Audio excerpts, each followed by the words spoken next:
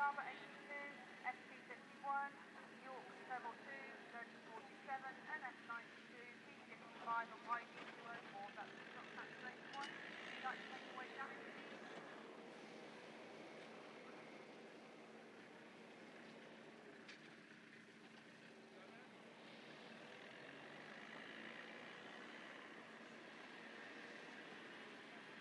Anchor out for 82, please to make your way down. I'll be stop cancel, that's going to be Eastern 177, Hereford 61, WS 80, 20 MY, York 281, YD95, 847, and Nottingham Treble 1. That's the stop cancellation 1 and 2 to make your way down to the holding lane. Thank you.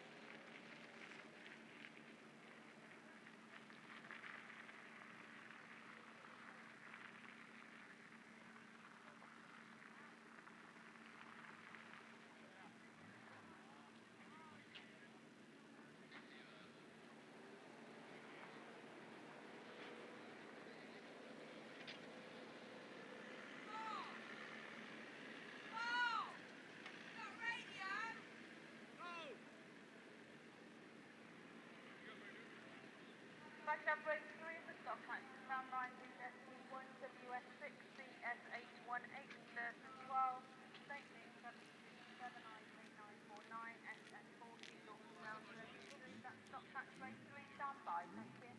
Don't come too far, you get too muddy. Too late. I mean, you get quite big movements.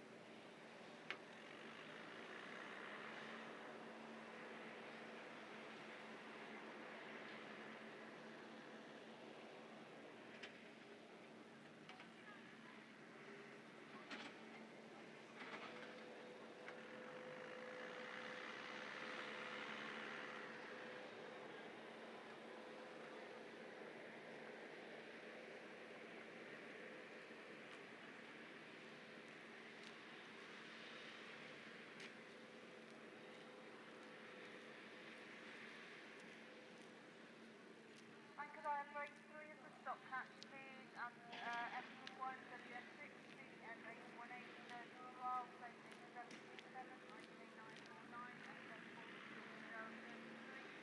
That's stop catch break 3 to make your way down to Holden Lane. Thank you.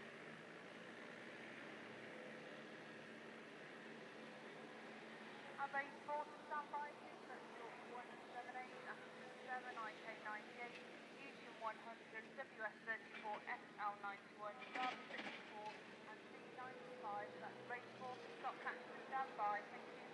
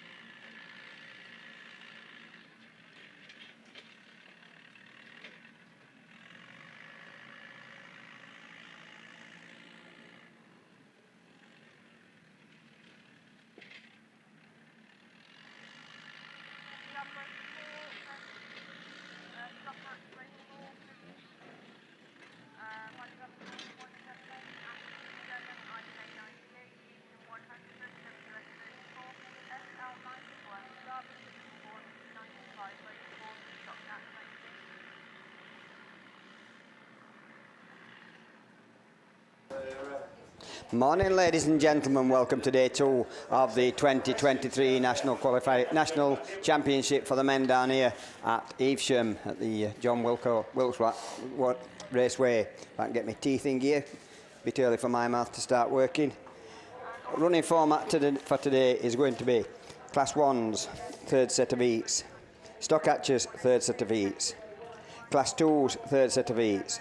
Then we'll be going into reruns from yesterday. And then we will complete yesterday's second set of heats. That's for 4s, 6s, 8s and 10s. And then we'll do the rest of the third set of heats starting at Class 3. That's the format for today. You need to be getting around here at trackside because we have got cars on the start line. Just doing the last little bit of track preparation. And the machines are now leaving the track. So we'll not be long as we're underway and racing. We'll be starting racing at 9 o'clock prompt.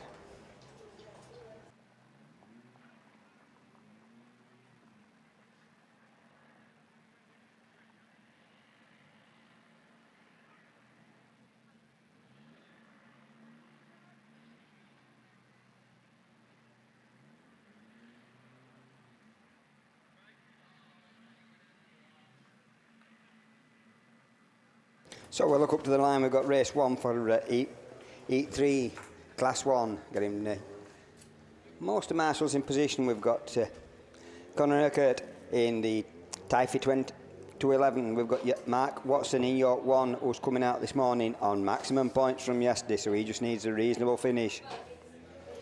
Don't think we've got anybody else in this race that can make it through to the final.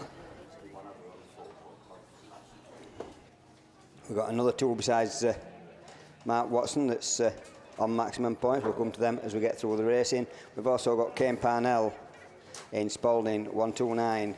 Got Lee Buckley in Pennine 96. Brandon Glover in Scunthorpe 171. Jamie White in the CK 60.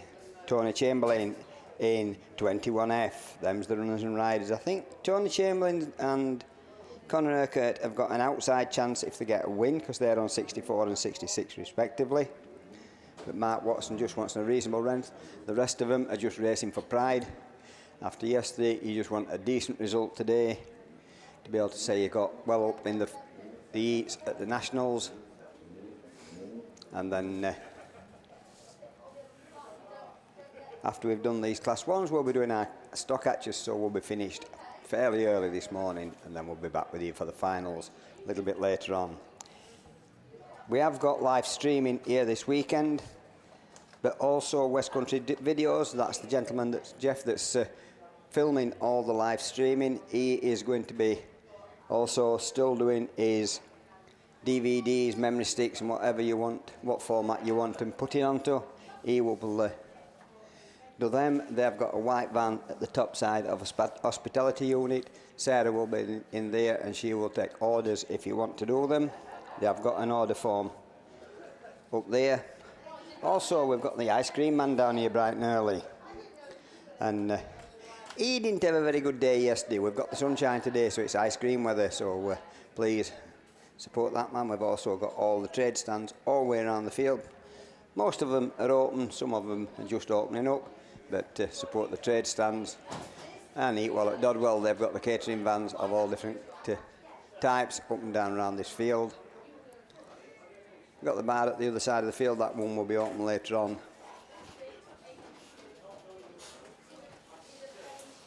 I think that's about all the waffling I've got to do at the moment. Just waiting for these yellow flags. We've got one on the bottom side. We've got reds at the far side, so they're not quite ready.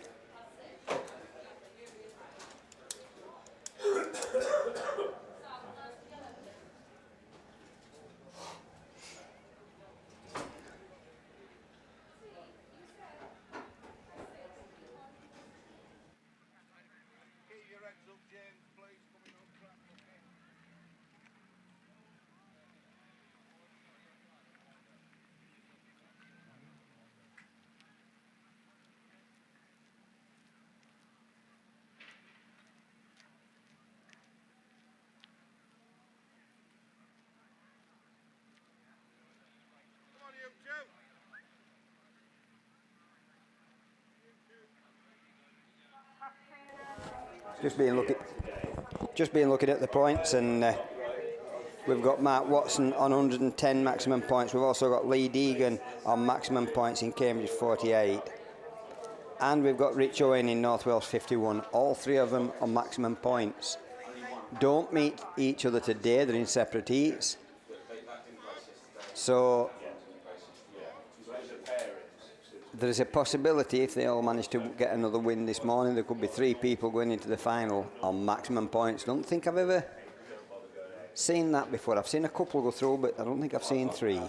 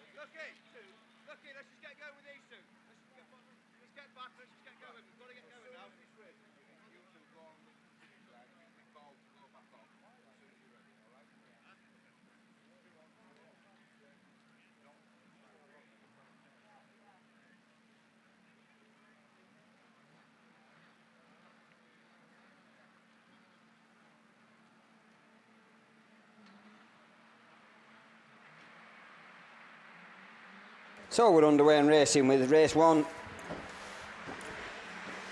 And it's Mark Watson in Y1 that was straight into the lead with Brandon Glover in Scunthorpe 171. Then Spalding 129, Atherstone 211 and the 21F.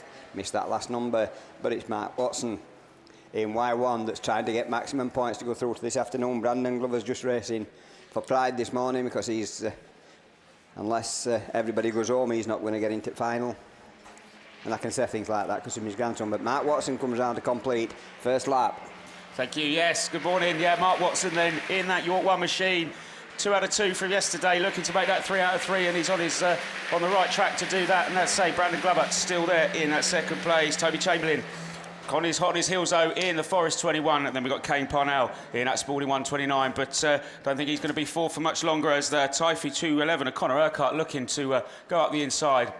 And then at the back of the pack, I think that's the P96 EM of Lee Buckley as Mark Watson comes round to complete his second lap.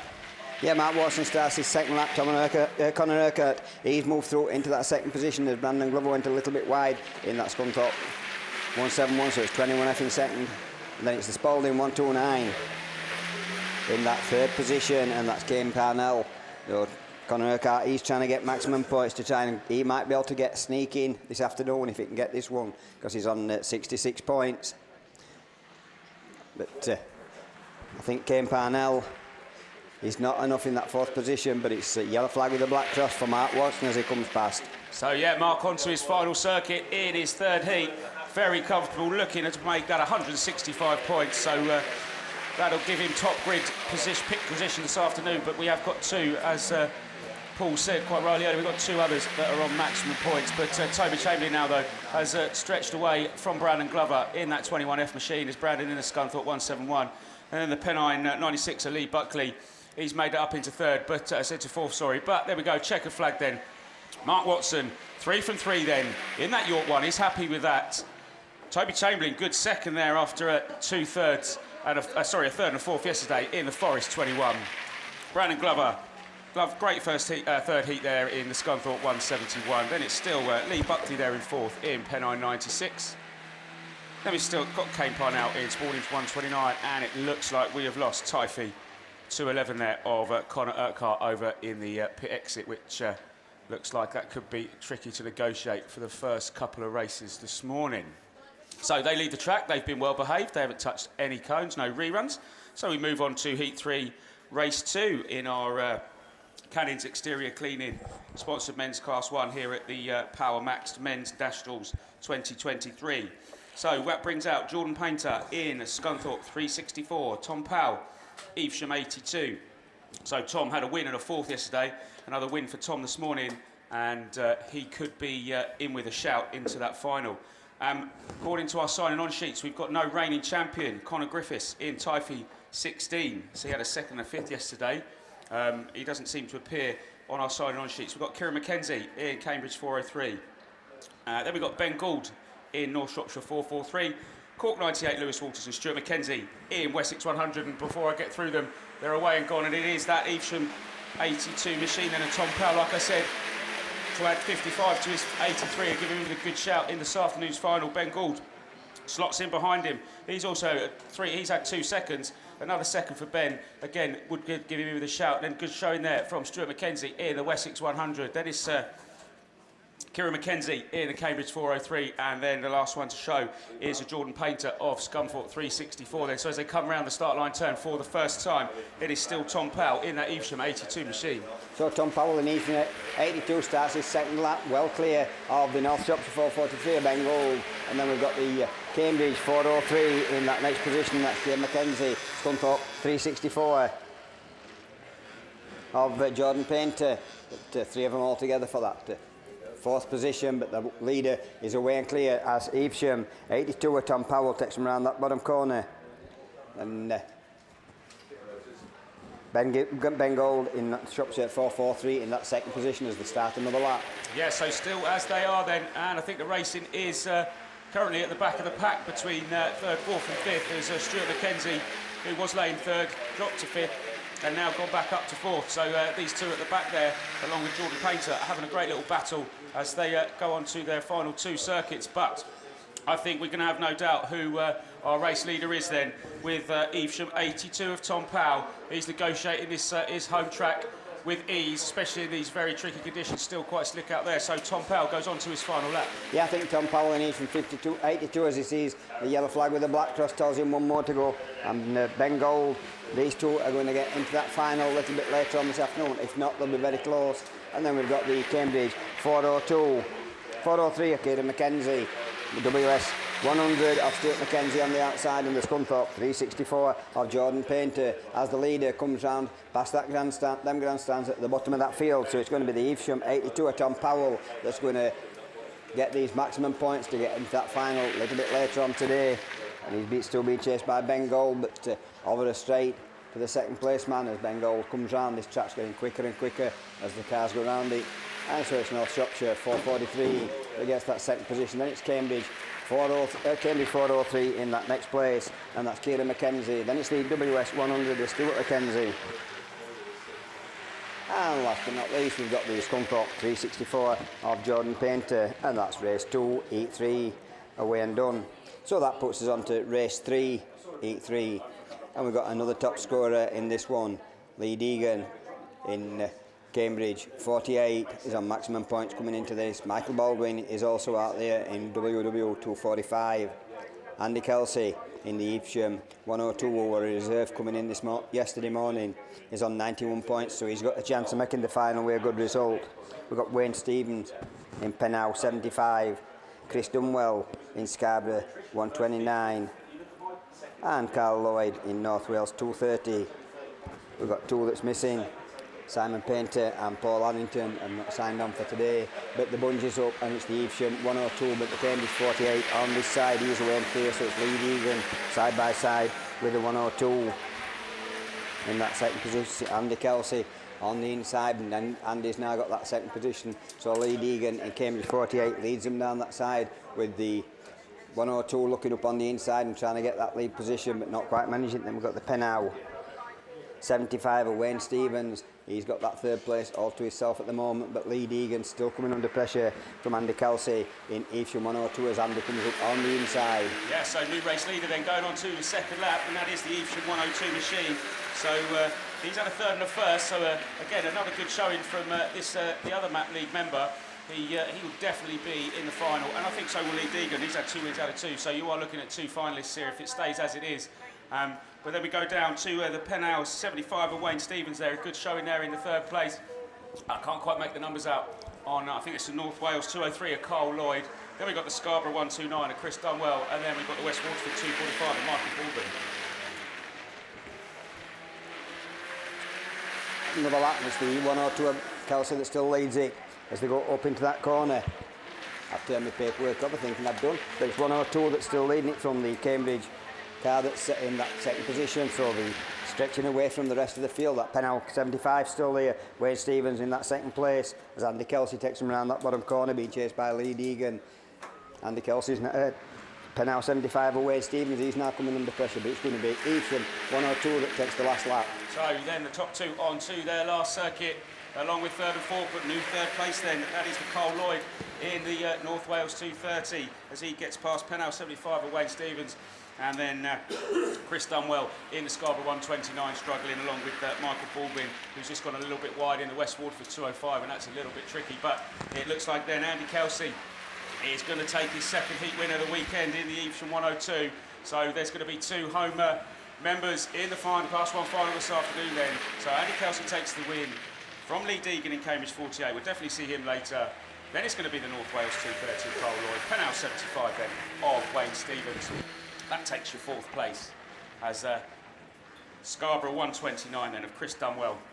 He's just negotiating the last turn to come and take his checker flag. We won't, it's his weekend over, but he looks like he's had a great Nationals in the Scarborough 129. And then all the way over from Ireland then, Michael Baldwin in that West Waterford 245, taking that 6th place. So, swiftly on, we can see Heat 3, Race 4 on the line. And can see that we're only missing 1 in this one, so 7 runners and riders in this one. That brings out Wayne Price in star 53, he's had a 1st and a 2nd. Ian Ullathorne, Yorkshire Dales 52, he's had 2/3. Iceton Jones in Typhy 15, 2 seconds. Again, another one on 110 points. Rich Owen, North Wales 51. Jim Bob Johnson in Scarborough 49, he's had a 1st and a 2nd. Pete Watson in York 121, he's had 2 seconds. And D Smith in Ludd 48. This is going to be, this looks like probably the most competitive heat according to results so far in Heat 3. And who's it going to be then? It looks like it is Ian Ullathorne in Yorkshire Dales 52, and Rich Owen's gone with him as well in the North Wales 51. And also hot on their heels is Dean Smith in the Ludd 48. Wine Pro struggling. Oh, and then Watson's up the inside, swapping a little bit of paint. Jim Bob Johnson struggling in those conditions in the Mini this morning. He didn't yesterday. Someone's going over all the tyres. That could ruin their weekend. So that's not my decision to make, though. So it is Ian Ullathorne then in the Yorkshire Dales 52 machine. Rich Owen will settle for 2nd, I think, in the North Wales 51. Doesn't need to do anything dramatic, as he's had 2 wins. Just a good showing from him this morning, and he'll definitely be on that line this afternoon. But it looks like he's sort of dropped to 3rd in as the York 121 comes past him. So Peter Watson moves up into that 2nd place in York 121, but it's Ian Ullathorne in 52 that leads it, and that North Wales 51 to Rich Owen. He'll be wanting the maximum points as he can get, but he's going to have to settle for 3rd place at the moment. But Ian Ullathorne in 52, who's on 72 points, this might just scrape him into the final a little bit later on, leads him around that corner. Peter Watson, he's closing up all the time, he's on 90 points, so he might scrape in as well with this run, so it's going to be very close to get into this final. Yeah, this heat is competitive, so it might be, there will be some people that will miss out, but at the moment, Ian Ullathorne, again, might be one of those that misses out 2/3 in the 1st. Depends on what everyone else has done, but I don't think Pete Watson will miss out. 3 seconds should definitely get him in. But those 2 are away and gone. Rich Owen in the North Wales 51, just controlling those 3 behind him, as Iceton Jones in the Typhy 15, and Wayne Price and Jim Bob Johnson. So it's Pete Watson that leads it in that 1-2-1 as they go around that top corner. Ian Ullathorne still in that 52. If Peter Watson can keep this place and get this run, it'll make 2 Watson's brothers both in that final for the York Club, so it'll be a big run for them as they get that first final under their belts. And then Yorkshire Dales 52 in that 2nd position as Wayne Price tries to move up back into that 3rd position. He's on 100 points, so he'll be in with a shot at getting to the final as well. But it's checker flag at the end. It's going to be York 1-2-1 that takes maximum points. Then it's Yorkshire Dales 52, SR 53, North Wales 51, Scarborough 49, Jim Bob Johnson, I think that is, and then the TA 15 of Weston Jones, and that completes race 4 of the men's Class 1s Heat 3 that's sponsored this weekend by Canning's Outdoor Cleaning Services. That'll put us on to the race 5.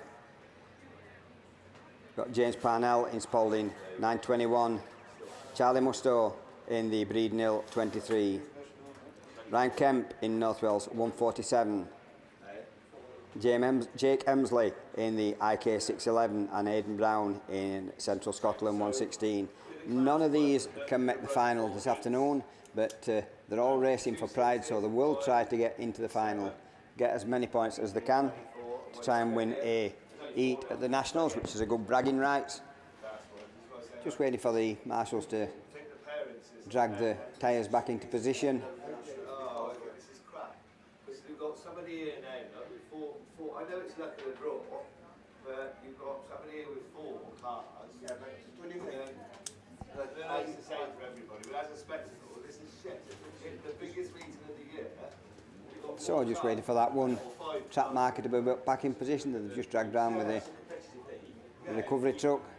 As soon as that recovery truck is back out of the way, we've got another one and the entrance to turn 3. They're still moving them on top of turn 1 and 2 as well, so we'll just wait until they get these track markers back. And as I was saying earlier on, might have got some new spectators coming around this field now. West Country Videos, that's doing the live streaming, that's providing the filming for the live streaming, I should say. They are also doing DVDs and memory sticks, and they can get them ordered at the white van at the side of hospitality, or go online and order them online. But they did. Is what I'm saying. But no, not so much in Class 1, but then you have a look as we go through the classes. And this will really... You don't want to get to the final for this, actually. This heat has just been on so long. And it'll get worse as the day goes on with the... So that's most of the track markers back in the position. Just got to wait for Abby to make her way back to her point. She's not start with her because she's the wind-up young lady that's doing the wind-up. These marshals have got a lot more work today, I think, than what they had yesterday, but it's not going to be quite as hard. They've got a chance of moving the tyres. As Abby gets back to her position, she'll have a quick catch her breath, look round, make sure that everybody's ready, look at the start line, point, turn round, red goes down, yellow goes up. And the bungee's up, and we're away and racing with race 5, Heat 3 of the Canning's Outdoor Cleaning Services sponsored men's Class 1s. And it's the Spalding 9:21 of James Parnell that leads it with the North Wales 1:47 and Ryan Kemp in that second position. It's James Parnell, and then we've got the Breeden Hill 2:11 of Breeden Hill 23 of Charlie Musto up into that next position. Charlie Musto chasing after James Parnell. That's James had 2 seconds, so if he can go out on this on a win, is going to be an happy man, I think, coming out in the Nationals with a heat win. But the Breeden Hill Charlie Musto is getting a little bit out in line, and got the North Wales 1:47 right on his boot lid. Yeah, as they go on to their second lap then, it's still as they were then. It's still the Spalding 9:21, Breeden Hill 23, North Wales 1:47, and the Central Scotland 1:16 there of Aidan Brown down there in 4th place as they go down the back straight for another time then, trying to negotiate grandstand turn. It looks like that's a little bit tricky, a little bit on the brakes, trying to just get the car turned in, but James Parnell seems to have navigated that quite well. But has Charlie Musto done it better? I don't think so. But the North Wales 1:47 to Ryan Kemp has, as he's closed right up on all 3 of them, so we could actually throw a blanket over them going on to the 3rd lap. So we've got all 3 of them all together, but it's James Parnell and that North Wales 1:47 of Ryan Kemp. He's trying to take a round the outside, he's switched to the inside, and so that the Breeden Hill 23 of Charlie Musto gets up into that lead position, so James Parnell chases him back down that straight. They've pulled away a little bit from the North Wales 1:47. Well, apologies to the tail ender, we'll catch that one when he comes around next time. But it is the North Wales 1:47 of Ryan Kemp that leads them as they come round that grandstand corner. Sorry, North Wales 1:47, Ryan Kemp trying to move up into second. It's the Breeden Hill car that's in the lead, 23 Charlie Musto. Yeah, so the top 3 then all on to their last lap, and in the space of a lap, James Parnell's gone down to 3rd from leading the race quite comfortably. But again, those three, bumper to bumper, as the Central Scotland 116 Vader Brown also onto his last lap. So, as Paul said, this is about pride in this race. No one's going to make the final, but Charlie Mustoe will be happy with a heat win if he's just can negotiate this last quarter of a lap as he comes out of turn 4. Then it is going to be the Breeden Hill 23 machine. Then it's going to take a Nationals heat win in men's class 1. Charlie Mustoe just from North Wales 147, then a Ryan Kemp, then James Parnell in Spalding 921, and then last but not least, but a good fourth then from Central Scotland 116 Aidan Brown. Now I don't want to put any pressure on the final, Paul, but we went through the whole of the 15 class 1 races with no rerun. I'm not going to say the final's going to be the same because it never is. But we'll have to ask someone if that's ever been done before. Anyway, so we will move on to the MJF HGV Engineering sponsored men's stock hatch. And now this brings out Casey Wing, joint second overnight in Scarborough 82. He's had a win and a second. Jake Pearce is there in Spalding 51. He's had a second and a sixth. Graham Slack in York 222. Dean Smith in Ludd 47. Now he's in with a shout. He's had 2 thirds, so a good running from Dean here. Potentially a win will put him in. It's along with Michael Aikin. He's had a second and a fourth, so they sit 1 point apart. Then we got Chris Hooper in Pennow 55. Ethan Hodgson in Yorkshire Dales 204. I can only see 6 on the line, so I can see that one of the K pairings hasn't shown, but he didn't start at all yesterday.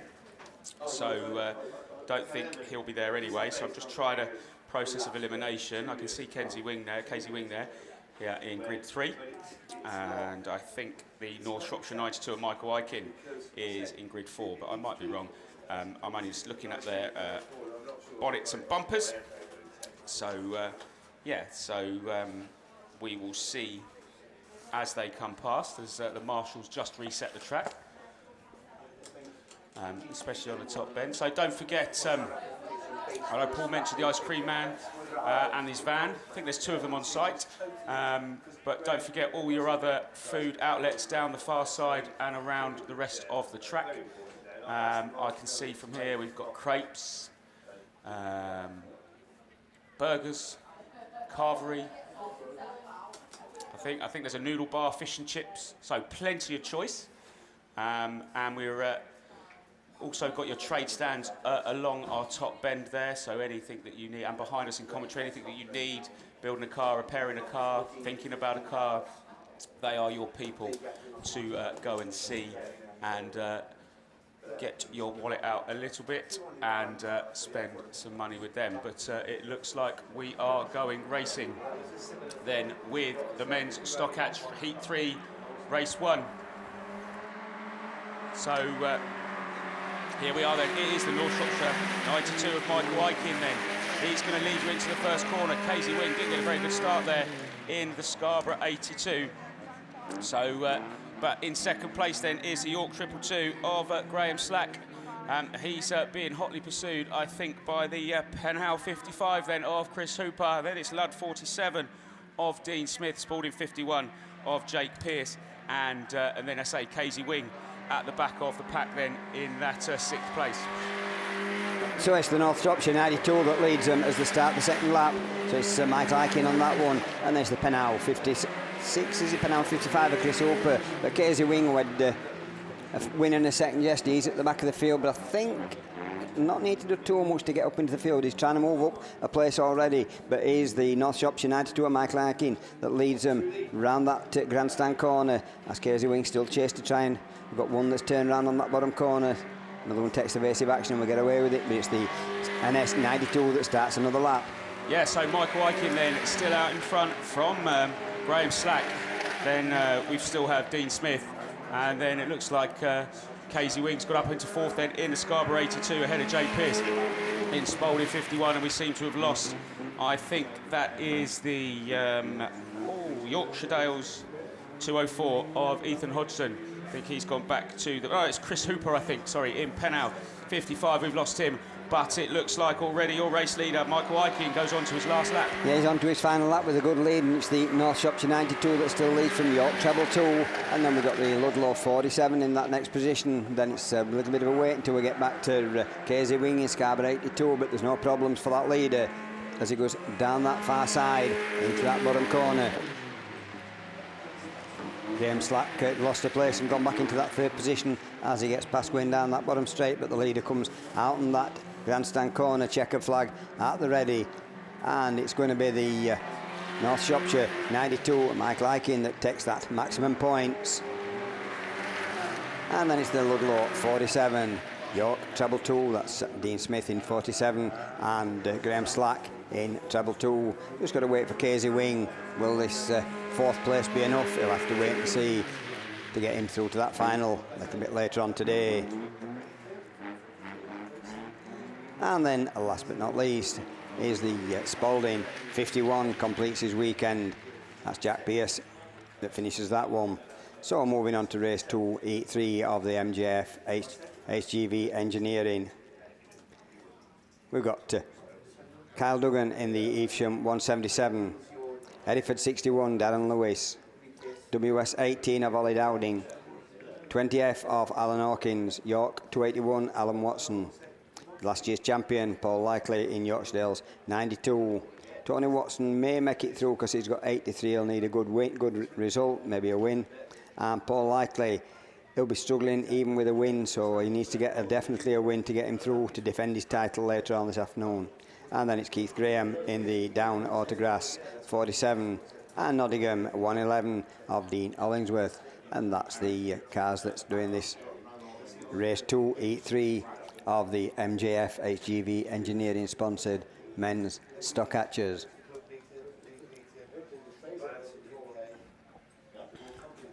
So just a little bit of downtime until we get the track markers put back into position, and as soon as they get them in, then we'll be away and racing.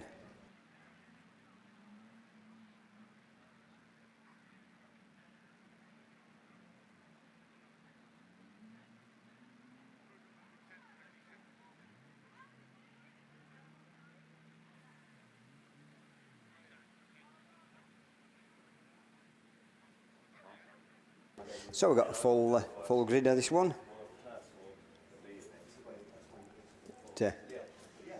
Locked up by the signing on. If they've got no chance on day 2, they'll not sign on and not come out. But all these stock hatch lads look as though they've signed on. There's not many. I think there's only one I needing to have. He missed 2 races yesterday, but the rest of them, a couple in the last race, most of them have signed on. So we've just got one marshal, I think, to get back behind his barrier. As soon as he's in a safe position. Yellow flag goes round, red goes down, yellow goes up, bungees up, and we're away and racing. So let's just wait and see who's the first ones to show on this one. Can Paul Likely get into the final? And it's the York 281. It's the first one to show.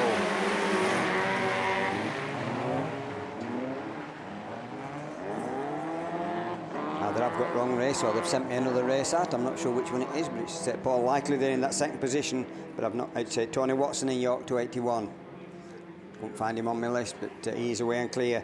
Paul's on 83 points, so he should might be in with a chance if he can get this one. Paul Likely, he'll need this and could do a better position in that second position. And then we've got the WS 18 in that next one. That's Ollie Downing, and then down Autograss 47 Keith Graham. And last but not least, Steve Stevesham, 177 of Carl MacDonald. But down that far side, and Tony Watson in 281, he's away and clear. Yeah, so it looks like he is the man to chase, as Paul Lickley then is getting under some pressure from Ollie Dowding in the Wessex 18 as they come past us for another time. It is still Paul Lickley in second, then Ollie Dowding in third. Then we've got the down Autograss of Keith Graham in the 47 machine, Nottingham 111 Dean Hollingworth. Then it's down to Forest 20 Alan Hawkins. Then it's the Evesham 177 of Carl McDonough, and then Hereford 61 of Darren Lewis. But they're coming around this time, and it is going to be last lap flag then being held aloft for your race leader then, Tony Watson. A win here puts him in with a good chance of getting into the final. That's the York 281 machine. So Tony Watson, he's away and clear. Paul Likely still got that second position. Right to himself, it's WS 18, Ollie Downing in that third place. Then it's the DA 47 of Keith Graham. But Tony Watson got that 281. He got away out and clear off the start line, and he's just left the rest of the field. Paul Likely, defending champion, he's having a second for second place, and hope that the results go his way as it comes round this time. Checker flag at the ready, and it's going to be the York 281 that takes the checkered flag, followed by Yorkshire Dales 95. Then it's the WS 18, Nottingham 111, didn't mention him, that's Dean Hollingsworth, and the DA 47. Just got to wait for one more to come through.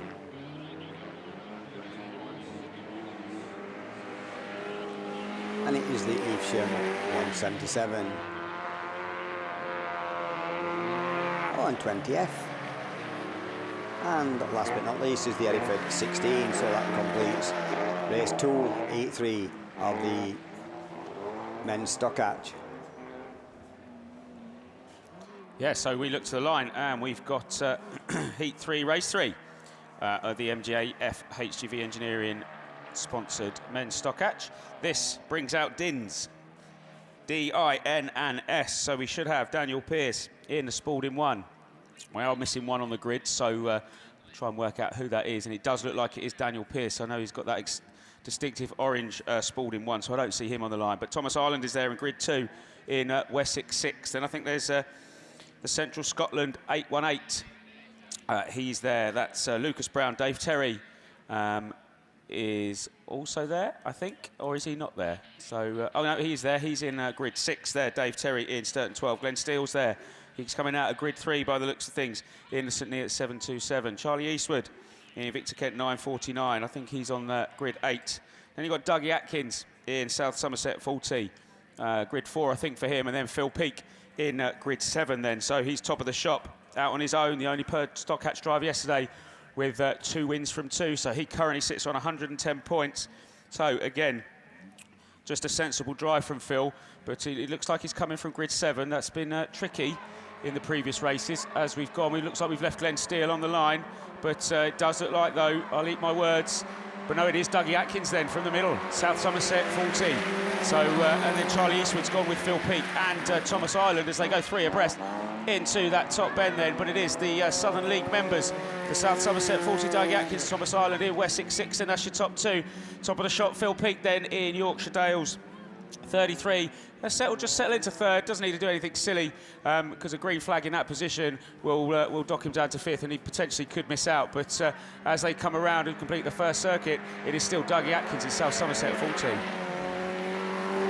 40 leads it from the WS6. Phil Peake trying to get that second position, and then it's the IK 949, Charlie Eastwood. Dave Terry in Sturton 12. As the Dougie Atkins goes out a little bit wide, gets out in line, but Dave Terry's not close enough to him. But the leader is still down on that bottom corner. So I think it's Dougie Atkins in the SS40 that's on that bottom corner. Phil Peake dropped back a little bit in that 3rd position. So then another lap completed then for your race leader, and he seems to stretch his lead out a little bit on Thomas Ireland. So Dougie Atkins then round that top bend away. God, he's finding the grip. Phil Peake still there in 3rd. Dave Terry still there in 4th. Charlie Eastwood. Then it's the Central Scotland 818 of Lucas Brown, and then Glenn Steele in that St Neots 727. But it is the yellow flag with the black cross then. Dougie Atkins, is a win going to be enough? I'm not quite sure. I don't think so. But a heat win at the Nationals for Dougie Atkins, and be pleased with that one. So it's Dougie Atkins that starts this one, WS6 in that second position. That's Tony Ireland. Phil Peake still chasing in Yorkdale's 33, but I think Phil's realised that 3rd place should be enough for him, and he's keeping off the tyres and keeping it tidy. Dave Terry in Sturton 12. Then it's the IK 949 of Chris Eastwood, and the Central Scotland 818 of Lucas Brown. St Neots 727 still playing catch up at the back of the field. That's Glenn Steele, but coming around this time, checker flag at the ready, and it's going to be SS40 that takes the checker flag in 1st place. Then it's the WS6. Yorkshire Dales 33. Little bit of a gap until we get back to Dave Terry in Sturton 12. And then coming through for the minor place, it's the IK 949 and Central Scotland 818 and St Neots 727. So that completes race 3 of the MJF HGV Engineering sponsored stock catchers. That puts us on to the third race. We've got 3 in this one that's all got a first and a second. Started with Tony Staples and he's on 83, so he's in with a shout, and he's in York 178. Russ Victory in Atherstone 7 on a first and a second. Bill Elmsley in IK 98 on a first and a second, both on 100 points. Then it's Nick Taylor in Evesham 100. He's in 91, so he's in with a shout if he can get a good result. Jamie Brown in WS 34. Jack Chafer in Solway 91. He's on a first and a second. So there's some of the front runners that's wanting to get some good points on this one that may be getting disappointed. And then we've got Chris Patterson in Scarborough 64 and Stuart Powell in the Cumney 95. That's who we should have down there. Just got to wait for this last marshal. We've just got one marshal to get back to his position, and then we'll be away and racing.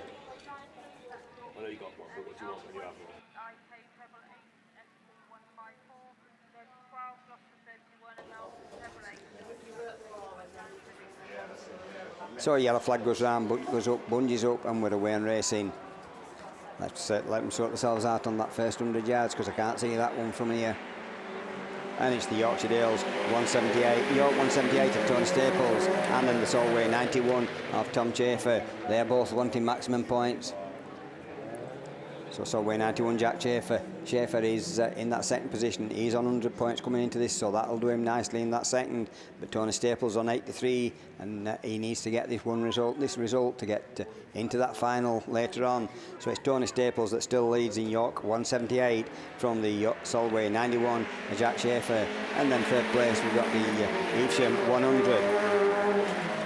Yeah, so they go into the top bend then. Bill Hemsley are hot on the heels of that Evesham 100. He just opened the door then to Russ Victory. They're both equal on points. So I have a fourth and a fifth for both of them. That'll be tight. I'll put one on 121 and one on 128 points. So that would be, mathematically, they could be enough. But it's still at the front then. It is still your race leader in the Solway 91 from York 178, Evesham 100, Atherstone 7, Victor Kent 98. And Cumney 95. So yeah, the leaders take him around that top corner, and the 91 of Jack Chafer, he's got away and clear now, and he's, as I say, when a first and a second, yes, this will guarantee his place in the final if he can hold it there. And Tony Staples, York 178, I think it might be enough in second place, but we'll have to wait and see what the results say. And then it's the Evesham 100, and Nick Taylor that's being chased by the Atherstone 7 of Just Victory as Solway 91 starts the last lap. Yeah, so one more lap to go then for your race leader then. Jack Chafer going around that top bend for the final time. Nick Taylor looking to improve on that third in the Evesham 100, but I think third will do him pretty well as he looks to get past that second place of York 178, Tony Staples. So the results the way they are, these five could potentially be in the final, these top five, but again, it all depends on how everyone else does. But it's checker flag then for the Solway man. Jack Chafer takes another win. We'll see him later. York 178, Tony Staples, have to wait and see. Nick Taylor takes third, Russ Victory takes fourth, Bill Hemsley in the IK 98 takes fifth, and then last but not least is the Cumney 95 of Stuart Powell. So they'll head back to the pits. Don't think they touched any tyres. Again, all well behaved. And we'll move on to Heat 3, Race 5 of the men's stock catch. So that brings out Groups C, E, P and L. So you should have Francis McConneville in down Autograss 8. Now, I'm conscious there are 3 spaces on the grid. Dan Ferguson in Cambridge 96. Now, he currently sits 9th. So a good showing from him here will definitely bump him up the table. So, and then we've got Richard Williams, currently 14th in Hereford 182. Jacob Leake is also there in Cambridge 201. Tristan Richardson sitting 14th overnight in the IK 117. And then there should be Cian Vernals in Cumney 76. He should be there as well. But again, 3 of them are not going to show. I've got 2 that haven't signed on. So it's one of those from the list that I've just read you that's a no-show this morning. So not sure what we're waiting for. There's a little bit of congestion. over there.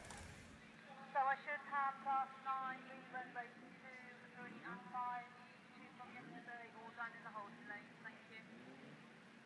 But then, so, last qualifying race for the stock catches.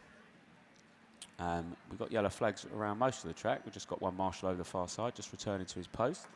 It looks like we might be able to get this Heat 3 race 5 underway. As we're looking to the line then, I can hear engines revving. The bungee is up. It looks like quite an even break, but it's the ones from the middle again. And that inside looks like Dan Ferguson then. He's come out in the Cambridge 96. Tristan Richardson's there in second in Invicta Kent 117. Hereford 182 of Richard Williams there settles into third. Then it's the Cambridge 201 of Jacob Leake. And then I just missed that one that came round at the back of the pack. That looks like the Quimby 95 of Stuart Powell. So, sorry, Cian Vernals. So, yeah, so it looks like it's Francis McConneville that hasn't come out. But again, Dan Ferguson sitting 9th, 55 points in 3 or 4 laps' time will definitely push him up the order. It will be Tristan Richards in 117 in that second position as they go down that top corner. So these lads hoping to get into the final. Daniel Ferguson, I think he will get him up high enough in that 96. Can't see the other numbers at the other side of the field, but he battle on for that lead position as Daniel Ferguson tries to keep it nice and tidy on the inside as he goes around that corner. Tristan Richardson looks for the inside, but there's no gap for him at the moment as they come up to start another lap. Yeah, so that's where the race is then for that first and second. Dan Ferguson on the inside, Tristan Richardson around the outside. And it looks like it's the Invicta Kent 117 that's found the traction. But once Dan Ferguson gets those wheels straight in the AX, they're going to go down the back straight again, side by side, into that bottom turn. As it's Cambridge 96 then on the inside, Invicta Kent 117. Looking to stick his nose up as they take the last lap flag then. It's still CA 96, IK 117, Hereford 182. So it's Cambridge 96 that still leads as they go in that corner. But that 117 Tristan Richardson, he's still trying to close up, but not managing it at the moment as they go down that far side. A little bit of a daylight between the first 2 cars as the second place man closes right up as they go into this bottom corner for the final time. And it is the 96 that's coming up this time that looks like he's going to get his maximum points and get him into the final. Tristan Richardson have to wait and see with his second place. Cambridge 96, IK 117. Hereford 182 down Autograss 201 and down 8 completes that. And that is 5 out of 5 on Class 1, 5 out of 5 on Stockhatch. Me done until the finals a little bit later on. We'll see if the other commentators carry on after us, and we'll be back with you later on.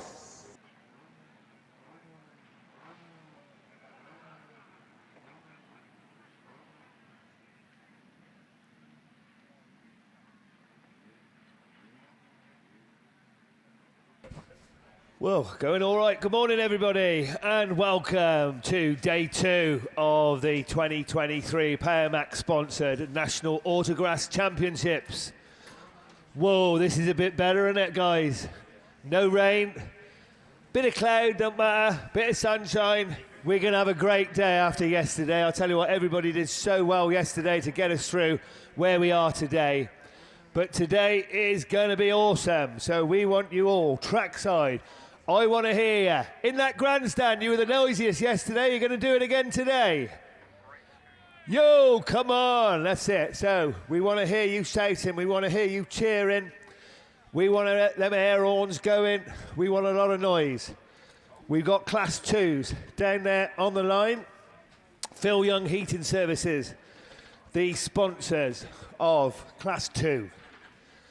Right, Aidan O'Neill will be there on 100 points. Ricky Houlihan, 49.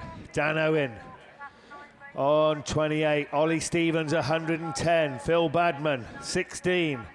Jack Hodgson, 64. Rylan Rowland, 43. And Jordan Barlow on 49. Now, let's have a look. Are they all there?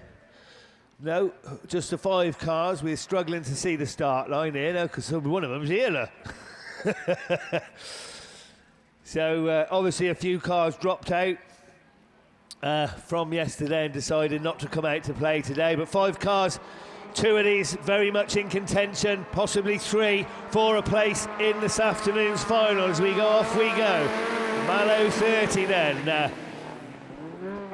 Took 100 points yesterday, did Aidan O'Neill. Call 55 will certainly get him through as he starts to pull away over there on the far side already then.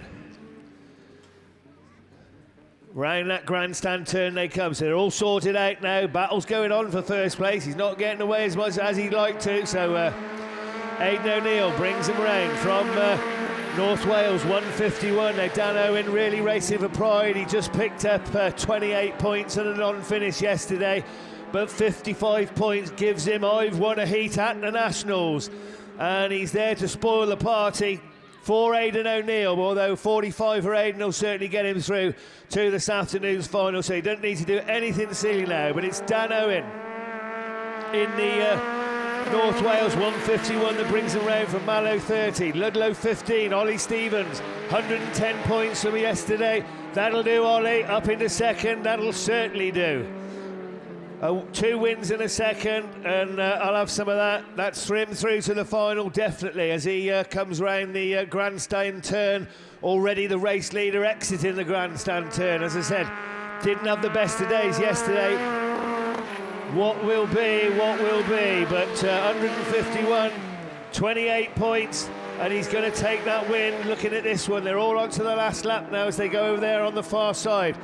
Whoa, Aidan O'Neill, come on, mate, keep it in. Just keep it tidy, and you're there. But here's your race leader. He's going to be race winner then. He's going to bring him round for the final time. Checkered flag, there we go. 151 takes the win then. He's a lap down. Second place go Mallow 30. Third place is the... missed him. Who was third? I didn't even see him, to be truthful. Anyway, it don't matter. He's through. So there we go, and that's it. So rather depleted lineup. We looked down there this time, and we got 6 cars this time. Go on, mate. Here we go. Morning, everybody. Here we are up for the Phil Young Heating Services Heat 3 Race 2. Now, how many we got there now? 1, 2, 3, 4, 5, 6. Who we should have is Dan Broughton, Will Elford, Dave Evans, William Drayton, Dan Heath, Andrew Jones, and Andrew Wild. Now, we don't know. We got a few missing. We really only got 7 on the sheet because we got a blank running through. Highest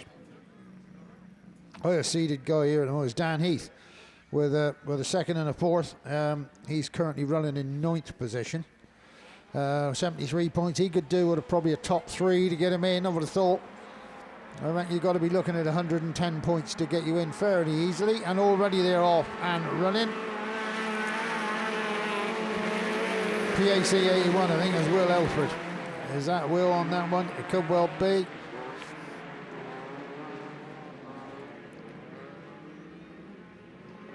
Numbers still a little bit obscured, but they're a lot better than yesterday. We might even be able to get some today. He's got a good lead. He's got about a quarter of a corner lead. There's a PAC car. Yeah, it is Will Elford. Will had a second yesterday with a 45. I don't think the win's going to do it, but he's going to be looking to push on and try and get that win at the Nationals. He got a bit of bragging rights down the pub when he get home. But he's got company. Somebody's having a go at him. Races on for first place here. Tried to nudge up the inside, didn't quite work. The Pennine 89, Dan Heath just dropped back a little bit from there. They've moved the tyres out a little bit on the top corner, or turn 1 and 2. But the others seem to be having a real good old battle for third. They're swapping places all over the place. We'll leave the first 2 alone. We'll look back as they're already on the last lap flag. I can't really see anybody catching Will on this one. He's just going to tuck it in tight, look after it. SM 124 runs in 4th at the present time. The other 2 guys are really on it. They've moved the tyres at the bottom, but they're still on it. track looks a lot better. Somebody's got herself stuck on the inside. He's got a tyre on board, I reckon. So that ain't going far. But here's your winner on this one. And it is the... it's different. Changed. It's... no, it isn't. PHE81. Will Elford takes that win.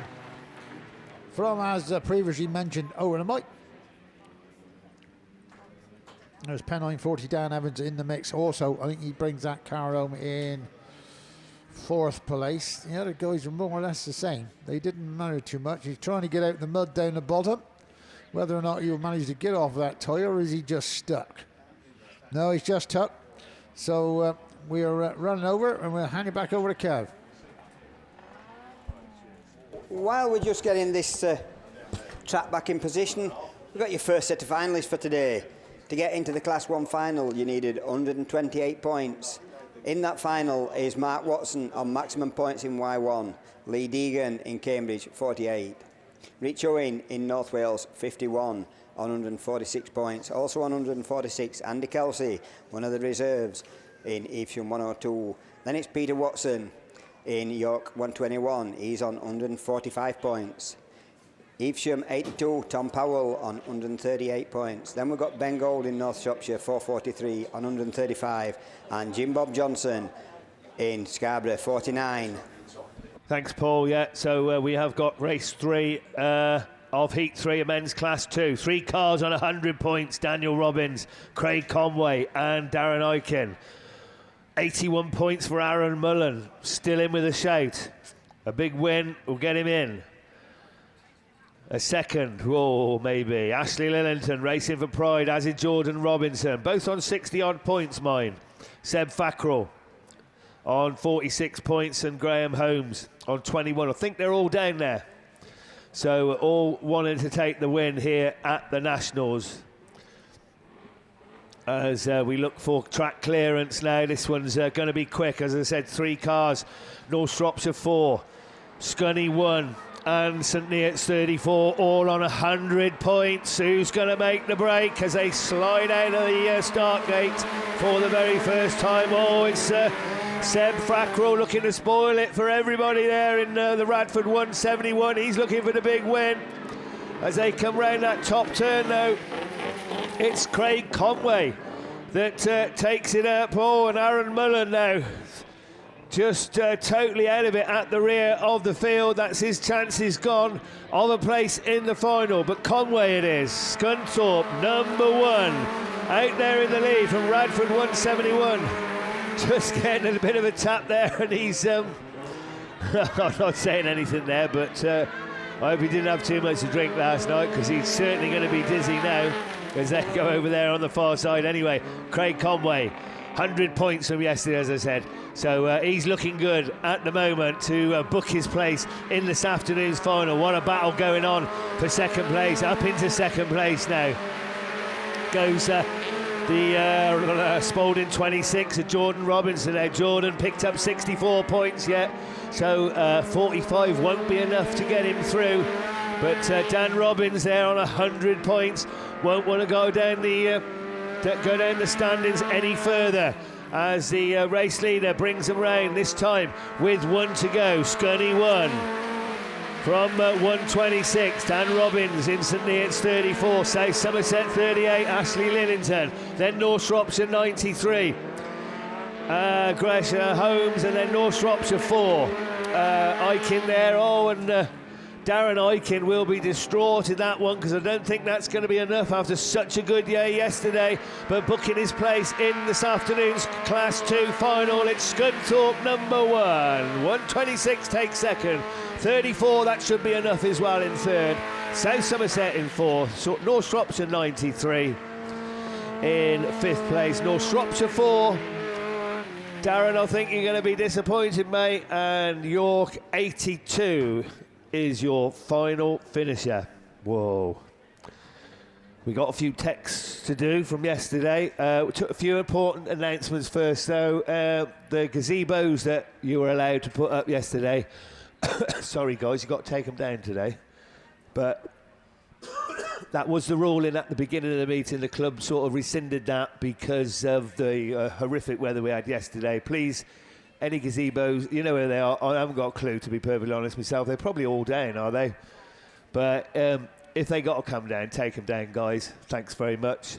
Bike race, just been talking to the chairman of Evesham, and we are hoping to run it sometime today, possibly before the finals, but we obviously got to have the track right for the kids to get sorted. So hopefully after the third set of heats it's going to be cleared a bit, so we're hoping to run the bike race sometime before the finals. Right, there you go, Mr. Fay, here you go. Cheers, Kev. Right, so Heat 4, Race 4 of the Phil Young Heating Services sponsored. I keep saying men's, but it is the men's, isn't it? Men's Class 2. And must forget Max Powered Nationals, this one, main sponsor. Thank you to them. Their stands just behind us here. I'd say filming a whole lot. West Country video, Sarah's at the back somewhere in the white van. Well worth a look on that. Get your order form in. We've actually got all 8 of them here. We got Brad Ellison, Ash Sparrow, Ash Wigglesworth, Alan Coleraine, Gareth Stokes, Corey Paisley, Jack Craven and Jamie Lane. Now we've got Jamie Lane here on 110 points. He's, I think, sort of joint first at the moment on points. The next one back is probably in 9th place. There's Corey Paisley. Now with a win, yep, he could probably get in. Second, third. Second might get him in, the third I'm not too sure. Everybody else is probably not going to have quite enough points. So Ash Farah is currently in 12th. The win might just get him in from 66. He's at a second and a fifth. Oh no, I'm Brad Ellison. I forgot Brad here, York 16. He's had a second and a third. So top 3, I think, would have done that. Would get him in fairly easily, I would have thought, as we're looking for clearance, but we're soon going to know. Off they go. All 8 cars made it to the grid this time, which is great to see. It's not good at the Nationals when you're seeing 4 cars in the heat, is it? That's... whoa, somebody's sort of P8, Corey Paisley, 73, he could well get in. Could Corey, like I said before, currently 9th at the present time, but it's all getting a little bit up close and personal into that grandstand bend. They're getting a bit keen, there's a little bit of paint swapping going on, and 1730 he's got to park up on the corner.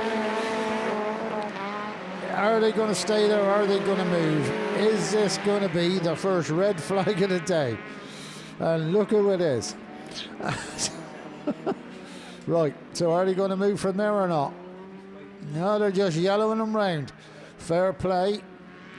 Once they've seen them once, they've seen them once, haven't they? This could be squeaky bum time on that corner, but I'm absolutely certain that... are they going to move now? No, they're obviously stuck. So we let the race go on. Now they've red flagged it. So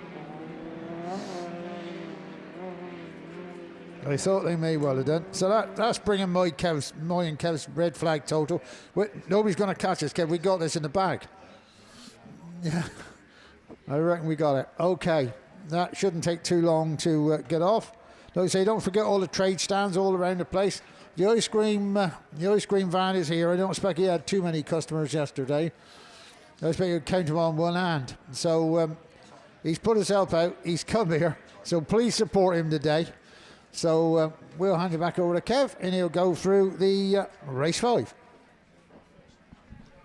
Yeah, cheers, Ian. So we have got race 5 down there on the line, sponsored all weekend by Phil Young Heating Services. So who are we going to have? Let's have a look. See if I can see down there on the line. Just 1, 2, 3, 5 cars.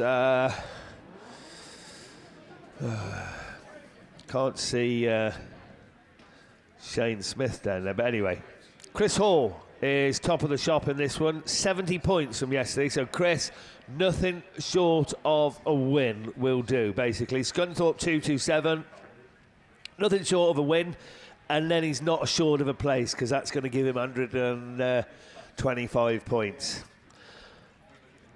Bradley Thomas then in IK 55, Simon Overton, Scunny 18, Shane Smith in Cumdy 222, Ben Fiddler and Yorkshire Dales 1, and Scunthorpe 109. So everybody else racing for pride, really, racing for the win at the Nationals, albeit in a heat.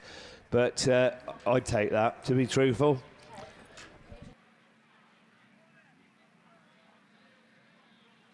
Right, if you're out here, Ludlow 47, who's the driver of Ludlow 47? You need to go back to Dean Smith. You need to go back to your car in the pit straight away, please. Ludlow 47, Dean Smith. Back to your car immediately, please. Thank you. Yeah. Right, couple of texts from yesterday. Hi to Laurie and Georgia. Hope you're enjoying yourself while I'm sheltering from the rain. Well, that was yesterday. That was Sonia. So, who else have we got? Big shout out today from Wessex 94, Warren Coles. Fingers and everything crossed. Good luck today. And that's love from Jason and Tracy, who are watching at home. Who else have we got? Anybody else? Here we go. Best of luck to all the Irish, especially my son Aaron McGrath, CW157 in Class 4, doing us proud from Mam Dot McGrath. And they're watching from home on Tinternet as well. So if you want to send us a text, if I've got time, I'll read it out. 07966 146 781. And if I haven't got time, then I won't read it out.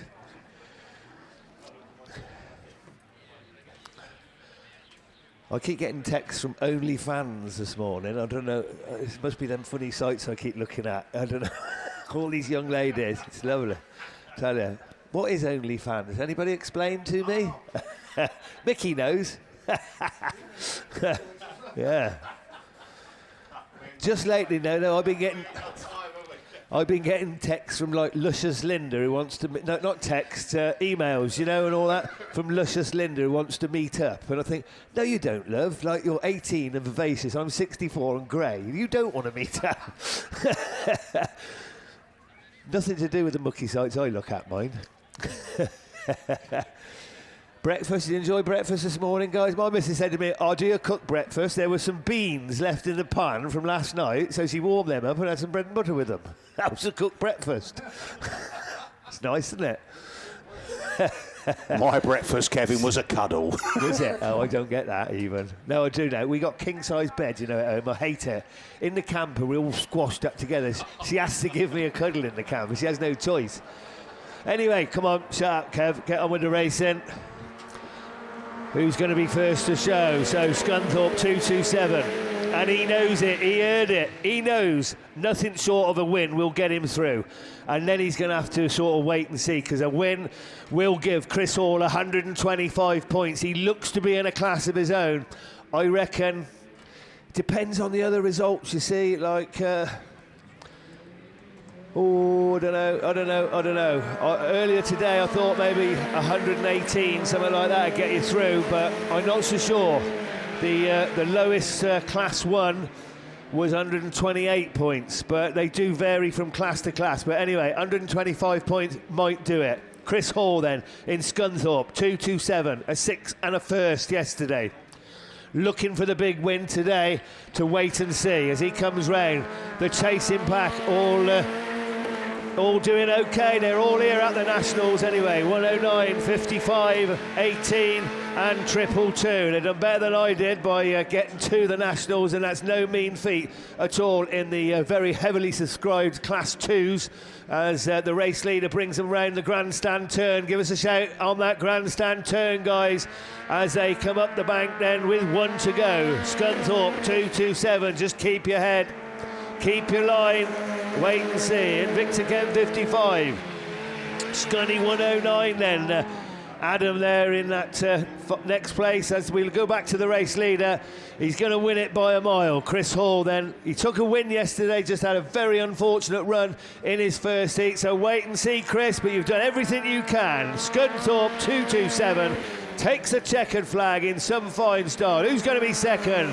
It's Invicta Kent 55, then Scunny 109, Scunthorpe 18, and last but certainly not least, Shane Sprith in Cumney 222. So, well done, guys. Just the one rerun to come in Class 2s We've got some reruns to come from yesterday, the Class 9s. I've got a quick announcement here. Rusty Zipper, they're not actually here today. They do the Autograss long-lined camo-coloured stay-dry coats.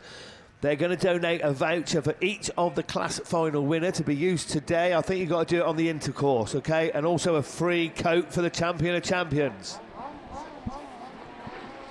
Here we go then, Kev. We are off and racing with men's Super Saloons. It's Heat 2, Race 5 rerun.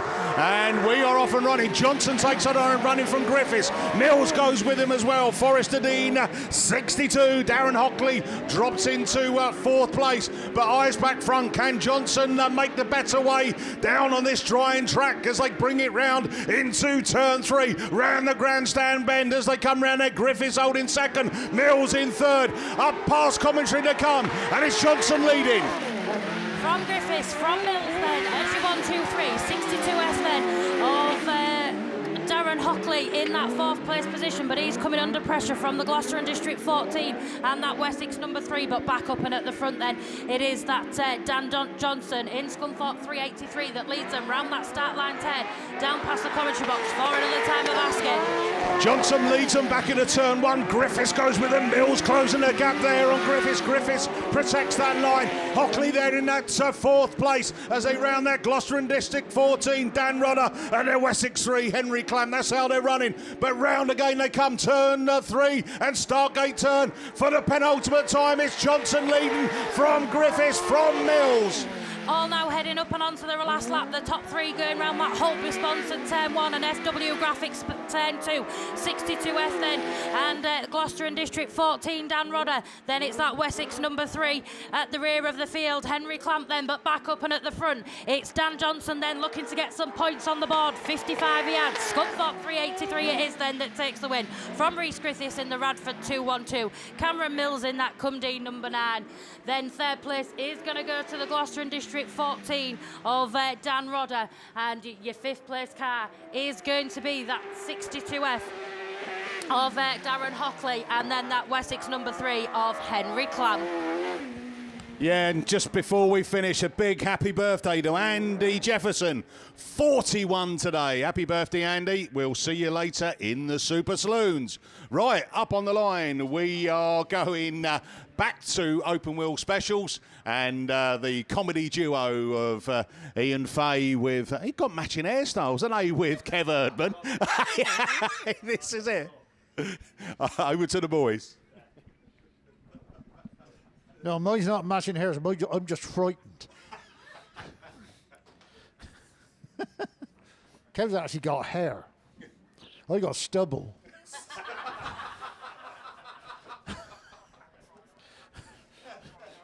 Tim, be careful what you say next. Right, back to the racing.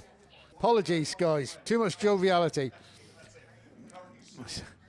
213 Performance Limited, our sponsors for Class 9. Remember, this is a race left over, a rerun from yesterday.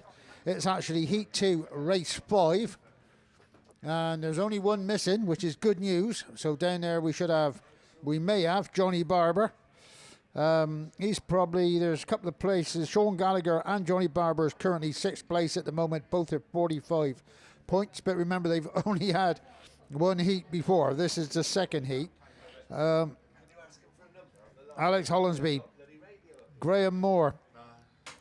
The substitute Ian Phipps is there, so I'm seeing Ian this time.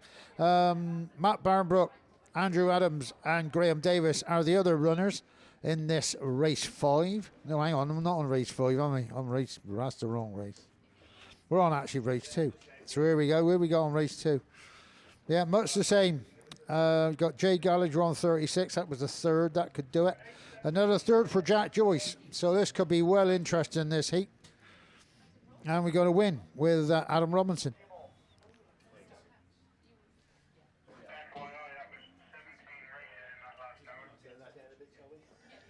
So we did 17 races in that last hour. So good going, guys. If we keep going like this, we'll be finished by 11:30. I never was good at maths.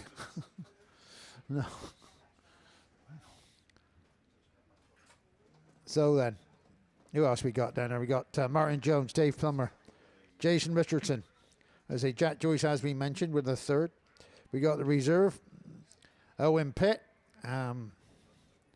Jack Houlihan and Adam Robinson. Adam Robinson has that win, so we'll be looking for another one in the NS71. But somebody's missing. We don't know who it is yet. We haven't got a good angle at the start and finish. The tyres are beginning to move in and out. Like I say, today we got a chance to see the numbers. Yesterday we had a job to see the track, let alone the cars.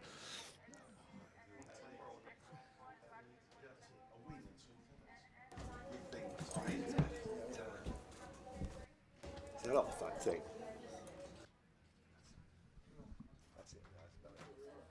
There you are. No, well, on that.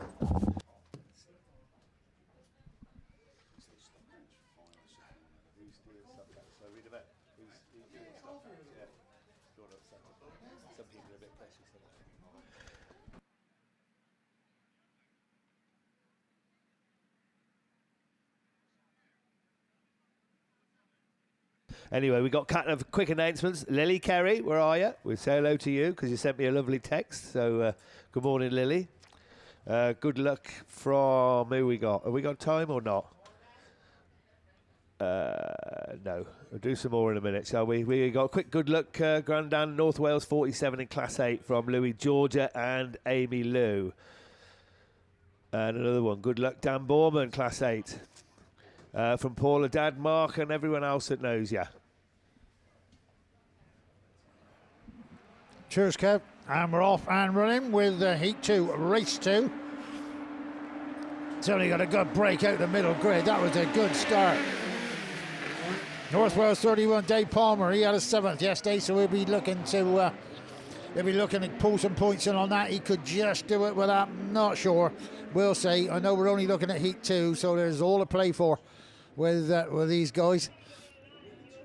Around that corner, they pulled the tyres out, so it's a little bit more greasy, but they're getting around a lot better.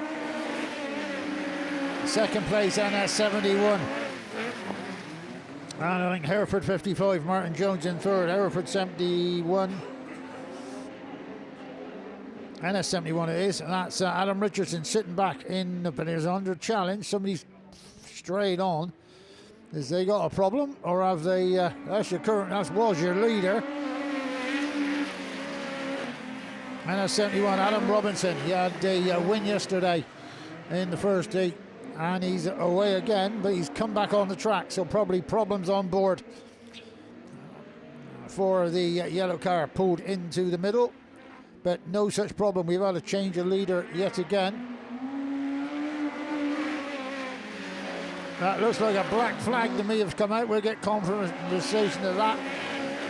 I don't know what that was about, as the rest of the guys do pile through.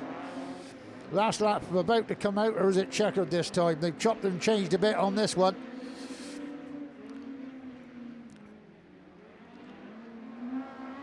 So I got a feeling. Yeah, NS71 takes that win. The car in front was black flagged. The Pennine car comes home second with the Hereford 55 and the Hereford 17.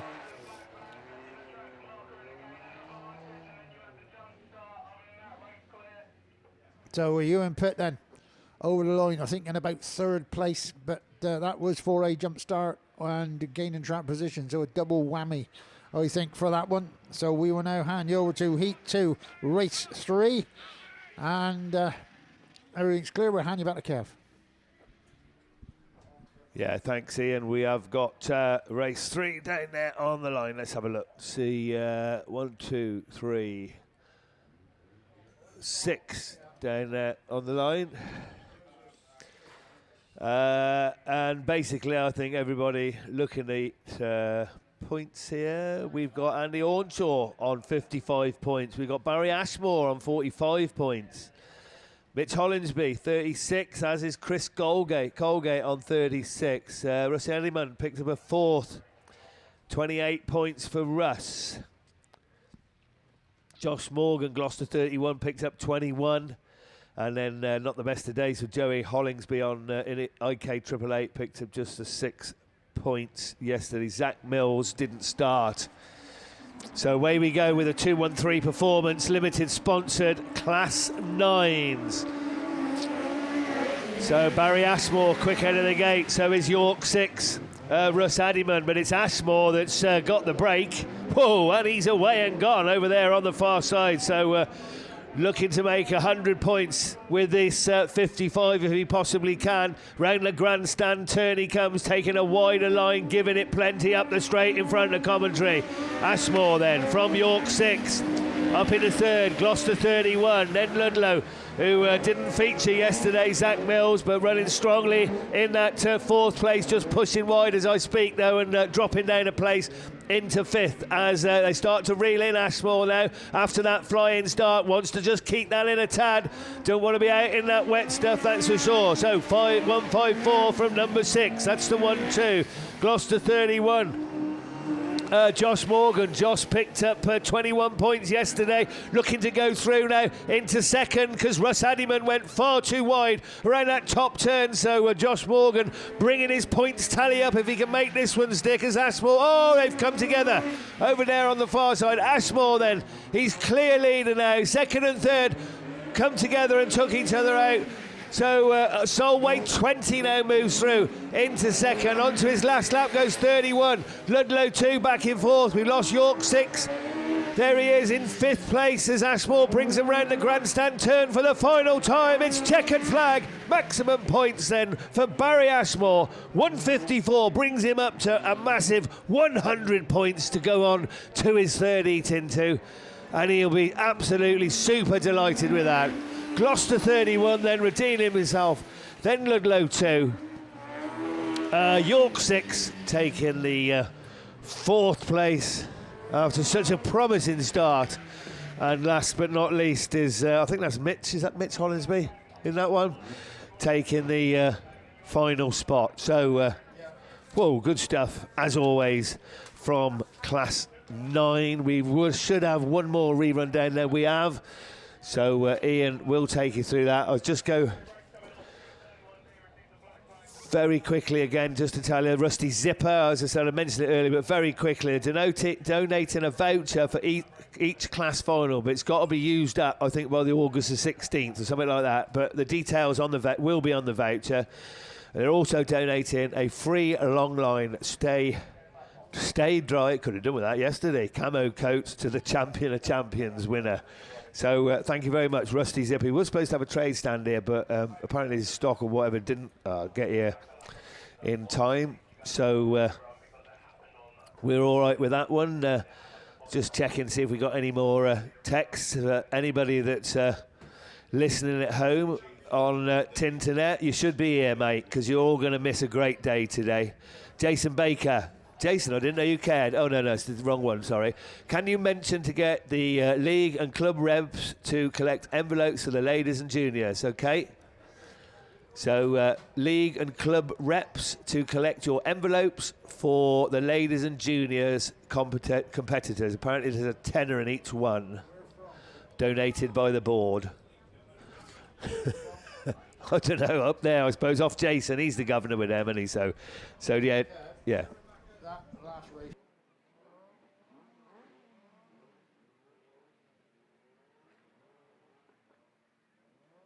Oh, so there we go. That I just had news from the marshals. The last race we did in Class 9, unfortunately, Gloucester 31, Josh Morgan has been excluded, black flagged, and it's going to be a rerun with everybody else in.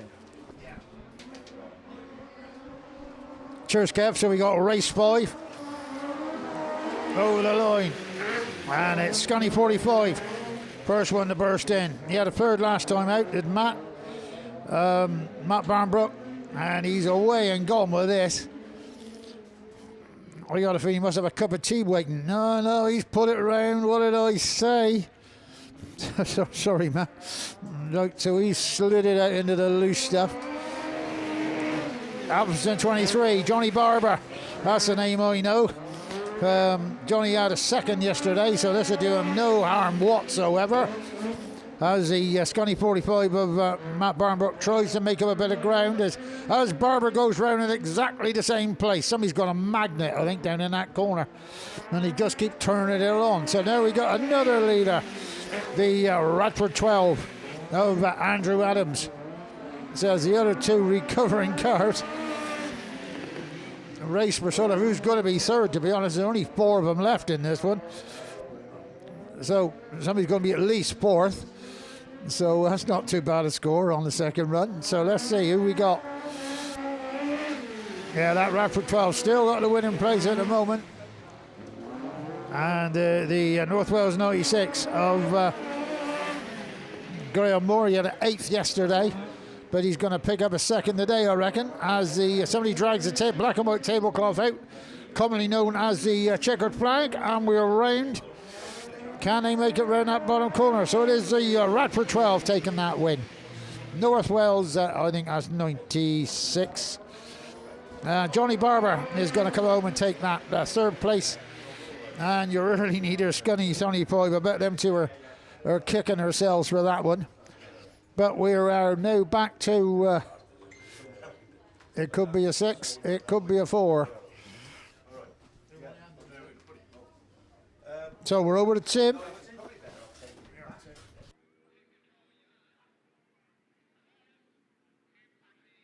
Right, morning everyone, and hey, this is better, isn't it? A bit of sunshine, track drying. Hey, we're in for a good day, Right, we're going back to Class 4. Cotswold Coffee is our very kind sponsor.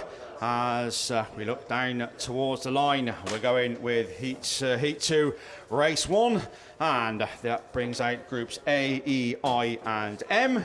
And as we look down the point sheet, one of the top point scorers from yesterday, Andy Measham, goes in the Radford 38. Joined by Katie Benson in Scarborough 92. Daniel Jones also will be there in PAC 4.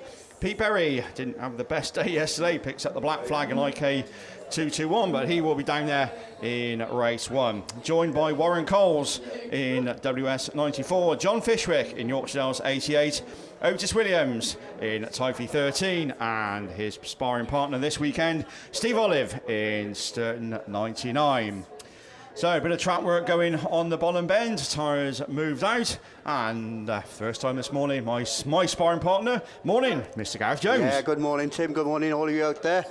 And yeah, it is a lot better this morning, and it's better for us as well, because I was up until 3 o'clock trying to sweet talk someone last night, and I got £2.50 out of her. I was trying to contact my bank again just to try and get some more money out of them. It skint us yesterday, all the reruns, but hey, it's all in a good cause. So there you go. So Class 4's then on the line. Heat 2, Race 1 already assembled on the line as we look for track clearance, bungee lifts. Away we go for the first time this morning in men's Class 4, and away from the line we go, and it is PAC 4 that leads into the first turn. Daniel Jones from Otis Williams in Typhy 13. Just a bit of paint swapping going on round turn 1 and turn 2 as Yorksdale's 88 then slots into third. That's John Fishwick just ahead of Pete Berry in IK 221 as they slow it down round the grandstand bed for the first time. Daniel Jones brings them back round once more though for another lap of asking. Yeah, so it's the South Wales 1 and 2 at the moment then. It's Dan Jones in the PAC 4 machine. The marshals waving them to take a wider line through that top turn because there's a tyre that's been scattered out on the entry to that top bend. The back markers just drive over them. Otis Williams though goes into the grandstand turn. He's taken too wide a line. He's lost a lot of momentum in the TA13 machine, but it's still PAC 4 at the 4. Yeah, Daniel Jones and another lap gone. Otis Williams still chasing hard in Typhy 13. Pete Berry in IK 221. Fishwick just dropping back a little bit in Yorksdale's 88. Katie Benson in Scarborough 92. First heat winner then. Ryan Measham not having the best run this time, but he goes through just ahead of the last of the runs. And I think that may be the Warren Coles in WS 94, but Daniel Jones still holds on. 1 lap to go. Yeah, 1 lap to go, so it's the yellow flag with the black cross time. You're 1 and 2 away and gone really from the rest of the pack. That third place machine is Pete Berry in IK 221. And Tim, you've got some hot news off the press. So, yeah, just hearing over the radio that the Scarborough 92 machine, then Katie Benson picks up the green flag for cones, but that matters not one iota to Otis Williams. What a move on the last corner, and he takes 55 points. Sophie 13, Daniel Jones in PAC 4, then John Fishwick in Yorkshire Dales 88, Pete Berry in IK 221, and then comes Katie Benson in Scarborough 92, and Ryan Measham in Radford 88. And at Wessex 94. Last of the finishers, that's Warren Coles. Yeah, super race there at the head of affairs, but particularly on the last lap. Just Dan Jones took too wide a line as he went through the grandstand turn for the last time, just left the door open, and Otis doesn't need to be asked twice. And he's just gained 10 points from that last lap move. So yeah, that's race 1 done and dusted. And thank God it's the first tick in the box this morning. So yeah, 20p better off after that one. That was the score from yesterday after heat.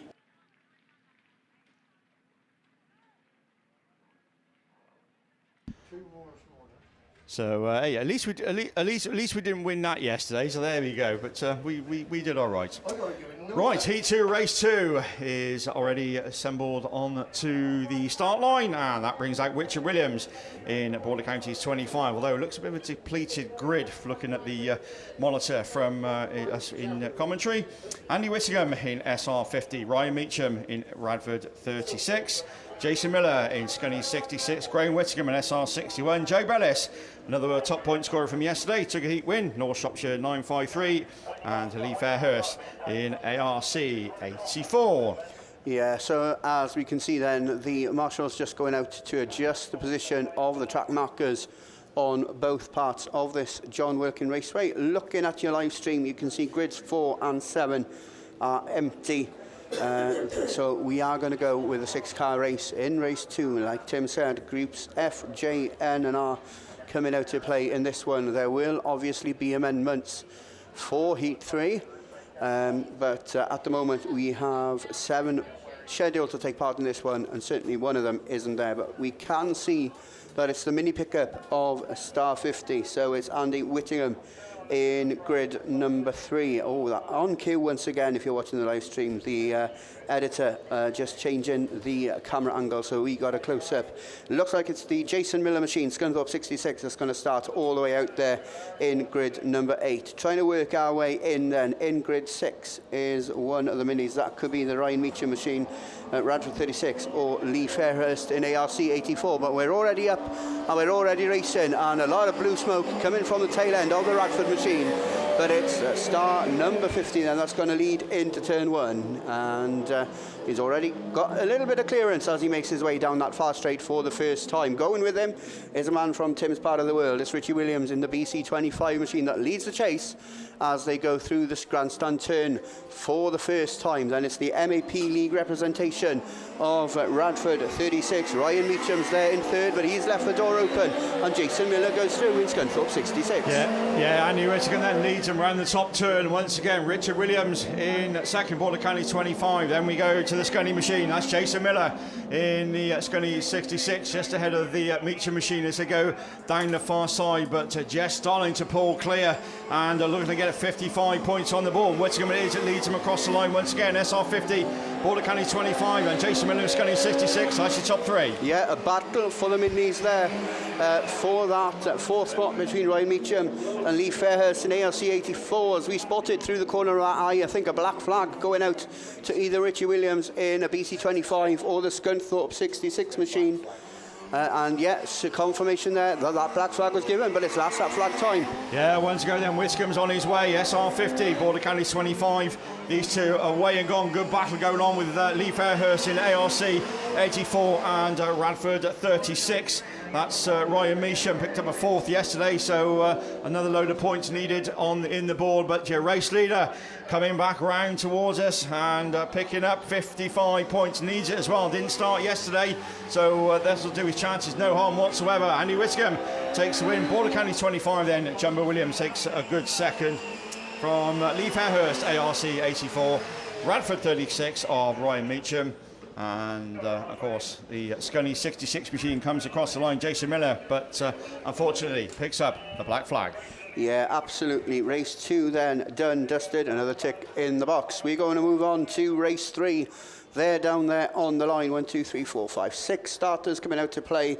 We should have 7. We should have Dorian Davis in TA12. Bernie Jones should be there in Hereford treble line. He's the one that starts all the way on the inside line and probably on the track like it is at the moment, starting from pole position in theory. Matt Poole should be there in the mini pickup in Stroud 24. He's joined by Lee Poole. 2 Wiltshire League representation there in Stroud District 71. I'm sure that it's the Stroud 71 machine that starts in grid number 2. IK 956. Jack Redford should be there. He had a third yesterday. Currently sits on 36 points. Kai Stevens, BC 32 should be there. That's the Peugeot that starts in grid number 4. And also joining them then. Oh, actually, I've name and number checked, except for Darren Crosby. He's there looking to make amends for yesterday's black flag. And he's there starting in grid number 6. So, yeah, that's your lineup for race 3.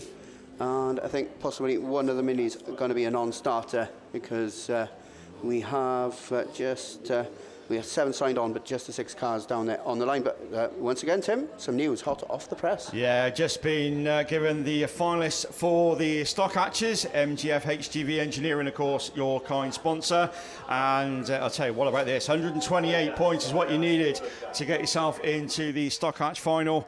And top of the shop then, 155 points. Nobody unbeaten this weekend in the stock hatches, but your top point scorer, Jack Schaefer in SL91. He's joined by Phil Peake in Yorksdale's 33, 146 points in second. 138 points got Tony Watson into the stock hatch final in York 281, joined by Daniel Ferguson in the Cambridge 96 with 136 points. 128 points then, yes, Russ Victory into the stock hatch final in Atherstone number 7. And the Scarborough 82, Kazi Wing, takes the place in the stock hatch final. So does Michael Aiken in North Shropshire 92, 128 points got him into the final. And last qualifier by an absolutely no means least, Tony Staples in York at 178 in 128 points.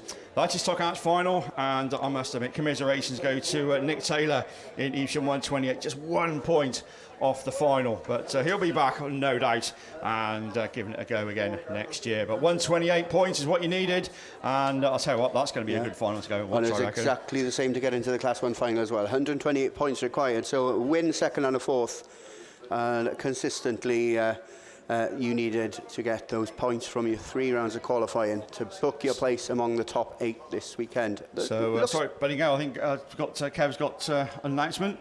There look to be a few bored kids over in the grandstand, Kev. What do you think? No, I don't think any of the kids are bored in the grandstand. But don't forget, if you've got your programme, the kids' competition.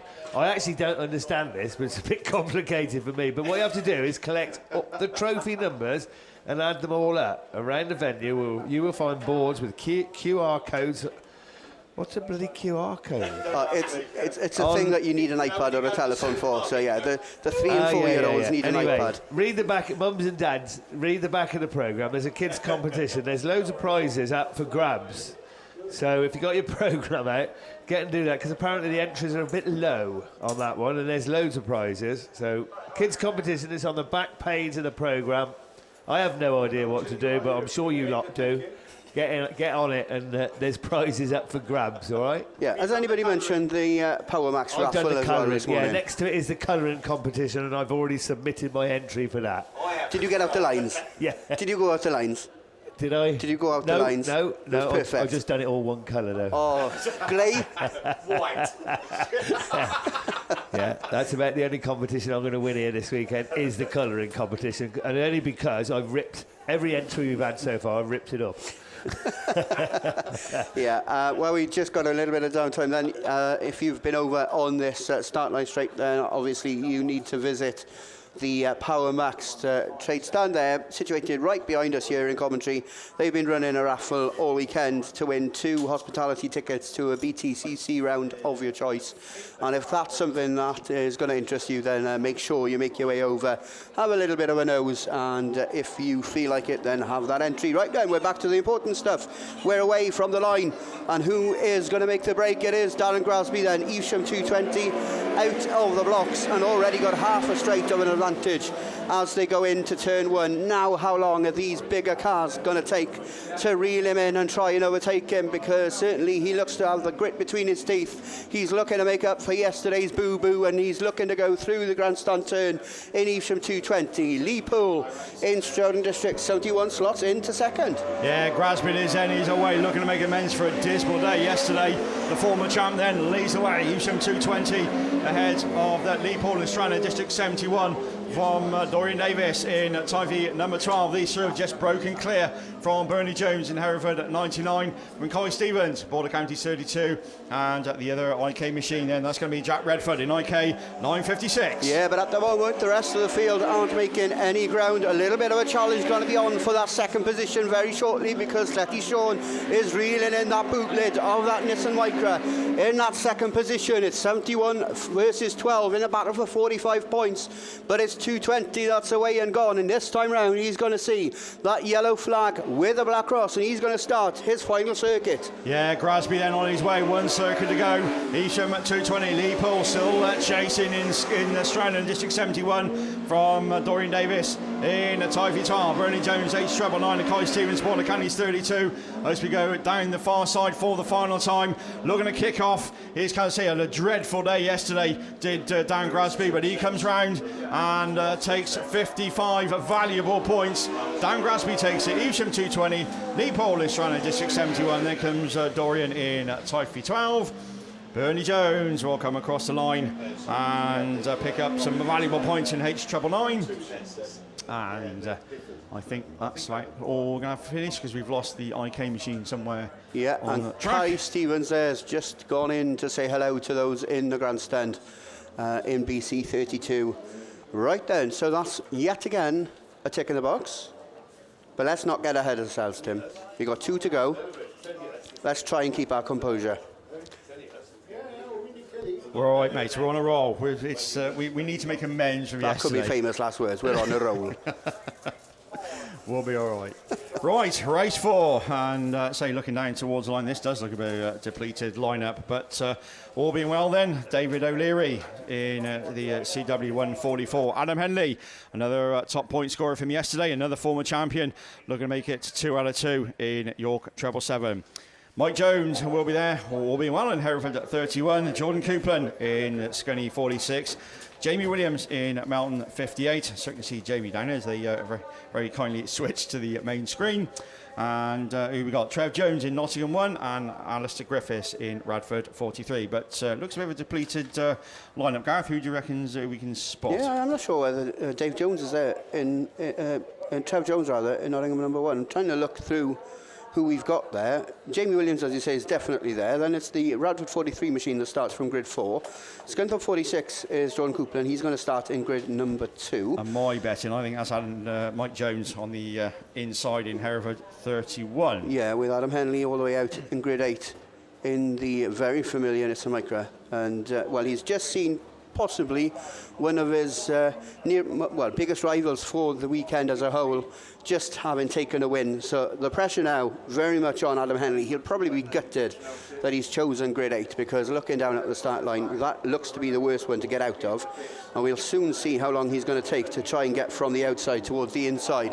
Bungee's up, we're away, we're racing, and Henley's not going to take long at all to get onto that grippier inside line. It's York treble 7 that leads into turn 1. Going with him, a little bit out of shape though, is Mike Jones in Hereford 31, but he's the one that certainly leads the chase down that far straight.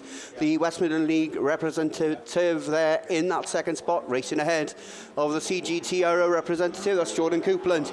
In Scunthorpe 46, Jamie Williams, not just on the pace at the moment in Melton 58, but when it comes to heat 3 and finals time, if he makes it, then that's one driver you certainly can never discount. With Radford 43, Alistair Griffiths at the tail end of the field in that 5th spot. But it is Henley in York Treble 7 that continues to make his way through the grandstand turn, rounds out another circuit of this John Wilkin Raceway with 2 laps to go. Mike Jones really not giving up the fight at the moment in Hereford 31 from 46, 58 and 43. So just over a circuit and a half to go before Adam Henley takes 55 points if it stays like this. Yeah, around the grandstand bend we go then for the penultimate time. Last lap flag then, and Henley looking to make it 2 wins out of 2. Another 55 points on the board. York Treble 7. Mikey Jones still on with a good run now. He's still second in Hereford with 31. Coupland still chasing on in third in Scunny at 46. And as they go down the far side, once again Jamie Williams in Mountain 58. But here we go, checkered flag down this time. Yeah, Adam Henley looks to make another heat win.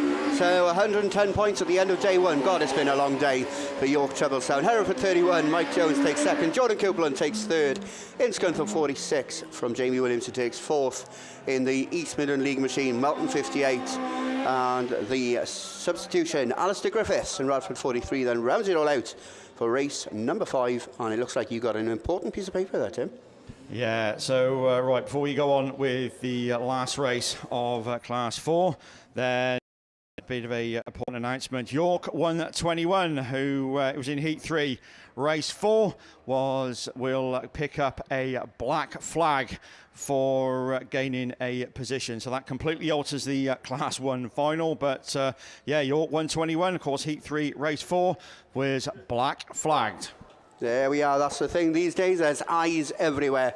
And yeah, so an amendment to the finalists in Class 1. So yeah, just make sure that if you were in with a chance, then, and if you were hovering around that 9th and 10th spots, then yeah, you might have crawled your way into the Class 1 final. 4 out of 4 so far. Are you confident on this one, Tim? It's going to be. We're going to go 5 out of 5. As race 5, then the last scheduled race, Cotswold Coffee is of course your sponsor. This brings out Ben Gould in North Shropshire 434. John Houseman, Lancaster, Russ Warbank, Paul Birrell, and Aaron Mason and Sadie Houseman. Yeah, they're away from the line. And it is Rob Lancaster then in Radford 47, the first one to show. He picked up a black flag yesterday as well, so he'll be looking to make it 2 heat wins in the second round of qualifying for the Map League, and he's making his way down that far straight. A little bit of a concoction there possibly for 2nd, 3rd and 4th as they all bunch up behind Ben Gould in North Shropshire 434 as they make their way in through the grandstand turn for the first time. Yeah, Lancaster then looking to take 55 points, and say another one didn't have the best day yesterday. Picked up the black flag. Goldie then running second. That's what he finished in the first round of qualifying for 2 seconds. Will do very nicely as they go down the far side. He's racing just ahead of John Houseman in Sturton 13. As once again into the grandstand bend we go with IK. The 261 Paul Birrell, another one didn't have the best day yesterday, but Lancaster's on his way once again with a couple of laps to go. Yeah, absolutely flying. And did you see how close the 2 Kent cars got there on that previous lap as they went down the far straight? Paul Birrell's got a little bit of breathing space and he's looking to make a charge around the outside of the Sturton 13 machine as they go down that far straight and into the grandstand turn. Just a little bit of a love nudge there from the Sturton 13 machine, but it's last lap flag time. Yeah, Lancaster then on to the final circuit, but Goldie's chasing on in 434. These two just broken clear from Birrell in 261 as Houseman and the IK machine then go through. That's Russell Warbank being chased by the Irish machine of Aaron McGrath, and it's the Sturton machine at the tail of the field. But here we go, checkers this time. Absolutely, and don't forget it's still Saturday afternoon, and Saturday's for points, tomorrow's for prizes. Radford 47, Rob Lancaster takes the win from Ben Gould. Paul Birrell takes third in IK 261. Oh, I reckon 282 just takes fourth from John Houseman in Sturton 13. And Carlo 157, Aaron McGrath takes sixth from the Sturton 113 machine of Sadie Houseman. Like we say, that is just my pair of eyes, and that is not gospel truth, so don't listen to a commentator, whatever they say. Listen to the lap scorers, because they will know. Right then, Class 4. Well. We've done it, mate. We've done it. 5 out of 5. There you go. There we are. Yeah, we're on form. Yeah. Right then, who's on Class 2, boys? Me. Oh, we got Class 2 machines down there on the line. So to take you through that one, we'll hand you straight back over to Kev Herdman and Ian Fay.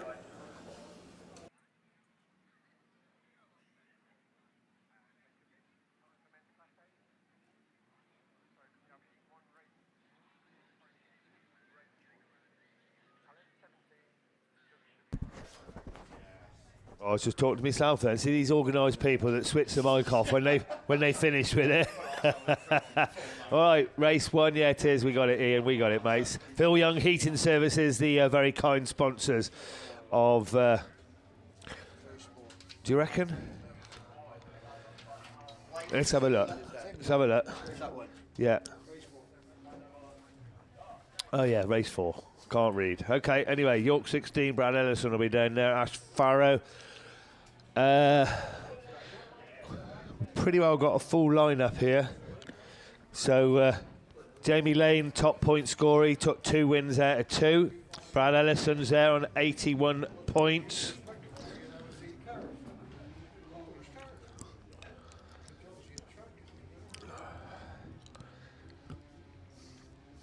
What else have we got? 73 points for Corey Paisley.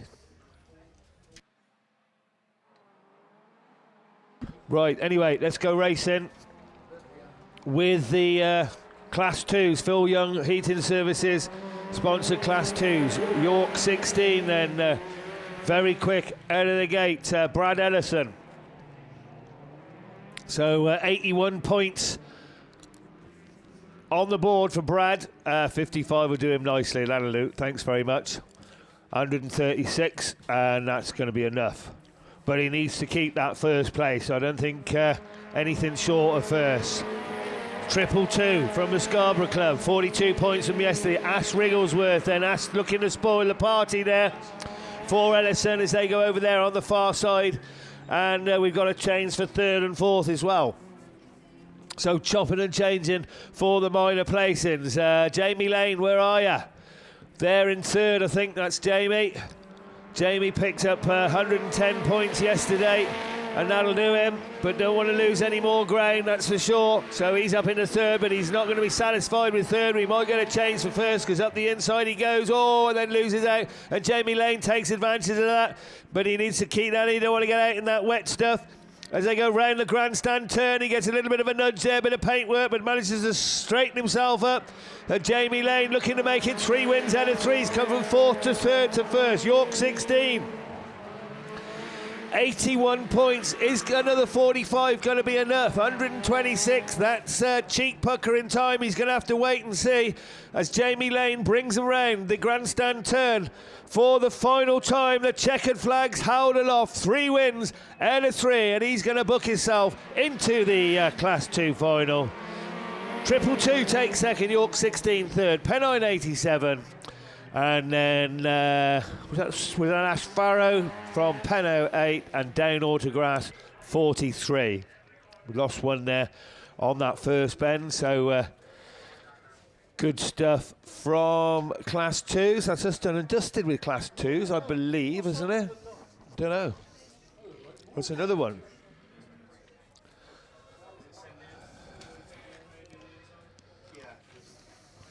So that is the final race. Now that's race 3 then, looks to me, down there on the line. So maybe that's being rerun as well. That one. Nobody told us. Right, anyway, quickly, Morris Powell. You entered the toolbox raffle over there on the UK stand yesterday. Well, you've only gone and won it. So Morris Powell, well done, mate. You've won the UK Autograss toolbox raffle.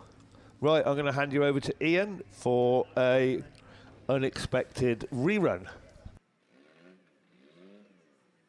Well, it's also had to be a rerun.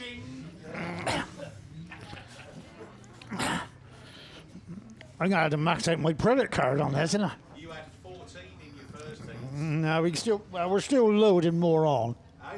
We're still loading more on. Oh, yeah, this is, yeah. We want to make sure we don't get caught with this. Okay, so Class 2s. We should have, this is Heat 3, Race 3, we believe. So Daniel Robbins we've got down there, we think, with a 2nd and a win on 100 points. Darren Nickin on another 100 points, and Craig Conway on 100 points. Now, Craig is your reigning 2002 national champion. So we don't know what happened to this one. We didn't have, I don't think it was rerun on the track, so something must have happened off a bit. Aaron Mullen in York 82 has got 81 points. A good finish for him could do it.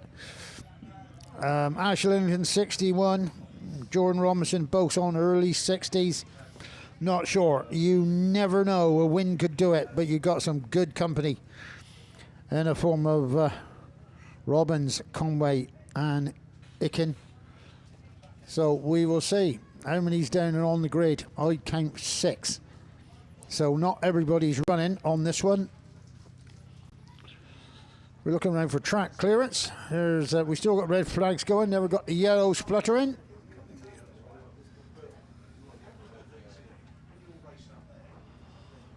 The yellow's gone, already off and running. So I think Robbins has the inside line out of gate 1.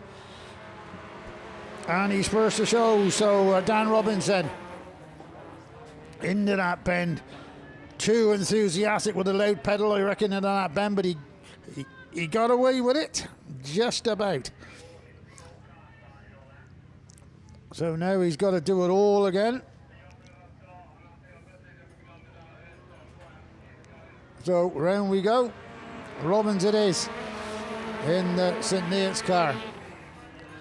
And Spore is Daniel Inc. in sitting in second place at the present time, but he's got company. Just sliding up the inside, a little bit of a tap on the back. Didn't make any difference, he held his line. But the race, I think, is on for second at the present time. SC1 is the one on as Craig Conway. Remember, your reigning Class 2 champion, just trying to get round on the inside. Just clips the tyre as he does it. But he didn't move it too far, so I think he's going to get away with that one. Now moves up to second place. He's already on 100 points. So your first 3 guys on these big points are 1, 2 and 3. SS38, there's a man from our part of the world, from the Southern League. That's Wellington from the South Somerset Club, battling away. They're not letting them get away, so they're on a good pace, these guys. All of them, really. Just beginning to lose your fifth place car off the back of them, but checker flag it is. Robbins takes that win, no trouble about it whatsoever. Conway takes the second, with Icken third and Lillington fourth. So then that looks like front wheel drive cars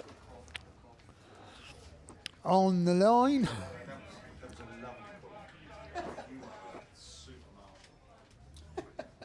So, we'll hand you over to Gareth. Yeah, thanks very much, then, Tim. We're back to Saturday afternoon. We're back to men's Class 6s, and they're down there on the line, sponsored by Fireman Extinguisher and Safety Services. Right then, race 1, going to bring out AEINM. Let's see if we can carry on with our 100% record so far today.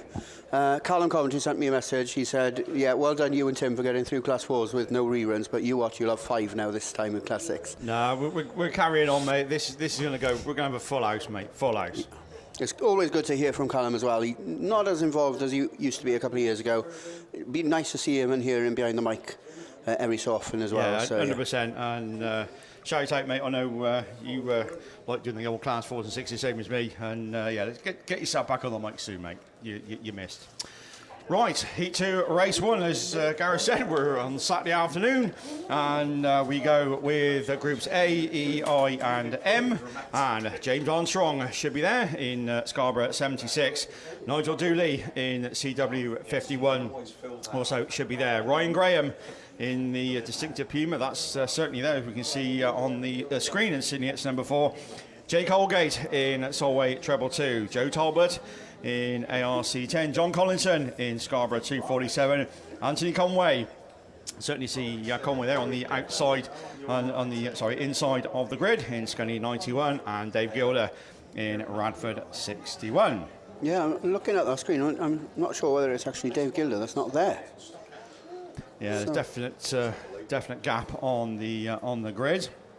But as I say, Fireman Extinguishing Safety Services your sponsor. Let's go racing. Men's sixes are away from the line, and it's Colgate who makes the best start. Solway trouble 2. Conway goes with him as well in Scunny 91. Collinson's in trouble. He spun in turn 1 in the Scarborough 247 machine, but it's Colgate that leads him into the Grand Slam bend for the first time of asking. Yeah, so it's treble 2 then that takes up the run-in from the Solway Club, the Dales League representative there, and he's pulling a little bit of daylight between himself and the leader of the chase, so we say that's the CGTRO's Anthony Conway in Scunthorpe 91. Then racing hard in that third position, looking to imitate yesterday's first heat success. The Carlo 51 machine, Rigel Dooley, is there in as a reserve, but a consistent 2/3 in the first 2 rounds of qualifying would put him in good stead for heat 3. Yeah, Colgate is then across the line, looking to make it 55 points on the board. Took a second yesterday, so this will do very, very nicely as Conway goes through Scunny 91. We've lost John Collinson in Scarborough 247. Also come to grief over the far side, and our 100% record goes, Gareth. So red flags then go out. Yeah, we've got St. Neots number 4 there on the entry to the... Fire being shouted. So, did I sound like Alan Partridge there? There's a fire in the fair. Fireman Sam. Fire, the fair's on fire. There we go, yeah. Problems on board then, and it wasn't the St. Neots 4 machine at all. I think it's Anthony Conway that's having all the attention over there on the far straight in Scunthorpe 91. Just under lifting the bonnet now. If you're watching the live stream, then obviously you can see all the action, but out there in spectator land, then you might not be able to make numbers out and what have you. But yeah, it's going to be recovered back to the pits. There will be a rerun. We will wait for any exclusions before we relay that information on to you. But yeah, 20p down on race 1. Doesn't look good, does it? It's not looking promising, mate, I must admit. But, okay, fingers crossed, deep breath. Here we go, heat 2, race 2 of the men's class 6s. Jack Brown in Mallow 182. Andy Wood in Sturton 46. Neil Reid in Typhy 221. And we got Stephen Parsonage in the North Wales 146. Martin Phillips in C47. If he's got it fixed, and I know the thrust bearing went yesterday, I know they were working on it late, and hopefully that car should be there. That's the White Rose 720 of James Palmer, Steve Clark in Scunny 729, and Carl Proctor in York 77. Yeah, we're just hearing then off the airwaves the result of Heat 2 Race 1 is going to be that, no surprises really, Anthony Conway is going to be excluded from the rerun in the Scunthorpe 91 machine. Some cars yet to make their way off the circuit there on the far side of the track. And Mickey B's just jumping up to write on our paperwork, and there could be another flag possibly.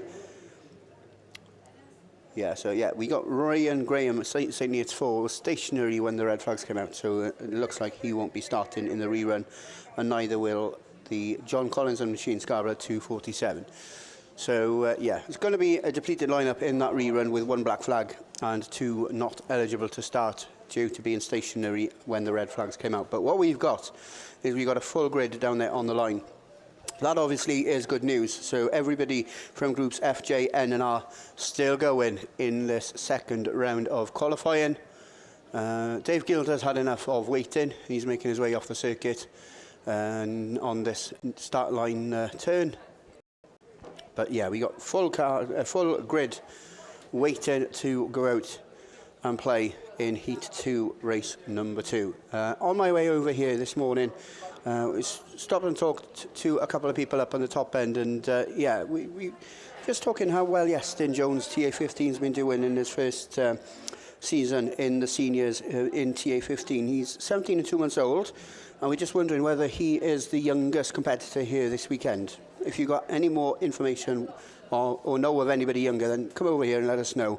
But yeah, we reckon that Iestyn is probably one of the youngest here this weekend. Like I said, 17, 2 months old, first season in the seniors. Beat a lot of good qualifying cars in the South Wales League qualifiers, and he's here showing some proper form in men's class 1. Neil Tibby is 17 in the class 8. Neil So looks like we're about clear to go racing with the Fireman Extinguisher and Safety Services sponsored men's Class 6s. Marshall's back behind the barriers. Everything looks to be where it should be. So we look for track clearance around this John Wilkin Raceway as the Chief Track Marshal will hopefully raise the yellow flag, but not quite as yet. Yeah, but so we got now she pirouettes round on Marshall's post number 1, bungee lifts, and we go racing. Heat 2, race 2 of men's 6s away from the line, and it's James Palmer and Parsonage side by side commentary as they go into turn 1. Neil Reid on that outside line in Type V221, Parsonage on the inside as they go down the far side. Jeffrey Mallow 182 of Jack Brown also in there as well as they hit the brakes for the first time of asking. Type V221, it's the Millie Traveller then that's going to bring him round. Once again, Parsonage looking up the inside line. This is a good race in Class 6. Absolutely, and it's Parsonage just found a gap there as they go into turn 1. Neil Reid trying to go back on the cut back into 2-1, but that's how it stands as they make their way down that far straight for the second time. Cumdy 47 then is there in that third position. That's Martin Phillips. The rest of the field battling for the minor positions as they make their way through the grandstand turn. Yeah, Parsonage that's going to bring him round once again. Another lap safely under the belt, and 16th overnight, took a 4th yesterday, so 55 points will do him absolutely no harm whatsoever. Neil Reid though just coming under a challenge from Martin Phillips as they go down the far side, and we've lost the Scunny machine. That's the Steve Clark in Scunny 729 as James Palmer then once again 4th place coming to the challenge from, I think that's Carl Proctor in York 77. But the top 3 are on to the final circuit this time. Absolutely, you're 1, 2 and 3 away and gone on to the last lap, and it looks like the White Rose machine is certainly picking up some problems. A little bit of smoke coming from the tail end now of the White Rose machine, so he's under some pressure from Sturton 46 and York 77, but exiting the grandstand turn. Oh, we got one on his roof on the far side, so that would be the Cumdy machine, I reckon, of Martin Phillips. And oh, somebody just collected that. I think that was Carl Proctor. So yeah, red flags out in that one. So our medical crew onto the scene as well. So we're going to have a few minutes delay while that all gets sorted out. Hopefully all will be okay. He's made us tough stuff is Martin Phillips in C47, but I say not the nicest of roles, and of course just got collected as well. So safety, of course, absolutely 100% paramount in when it comes to the Autograss scene. Yeah, absolutely. It looks though that everything is going to be a-okay over there for Martin and Cumdy 47. There will obviously be some people worried around in spectator land, but once we get confirmation that the driver's okay, or once we see him get out the car, then we will pass that message on for yourself, on to you, and you will obviously, if you're here, you'll see for yourself. Class 6, Heat 2, Race 2 make their way back into the pits. Not sure whether that's going to be a result that stands or whether it's going to actually be a rerun, but I reckon that's 40p out of pocket between us again. Yeah, might actually stand, but while we have got a moment or so's downtime, we just had a quick message from Kevin Mumford. Apparently it's Mikey's birthday today, so happy birthday. Yeah, happy birthday, Mike. So yeah, so we got a little bit of track maintenance being done then, because we got a few JCBs making their way onto the circuit, while the Cumdy 47 machine stricken there on the entry to the grandstand turn, just having a little bit of attention. Driver will obviously go into the medical compound just to clear for racing in Heat 3. But we haven't mentioned some sponsors today, but we obviously mentioned the class sponsor, and obviously if you're watching on the stream then you will know that your classic sponsor for the weekend is Fireman. We also got a sponsor for the start line, that's the D&D Transport Company, and I personally didn't know Gaz Edwards from the North Wales Club, but seeing that banner when I walked around the field on Thursday, it just once again, like we were talking about George Capper yesterday, just hitting a few things home, how much to avoid people leave just by one person or two people's passing. But yeah, it was really nice to see the D&D Transport sponsoring the start line, but like I say, it's not the prominent thing on the start line. The prominent thing is that we are still racing in memory. So yeah, just sorry Gareth, just to interrupt a second, and so Martin is actually out of the car, and he's taking his helmet off. Obviously, he's got to go in the ambulance as part of the rules and all that sort of thing. But yeah, he is a-okay. Car looks a little bit second-hand from what we can see, but you can soon repair that. They'll have that back sorted and panelled up in no time at all. But main thing as always is safety. But good news, as I say, he's made of tough stuff, is Martin Phillips. Absolutely. But as I say, he's out of the car. He is a-okay, so that's absolutely the main thing. So obviously going to need a bit of assistance back to the pits. But yeah, it's good to see Martin is a-okay. Yeah, absolutely. We'll go back to the sponsors then. The grandstand over there on the start line end, being sponsored by 3 companies: PBP Innovations, your sponsors of one of the grandstands. Eat Well or Dot Well's a sponsor of the second, and M&M Ices, another sponsor of one of the grandstands. The Turn 1 is sponsored by Hopi Motor Repairs. Turn 2 is sponsored by FW Graphics. The 4 Marshall Posts are sponsored by Quinn's Car Transport. The one thing that we haven't seen so far this weekend, but we said what we'd see by the end of day 1, didn't we? And technically we're still on day 1, so there is still hope. That is the water bowls have been sponsored by Worcester Rentals. Raw Motorsport, the sponsor of the Best Turned Out Saloon Special. Digate Plant Hire associate sponsor, and the red flag sponsor, that's Adam Leyland, ABL Signs. I'm not sure whether that means that he's going to match our donation to the Alzheimer's Society in memory of George Capper or not, but yeah. Also, a list on the programme of all the trade stands that are here this weekend. If there's anything you need before you go racing next weekend, then make your way around the trade stands, pick your items up, make sure that you get out there next weekend. Next weekend, a little bit of a small entry in the fixture list. I think the Southern League have added to that with a meeting down at the Burley Raceway. That is where the 5th round of the fourth now, the British Autograss Series is going to take place. But other than the Southern League, I think the next meeting certainly closer to the South Wales League, is a 2-day meeting at the Darley-Moor Raceway, the Pennine Track, and their annual, what do they call it? Jolly? Yeah, we'll call it a jolly, but yeah, Pennine racing next weekend, 2 days. I think there's 2 separate days racing, and I think they both start at 11 p.m. So that's done. York and Yorkshire Dales, I think from memory, are another 2 meetings that are on. But and then the weekend after is and yeah, absolutely. The following weekend, then we're back into full swing. Oh, Hayley's just told me that I got it wrong. Yorkshire Dales has been cancelled. Oh, he didn't need to hurt me that much, Hayley. Yeah. Yeah, Yorkshire Dales then, due to the, shall we say, the pressure on the field at the last round of the British Autograss Series, deciding that the field will be out of action, certainly for next weekend anyway.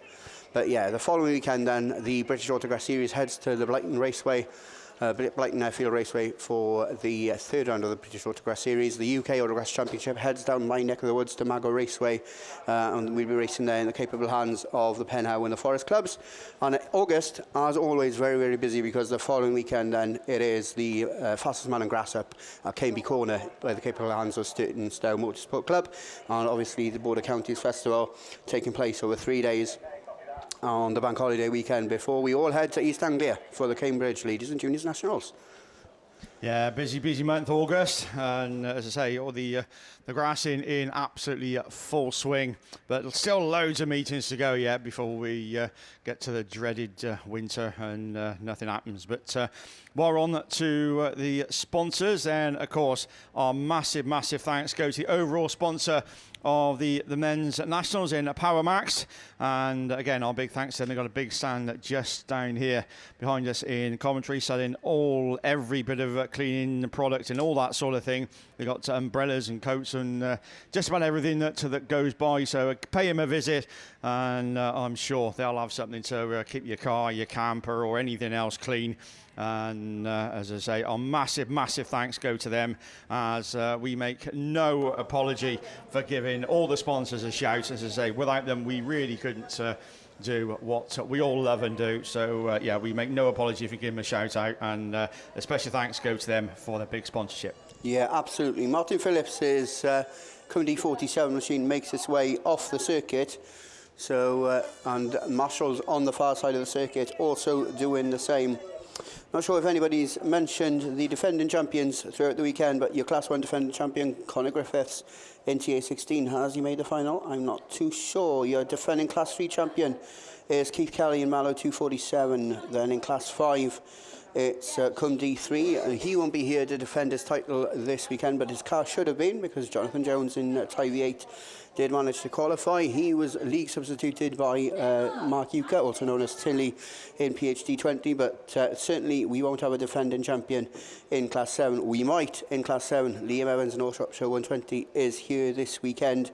Class 7s are sponsored by Stevenson's Auto Repairs. Sean Power is your Class 9 defending champion. I'm sure he's here racing this weekend as well, and I'll leave it to Tim to take you through the defending champions of the stock hatch and the even classes. Yeah, so Paul Lickley is your defending champion in Yorkshire Dales 95, and the national championship, the stock hatch, is of course one of the ever growing classes in the Autograss thing. Of course, while we're just on that, then of course the F600s, then they actually take their place next year as a NASA class, so another class that will be racing alongside the stock hatches. So as I say, as we look down towards the line now, we're going with Class 6, because we got another heat already assembled and looks a bit depleted from where we are, but as they leave the line, it's Phil Olsen in Commander 47 that leads them into the first turn of the fourth. Yesterday picked up the green flag, but looking to make amends for it. First winner then Andy Johnson in Scarborough 16 on the outside goes with him. Paul Regan just slotted into third as they go down the far side. Todd Hardwood also in there into near 263. There's more paint swapping going on between Regan and I think that's Todd Hardwood, but Olsen it is. Commander 47 that leads ahead of Andy Russell. Didn't give him a mention, he's come from nowhere. IQ 64 as they go by us, and Gareth, we ain't doing so well here, mate. It's got to be said. 3 races, 3 stoppages as the red flags come out once again. We did joke about it, didn't we? But we should have gone home. Yeah. So yeah, Phil Olsen showing a fair speed there, fair turn in the CM47 machines. Talking to Phil yesterday, had a few things to do after that first heat, but yeah, looks very, very rapid in a straight line, but looks a bit tail happy maybe from here. Going into the bend certainly, but yeah, we look out for CM47 Phil Olsen as we progress through the reruns, and it'll be interesting to see what happens there with regards to exclusions, because well, to me from here personally looked like a little bit of racing that just got a little bit wrong, but we will await any decisions. We will relay that information on to you as soon as we know any more than you do. But yeah, we've got race 4 that are now making their way onto the line. Certainly there is Mickey Manning. He's just crawled into block number 1. He starts alongside, who's that in that grid too? I reckon that's Tristan Daniels in TA36. Also there is going to be the TA95 machine of Darren Rees. So yeah, we're going with letters D, H, P and T. We're hearing that Paul Regan in Sun Valley 5 has picked up a black flag, so that means that in Tim and I's personal interleague battle, because Paul Regan and Phil Olsen are paired together, then there's actually 1-1 at the end of the second round of qualifying. We'll go back to Heat 2, Race 4. Jordan Coupland and Matt Manning in Evesham 152 then come from pair D. Group H is filled by Matt Schofield in Ian Sudbury 22 and Tristan Daniels in TA36. They both had a DNF yesterday, as did Darren Rees in TA95, who comes from pair P. North Shropshire 5 had a second, that's Tom Pipe. So he's currently joint 6th, with Martin Cannon in Evesham at 291 and Jordan Hampson in Pennine number 70. But Tim, you got some news. Yeah, obviously from a bit of news from the last race then Seven Valley 5, Paul Regan is the one that picks up the black flag and obviously excluded from the rerun. Sorry to burst your bubble, Tim, there. I've already said that. shows how much you listen to me. Right there, we're away with race number 4. They leave the line. Who's going to make the break? We've got Matt Schofield from grid number 4. He's going to lead into turn 1. Going with him from grid number 1 then is the Evesham driver, 152. He slots into that third spot, but it's Tristan Daniels in Tyvee 36 that leads the chase. 2 Evesham cars battle side by side for third and fourth as they go down into the grandstand turn for the first time, but Schofield's gone wide in 22, and that's allowed Daniels to take up the run in. Yeah, Tristan Daniels in Tyvee 36. Schofield still running second in 22. Then comes Cannon ahead of his Evesham clubmate then of Manning in Evesham 152. Then we go down to Darren Rees in Tyvee 95 with Jordan Hampson not going his own way this time, but just gaining places. Your current champ then back in about, well, 1, 2, 3, 4, 5th, 6th place slot. So Daniels brings him round once again, 2 to go. Yeah, absolutely. And Matt Schofield just drove over a tyre there as he went into the grandstand turn. So he's gone from second back to fourth up the inside of the Coupland machine. He's pushed on though in the 22 machine. So 22 and 15 fall further down the field as Darren Rees in TA 95 makes his way up to 5th, but we is still going with Daniels with 1 lap to go. Yeah, Tristan Daniels then needs big points as well. Didn't finish yesterday, so this will do his chances no harm whatsoever. Then through Cannon goes through in Evesham 291, 8th after the first round of qualifying. Somebody picks up the green flag as well as they go down the far side, but as we lead into the grandstand bend for the final time, it's Daniels it is. It's going to bring him round once again and take 55 points on the board. Cannon takes second from Manning in Evesham 152. Then comes Jordan Hampson recovering and coming across the line to finish. Then we go with Darren Rees in Tyvee 95, Matty Schofield with Scunny 15. Then going through, that's going to be Jordan Coupland and Tom Pipe will complete it all. A good run in the first one as well, did Tom, but not to be this time in North Shropshire 5. Yeah, and I reckon the way the Mickey B's just stood up there and how quick he actually got up from the seat, I reckon there could be some news pending on that one. So yeah, any news, any flags, we'll pass that information on to you. But we're going to look to the line. We can see clean cars, so it's not a rerun. We're going to go with Heat 2, Race 5. We're here in Matt Schofield in Yatton Sudbury 22, then picks up a green flag in that one. So that will leave Jordan Coupland in the Scunthorpe 15 machine in the original position he was in. Right then. So who's in Heat 2, Race 5, Tim? So this brings out then groups B, G, L and Q. So we're going with Alex Hay in York 24, Lewis Clayton in Spalding 5, Richard Jones, another top point scorer from yesterday in Cumberland 279. He goes in Group G. His sparring partner then this weekend, Matt Jess in Dan Autograss 77. Darren Thomas in Tyvee 66. Another former champion goes in this one, Darren Bryan in Scarborough 41. And Ben Gasby also will be there in Pennine 7, and completing all then that will be Ryan Palace in Scarborough 78. Yeah, we just had confirmation as well. It's Mickey Manning that's driving the Evesham 152 machine. Apparently it was all right to call him Matt yesterday when he was actually winning, but we've just had Matt come over and tell us to make sure that Tim and Gareth let them know that it's actually Mickey driving. So yeah, Mickey Manning, Evesham 152. I think he finished 3rd or 4th on the track there, didn't he? So the track's been moved right out on the grandstand bend. Marshall's then back behind the safety of the Marshall's barriers, and 2 top point scorers then go head to head of Richard Jones and Ryan Palace. As the start line Marshall then looks for the all clear. Pirouettes on the Marshall's post, number 1, and away we go then. 6s once again are away from the line. Alex Hayes quick in York 24. So's Mad Mush as Dan Bryan just hits the brakes to avoid going straight to the back of Richard Jones in 279. Matt Jess, all sorts of trouble in Dan Autograss 77. So a tough couple of corners for the Class 6 boys, but Alex Hay it is that brings them into the grandstand bend once again. Darren Thomas having a good run through into second ahead of Mad Mush in 279. That's your top 3 after lap 1. Yeah, there you're 1, 2 and 3. They're race ahead of Darren Bryan in Scarborough 41 and Matt Jess in down Autograss 77. They go side by side looking for that 4th spot. Alex Hay, where did he go? I think he went into Stratford. because he's gone from first back to third, and that's allowed Darren Thomas to move up, and he's the one that now leads the way into the grandstand turn. Not sure if that was a black flag being shown to somebody on the entry to the grandstand turn, but certainly it's Thomas in 66 that brings him round. Yeah, Darren Thomas having a good run, needs it as well. Didn't have the best day yesterday. Typhoon 66. Richard Jones, a second, would do him very nicely. 279. Matt Jess just going through. Alex Hay just dropping down the order in York 24 ahead of Ryan Palace in the Scarborough 78. Lewis Clayton spawning 5, and not to be this time for Ben Gasby in Pennine 7. We are hearing we're going to have reds, 24 that's going to pick up the black flag as well for a jump start. Also Matt Jess down Autograss 77, another one with the black flag, and away we get red flags on race number 5.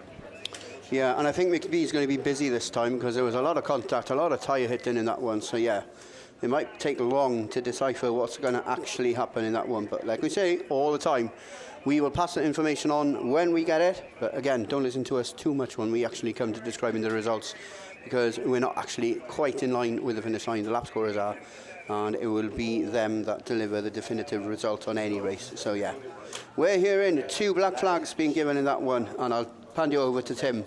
Oh, you already said it. Oh, okay, there we are then. And that's just me now being awkward because you don't listen to me. Just proves you don't listen to me either. So there you go. Right, we're leaving Class 6s as fast and furious as ever. So we'll be back a little bit later to take you through about 150 reruns of Class 6. But we're going down towards the line, and we're going to Class 9. Over to Kev.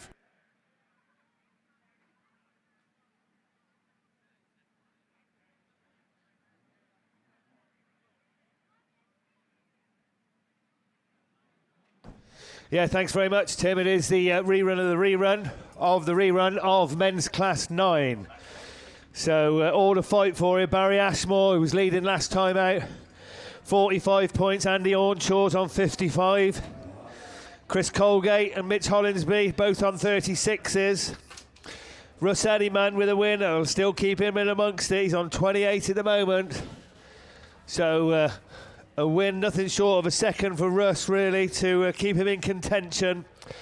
Same with Chris Colgate on 36 with Mitch Hollinsby. Josh Morgan need 2 wins today, and then he'll be struggling. But we have lost a lot of these cars. I can't actually see the start line from here.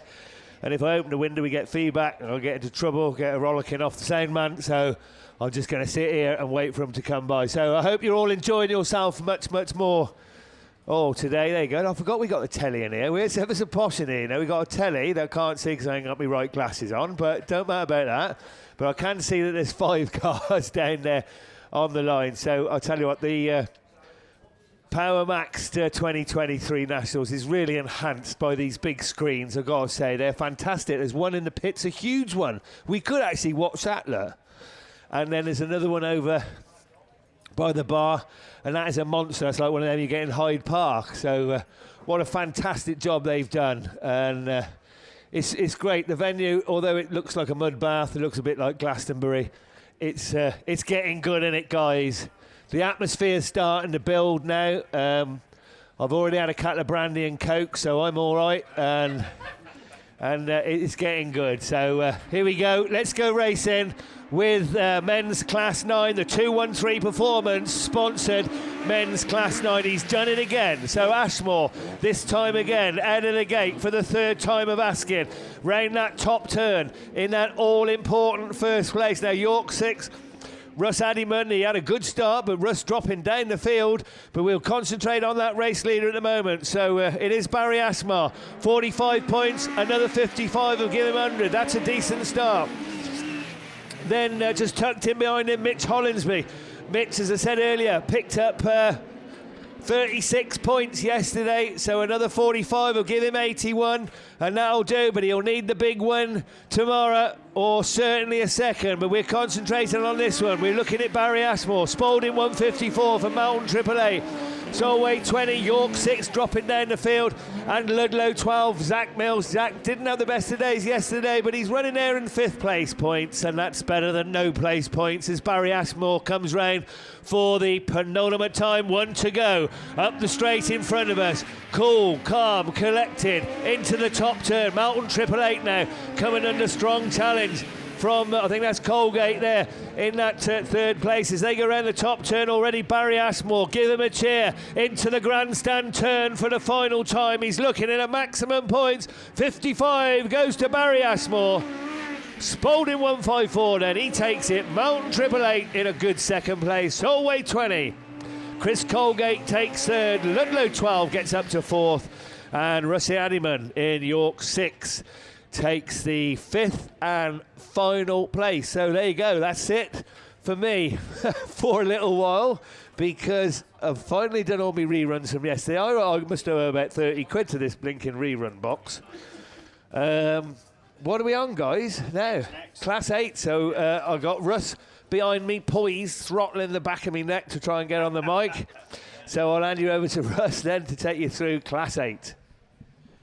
That was a gentle massage, Kev, that. Good morning, noon, middle of the day, whatever time it is, but who cares? The sun is shining, and we are back with Class 8. Myself and Archie here. We're going to try and mix it up, as some of the others have done. We're going to try and cover a lap or so each and try and keep the action. We were going to do it yesterday, Archie, but we were thinking we were going to struggle to tell who was who, and if we joined in halfway through, we might not know who it was. So we just kept it the flow going that way. But yeah, we're gonna try and double it up this morning, aren't we? Indeed we are. So looking down the line now, we have got 1 space missing from about grid 5, but we can certainly see the Border Counties 69 machine end of Adam Jones. He comes into this one, top point scorer out of race number 1 then, the only man in this race to take a win. There's a couple though taking a few seconds, so it likes the Jack Julian and Dan McKenzie, who Alcent was taking a second. Stu Whitehouse, he's the other one. So they're the 3 then coming in on 45 points. And say your defending champ then, Jack Gibbons in LM17 comes out in this one. Say not the best of races yesterday to start off his title defence, taking a 5th, but today's a new day, and certainly the track's a lot different to how it was yesterday. But we all look forward to the rest of them. So in this one, Dan McKenzie, Sean Wright, Callum Barker, Kenny Smith, Stu Whitehouse, Adam Jones, Jack Julian and Jack Gibbons end. They're the ones we look for. Lights go green, bungee flies. And who's it going to be then that makes the best of the break? Stu Whitehouse, it looks to be in White's Rose, number 5. Jonesy follows him, so does Dan Mack in Cambridge 44. But it's Whitehouse that leads. McKenzie's up to 2nd. Gibbons is there in 3rd. So Jonesy just outsteps the car out of turn number 2. But Whitehouse it is in 5 that leads. McKenzie's battling hard with Jonesy. He's trying all he can. And Gibbons follows suit this time around. I think that's Kenny Smith then that follows. Yeah, tight race this one in the opening lap, and Whitehouse getting that BMW motor working beautifully in the early stages of here. Dan McKenzie and Adam Jones now in that 2nd and 3rd. Jack Gibbons, you've got work to do, mate. A 4th will not do this morning. You need to progress. Oh, tyres flick. Kenny Smith catches them, but Whitehouse still leads. Indeed it is. Big flame then out of Whitehouse, but McKenzie then sets his sights in that 44. Just these two starting to pull away from the rest of the pack. Julian tries to make the move in that West Waterford 358, so he's up to 4th this time. Jack Gibbons then sliding through the pack then, not working out this time, climbing cones and tyres. Yeah, Whitehouse just extending his lead, spit a flame out of the exhaust as well, dramatic effect. McKenzie, Jones, oh, we've got Kenny Smith parked up on the start gate turn as Jonesy looks up the inside of Dan Mack for that 2nd place. Points very precious here. Checkered flag held aloft there. Oh, Smith has moved to the infield, he's out of the way. Well done, mate. Stu Whitehouse, solid win there. McKenzie Ramsey Jones, Jack Hooley and Jack Gibbons all over very quickly. Callum Barker, sadly, just not able to have the pace of those a little bit more experienced ahead of him. But yeah, quick race there for the opening Class 8 heat, the RC RaceFab sponsored Class 8s, of course. Kenny Smith's a lap down, but he's going to come through and complete the race. But looking at that, Stu Whitehouse, first and a second after 2 heats. Solid job there. We could be seeing him in the final once again. Twice runner-up is Stu. Dan McKenzie then second, and Cambridge 44. That's 2 seconds for him, 90. And then Jones for first and a third for him, so he's on 91. Julian a fourth, second and a fourth for him. And I think Jack Gibbons, sadly, one more race, and then it's looking like his championship reign will indeed be over, which is a shame, but he's been a good champion. Doesn't race as much now, and but yeah, he's enjoyed himself as a defending champion, of course. Right, let's look to race 2, shall we? RC RaceFab, your very kind sponsor, of course. We have a reserve in the form of Louis Jackson, Nottingham 7. He's in Group F, paired with former champion Steve Mills. So a 6 for Jackson, a 5th for Mills. Both need to progress a bit further. Alex Hall had a good first heat, a second in Radford 411. He's paired with Ben Harper in Melton Treble 1, who had a 4th. Dexter North had a really good win, a great boost for him after rolling out at the Star UK round earlier in the year, but he had a win yesterday in South Somerset 11. He's paired with Dan Borman in North Wales 47 in Group N. Borman finished 6th, so he needs to do better. Mitch Wells is in this one, a 3rd, so not a bad start. Good points on the board, but he wants to win this one in Invicta Kent 356, and he's paired with Evan Curran in DA 421. And I don't think Evan's there, but the rest do go as Class 8s leave the line. And who's that quick? It's Millsy. Steve Mills. Oh, Wells is round. Contact on the opening straight. Didn't see who caused that one, but he's facing the wrong way. Mitch trying to get it going, but we've already got the Reds to bring a stop to that Class 8 race. And Wellesley gets it going. But yeah, just out of our eyesight when that bit of contact hit. Did you see anything, Archie? I didn't. It's always the way, isn't it? You know, when you have that race and you always look on your sheet of paper or something, and it always happens, doesn't it? You never end up catching it. But that's race heat 2. Race 2, then they're going to go back to the pits. We're going to see those a little bit later on. So your RC RaceFabs Class 8s, keeping it interesting, keeping it honest, and certainly keeping it close off the start line. But looks like then race 3 already taking their positions onto the start line.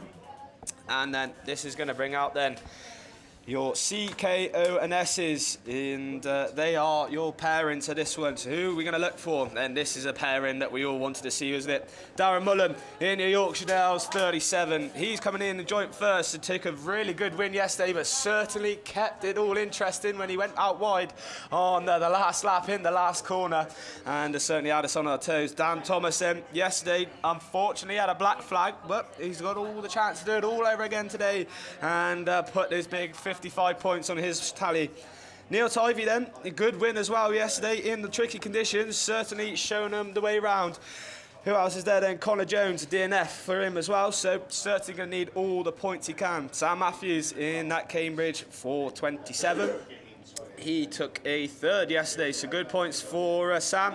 Dan Ray then also in your Scunny 31, but no time to take through those because the bungee lift, and we're already away and racing. There's Dan Thomason that's fastest, he's the one that needs the points. In PhD 47, Tivey's in there as well in the 142, but your York 811 then of Dave Newby's upside of him, but it is the Irish then that runs there in 2nd, but it's Thomas that leads from Tivey from Newby. Oh, it's the Scunny 31's climbing cars of Dan Ray this time around. Where's Mullen? He's buried in about 5th position, but it's Thomas that leads. Yeah, we go 3 abreast though, 2nd, 3rd, 4th, and it's getting really close. Oh, Tivey's round in West Waterford 142. Don't know if contact was there, but it's so tight with the pack, and it's all chop and change. Dan Ray's down to 5th. Sam Matthews ahead of him. Daz Mullen after a slow start. Oh, we go Reds again. So Neil Tivey parked up as Dan Thomas led, Newby, Mullen and Matthews. Oh, this race was certainly exciting, weren't it? And as close as you like. But unfortunately, the youngster in WW 142 parked up. What a lineup if that one. Certainly they were keeping it interesting, aren't they? These lineups of your men's Class 8s, they are certainly close and competitive. But another one for the penny jar. And we are going to move on to Heat 2, Race 4. So we are just waiting for...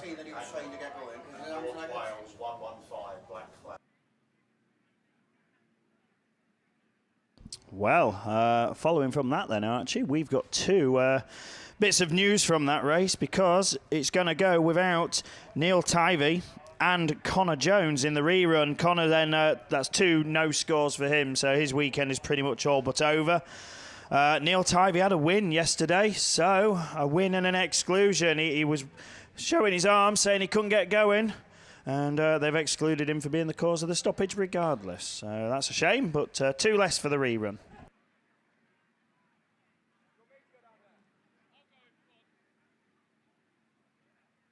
So the Heat 2's out, and race number 4. So this is going to bring out DHP&T, and your pairings then are Drew Butler, in your North Shropshire 14, Carl Burns, Breeden Hill 18. North Wales 141 is coming in reserve, Danny Lawler, and he did not start yesterday, so it's only going to need some points. Owen Williams then in Forest 95, Ash Howard, PhD 21.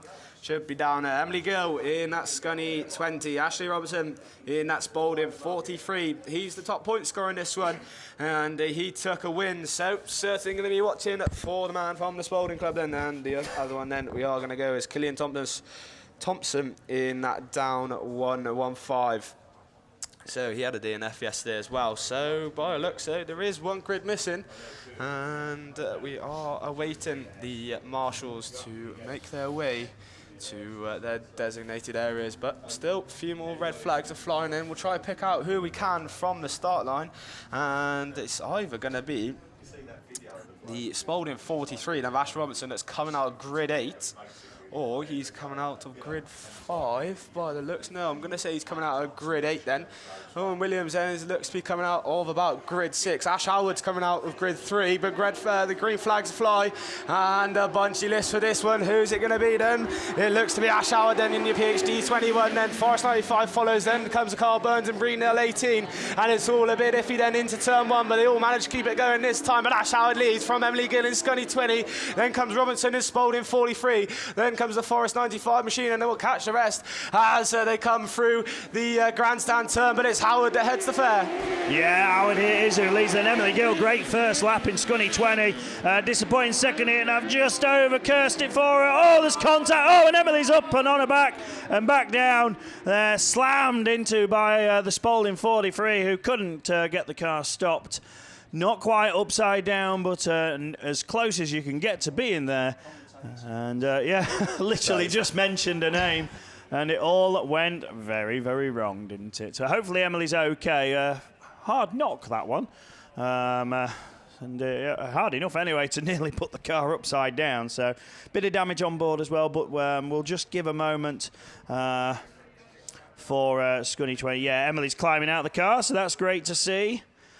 And yeah, a bit of a hard knock. That's the unfortunate part of the Nationals. It doesn't always go your way. And hopefully not too much damage on either car there. Spalding 43 as well. Like we said, had absolutely nowhere to go. He was committed into the corner. And but Emily just overcooked it, and that was the repercussion, finding the Spalding 43 alongside, making heavy contact.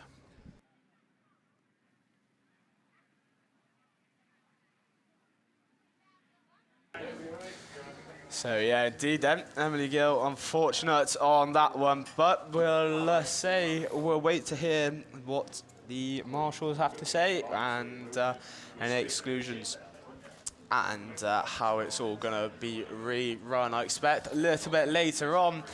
Just some marshals though have got to sort out that Class 8 machinery. We are going to go with Heat 2, Race 5. What have we completed so far? I think we completed 1 race out of the 5.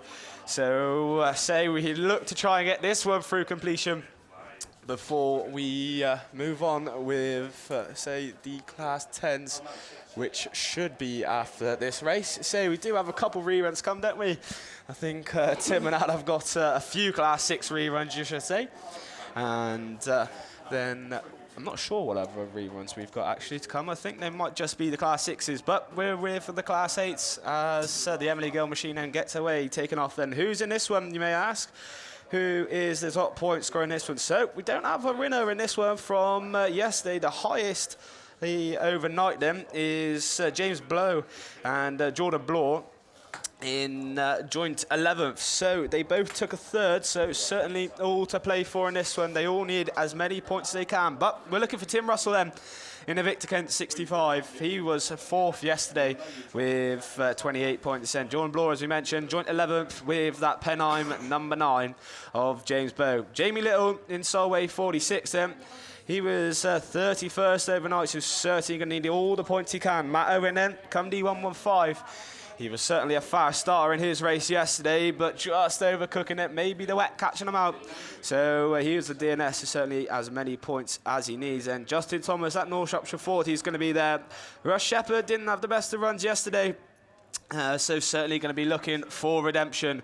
And certainly last but no means least, Shane Julian in that West Waterford 252. So they're your runners, they're your riders, they're who we're going to be looking for. Good lineup once again. All these Class 8s, so competitive, the lineup, and that's why the racing is like this. I mean, the conditions yesterday were very difficult for these, but the John Wilkin Raceway is now starting to show the form that we expect to see and usually see, and it's now fast. It's a very fast racetrack. This the start line is still a bit of a playing draw. You may get the better grid, you may not, but they'll work on that. But the track itself is looking mighty fast, and let's see how this next one goes as Bungie lifts. And Heat 2, Race 5, RC Race Fab, your sponsor. Class 8s leave the line, and it's Shepherd, Julian, Matt Owen. Owen needs a good result this time around, was parked up at the end of his first heat, but Shepherd it is leading the way. South Somerset for a lowly 6 for the Somerset racer, and he needs to win this one, but they all want to win it, but it's not going to be for everybody. Oh, Justin Thomas there, riding the tyres on 2 wheels, but Shepherd's already pulling away. Indeed he is, and he's doing what he absolutely needs to do, and that's try and get away, because these are all going to hound at him if they can get close enough. The Penheim number 9 car, though, from about 5th to 2nd. So James Bow, then, he is one of the highest point scorers in the race, so certainly going to try and claim as many as he can, but Matt Owen's certainly going to follow suit back there in 3rd. The race is on for 2nd here. It's James Bow defending Matt Owen. Justin Thomas has slipped back after those early mistakes. Jordan Bloor had a 3rd yesterday, needs to improve in Evesham 112. He's been a busy boy, hasn't he, this weekend, and it's maybe just affecting him here as he's down the order. Oh, Shane Julian's made a mistake somewhere. He rejoins a long way down. So at the yellow with the black cross, so it's Shepherd that's in it first. So he's going to re-room back to Bloor, and then it comes Matt Owen. And say Justin Thomas, and oh, it's Matt Owen then made a mistake into turn 2, but somehow kept it out of the FW Graphics turn 2 sponsor. But we look down then to your race leaders. Come your race winner then, South Somerset number 3, then comes your Penheim number 9 and James Bow, then comes Matt Owen for 3rd, and I think that was the Solway 46, and Jamie Little for 4th, Justin Thomas and Jordan Bloor then, as Tim Russell then was the other one.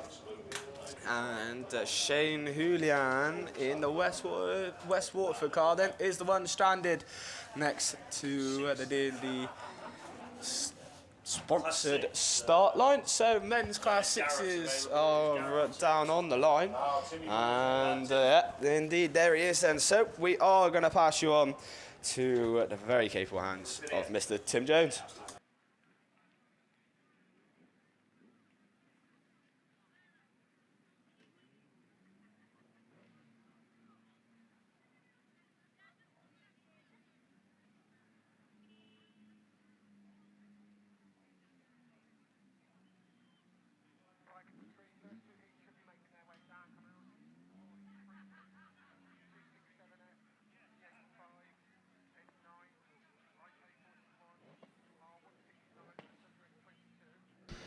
So, yeah, thank you, Art. So we're going back to Class 6 for the one many outstanding in reruns.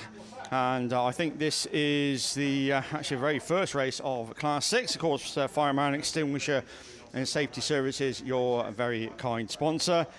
And if it is, then we're going with Ryan Graham in Sydney. It's number 4. Joe Talbot in ARC 10.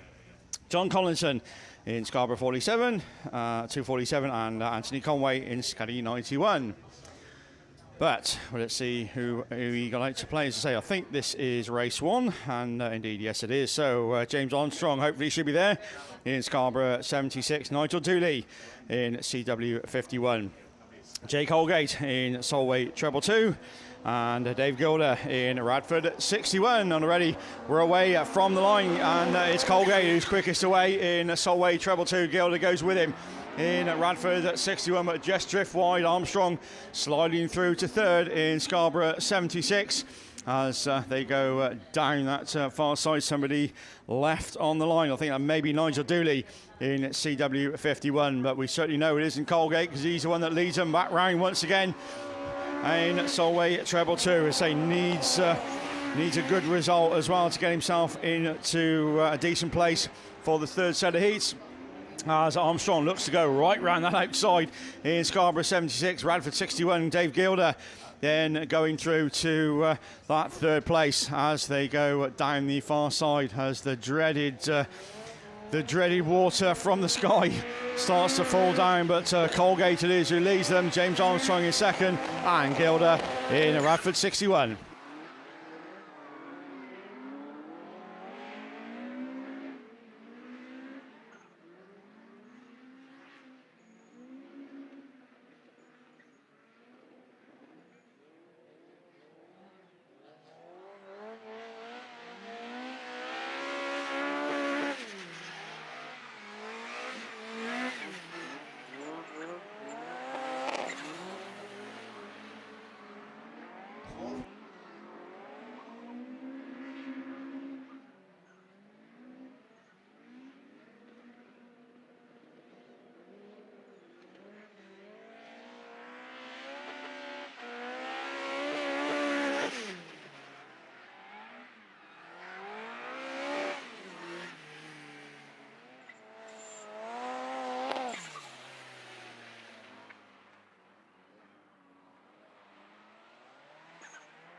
Good commentary, that was really good commentary. I had my switch turned off. So yeah, for the last 3 laps there, you heard absolutely nothing.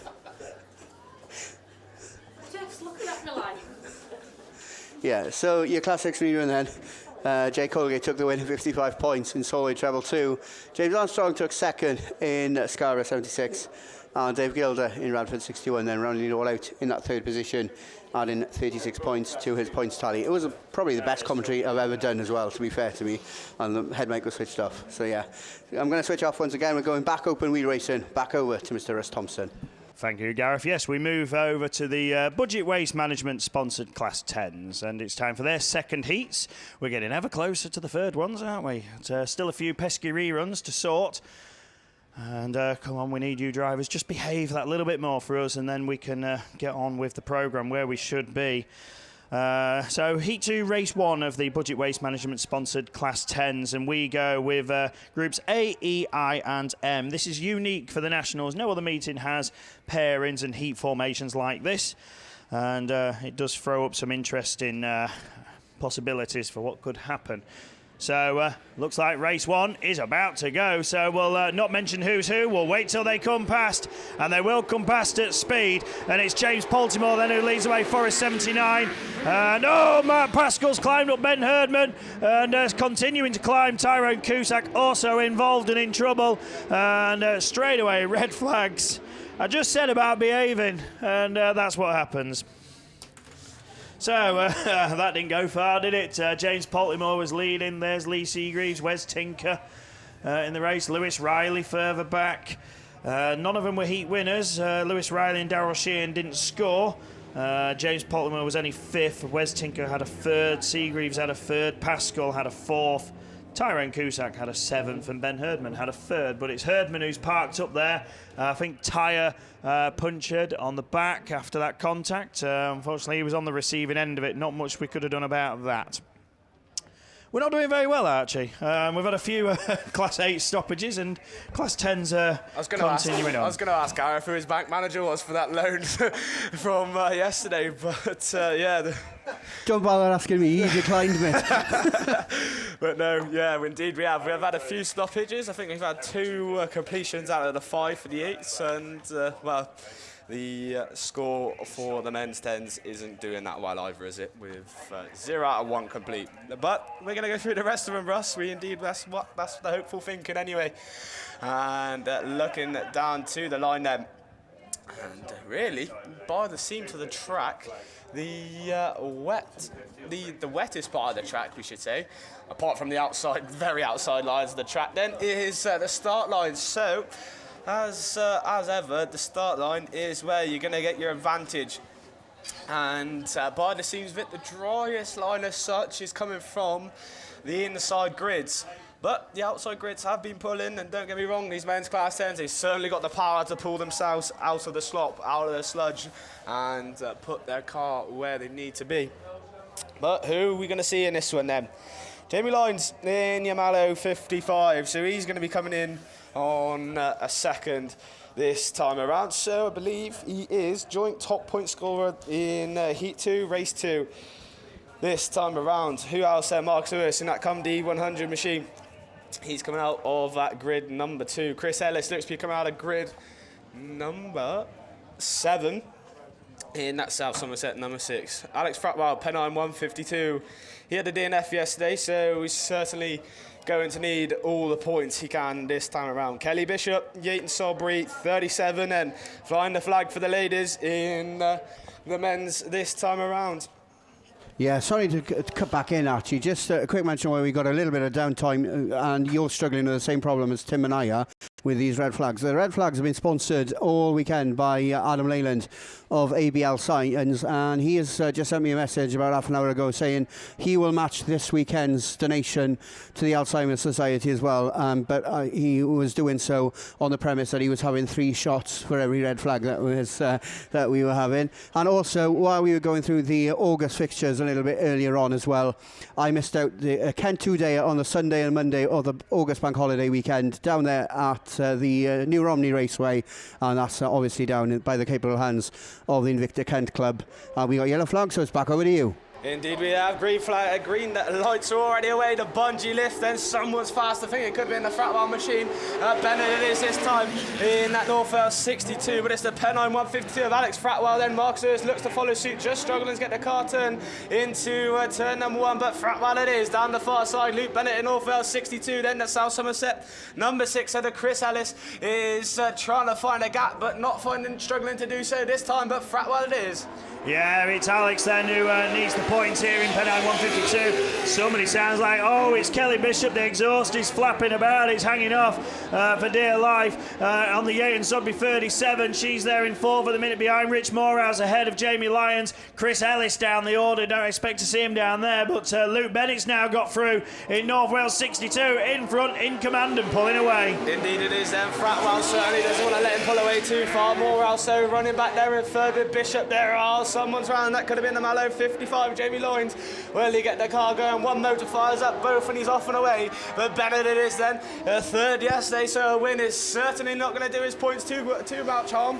Yeah, 1 lap to go then for Luke in North Wales 62. He wants to get in that final again today. He's done what he needs to do here in North Wales 62. A 3rd yesterday, a 1st today. 91 points will do nicely. Alex Fretwell needed to win this one to have a hope. He had no score in his first heat. Rich Morehouse running very strongly. A 3rd and a 4th, not bad, but could do with doing better. But Bennett is your winner, North Wales 62. Alex Fretwell in Pennine 152. Scunthorpe 101, South Somerset 6. Kelly Bishop has gone. That's a shame. I think may have been an exclusion. Yeah, the silencers on the track. It was hanging on and eventually it broke free and came off, and I think has been excluded, which is a massive shame after a strong first heat yesterday. Jamie Lyons then cruises over the line to complete the order. Marcus Lewis, unfortunately, is visiting the crowd up there, actually, ironically, by the Cum-D flag. So he's got his club supporters there. He just wanted to say hello. Certainly knows his way home. That's... But yeah, indeed struggling. But no, the recovery team are going to have fun with that one, aren't they? Over there in the slot, messing around. They're going to be like pigs in mud then. Indeed, we are going to move on though. That's 1 out of 2, Ross, so we're certainly on track. But heat number 2, race 3 is what we're going to look for. And this time, so indeed then, Kelly Bishop then is going to pick up a black flag then for Heat 2, Race 2, like we provisionally thought. But Heat 2, Race 3 is what we're going to look for. Darren Corwell in a Victor Kent 77. Ian Scott in a Aston number 10. Central Scotland, Craig Bartlett in a Central Scotland 43. Mark Griffiths in Radford 2. Sam Birdbridge 30 Those are your 2 that took a win yesterday. So they're the 2 to watch out for. Radford 2, 30 Scarborough 1. Peter Nixon in the Scarborough number 1. It took a 4th yesterday. Gary Morrison taking a 2nd as well. And ARC 33, Phil Cooper. You can't write him off, can you? In that one, so there's 3 in this one actually that have taken a win. So this is certainly going to be interesting. 3 of your 5 heat winners from yesterday are out in this one. We look for the green light, Bungee flies, and so does the Revs. And who's it going to be this time around? Who is it then apart from Ian Scott? And Griffiths follows Nicholson with Corwell in the 77. But Cooper says thank you and follows Griffiths in the 33. But it's Ian Scott then and Aston 10 that leads. Radford 2 at ARC 33. Scarborough 1. That's your 1, 2, 3, 4. But Scott it is. Yeah, go Ian Stott then leading the way. No score in his first heat, but he means business here. And he's got 2 former champions right behind him. Mark Griffiths, Radford 2, and Phil Cooper, ARC 33. Sam Burbage has a tyre shredded on Sturton 40, so his chances are falling fast as Gary Morris goes past him. Early contact for the 2 of those delayed him, but go, Stotty, go. Indeed, go, and that's exactly what he's doing. But Griffiths certainly isn't letting him go too far, and North Cooper, he's certainly in striking range at ARC 33, and you don't want him breathing down your neck in any sort of open wheel special. But Ian Scott, they're controlling it nicely, controlling it at the front, and Griffiths is still trying. So last lap flag then, and the top 3 still not too far apart, and it's Ian Stott still hanging on. Radford 2, just 1 lap to negotiate. Cooper looking up the inside of Sparky, but at the minute Radford 2 hangs on. ARC 33, Daz Cornwell next, Pete Nicholson and Gary Morris. Oh, it's nose to tail here. Stotty too slow on the corner. Cooper's gone for it. Stotty's gone wide. Sparky's through. Takes the win. Radford 2, Athelston 10, ARC 33. What a finish. IK 77, Scarborough 1, IK Gloucester 28, sorry, at the end of it. But wow, what a finish. But Ian Stott led it all the way, but I think just too cautious in that final turn. Phil Cooper went for the outside pass with a third to first challenge, and Stotty just understeered that little bit, upset both, and Sparky came through to make it 2 wins for him in Radford 2. Gary Morris, I think, unhappy with how that one went, and Sam Burbage likewise. Both of those had a win and a 2nd yesterday, and now I think a few words being shared as they go down the fast track. I think that's just a hard luck, mate. Yes, you too. We'll go again next time. But yeah, very similar words. But yeah, we'll look to this next one, won't we? Groups D, H, P and T. Liam Evans dominated yesterday in a heat win. Stephen Page is paired with Andy Ornshaw had a win. Vinnie Gibbons had a 5th. Glyn Neville and Jack Rawlinson no scores. Jed Stott a 5th, and that's your lot. Away we go with this next grid. Who's it going to be? Evans quick out the blocks once again. Hornshaw goes with him, and it's a depleted lineup. Just the 5 of them. Vinnie Gibbons goes in 3rd in Leeward 170. Vinnie's understeering. Hornshaw's out wide, and Evans is already starting to pull away. We've got a little battle further back, Stephen Page and Jed Stott, but at the moment Liam Evans is in control once again. Look at that, 3 wheels almost halfway around the circuit with North Shropshire 3 it is. Hornshaw still runs there in 2nd, and Gibbons in that big power Chevy in the LM 170 then still running back there in 3rd. But you don't want to let Liam Evans get away, because yesterday he was motoring on, wasn't he? And he's certainly doing so, but Hornshaw's not letting him get away just yet. Yeah, we expect 2 champions to throw a close battle here, and York 7 is closing back in, looking to make the challenge. Sees a bit of daylight up the inside, but cannot capitalise at the moment. Lap and a half to go, and it's North Shropshire 3, York 7. The points will do both very kindly. Vinny needs to improve, a 5th and a 3rd, not good enough, but Evans, 1 lap to go. As I say, not seeing a bit of daylight between them, but you can certainly see the daylight underneath that front inside wheel of Evans, because I don't think it's touched the ground for more than 10 seconds on the corners, but it's North Shropshire 3, York 7, LM170 are given still, Scott's around there, and Page still rounds out your field. Checkered flag then for this one, and Liam Evans, look at that, picks up the front wheel once again.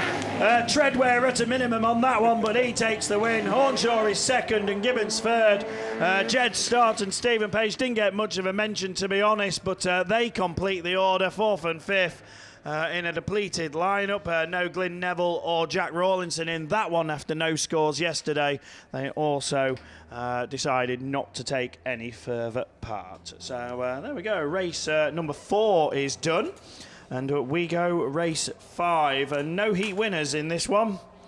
So it's open for any of these to try and score something, but they're still sorting them out on the start grid. Obviously they've got a tight entry to the start gate to get there, and it's still a bit wet and sludgy down there, so just find it a bit difficult. It's Kieran O'Mahony they're trying to get on the grid in Cork 10, but he's just trying to get into his grid position. But who else is in this one? Budget Waste Management, sponsor of Class 10s, of course, this weekend, this year for the Men's Nationals. PowerMax Men's Nationals for 2023. Here, of course, at the John Wilkin Raceway, hosted by Evesham Autograss Club. We've got Dominic Wade, Scunny 39, Phil Young, Evesham 23, Tony Jones, Pennine 117, Mark Luca, Invicta Kens 7.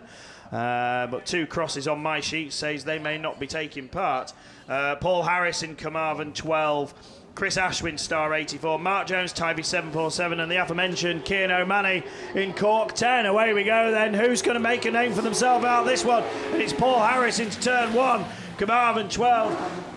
Chris Ashwin looks to go with him in Star 84. Phil Young, Evesham 23, that's the top 3 at the moment. A little bit of smoke out the exhaust from O'Mahony in CK10 into the grandstand turn. FW Graphics, of course, sponsoring that corner, but at the moment Paul Harris leads. Indeed he does then, Carmarthen 12, and Ashwin, what's he got in store in Star 84? He's certainly only a couple of car lengths away though, but Kieran O'Mahony though is certainly trying to find his way around homeboy Evesham 28 of Phil Young. It looks like he's done so. The Irish end trying to climb the field, 3rd yesterday, so this is going to do no harm at all. Yeah, but he's still battling because Phil Young's fought back, and Young, he had a 2nd yesterday, but he's gone wide once again, chopping and changing. Great race for 3rd and 4th, but it's having no effect on the top 2. Now Young's gone for a bit more traction on the infield. He's not found it there as he rejoins, and that's cost him dearly, but it's 1 lap to go already. It's Paul Harris versus Chris Ashwin. Indeed it is then. So O'Mahony then broke the challenge of your Evesham 23 of Phil Young. I say that, then he's just made a mistake. Young's made it as well, and will the I'm not sure who that was then back there in 4th, but we do know it's Harrison that's at the front. Then Ashwin having a last minute ditch to the line, and Carmarthen 12 it is then that takes the win. Ashwin's going to come through for 2nd, Evesham 23 of Phil Young. Then comes the Scunny 39, that's the car that we missed. Kieran O'Mahony in Cork 10. And say Dominic Wade, sorry, was the Scunny 39. Here is the one then that we didn't give a mention to, and the Typhy 747, Mark Jones.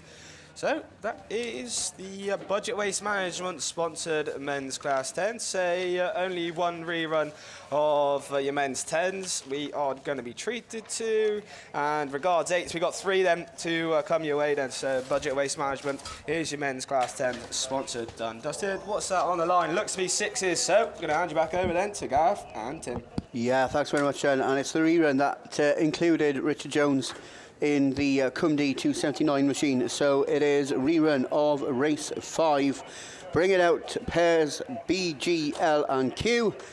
So we stopped that initially because York 24 raced under 3 black flags in the York 24 machine, and also the DA77 machine of Matt Jess also taking no further part in this rerun. But we're up, we're racing the bungee lifts. And away we go. Who is going to make the break from the line? Almost a three-way battle as they head into turn one, but it's Jones that pushes on the inside line, just pushing out the Darren Bryan machine and Darren Thomas out towards the spectators in TA66. But it is the 41 machine, your ex-national champion, that leads the way through the grandstand turn. Yeah, Darren Bryan in this end, of course, former champ, as Gareth said, leads him on to another circuit, but oh dear, red flags. Yeah, we got nothing on the line. So we got Kev with a little bit of announcement. Thank you very much. Yeah, right, listen up, guys. I have the Phil Young Heating Services sponsored Class 2 finalists. So, top of the shop with a maximum points, 165 points, Jamie Lane in Radford, 941. Ollie Stevens will be there in Ludlow 15, 155 points. So will Dan Robbins in St Neots 34, 155 points. Craig Conroy in Scunthorpe, number 1, 145 points, your fourth qualifier. Fifth qualifier, Darren Eichen in North Shropshire, number 4. Equal fifth qualifier, Mallow 30, Aidan O'Neill. Seventh qualifier, Scunthorpe 227.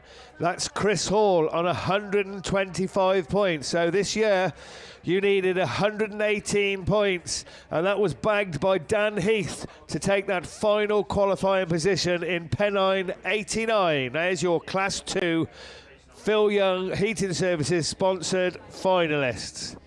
Yeah, and I'm not sure whether Dan's made it in as a reserve as well. So yeah, he's certainly put into play that you don't have to automatically qualify to be amongst the finalists. Right, then we're going to go back to a Class 6 rerun. They're down there on the line. Sorry, this is a rerun of Heat 2 Race 3.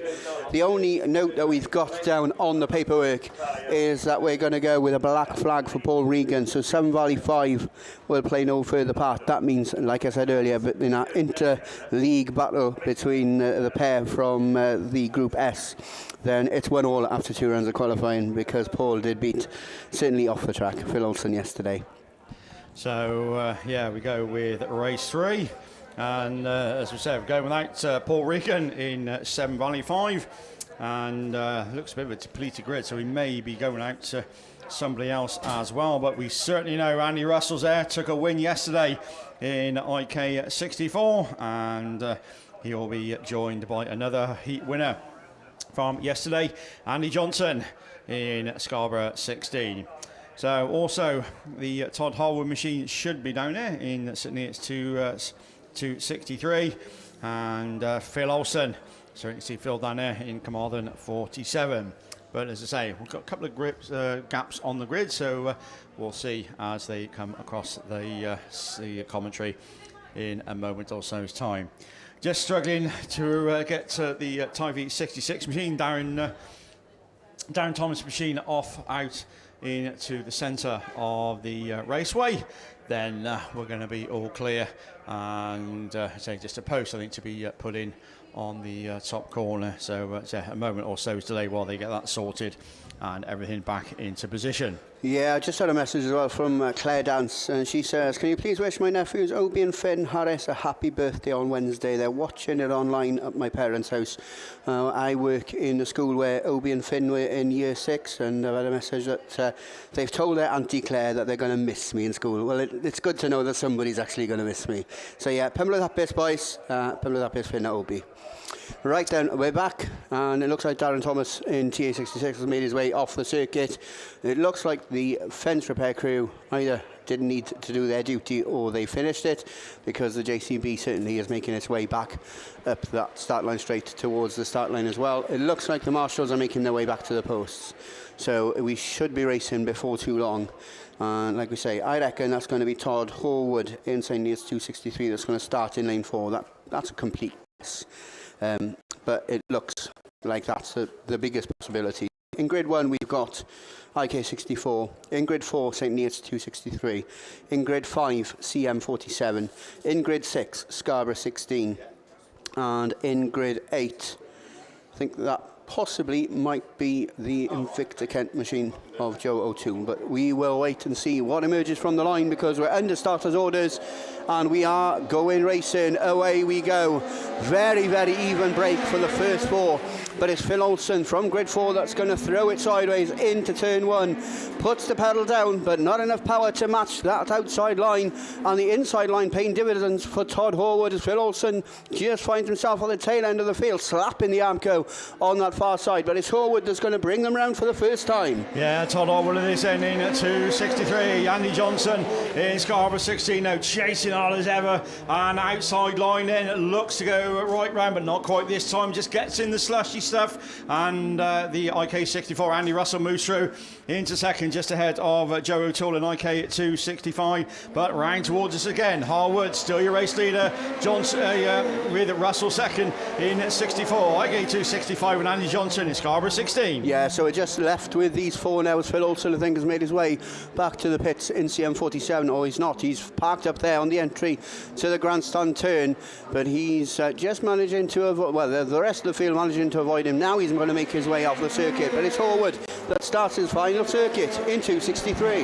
Yeah, 263 it is, and Andy Russell still in second place to go win yesterday, so second place will do him very, very nicely. Andy Johnson in Scarborough 16, and the IK 265 machine with the smoke coming out the back, that's Joe O'Toole, but here we go. Here's your winner, Todd Harwood, certainly is 263. Andy Russell in IK 64, and Andy Johnson will pick up third place points to go with his win yesterday in IK 64, and completing all then IK 265 of Joe O'Toole. Yeah, and if Donny Lodge is out there and can hear us, can you make your way over to commentary?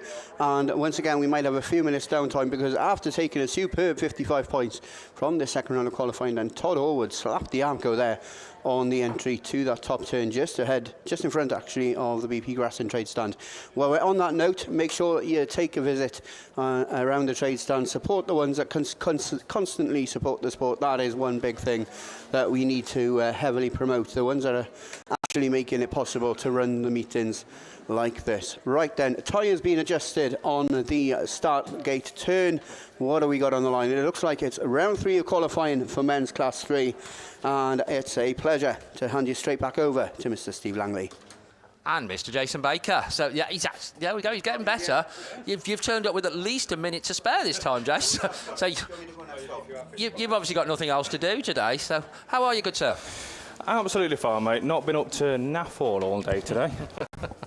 I know. Although it has been a lot easier today, I must say, to be able to see the cars. I'm a lot less brown. My predictions from yesterday won't be the same as today. No, absolutely. But no, Jason, besides, I'm very pleased to say, helping us on the commentary, of course, is lap scoring. And yeah, to him and all of the lap scorers, so Rachel, Mandy and Sandy, and Gareth sort of like steps in as well when Jason's over here with us, doing a sterling job on lap scoring. It really was difficult yesterday. I sort of like did a few races, only did a few. But yeah, it's a little bit easy today, but thankless task at the best of times, but conditions like that. So well done to you and the team. Right, we are moving on, as Gareth said, to the Pete Bott Skips sponsored Class 3s here at the Power Maxed Nationals. Talking of Power Maxed, then don't forget time is ticking away to pay a visit to their stand or stall that is situated just behind us here in commentary. By minimum spend 25 quid, which is nothing in this day and age, is it? And they are going to be running a raffle there that's going to be drawn after the Champion of Champions race today. First prize in it, 2 British Touring Car hospitality tickets. And I tell you, that is a day out and a half. It really is. So that is well worth sort of like paying a visit. Also, second prize is 2 entry tickets to the British Touring Car. Obviously, Power Maxed run touring cars. And third prize is a Power Maxed valeting kit. So yeah, pay them a visit. Pay all of our trade stands a visit.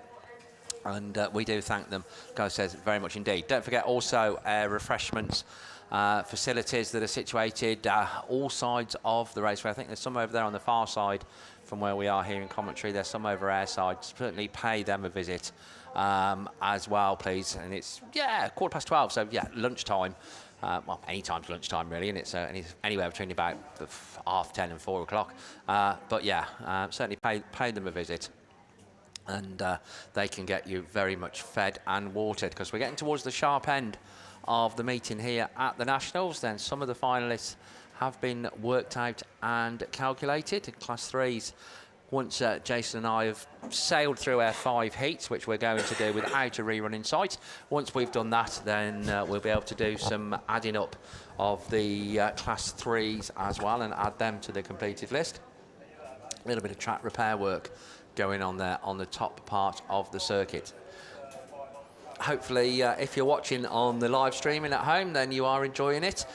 We've had some mixed feedback. I think we've tried something new here this weekend in terms of the commentary, doubling up, etc., etc. Most people seem to really like it. We've really enjoyed doing it. From a personal point of view, Jason might disagree when he comes on. I think it's worked pretty well, to be fair. It's something different. We've been winging it all weekend, but we're both far used to winging it at Nationals by now, aren't we? It still seems to have worked. I'm going to say, I just don't have to wing it on my own anymore, so yeah, that's the benefit. So yeah, we've received quite a lot of positive feedback. We have received some people that don't like it so much, which is fine, but yeah, we'll take it on board. But yeah, hopefully we are doing our best, and that's all of the commentary team, to entertain you and, dare I say, keep you informed with what's going on. And what's going on at the moment is fence repair there at the top part of the circuit, and yeah, they'll do whatever is needed to do over there.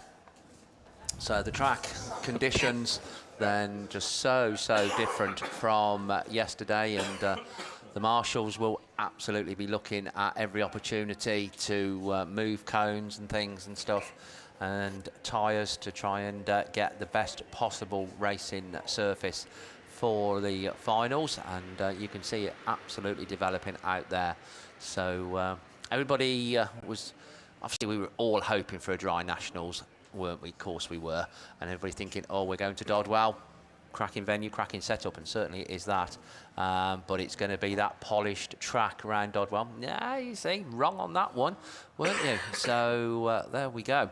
Right, we got some birthdays that I'm not allowed to announce because I've read the do's and don'ts. So I'm not going to tell you whose birthday it is. But there are certain birthdays that, obviously, the Nationals being the first weekend of the year, always appear at the same time. And I'm not going to tell you, actually, because I haven't got time. Right, because Heat 3, Race 1 is on the line. Groups A, F, K and Q. Group A, Adam Henley in Y11, Callum Allenson in Yorkdale's 34. Jamie Lee's there, Trevor Mills, Aaron McKenzie, Wayne Hartwright and Shane Manley. Best of the point scorers, both on 73 points, Jamie Lee and Aaron McKenzie. So we're expecting 7, we've got 5. But there we go, it's Wayne Hartwright in Radford 125 that leads the way down that far side. Jamie Lee, though, making the move right round the outside in the Solway 170. Trevor Mills quite slowly away, in fact, very slowly away in RK6. Their race leader comes round, that race leader, Jamie Lee. Yeah, Wayne Hartwright demoted down into second place for the time being. Then we've got Anderson all the back marker just coming into contact there with your race leader as they make their way through the top bend. You've also got Mr. Manley looking up the inside of Aaron McKenzie in the Cambridge 401 machine as they head down that far side and into the pit bend for another time of asking, trying to open that gap up to your second place man is Jamie Lee.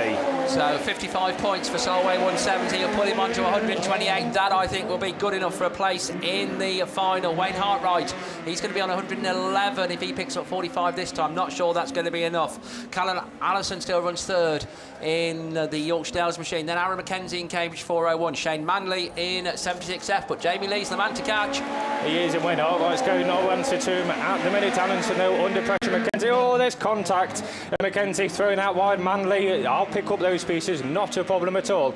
In the 76F and stuck in the mud now is McKenzie in the Cambridge 401. Just gets going again, but his race is over as the checkered flag gets made ready then for your race leader.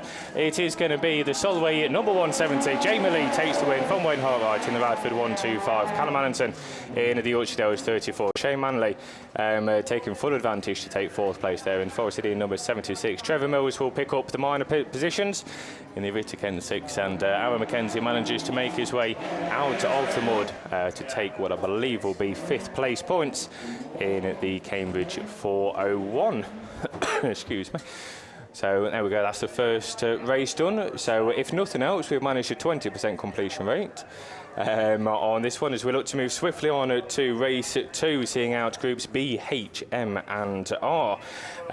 So we should be seeing out there your sponsor, Peatbot in the Stroud District number 47, Vernon McKenzie in the Cambridge 442, Gary Wickham in the Spalding 77, Rupert Lomax in North Wales 1, Daniel Maynard in the Cork 375 and Tony Goodser in the Scunthorpe 307. So Rupert Lomax even at the top point scorer in this race, with the first and a second leaves him on 100 points. Peatbot and Vernon McKenzie both share a second and a third place in the 47 and 442 machines, both sitting on 81 points. Daniel Maynard is down there with a 7th and a 3rd in the Cork 375. And then what else? We've got Gary Wickham and Tony Goodser. Their points looking a bit further down with non-start and a DNF shared between them.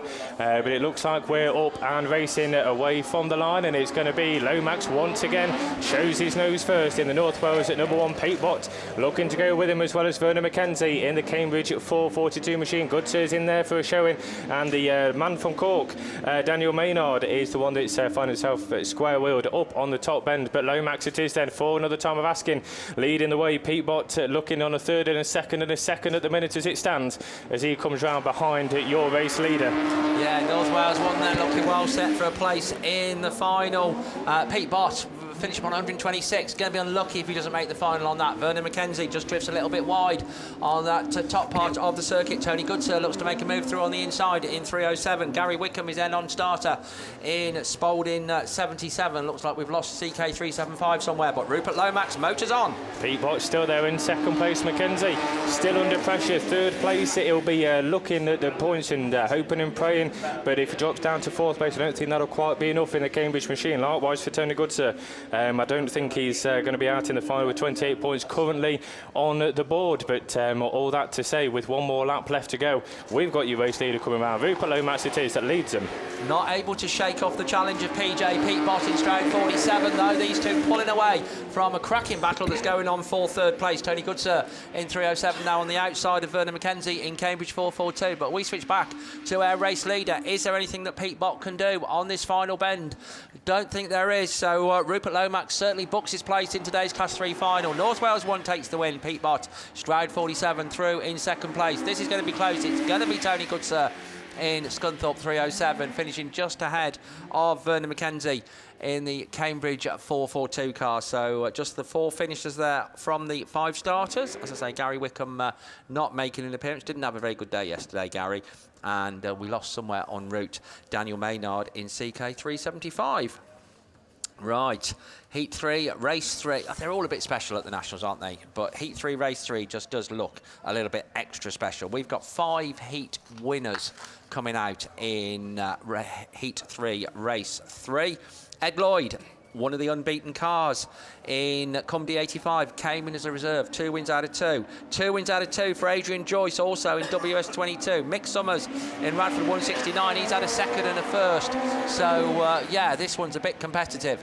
And it's Manfred Kamschult, who can never be discounted in Swansea 9. A couple of 3rds yesterday, a good win this time. But Ed Lloyd in C85, right round the outside of them all. And just tucks it back in on that grandstand bend. And it is the bull, Ed Lloyd, C85, your race leader at the end of lap 1.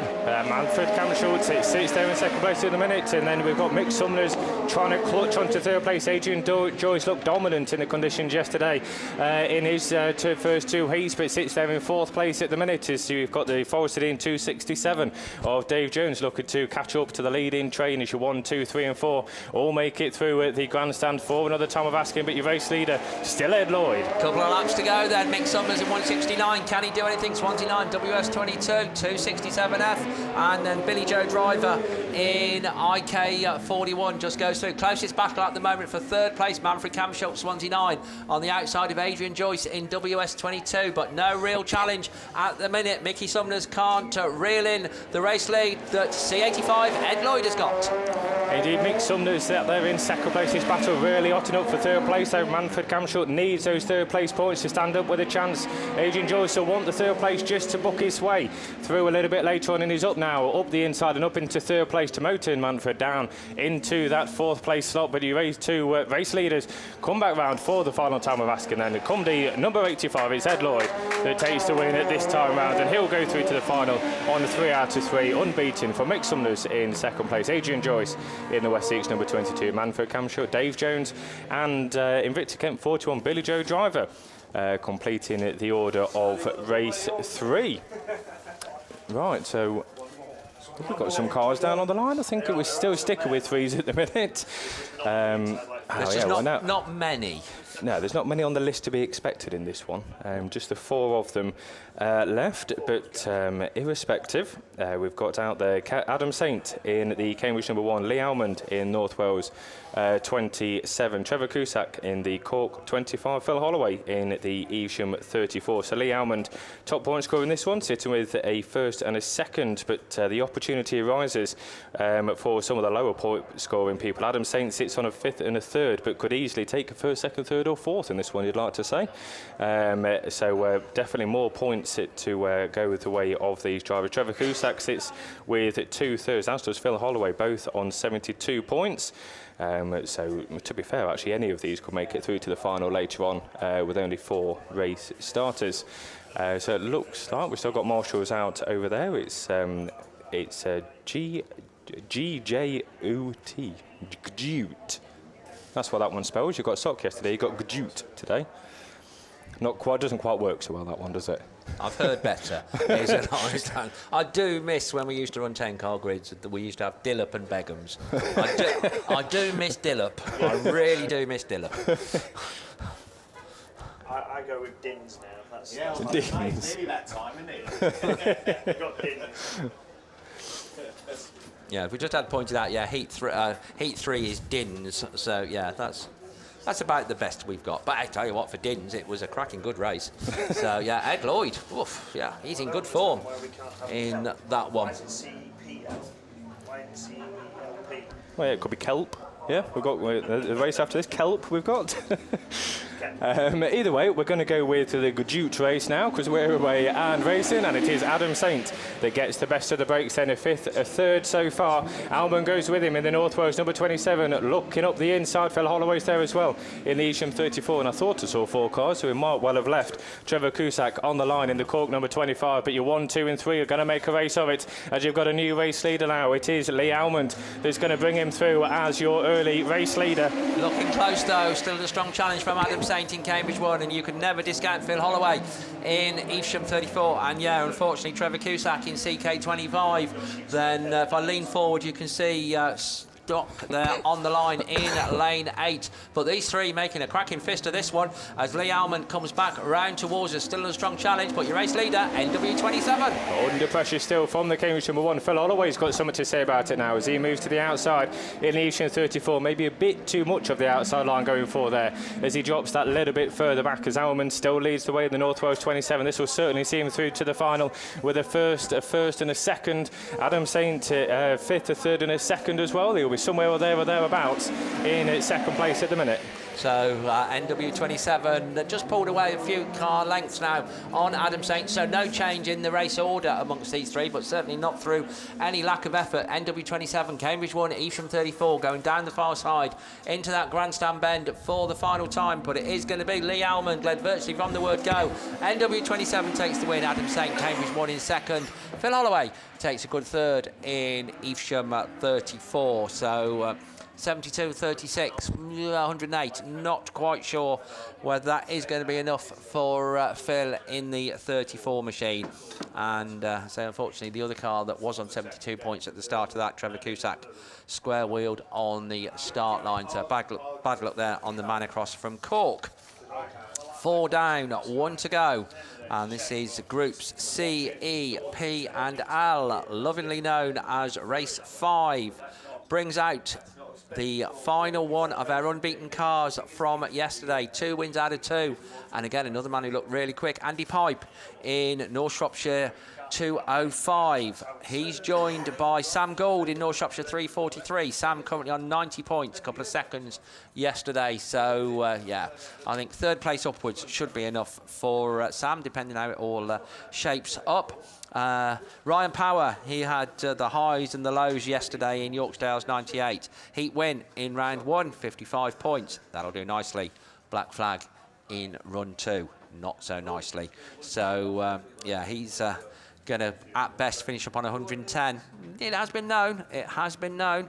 The rest, with plenty to do, and realistically probably won't make today's final, but hopefully they will enjoy their final race here at the 2023 Power Maxed Men's Nationals Championships as they get away from the line. And problems for North Wales at 234. Barry Evans, bonnet comes loose, so he's going to, unfortunately, need to pull over to one side. But North Shropshire 343, Sam Gould, he wants to add 55 points to the 90 he's currently sat on. That will be good enough for a place in the final. And already a long way clear is NS 343. And he's clear of the second place man, Ryan Power, in the Yorksdale 38. It's all closing up behind him, though, is Andy Pipe on the inside of the Hereford number 1. Jeff Gibbs looking for the wide line. Sean Collins there as well in the Invicta Kent 257 as they power down that far side. Your race leader, Sam Gould, looks to try and be away and gone here as he comes back through this top side for the final time, for the halfway point of Askin this time.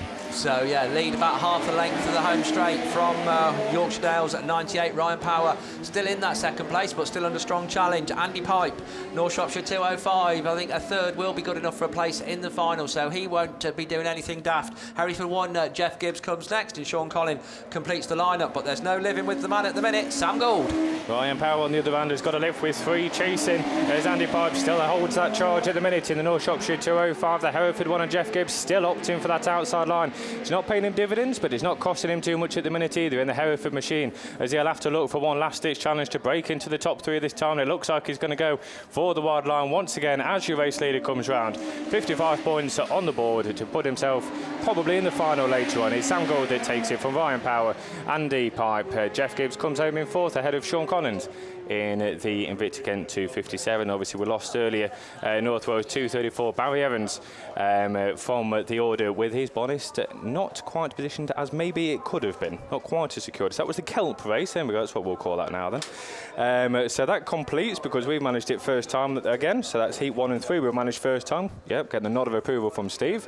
So it looks like we're going to go with class 5s. Are we going to go with? Yeah, so over to Mickaby and Haley. Yeah, thanks very much, Jason. It is the men's class 5, Heat 3, MJA Automotive Engineering Limited, our sponsors, and 5 out in this first race. John Wilde, Charlie Holloway, Patrick Daly, Riley Diber, and Ollie Howe. Charlie Holloway, Evesham 9, 2 wins out of 2, 110 points. Well, we've seen 128 gets you into a final in the first few classes. Let's see what happens now, and we're all way and racing. Holloway takes out there. Howe gets a little bit of a knock in the back of Patrick Daly. Daly then holds on to that second, but goes for a gap up the inside of Holloway. Holloway back on the power. Down that back straight into turn 1 they go there. Diaper running in that 3rd place. Then we go Wild, and then Towel Machine in 5 as they bring it out of turn 4. Holloway leads it. From the West Waterford 188 then of Patrick Daly as your 1 and 2, but he's coming under pressure from the 255F of Riley Diper. North Shropshire number 1 then of Ollie Howell, and then that CW number 7 of John Wilde finds himself with all the work to do from the rear of the field, but your race leader's coming back round again this time. Evesham number 9 it is then of Charlie Holloway. Holloway then with 2 wins already. Can he make it 165 points? Exits that turn 2, puts the power down there. Daly still holding on that second end. Diaper, then Wild, then Howes. They're all bunching up as they come down into that turn 3. Out of Stargate then. Holloway going to see the last lap flag. 1 more lap to go on this one. Holloway leads it then. And second Daly.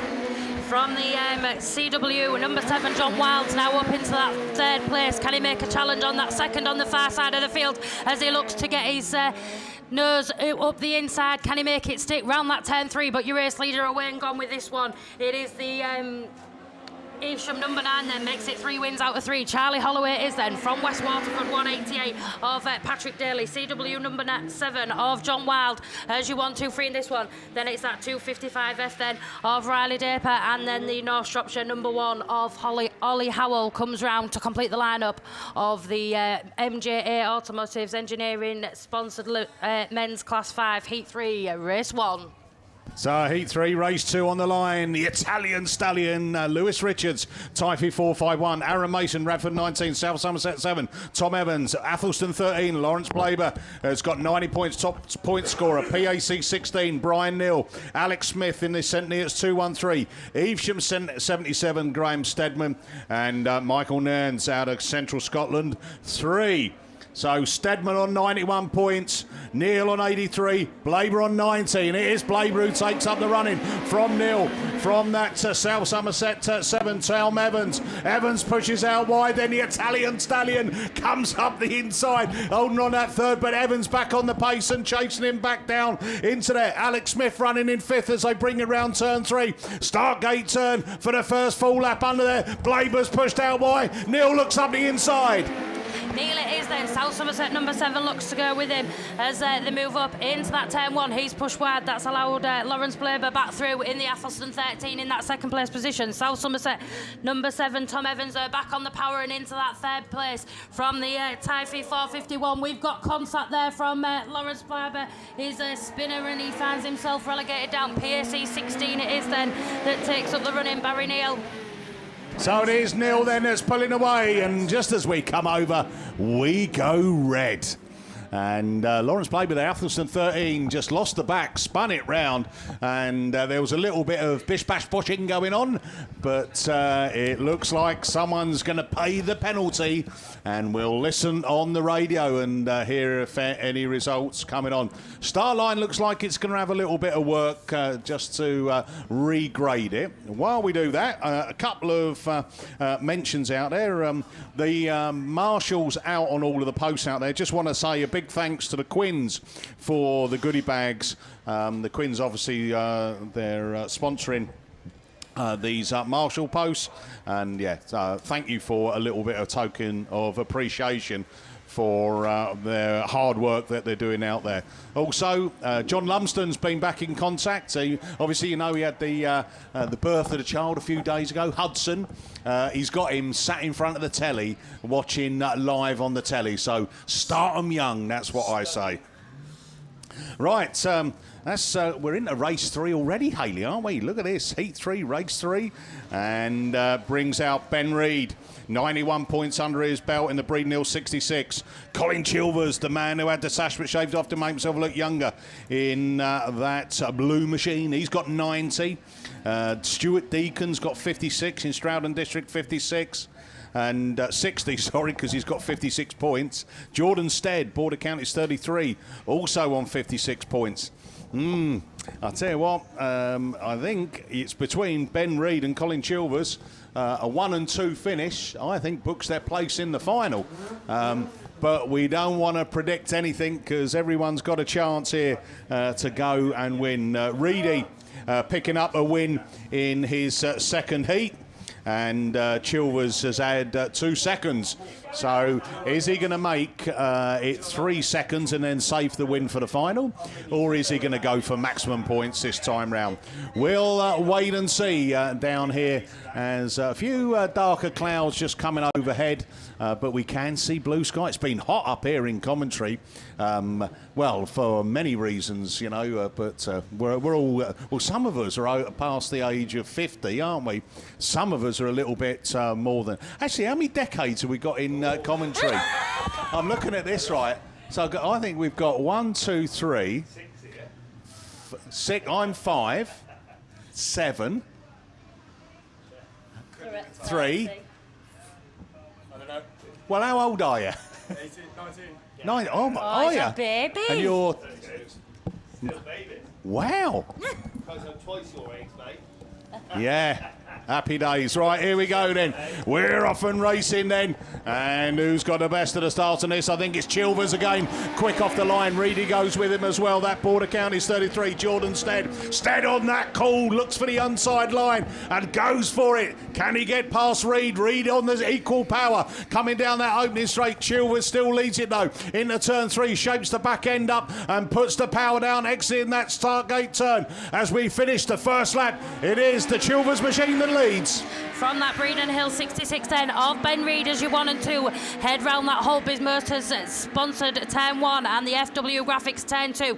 But it's still Colin Chilvers on the far side that leads them up into that grandstand turn. Ben Reed going with him then in that Breeden Hill 66 from the Border Counties 33 of John Stead as you 1, 2, 3 now come round that start line turn. Colin Chilvers it is then.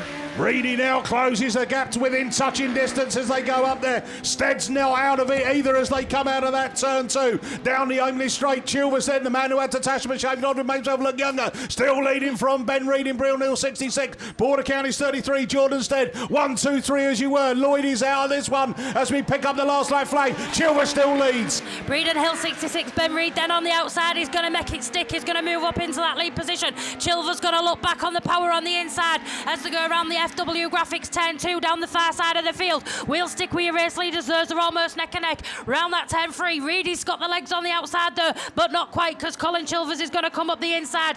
But it is Ben Reed that takes the win then from Colin Chilvers as you 1 and 2. Border Counties 33 then Jordan Stead takes 3rd place on this one. And then it's going to be that North Wales 50 of Ian Lloyd that takes 4th place points on this one. So well done to them. So yeah, cracking racing there, and Reedy, the pressure paid off in the end. Right, let's move it into Heat 3, Race 4. Ian Jones, Barry Miles, Ben Harper, Chris Tudgate, Gary Wickham, Dazza Gunny. Who's top point scorer?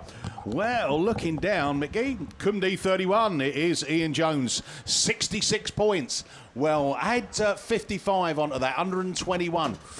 Ooh, that would be tight, wouldn't it? Jonesy, I think a win, as that's the only thing you need. And then fingers crossed. 117 in the Class 2. Class 1s were about 128 at one point. And Stockhatch, there was 4 of them on 128 to get in. So he's all a bit of a mix-up there as we look down to that start line. Is that a little bit of rain I can hear on the roof? Bit of pitter-pattering? Yeah, I think the rain's kind of played a little bit of havoc with some of the results in these classes this weekend, and it certainly separated the men from the boys in this one, I think.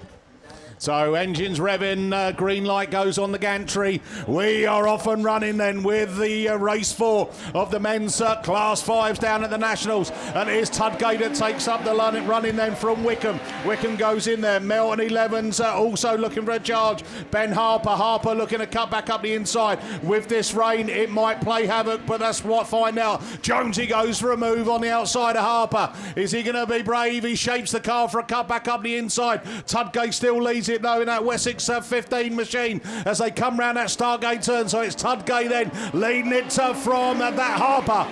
Spalding 11 then, or 111, of Gary Wickham in that 3rd place. Ian Jones in that Cumdy 31 in that 4th. As I say, that Jonesy gets it sideways. The South Scunny 94 then of Barry Miles look to avoid contact there. That's dropped them down the field, but back up and at the front your race leader's already heading up round that start line turn. It's Melton 11 then that takes up the running as your race leader with Ben Harper. There's Tudgate then still trying to chase him down as they climb up the hill, coming out of that turn 1, out of that into the turn 2, down the opening straight down there. Wickham in that 3rd, then it's Jones, then Miles, and then Dazza Gunny at the back of the pack, but round into turn 3 for the penultimate time. It's Harper, Melton 11, 57 points. This would make 112. That could be close. Last lap flag coming through. So it's Ben Harper leads it.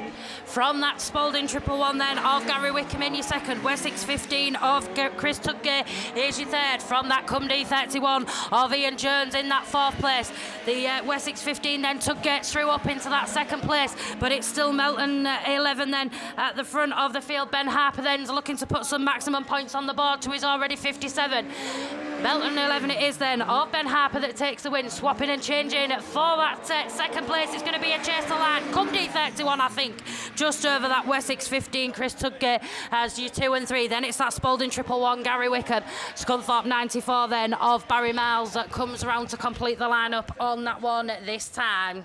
So heat 3, phase 5 brings out 3 lads that can all make it through the final. Jaber Smith lug away 100 points, a win in the second. Baxter Pargett and Nottingham 45, a win in the second also, 100 points. Dan Godfrey, Cambridge 10, 91 points, a win in the third. So 1, 2, 3, possibly could get all of those 3 in the final.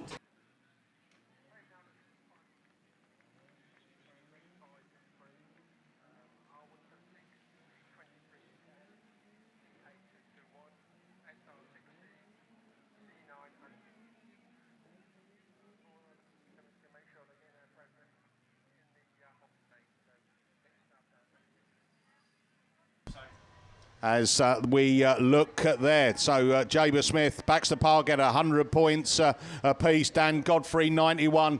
What can they do? We're waiting for track clearance. The rain is beating down again down here at the Men's National 2023. But we are off the line then. Race 5 of the Men's 5s. And it is Jenny Shepherd then from Dan Godfrey, from Jaber Smith, Adam Brown, Baxter Pargetter as they slide round turn 1.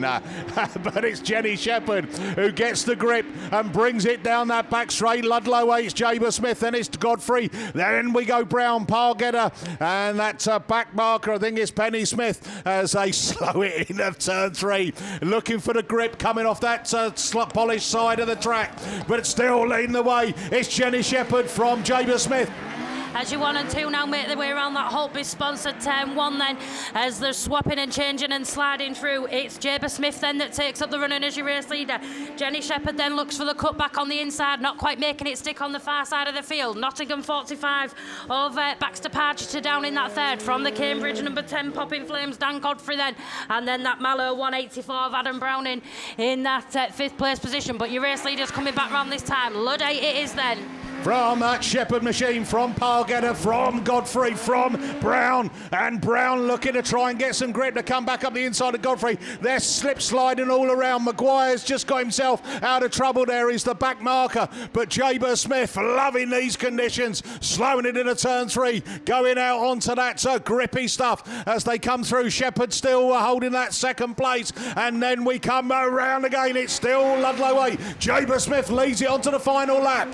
From that South Somerset 22 then of Jenny Shepherd, Nottingham 45 of Baxter Pargetter as your 1, 2, 3. Cambridge 10 then Dan Godfrey in that 4th place as they all slide round that FW Graphics turn 2.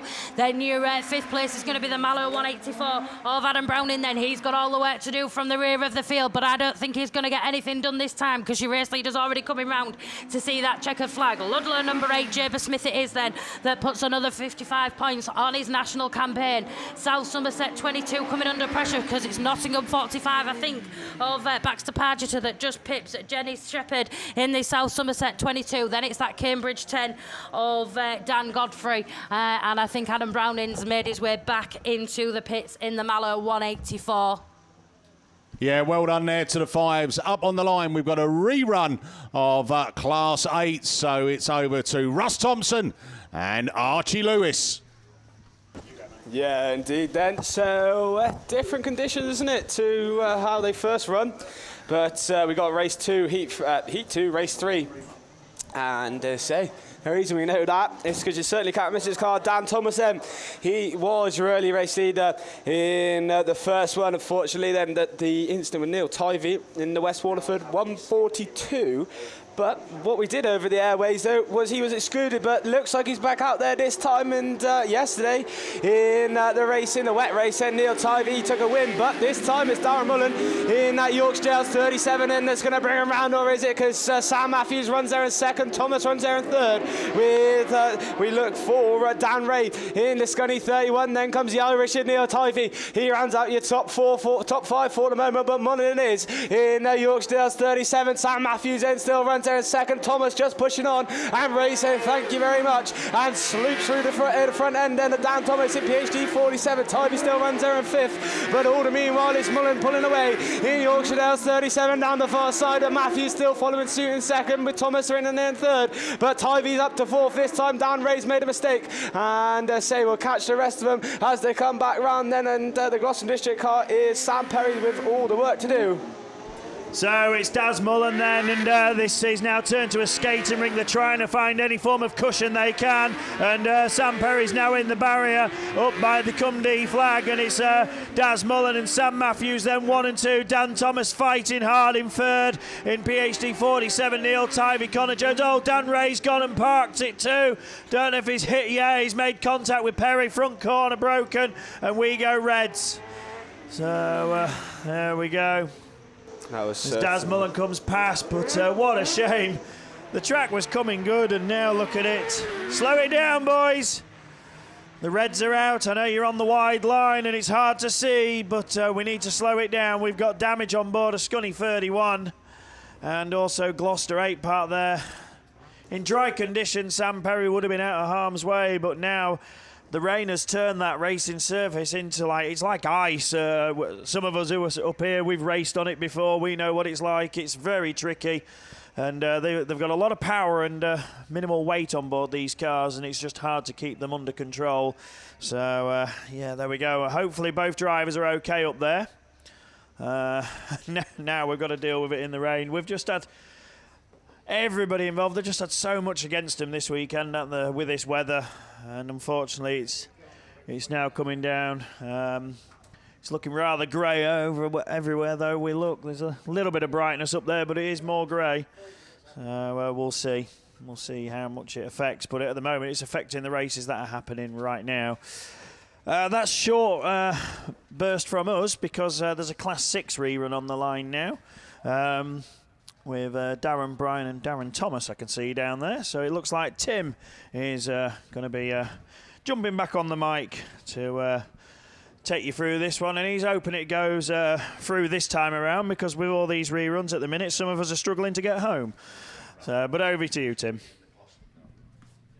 Yeah, thank you, Russ. Yeah, so we're feeling the effects from yesterday, and any donation to the diesel fund to get home will be very much appreciated. Right, back to the serious stuff. So back with Class 6, Fireman Extinguisher and Safety Services, of course, your sponsor. And this is the rerun, we presume, of... let's see what race it is. Maybe race 2. So...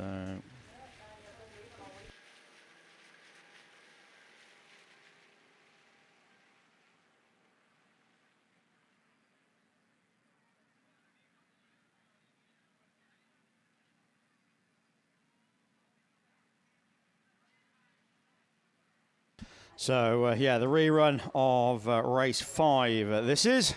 So, we're going without Alex Hay in York 24, Matt Jess in Dan Autograss 77. And looks like we're going without a few other people as well, a few gaps on the grid. And Darren Thomas is certainly there in time for 66. So, Darren Bryan in Scarborough 41, he starts in about grid 2.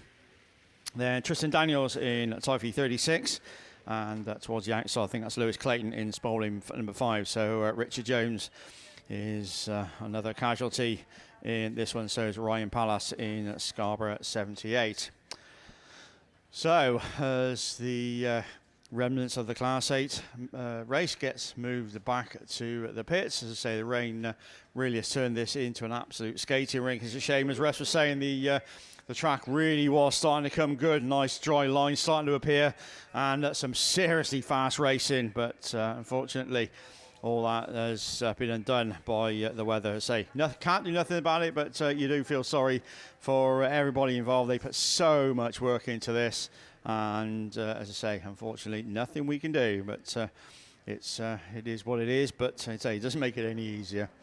So Heat 2, Race 5, Fireman Extinguisher and Safety Services is your sponsor.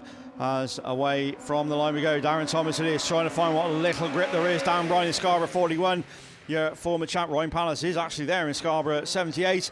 Lewis Clayton in Spalding number 5 as they struggle around turn 1 and 2, but Thomas has made the best of it, still holding on just about as Brian just drops to 4th in Scarborough 41, but very gingerly round the grandstand bend. Thomas has gone wide, so's at Palace. He's in the slushy stuff. Brian trying to go right round the outside, trying to find what grip there is. Scarborough 78, your race leader from Scarborough 41. Lewis Clayton is Spalding 5 and Darren Thomas in Typhoon 66. Yeah, absolutely. So it's the 2 Scarborough cars out there in front in this one. But Darren Bryan is reeling in his club mate as he makes his way down that far straight. And he's still favouring that outside line, just on the edge of where the loose has started to build up. So he's not strictly on the polish, but he's taken too far a wide line there. But manages to put the power down and regain that race control. Yeah, Darren Bryan, Scarborough 41 in this then. That still leads the way. Ryan Palace still holding on to second. Scarborough 78, Darren Thomas in Typhoon 66, and Lewis Clayton in Spalding number 5. But as I say, the former champ looking to add 55 points to his tally. So first to go with a third this morning. And well, yesterday, that will do his chances no harm whatsoever, but just needs to keep it out of the deep stuff as he comes across the line with 1 lap to go. Yeah, absolutely. Yellow flag with a black cross time, and Scarborough 41 and 78 then both start their final circuit. Darren Thomas, well, you can tell it never rains in Wales because the Welsh aren't doing too great in these conditions this weekend. Darren's there in that 3rd spot in TA 66. And Spalding number 5 then from the Final League. Lewis Clayton running it all out in that 4th spot. Yeah, checker flag then at the ready, and as long as Darren keeps it pointing the right way, but once again he's gone wide, but he's got enough pace to come across the line. 55 points on the ball then. Darren Bryan, Scarborough 41 from Scarborough 78 of Ryan Palace, and Darren Thomas in Typhoon 66, and picking up 2 4th places. That's Lewis Clayton in Spalding number 5. Yeah, so that's I think the last tick of the box, or we got another rerun to come later on in men's class 6s. And don't forget, this is the second round of qualifying, and we do have 1 rerun to come a little bit later on. That was the rerun that was stopped when Martin Phillips in Cum D47 was on his roof. Not sure whether they'd done enough laps to actually take a result on that one, or whether it's going to be a rerun, but we'll wait and see what we see on the line. But what we can see for now is Super Saloons down there on the line. So who's going to take us through the 3rd round of qualifying of the Super Saloons? It's definitely going to be one of 2. It's definitely going to be Haley or Mickey B. Yeah, we're off with the Super Saloons. No time to take you through, but I can tell you it is Johnson who gets a flying start from Gouldy. Barrett's up there. Redley goes with it as well. I think who else is coming? Oh, Johnson climbs the Armco. Oh, no. What are you going to do, fellas? It's a little mothers meeting up on the top corner, isn't it? Ah, dear. Barrett's up there. Johnson's up there. And, yeah. As you could tell, I just slowed myself down. Oh, hold on, are they carrying on? Oh, well, there you go. Well, that surprised me. So, PAC 47, J-Ran Lewis leads. No, I think we are going to red flag that one, Mickey. I'm just looking. There's just cars all over. It's carnage. But, yeah, red flags on that one. So, first of the Class 7s and back into the rerun lane for us, Mickey. Do you know what, Hayley, how my missus would describe that? Like me at home, messy.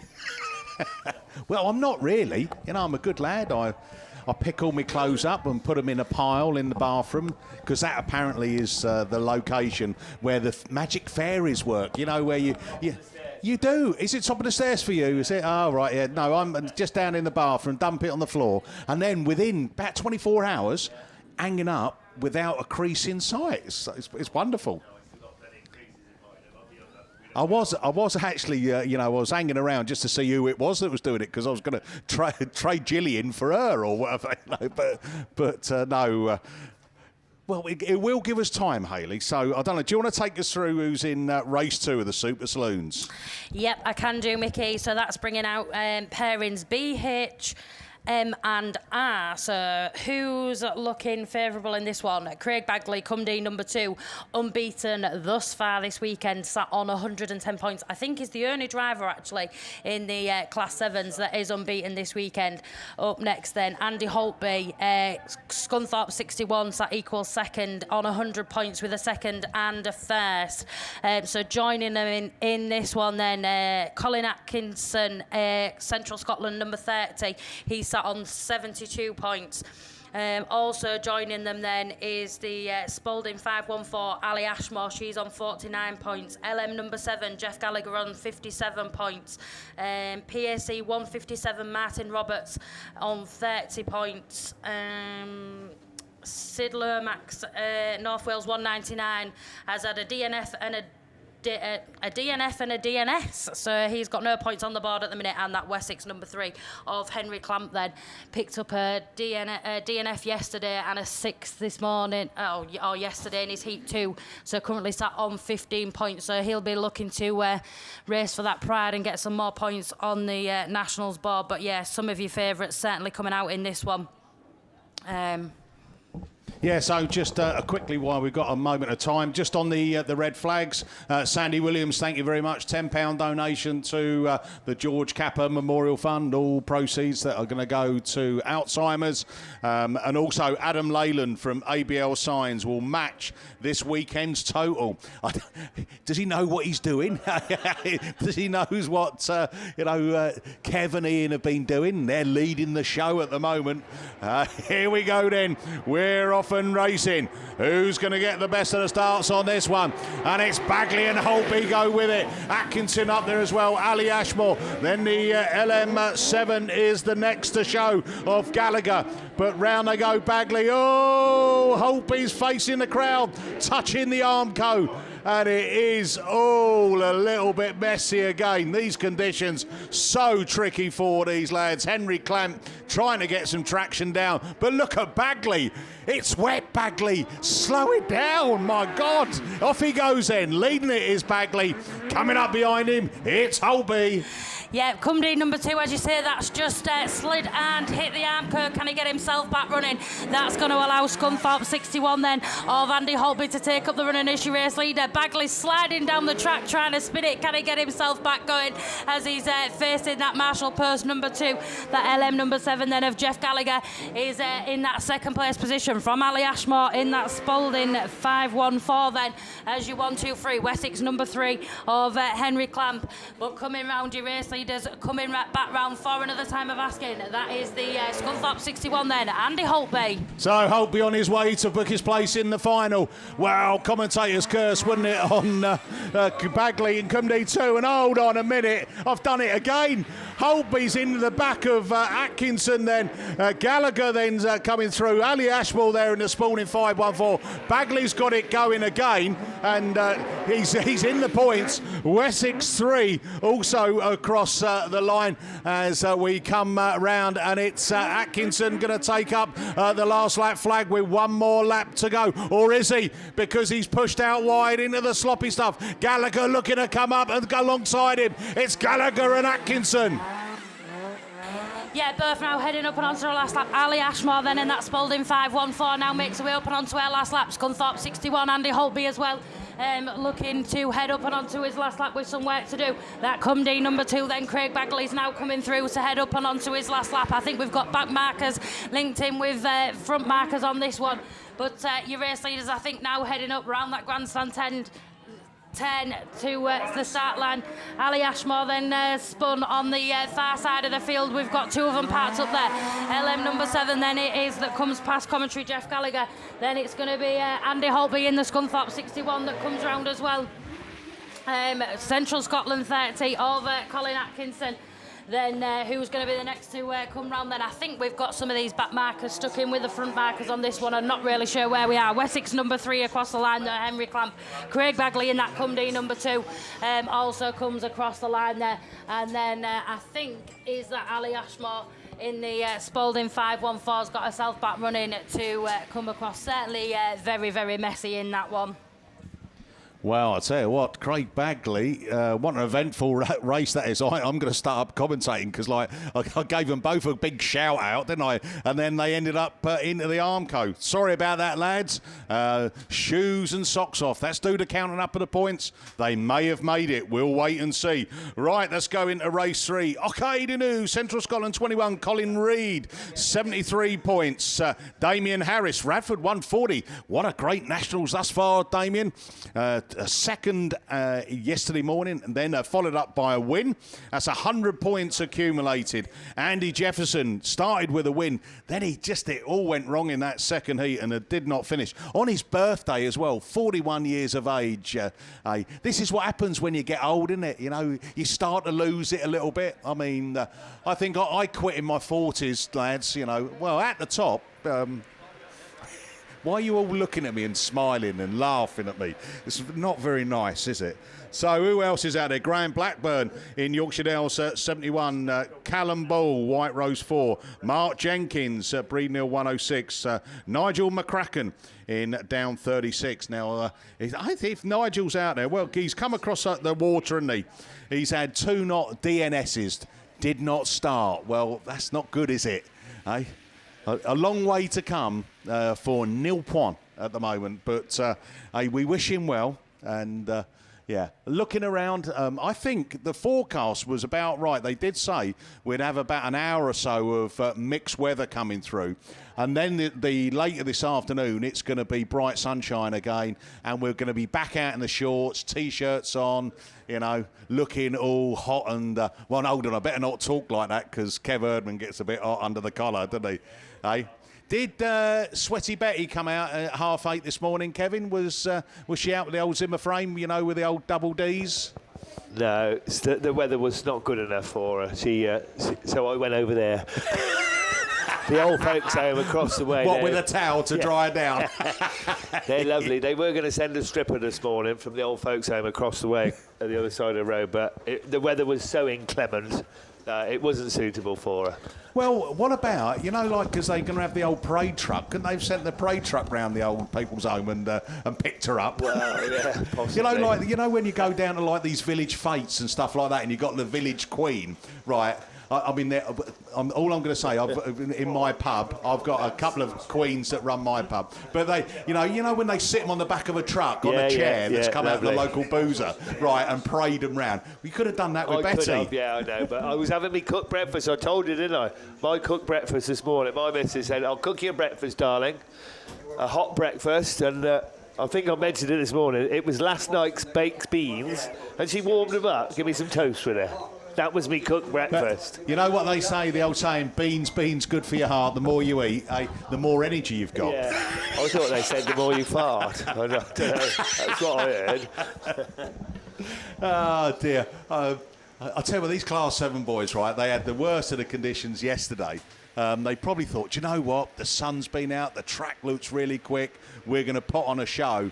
And then just the wrong sort of timing has made it really challenging for the guys. Bit more water falling from the sky, and again, it's not going to make it any easier. And again, it's all to play for. Damien Harris, Radford 140, say a second and a win, has put him top point scorer on here. And if you think about it, 4th place points gets you 28, doesn't it?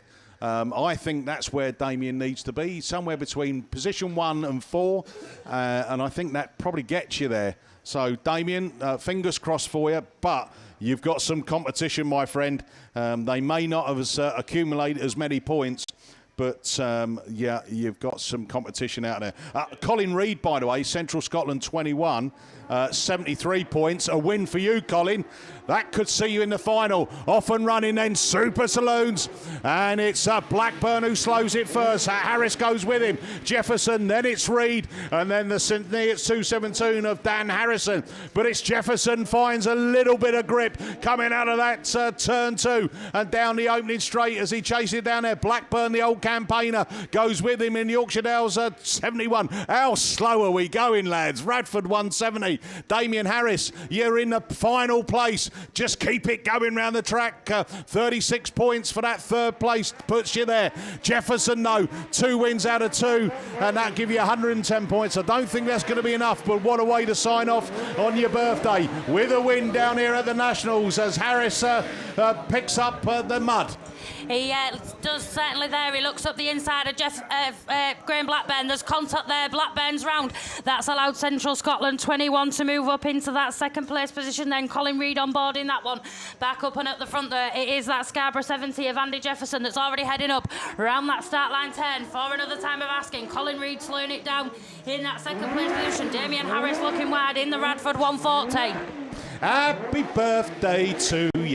And Andy Jefferson then slides it up the hill out of that turn 2 on his way for 55 points. Or is he? Look at that, the old Scottish lad. They cockade and oog on the grass, but gets the grip and moves. Oh, Jefferson's into the Armco, going into turn 3. He's got it back going. Oh, he's round again. You spin me right round, baby, right round. That's Colin Reid. This would get him into the final. He's got one more lap to go then. Reid in Central Scotland 21. One more to go. Can he do it? Holding that tight line then and slowing it right down as he heads into the Holtby sponsored 10-1 on this one then. Radford 140 of Damien Harris in that second place position, but Andy Jefferson's back on the power on the outside. Can he make it stick as he moves up into that second place position on the far side of the field?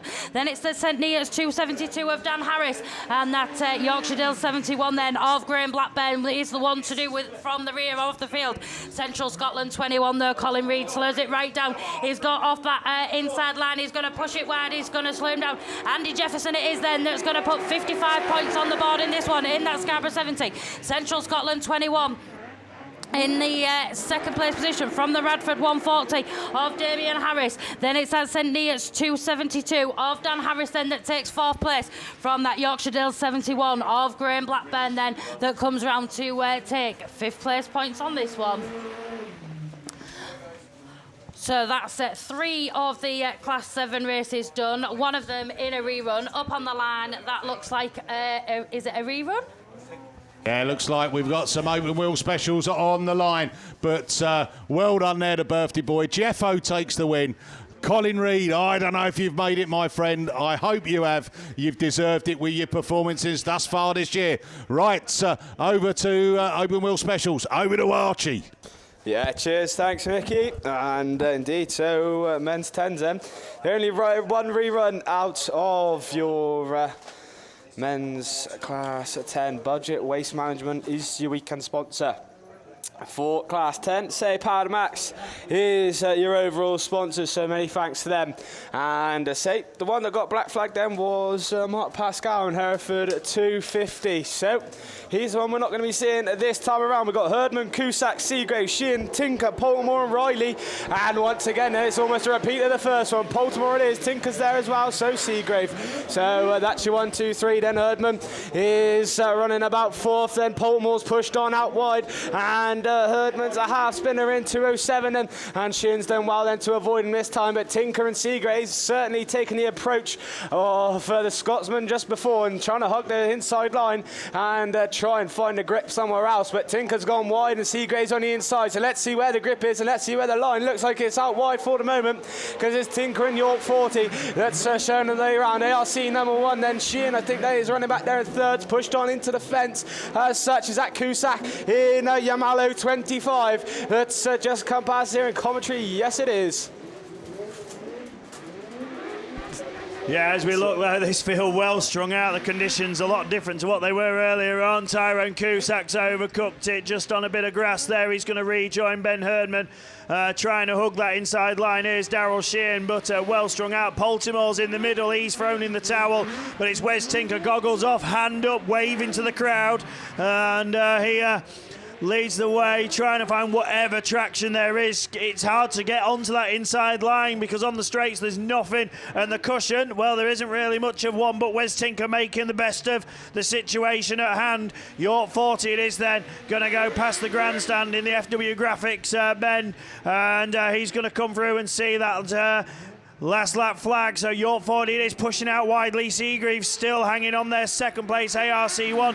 None of these drivers really set up for the rain, I don't think, which is coming down now. Oh, and Seagreaves is in the barrier and round he goes. Can he get it gathered up? He rejoins. Oh, Tinker's in there. Is that Tinker up there as well? Yes, it is. York 40, and he's going nowhere because he's nosed up to that fence. No reverse on board, and he's not going to roll back down. Battle on for third, which will become second. Lewis Riley, Tyrone Cusack, Ben Herdman, and are they all on the lead lap still? I really don't know. But we know James Baltimore's out of it, and so is Wes Tinker. Who's that in the mud? Oh, it's Augerong, and where's Seagreaves? And where's Seagreaves? He's there, he's got going. So I think it's Daryl Sheehan bogged up in the sort of infield, but it is Lee Seagreaves, a race of attrition. Takes the win. Look at him, absolutely plastered in mud. And coming through, Lewis Riley. Is he on the lead lap or not? I don't know. Tyrone Cusack. Kev, of course, is being unbiased and says Ben is second. And we think Lewis Riley is a lap down, along with Tyrone Cusack. We know James Baltimore's out. We know Daryl Sheehan is out because he's literally stuck with wheels spinning and nowhere to go. And Wes Tinker, like some of the sevens did as well, they just get a front wheel hooked in that what should be a cushion to help them out, and it just drags them in. And Wes, unfortunately, if it was a bit flatter over there, he would be able to roll the car back down the slope, but it's not going anywhere, and unfortunately, it means no points. Wow, there we go. Budget Skip Management, your sponsorship for Class 10s. I think that was there is another rerun called for the 10s. That race did get complete. Heat 2, Race 3. So... Right, okay, a bit of a mention, please. The following passes are still at the Max Sport wagon for the ladies and juniors drivers. Abram, that's ARC, Down, Evesham, Leewood, Solway and White Rose. So can somebody from each of those clubs please go to the Max Sport stand to pick up your passes, please. So this is for the clubs, not drivers. We just need a representative from each club to make their way there. So, yeah, that Class 10 race then gets put to rest. There is another one to go. Apparently, Heat 2, Race 3 was completed. Paul Glover's going to collect White Rose. He's just a bit busy at the moment, sandwich in hand. So, yeah, he'll call along for that one. But, yeah, Heat 2, Race 3 of Class 10s apparently is being rerun. We're not 100% sure why, but it was called with all cars back in, I believe. We've got Class 8s down there on the line, though, for their rerun. This one's got groups F, J, N and R. Louis Jackson, Nottingham 7.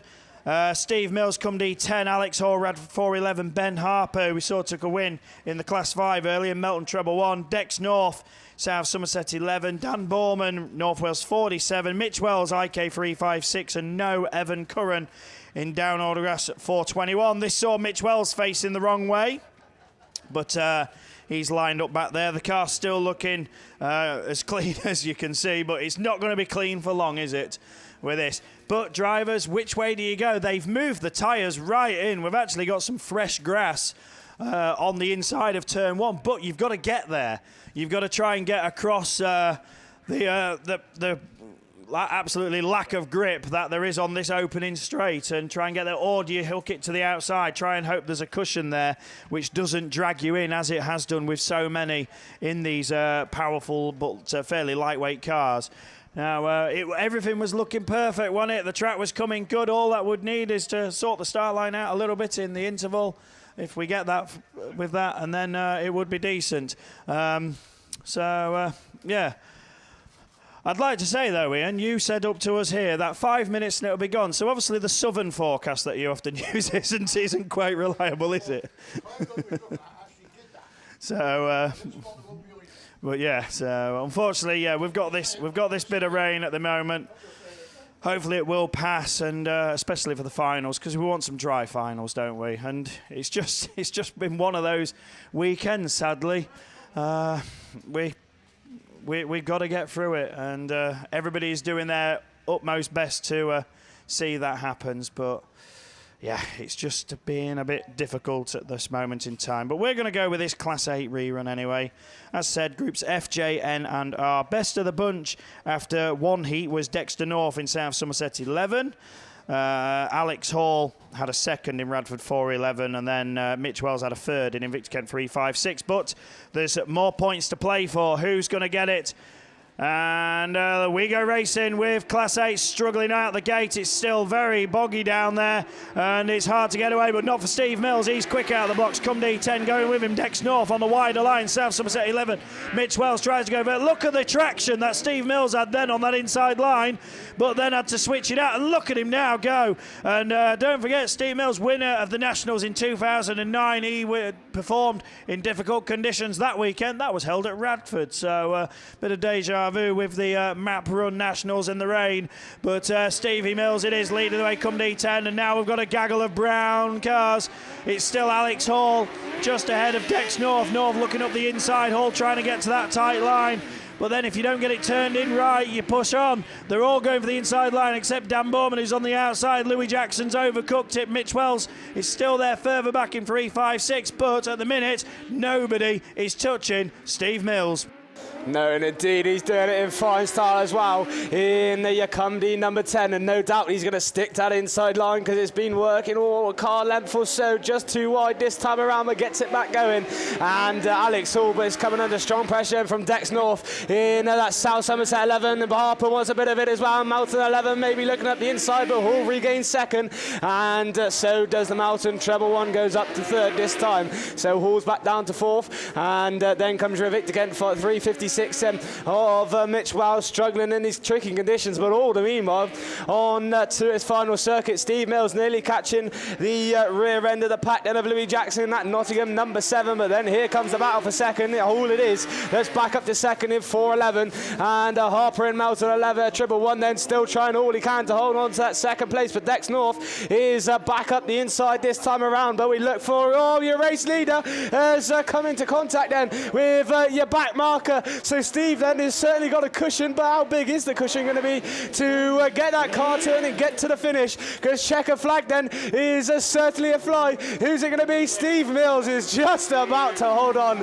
in come D10. Who's it going to be for second? Oh, that's certainly close. I'm not going to call that one, but look to be the North, and then go to 4.11. Mountain Treble 1 of Harper. And then that comes the Daniel Dorman in North Wales 47, and Louis Jackson then to complete. Well, it wouldn't be Class 8 racing, would it, without a bit of drama on the last lap, and certainly that's another tick for the box then. So men's Class 8, Steve Mills then, what did he take yesterday? A 5th, so a win is certainly not going to do him too bad whatsoever. So looking down the line, we're sticking open wheelers, and we're going Class 8 racing. Still sticking with the Class 8s. Which race is this going to be? It could either be a... so we'll just try to find a sheet. I think this is going to be race number 4 is what we're going to go with. And say we're looking for the Forest 95. I think I can see him. Yeah, indeed we can. So you see the Williams machine in this one. So we're looking for Drew Butler's, Carl Burns, North Wales 141, Danny Lawler, Owen Williams, then Ash Howard, Emily Gill. Then this is the one where Emily Gill come into contact with Ashley Robbins in that turn 2, that FW Graphics turn number 2. And so unfortunate, so we're not going to see Emily Gill back out in this one, but Spalding 43 and Killian Thomason in that down 115. So Ash Howard then, good start this time. So's the Robinson machine though, it's Spalding 43, and Williams then in Forest 95 is going to try and look up the inside, but just struggling to get the car turned this time around. Robinson's round then, and is that going to be the Breednell 18 and a Carl Burns that's just pushed on in that Holtby motored turn 1, but Ash Howard though into turn 3, and he's been followed then by the Forest 95, who's certainly just got a fill-in from the rear end of Howard's machine, but the front end of Howard's car is probably the cleanest, and they're probably going to stay that. But turn 4 then is coming under strong pressure from the Spalding 43 car. of Robinson then is up to second, and there's the two back markers making the mistake then, but Forest 95 is up to third. Then comes your North Shropshire 14 of Drew Butlers, and then we look back then for the Breedon Hill 18 Carl Burns. But Ash Howard though is certainly out the front and certainly got a comfortable lead. Yeah, another well strung out. We've got one up by the barrier on the exit of the turn. Can't quite identify who that is at this moment, but Ash Howard, just gently as you go. He's in front, he knows people have got to drive round him, and the conditions so difficult now. It's hard for anybody to make a real challenge because there's just no traction anywhere. And they're going to go, was it Drew Butters up there by the barrier? He's there. If that's him, he rejoins. Just passing us now is the Danny Lawler North Wales 141. It's very difficult to identify who these cars are once again, but we always do our best. And coming through this time, it's Drew Butters, but Carl Burns following, and new race leader Ash Robinson's gone through as Ash Howard's gone wide. So the two Ashes then have changed places. Howard went out wide, Howard's back up the inside. Back markers are there though. Just that's the only grip on the track there inside turn one. But Howard back up the inside line as Robinson went wide. Oh, there's contact.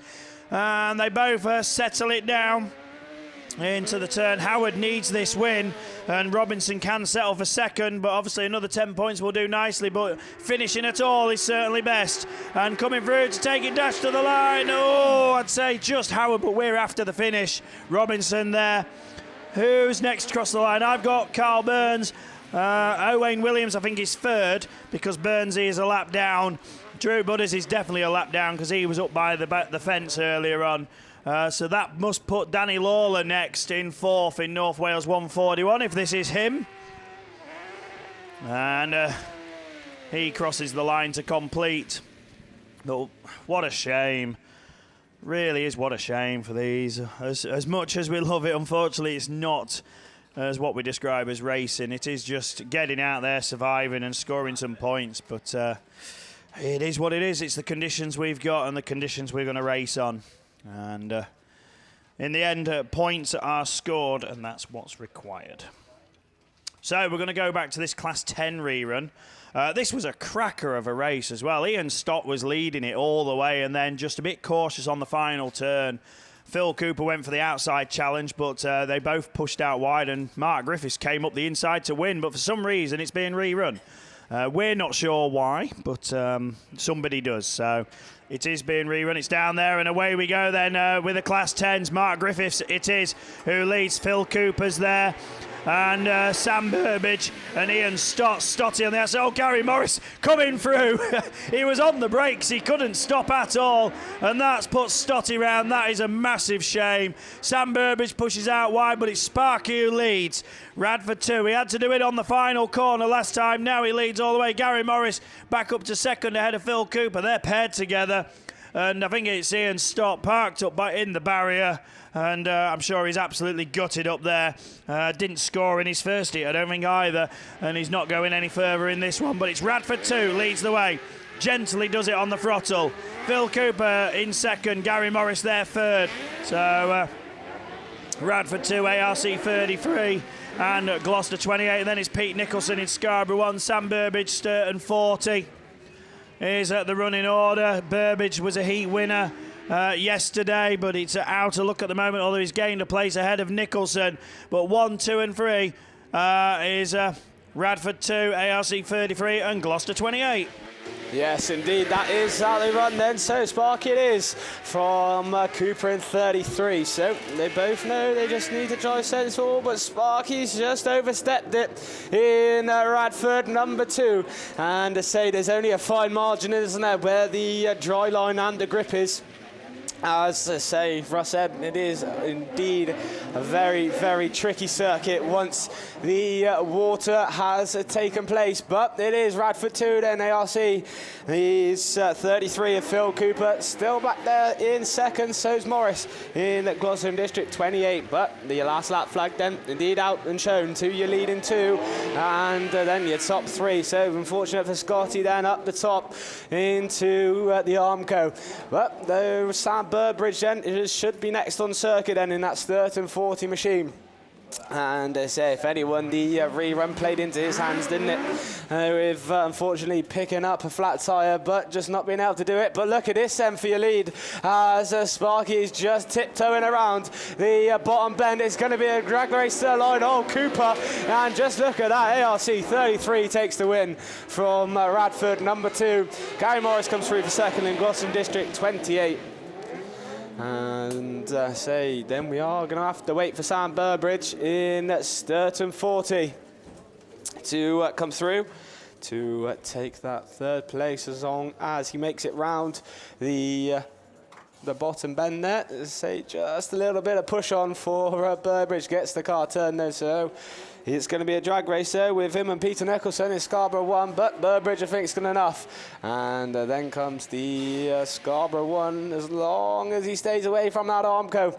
And someone wants to take the magnet out of that top Armco because they're all being dragged towards that one. But Scarborough 1 it is then, takes the 4th. And the old Ian Scott then was the one stranded at the top end. So looks like that is most of our reruns all done, apart from I think we got 1-8 rerun possibly. Rerun of a rerun, and they say that is going to be a little bit later on, but for the moment now we are going class 7. So back over to Mickey. Yeah, just before we do that, we've just been handed Class 3 finalists, the top 8 that have made it through.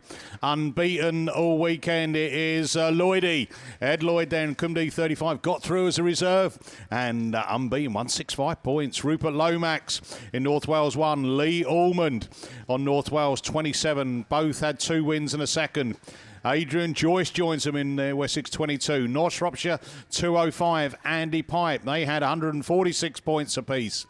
Mick Sumners, Radford 169. Sam Gould, North Shropshire 343 on 145 points.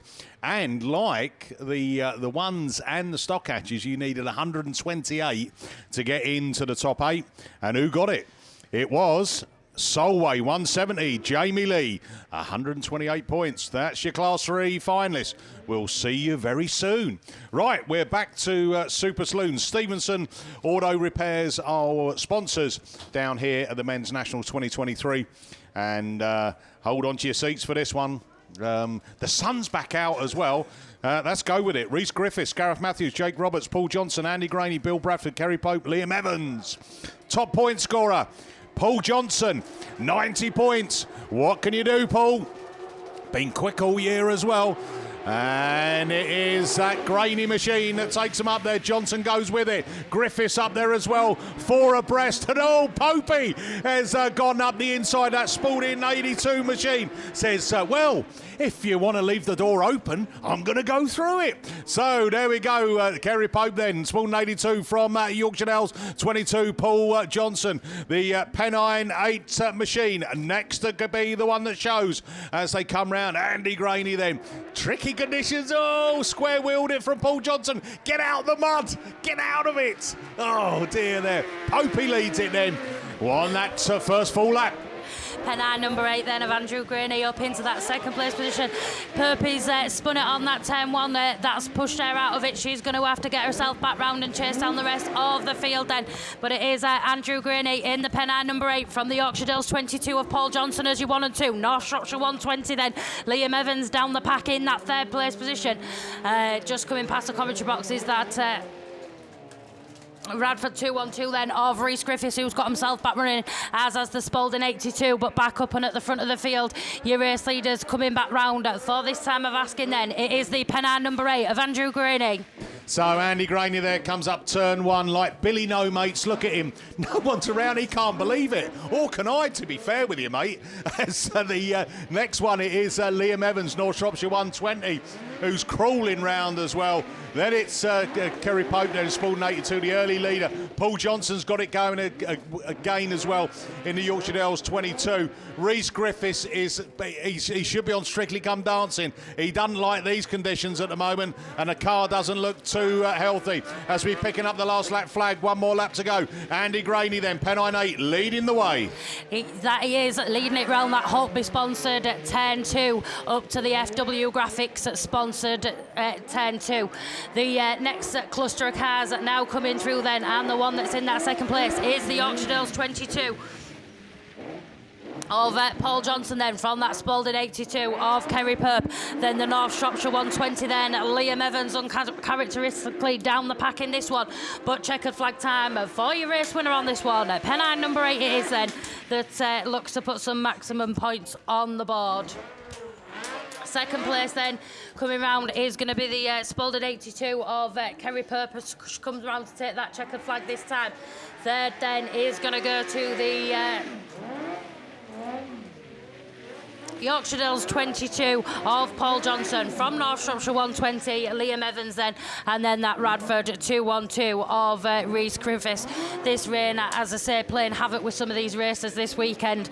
Talking of the rain, I'm just going to give a really quick shout out to my baby brother, because he should be harvesting, but because it's that wet at home, he's sat in his living room watching us racing and sending us Snapchats of us commentating, Mickey. So Andy Graney there win that 55 points. He came in with 73, gives him 128. Hold on a minute, 128 sounds familiar. Is that going to be enough for him? Paul Johnson, I think, come over in third. 36 points gives him 126. I don't know, Paul. You might have cost yourself a place in the final, but really challenging conditions there. Just ask Rhys Griffiths, Radford 212. That is a real challenge. Right, we've got Heat 3, Race 5 and the men's Super Saloons. Simon Hawthorne, Phil Barliman, Dan McKenzie, Nathan Whelan, Will Barrett, Richie Nugent, Cameron Mills and Darren Hockley. Who's top point scorer? It is Dan McKenzie. He's always greedy, isn't he? He's in the 8 as well this weekend. And do you know what? He's got exactly the same results. He's got his first 2 races, had 2 seconds in the 8. And he's had 2 seconds in the 7. That is Mr. Consistent, isn't he? Yeah, well done. Will Barrett in the Star 16. 81 points. So looking at it, if you see Will Barrett cross the line in first, I think we see him in the final. If you see Dan McKenzie come across in second, and he does 3 seconds, I think we see him in the final. Anything more than that, then you're a hero. But the rest of the guys, Simon Hawthorne, Radford 176, started off well yesterday with a third and then found the conditions in the second heats. He finished 7th in that. Phil Barliman, been quick this year, but again, it's been a level of these conditions. But here we go then. We're off and racing then.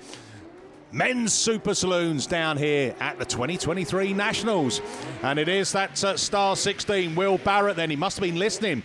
But here comes Simon Hawthorne. Radford 176 looks for the cut back up the in-line. He does that. McKenzie goes in third place. Barliman is going. You spin me right round, baby. Right round. And he's out of this one as we've got 3 really left running this one. Hawthorne then. Can you hold on to it? Can you slide it round turn 3? And that 4. As the rain has stopped, you can see the track starting to come good again. Come on, lads. Let's put on a show. Radford 176 then. Simon Hawthorne leading it. From that Cambridge 2-1 of Dan McKenzie then in that second place. Star 16 looking up the inside then. Will Barrett up into that second place position over Dan McKenzie. But we're looking to be away and gone at the front of the field. Radford 176, Simon Hawthorne it is then. 4th at the minute then is that Pennine 23. Of Phil Barliman, he's the one with all the work to do from the rear of the field. But your race leader's coming round again this time. Radford 176, Simon Hawthorne it is then. Will Barrett then running in that second place. You've got to get a win, my friend. Find some grip. Get the foot down. Be brave. Be bold. Go for it as he climbs the hill up into that turn 2. But already slowing it down to come into that turn 3. It is that Radford 176, Simon Hawthorne. And keeping it nice and tight. Finding that dry inner line now as he's got the Barliman back marker. And he's going to come past him with one more lap to go. It's Simon Hawthorne leading it. Yeah, I think just waving his hands there as Barliman's looking to get on that line and just slow him down. That's going to allow that star 16 of Will Barrett to try and close that gap. But Simon Hawthorne says not, put my teeth back in, and not that much on the far side as he tries to look for a way around Phil Barliman, but he's still leading it around that grandstand turn and that start line turn. Barliman's still got a lap to go on this one in that Pennine 23. Star 16's going to try on the outside. It's going to be a chase. Radford 176 it is then from Star 16, Will Barrett in that second place position. I don't know if that'll be enough. We'll have to wait for the results. Cambridge 221 then of Dan McKenzie takes that third place, and Phil Barliman then in that Pennine 23. Is he going to come round and take that fourth place points? Obviously went across the line there in the fourth, just ahead of the Radford 176, Simon Hawthorne. I'll tell you what, fair play to Will Barrett. He gave it everything coming round that final turn, as Barliman, the back marker, just kind of sandwiched him with Hawthorne taking the win. But well done to Barrett. Right, it looks like we've got our rerun of the sevens up on the line. That's come round pretty quick. And I think this is that Heat 3 race 1. I think we have got a 5 to come as well, but I think they're going to bring Super Saloons out. And already, I say the bungee lifts, it does, doesn't it? We're off and racing. Right, Gouldy takes up the running from that PAC machine. And that's Roberts there. But, Barrett. York too. Where did you go? He said, Mickey, I've been watching them. They've been going on the grass and getting some grip. He said, and that's what I want to do. He said, and then you slow it down into turn 3. So Barrett then from Gouldy, from that PAC 157. That's Martin Roberts. And what can they do now as they slow it down? Barrett then across the line from Gouldy.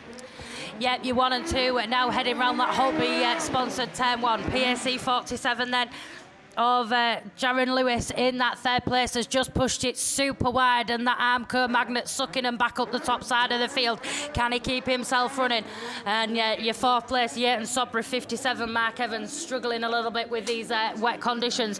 Your race leaders though 1 and 2 now coming back round that start line turn. York 2 it is then, Mike Barrett from North Shropshire 34 of Sam Gold. Yeah, so these two just coming up the hill round turn 1. The back marker there, Yayton Sobry 57, Mark Evans. He's on the racing line, and look at that, Barrett's trying to find a way past him. Gouldy's closing up the gap. Gouldy says, right, I'm going to go for it. Can it pay off? He's round. Barrett comes up the inside. Whoa! Barrett still leads it. Coming out of Stargate turn, Gouldy's going with him with one more lap to go then. York 2, Mike Barrett. Can he get the 55 points? North Shropshire 34 then of Sam Gold in that second place position, but it is still that York 2 that's leading them around that FW Graphics sponsored turn 2. Yayton Sobry 57 now coming across at past commentary with all the work to do from the rear of the field, but back up and at the front then it is that York 2 of Mike Barrett that's leading them round that grandstand bend and that start line bend. For another time of asking, we're going to see checker flag this time. Ooh, York 2 it is then. Mike Barrett that takes the win from North Shropshire 34 of Sam Gold as you 1 and 2 in this one. Then I think it's the PAC 47 of Jaron Lewis that's in that third place with the Yayton Sobry 57 Mark Evans just struggling with these conditions a little bit, but still going to take those fourth place points on this one then as they both make their way across the line. PAC 47 it is then from Yayton Sobry 57 as you 3 and 4. So, yeah, back up on the line. We're going back to another rerun. This time it is the MJA Automotive Engineering sponsored Class 5s. It's Heat 3, Race 2. So this excludes Athelston 13, Lawrence Blaber. We should see Typhy 451, the Italian Stallion Lewis Richards, Aaron Mason in Radford 19, Tom Evans, South Somerset 7, PAC 16, Brian Neal, St Neots 213, Alex Smith, Evesham 77, Graham Steadman, and Central Scotland 3, Michael Nans. So how quickly does this track change? 20 minutes ago it was a skating ring. And with a bit of sunshine out, with a bit of blue sky poking down, it is starting to come good again. Just at the right time. I'm looking down at Jeff at West Country Videos. He says, Mickey, I'm happy the sun's out. He said, I've had my raincoat on, off. Hey, and he's got his thumbs up now. He's enjoying the weather out there and capturing all of the action live, being streamed back at home to everyone there. Hope everyone's enjoying the watch and the challenges that these drivers, there's been some real interesting thrills and spills. But we've got track clearance. We're away and racing. It is men's Class 5s. Who's got the best of the starts on this one? And it is that Neil machine and a PAC. Oh, Evans has got it round. The Italian Stallion goes round. It's synchronised dancing as they go round. There's 4 of them. The PAC 16. Brian Neal, hero to 0, which means that it is Graham Steadman. Evesham 77 with the St Neots 213. Alex Smith are going, I can't believe it either, mate. They're having a chat. Go on then. Who's going to go for it? Oh, I don't know. It's going to be St Neots 213. Alex Smith then, who's going to lead him on to this next circuit as they come round. Steadman follows him. Yep, so your top 2 then heading round that 10-1. PAC 16 is the next one to come round then. Barry Neal is back up into that 3rd place position. But it's the St Neots car then, 213. Alex Smith that leads them up into the grandstand 10 for another time of asking. Central Scotland number 3 then of Michael Nance now coming past commentary, as is the Typhy 451. They're the ones with all the work to do from the rear of the field, because your race leader's coming back round for another time of asking.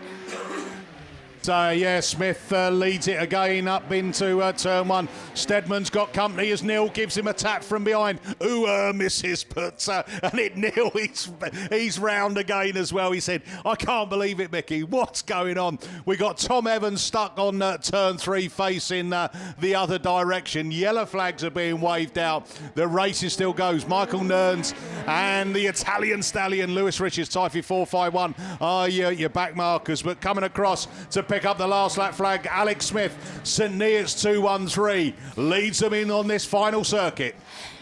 Evesham 77 then of Graham Steadman now coming round to see that yellow flag with the black cross. One to go for him as well. A little bit of a gap before your 3rd and 4th place. Now head round that grandstand set 10 with still a lap to go. Your race leader, St Neots 213 then. Alex Smith already heading up into the grandstand bend and round that start line bend to come round and take some maximum points on this one. He only picked up a 3rd yesterday, so 55 to his 36. In his national campaign. St Neots at 213. Alex Smith it is then that takes the win. 2nd place is going to go to the Evesham 77 of Graham Steadman then in that 2nd place position. 3rd is going to be the Typhy 451 then of Richard Lewis as he heads up around that grandstand 10. Just needs to keep himself running and head around that start line bend to get those 3rd place points. Then it's going to be the Central Scotland 13 of Michael Nance to come round and take that 4th place position on this one. Your race leader then, St Neots 213, Alex Smith coming round for a victory lap on this one as he comes back round. So well done to those Class 5s. A couple of tricky conditions. As we say, this track is sort of changing every time they come out and every lap. 1 minute it's dry, the next minute it's wet, and then it's drying back out again. Up on the line, that looks like we're heading back open wheeled, and I think Class 9. So I'm going to hand you back over to Kev. Yeah, thanks very much, Hayley. It is Class 9. Only the 4 come out, got 5 scheduled, but this is the wonder of the pairing system that most of you know I ain't very keen on now, but anyway, bit of a shame I always think, but that's how it is, so that's how it is.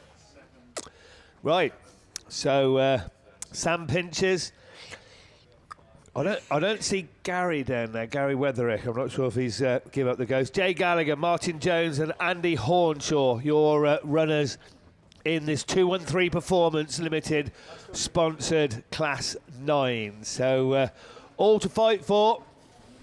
Sam Pinches, top point scoring is 76 points. It's all over the shop, Class 9 is. We needed 128 points to get into the previous finals. I think 117 has been the lowest. However, Class 9s with a lot of DNSs and DNFs. we might be a sneak in with a bit less than that. So Sam Pinches, as I said, 76 points. 131 if he takes a win, that'll do nicely. 121 if he takes a second. Whoa, wait and see. Jay Gallagher picked 64 points at. So again, another 55 will give him 119 points. So nothing short of a win for Jay. Hornshaw took a win and a black flag. Nothing short of a win. Anything less, you're definitely out of it. But whether 110 will be enough, I ain't sure either. Sun's coming out again. We'll have a little bit of a practice in a minute, shall we? Have a bit of a wave. But we're going to have to start with the posh people on the platform there and in hospitality. Are you listening, guys? So all the posh people on the platform to the left of commentary and in hospitality. When we do a wave, you guys got to start. I know Radford ain't going to let me down. Stuck underneath the illegal gazebo, I think, aren't they? Yeah. So we'll have a go in a minute. Because the sun's back out, the brollies are gone. So there's no excuses, is there really? What about you guys on the grandstand? Are you enjoying it over there? You're in the shade now instead of the sun.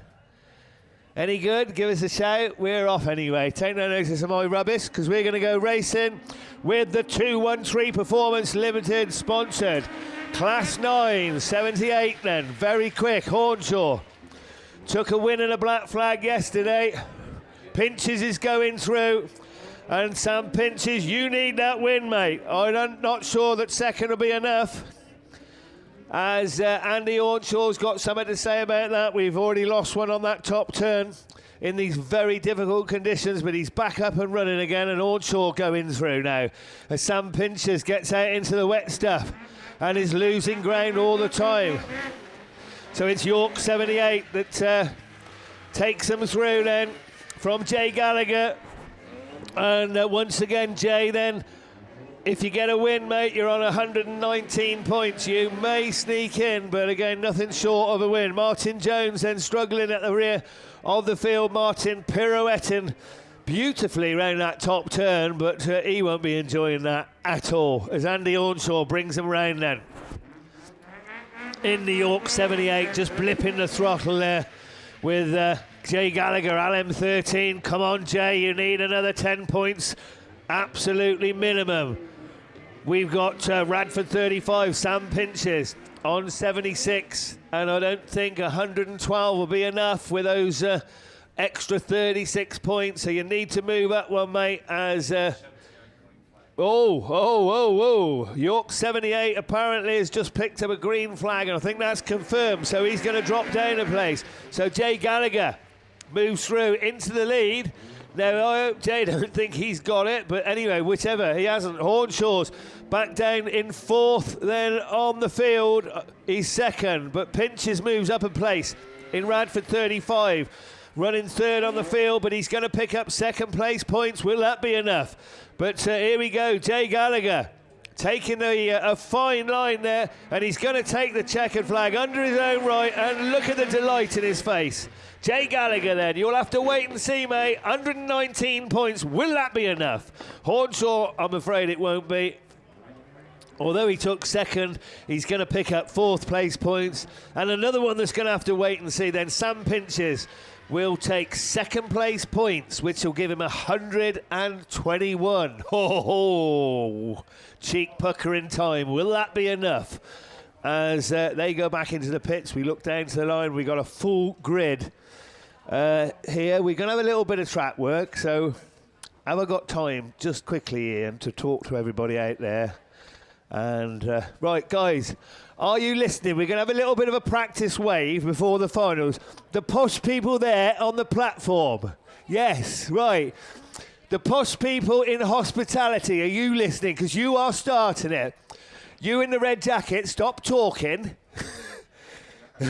Stop talking. Put your beer down, because you are starting the wave. Right, after three, we're going to go right round from the left of commentary all the way round. 1, 2, 3. Posh people on the platform, go. Posh people in hospitality, go. Radford, go. All the way round. Ambulance, Into the top corner. Go, go, go. Keep it up, guys. All the way around that top bank, past BP Grassing. Yeah, good, good, good. Don't let me down. Keep going. Round the corner. 4 straight. Over there, keep going. Past the red gazebo. Yes, yes, yes. Down the trade stands there. Go, go, go. Keep going. Out of the exit gate. Don't forget, boys, because we want to see them in that grandstand. Go! Go, go, go. Come on, grandstand. Yay! Right, start line across. Go. Breeden Hill. Go. Aye, and we finish. Well done, guys. That's just a little practice. Thank you, posh people. Well done. Yeah, mate.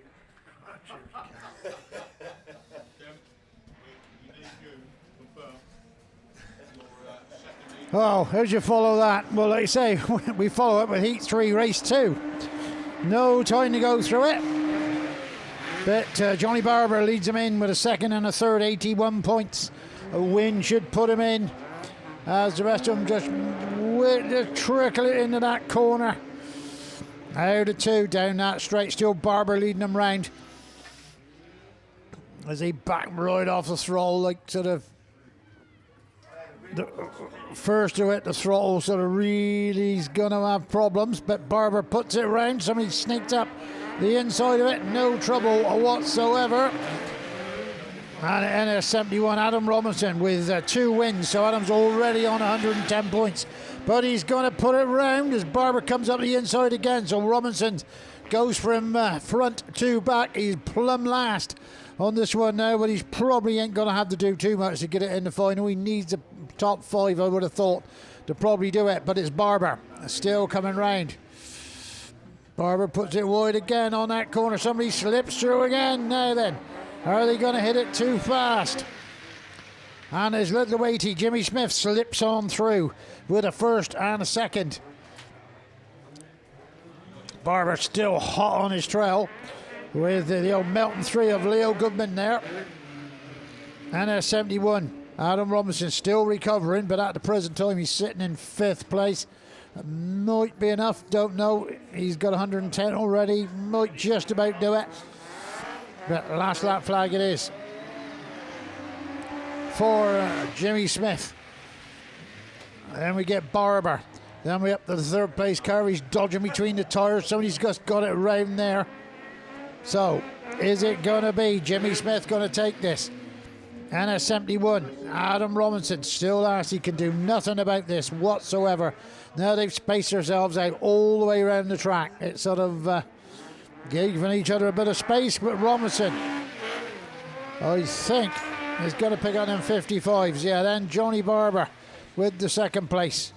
Then the AR3 of Lee Seagraves. And we look. And then NS71 of Adam Robinson. So that shook it up just a little bit. I think that is sort of all of them. So another good heat for the guys in Class 9. We're doing better today, Kev, than we did yesterday, that's for sure. So we got race 3 on the line, which looks to be a good one. So we'll hand you back to Kev. Okay, just very quickly, we've had a set of car keys handed in. Well, it is car keys. What's that called? A key and a fob, isn't it? Yeah. Right, it's going to cost you a £5 to go into the fund that we're the charity. I reckon that could be a motorhome key. Yeah, I paid 200 quid. I lost my keys the other week. Yeah, what a nightmare. Down in Lyme Regis. Well, I didn't pay it. My missus paid. She rang up for a new one, 200 quid. And then, but I said, look on the bright side, we did find it and we cancelled it, and it only cost us £100 to cancel it. Yeah, no, that was just to cancel it. Yeah, another catalogue of errors for Herdman. Honestly, you don't want to hear about my trip to Lyme Regis. Anyway, thank you, posh people, for starting the wave off. We're going to move on now to Heat 3, Race 3. Phil Cooper, Paul Harden, Jamie Hollinsby, Travis Kirk, Alwyn Pitt, Josh Morgan, Mitch Hollinsby. Who's going to qualify? There's 2 or 3 in this heat that could go through to the national final a little bit later on. and one of those three is Mitch Hollinsby. He picked up 88 points yesterday. Phil Cooper said, I'll have some of that. He picked up 76 points yesterday. 55 will give him 131, and that'll do Mr. Cooper. Absolutely no harm whatsoever. He'll be delighted with that because he knows that'll be enough. Super champion he is, and a super driver, many titles. So Cooper is your man at the moment. He's going through as it stands. However, we'll have to wait and see, because who else is going to be next? Who's that in that second place then? Gone over there round the top bank. I think it's Jamie Hollinsby. Jamie picked up 42 points yesterday. Yeah, Jamie Hollinsby it is, but Jamie really just racing for pride, but he'll be delighted to be in that second space spot with another 45 pinks in the bag. So he's got the line, Cooper has, and as I said, he's going through if it stays like this.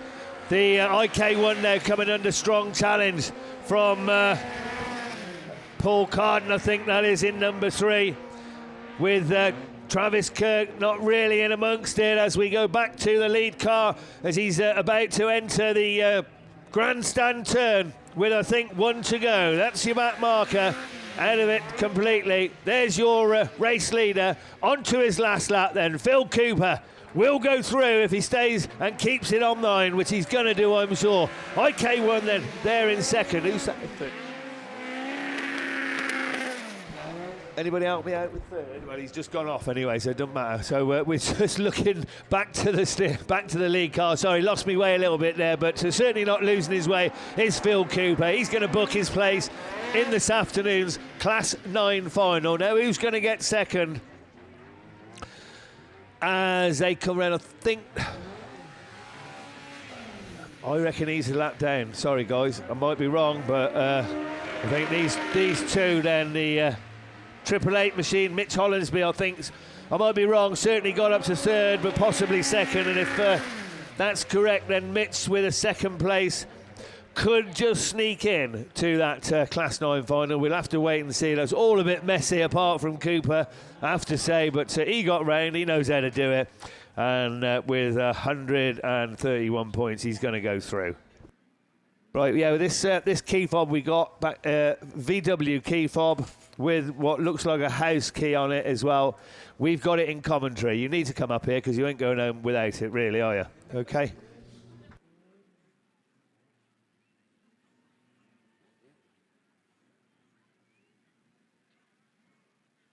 Yeah, just a quick one, lads. I think everyone will be interested in this. We've got the Class 7 Super Saloon finalist. Stevenson Auto Repairs, our sponsors.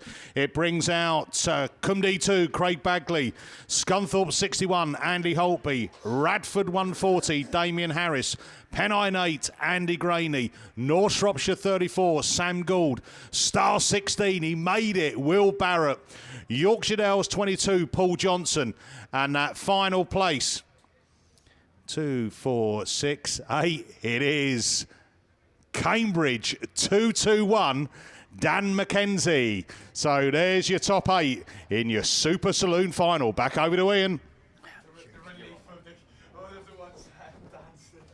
Cheers, Mickey. All right, so we'll move on with the 213 Performance Limited sponsored Class 9. And this is Heat 3, Race 4. Remember, PowerMax are our sponsors of the total meeting today. So we thank them very much for that. Here we are, here we go. Not enough time to go through it. Barry Ashmore's won on 100 points.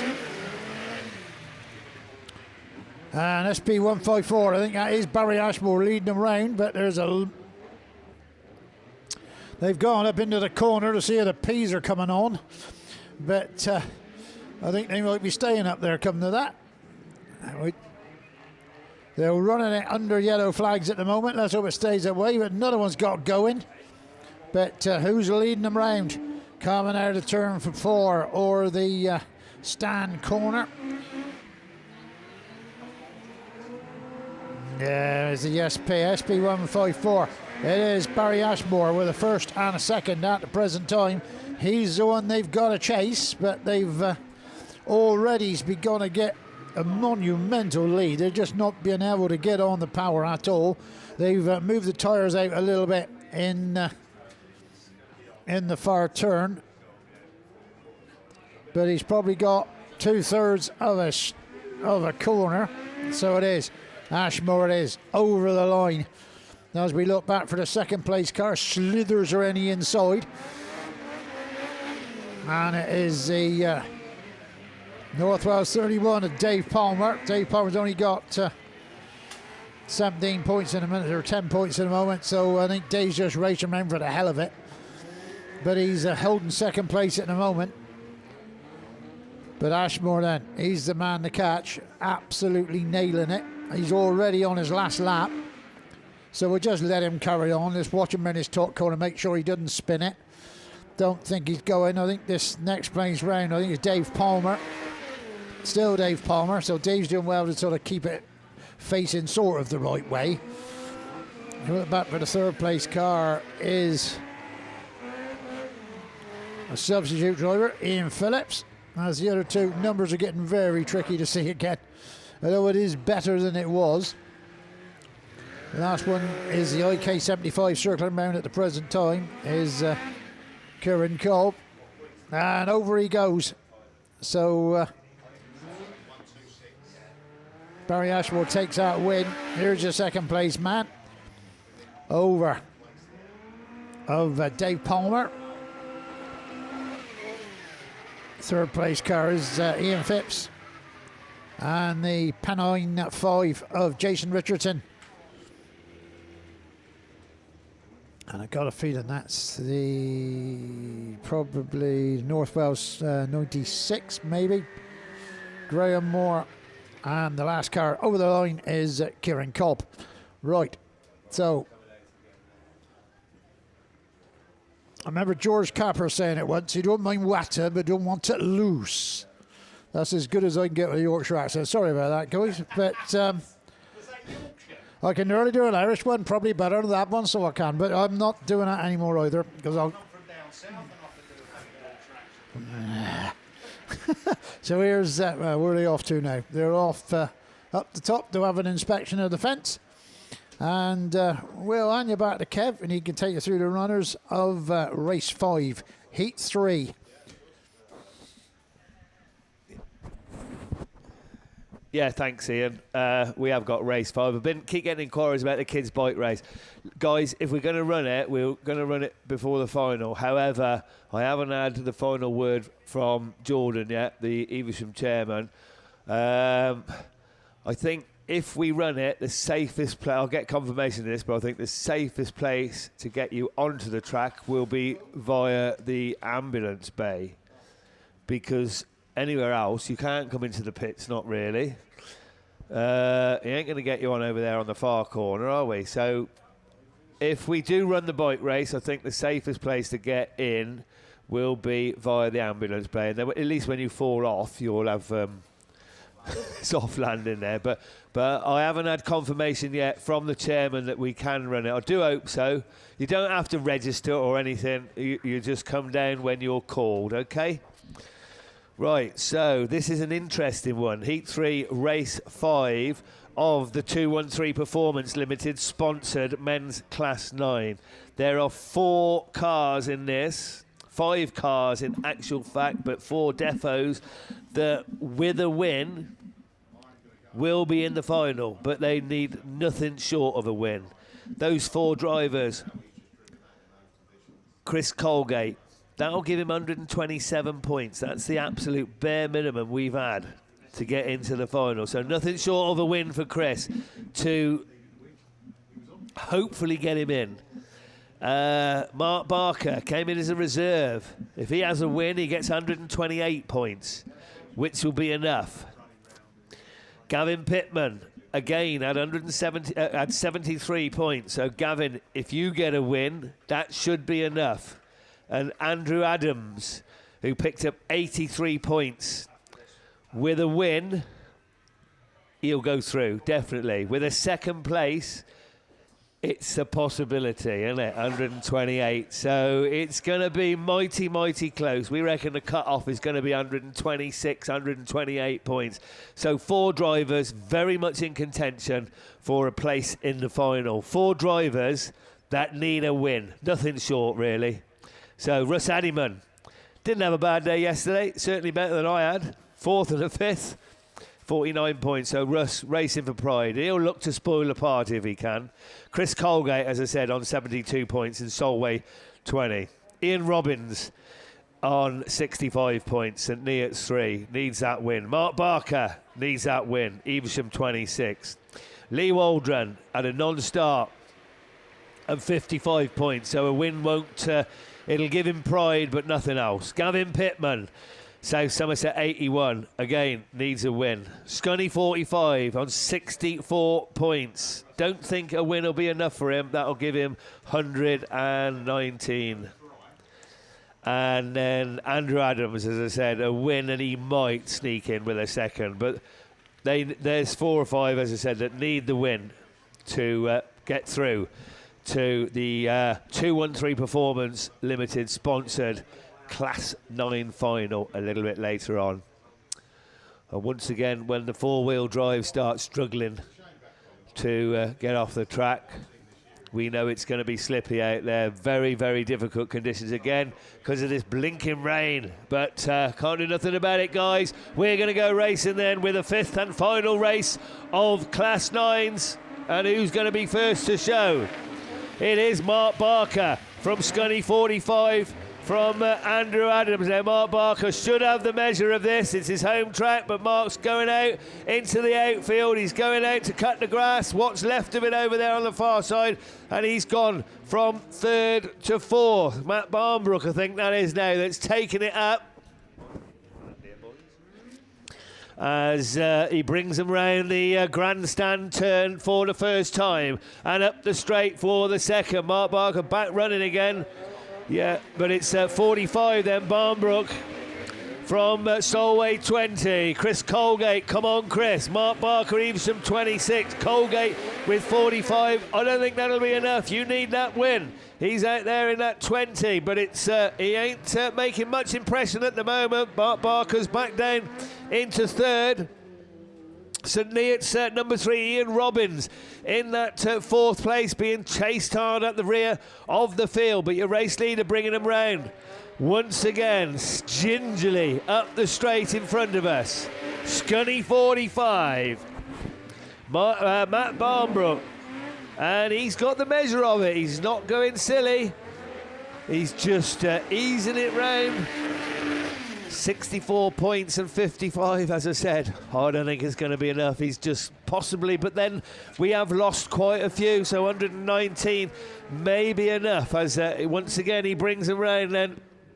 Scunthorpe 45, and this time to move on to his last lap. Not really making an impression, trying to move up, but the Solway car, Solway 20 Chris Colgate, might do it in second. Evesham 26, Mark Barker in 3rd. And Mark looking to move up a place as well. Andrew Adams having a right old battle at the rear of the field with the St Neots car, but Andrew moving up into 4th. I don't think that's going to be enough as the race leader brings him round for the final time then. Matt Barnbrook in the Scunthorpe 45. He's going to take the checkered flag. He's delighted with that. Takes the win from Solway 20 and Evesham 26. I think Solway 20, we'll have to wait and see with 45 points. That's going to give him 117. I don't know if that'll be enough. So 4th finisher then is Andrew Adams in Radford 12. Don't think that's going to be enough for Andrew. And then last but certainly not least is St Neots number 3, and that's Ian Robbins. Yeah, we lost Lee, didn't even get out the gate really, so disappointment for Lee Waldron. Had a non-start in his first run, took a very good win in his second, another non-start pretty well, so that's his Nationals weekend done and dusted. Well, you can load it up, Lee, and enjoy the finals.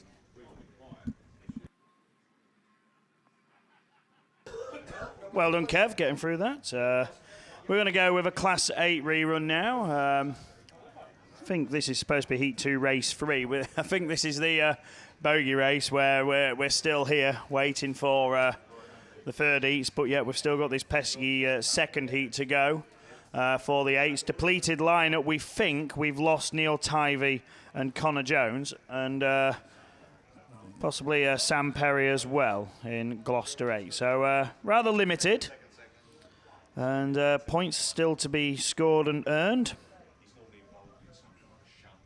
Yes, indeed. So, I say no Neil Tivey in this one. Connor Jones has picked up a black as well. Provisionally, before the first rerun of this, Neil Tivey was on a black, and so was Connor Jones. But I do think they were both out there for their rerun.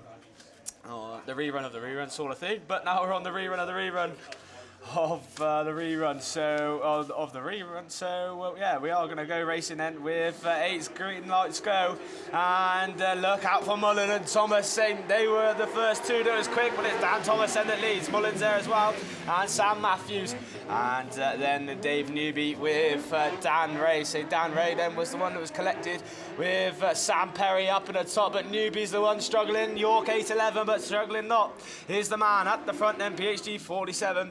It's still early doors though, all to play for, tricky conditions. What's he got? The pink machine at the front though. It's Thomas that leads from Yorkshire Dales 37 then of Daz Mullen, then still runs back there in second. Then comes Jusconi 31, then Dan Ray. And Sam Matthews then just all slowing the pace into turn 1. In and out of your FW graphics. Turn 2 is Dan Thomas, PhD 47. He's the man on the mission at the moment then. Certainly could do with these points of a black flag in his first one, so he's doing all he needs at the front end of the field. Yeah, so it is Dan Thomas. He's been in control of this one from the off. To be honest, the conditions more to his liking. He likes it when things he doesn't like the polish too much, but there is just enough grip out there for him, and he's finding it better than anybody. Daz Mullen safe in second place unless he overcooks it, just a little bit out of shape there, but gathers it up nicely. Dan Ray up there in third ahead of Sam Matthews, and Sam then needs to do better than this in the 4:27. 1 lap to go, and if there's going to be any changes, it'll need to come from a mistake. And Dan Thomas trying not to make that mistake, nails a throttle going into the turn. He's finding a bit of a cushion there as Mullen goes through. Ray and Matthews all spacing out now, these Class 8 drivers. And this one's nearly all over, just struggling through. Here's that back marker, Dave Newby, not enjoying the conditions at all. But here's your winner, and he's dominated this rerun. And Dan Thomas done all he can do, takes the win, PhD 47. Daz Mullen's next in Yorkshire Dales 37. They're paired together, so there's one win between them. But Daz has the advantage with Dan's exclusion yesterday. Dan Ray is home third in Scunthorpe 31. Sam Matthews really struggling in this final lap in Cambridge 4:27. I think visibility a big issue for him, but he's going to come home, takes fourth ahead of Dave Newby, who didn't enjoy it at all. And these boys have not got long now. They've got to head back, get them all cleaned up, because they'll be doing it again.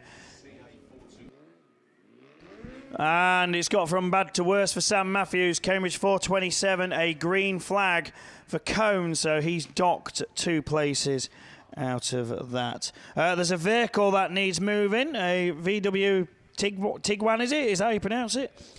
FP64OHR. It needs moving immediately, please. So we have got some keys which could match that vehicle, but apparently it needs moving. And I did get a text earlier. There's a Mini or something further down the field which has got its lights left on, so you may need to switch that off. I don't know which car it is, but yeah, you might need to obviously go back and check that. Anyway, that completes us for now. We've got a little grid of Class 4s on the line, so it's over to you, Tim. Yeah, thank you, Russ. So, yeah, here we go. Heat 3, race 1 of the Cotswold Coffee sponsored men's Class 4. And as we look towards the line, a depleted grid of the Class 4 machinery. Just the 4 cars on the line. And as we look down towards, say, that start line, Otis Williams, we certainly know he's there, starts towards the inside of the grid in Typhy 13. Richard Williams then will be there in Border Counties 25, sits in 9th place, so a good win or a good result should see him into the final. And somebody towards the outside of the grid, might even be Jack Redford in 956, but we'll see as they leave the line and head towards us for the first time of asking. And it's one of the cars we didn't mention. Andy Whittingham got in here as in 17th place, got in, so SR50 that leads the way from Jumbo Williams and Border Counties 25 that runs in second, and Otis Williams in Typhy 13, and it was the Sadie Houseman in Sturton 113. That's the last of the runners and riders, but Brown towards us then, and round for another time of asking. SR50 it is that brings them round. Andy Whittingham, so took a didn't start and heat win, so 55 points only on the board, so another 55 that'll give him 110, so might be enough. Border Counties 25 then Richard Williams, Typhy 13 Otis Williams, and Sturton 113 of Sadie Houseman.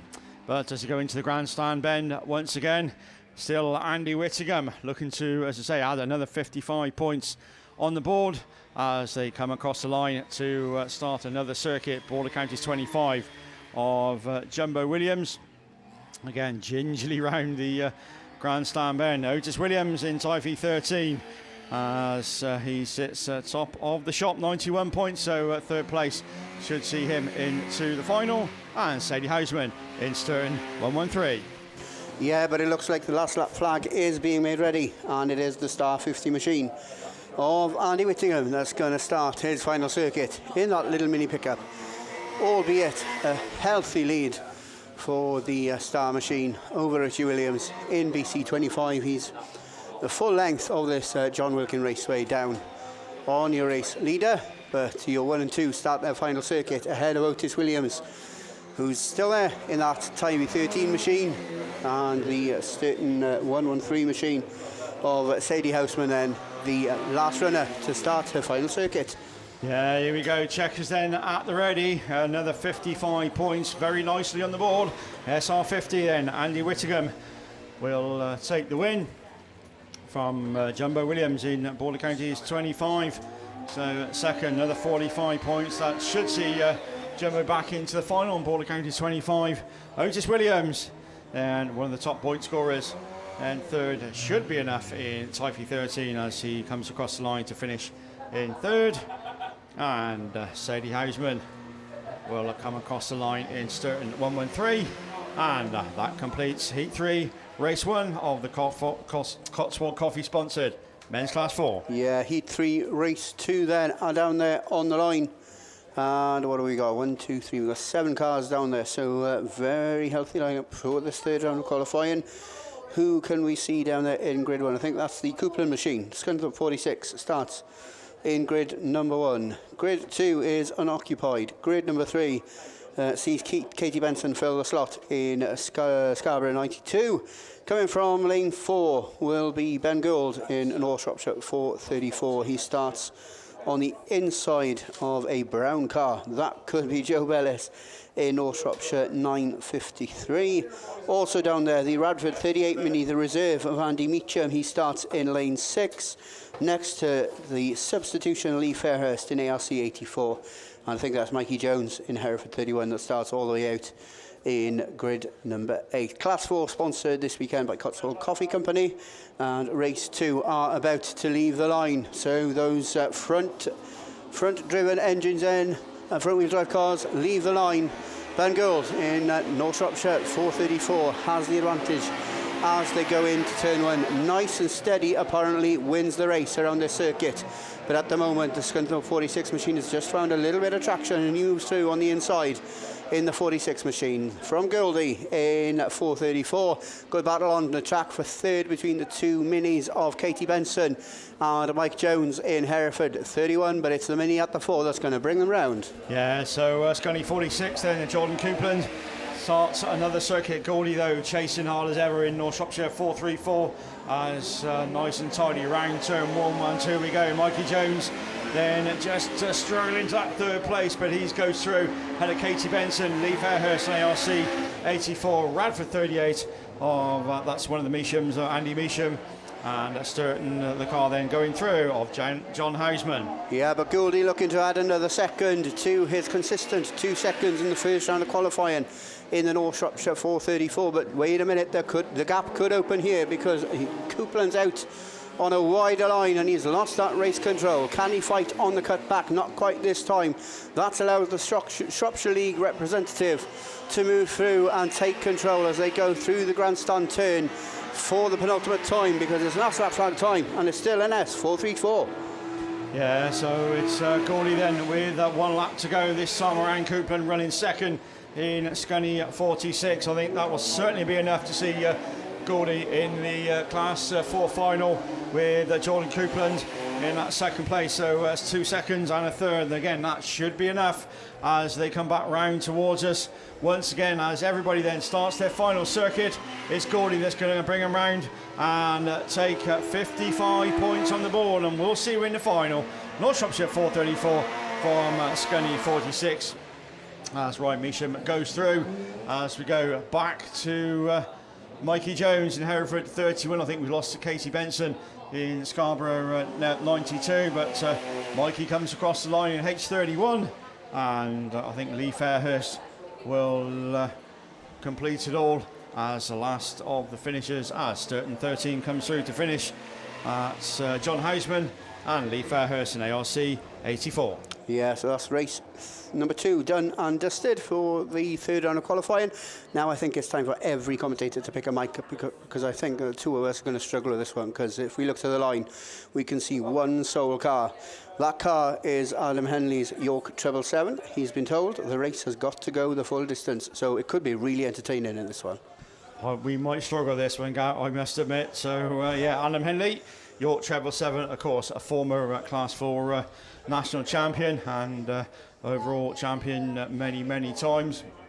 Back into, well, so he never really left Class 4, but racing, of course, the Class 3, totally different driving class and different driving style in, of course, York 11, but in his very familiar York 777 machine, the ever quick, ever fast Nissan Micra down there on the grid.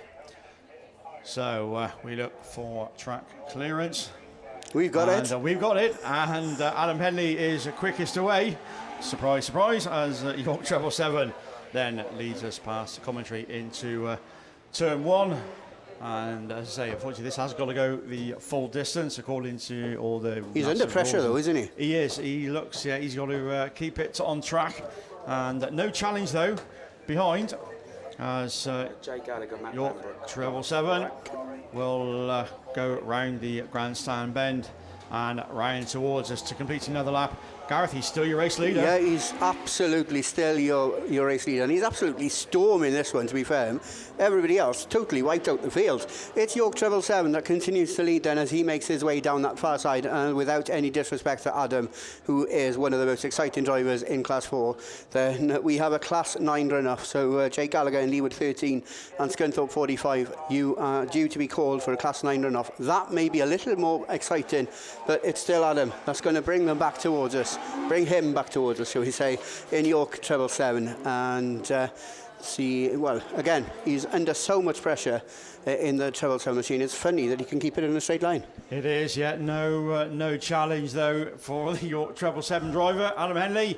As I say, he's been there, seen it, and done it many times. For former Class 4 champion and British champion, of course, as the yellow flag with the black cross then will go out for just one more lap of this Evesham Raceway. Yeah, but still under pressure as he goes on to that last lap. It is the York 777 machine just putting the pedal to the metal now and opening a bit of a gap between himself and everybody else in the field in York 777. So just over half a circuit to go as he makes his way down into the grandstand turn. He's slammed on the brakes there to keep a nice and tight inside line, just to make sure that nobody manages to go right around the outside of him on this John Wilkin Raceway. But it's a dash to the line. Look at that dash to the line. It's York 777 Adam Henley that takes the win in this third and final round of qualifying.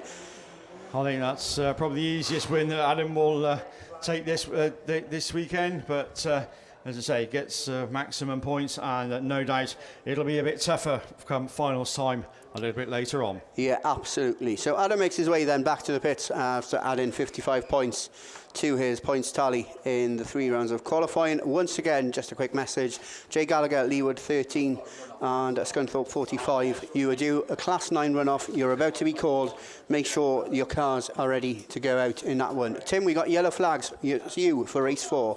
Yeah, here we go then. Race 4 then. Already about to leave the line. Rob Lancaster, Russ Warbank, Rory Meacham, Jason Miller, Lee Paul, Bernie Jones, Trev Jones and Alistair Griffiths. And it is Rob Lancaster from the inside grid that makes the best start and leads them into turn 1. Radford 47 then leads the way. Jason Miller is Scunny 66 just slotting through into second ahead of Lee Paul in Strandon District 71. Bernie Jones then makes up your top 4 as they go down that far side, and that slowly does it round the grandstand bend. But it's Lancaster that's going to lead the field back around towards us. 17th overnight. This will do his chances. No harm at all. Absolutely none at all, and he's under a little bit more pressure this time than Adam Henley was in the last race, because there in that second position is the Scunthorpe 66 machine, the CGTRO League representation of Jason Miller. He is in that second spot, and to be fair, he's pretty unchallenged at the moment. He races ahead of the Stroughton District 71 machine of Lee Poole, who's under pressure from Russ Wallbank in IK 282, but it's another lap complete for 47. Yeah, Radford 47 then. Lancaster moves on to another circuit, picked up only 55 points in heat number 2 at a black flag yesterday morning, so 110 points of a stage where it is all might not be enough, but he's doing all he can do as into the grandstand bend we go as your race leader. Jason Miller is Scunny 66, joint 30th overnight, so just racing for pride, but as they all start their final circuit, Radford 47 and Scunny 66, these two well clear from third place machine. Then that's going to be Russell Warbank. Yeah, absolutely. Russ still there in that third spot. Lee Poole, though, gone from third back to 6th in the Stroud District machine. Not sure whether he picked up a problem on that far straight or whether he just absolutely took the long line down that far straight. But coming through the grandstand turn for the final time and making it 2 wins out of 2 with a black flag is Rob Lancaster in Radford 47. So 110 points throughout the 3 rounds of qualifying.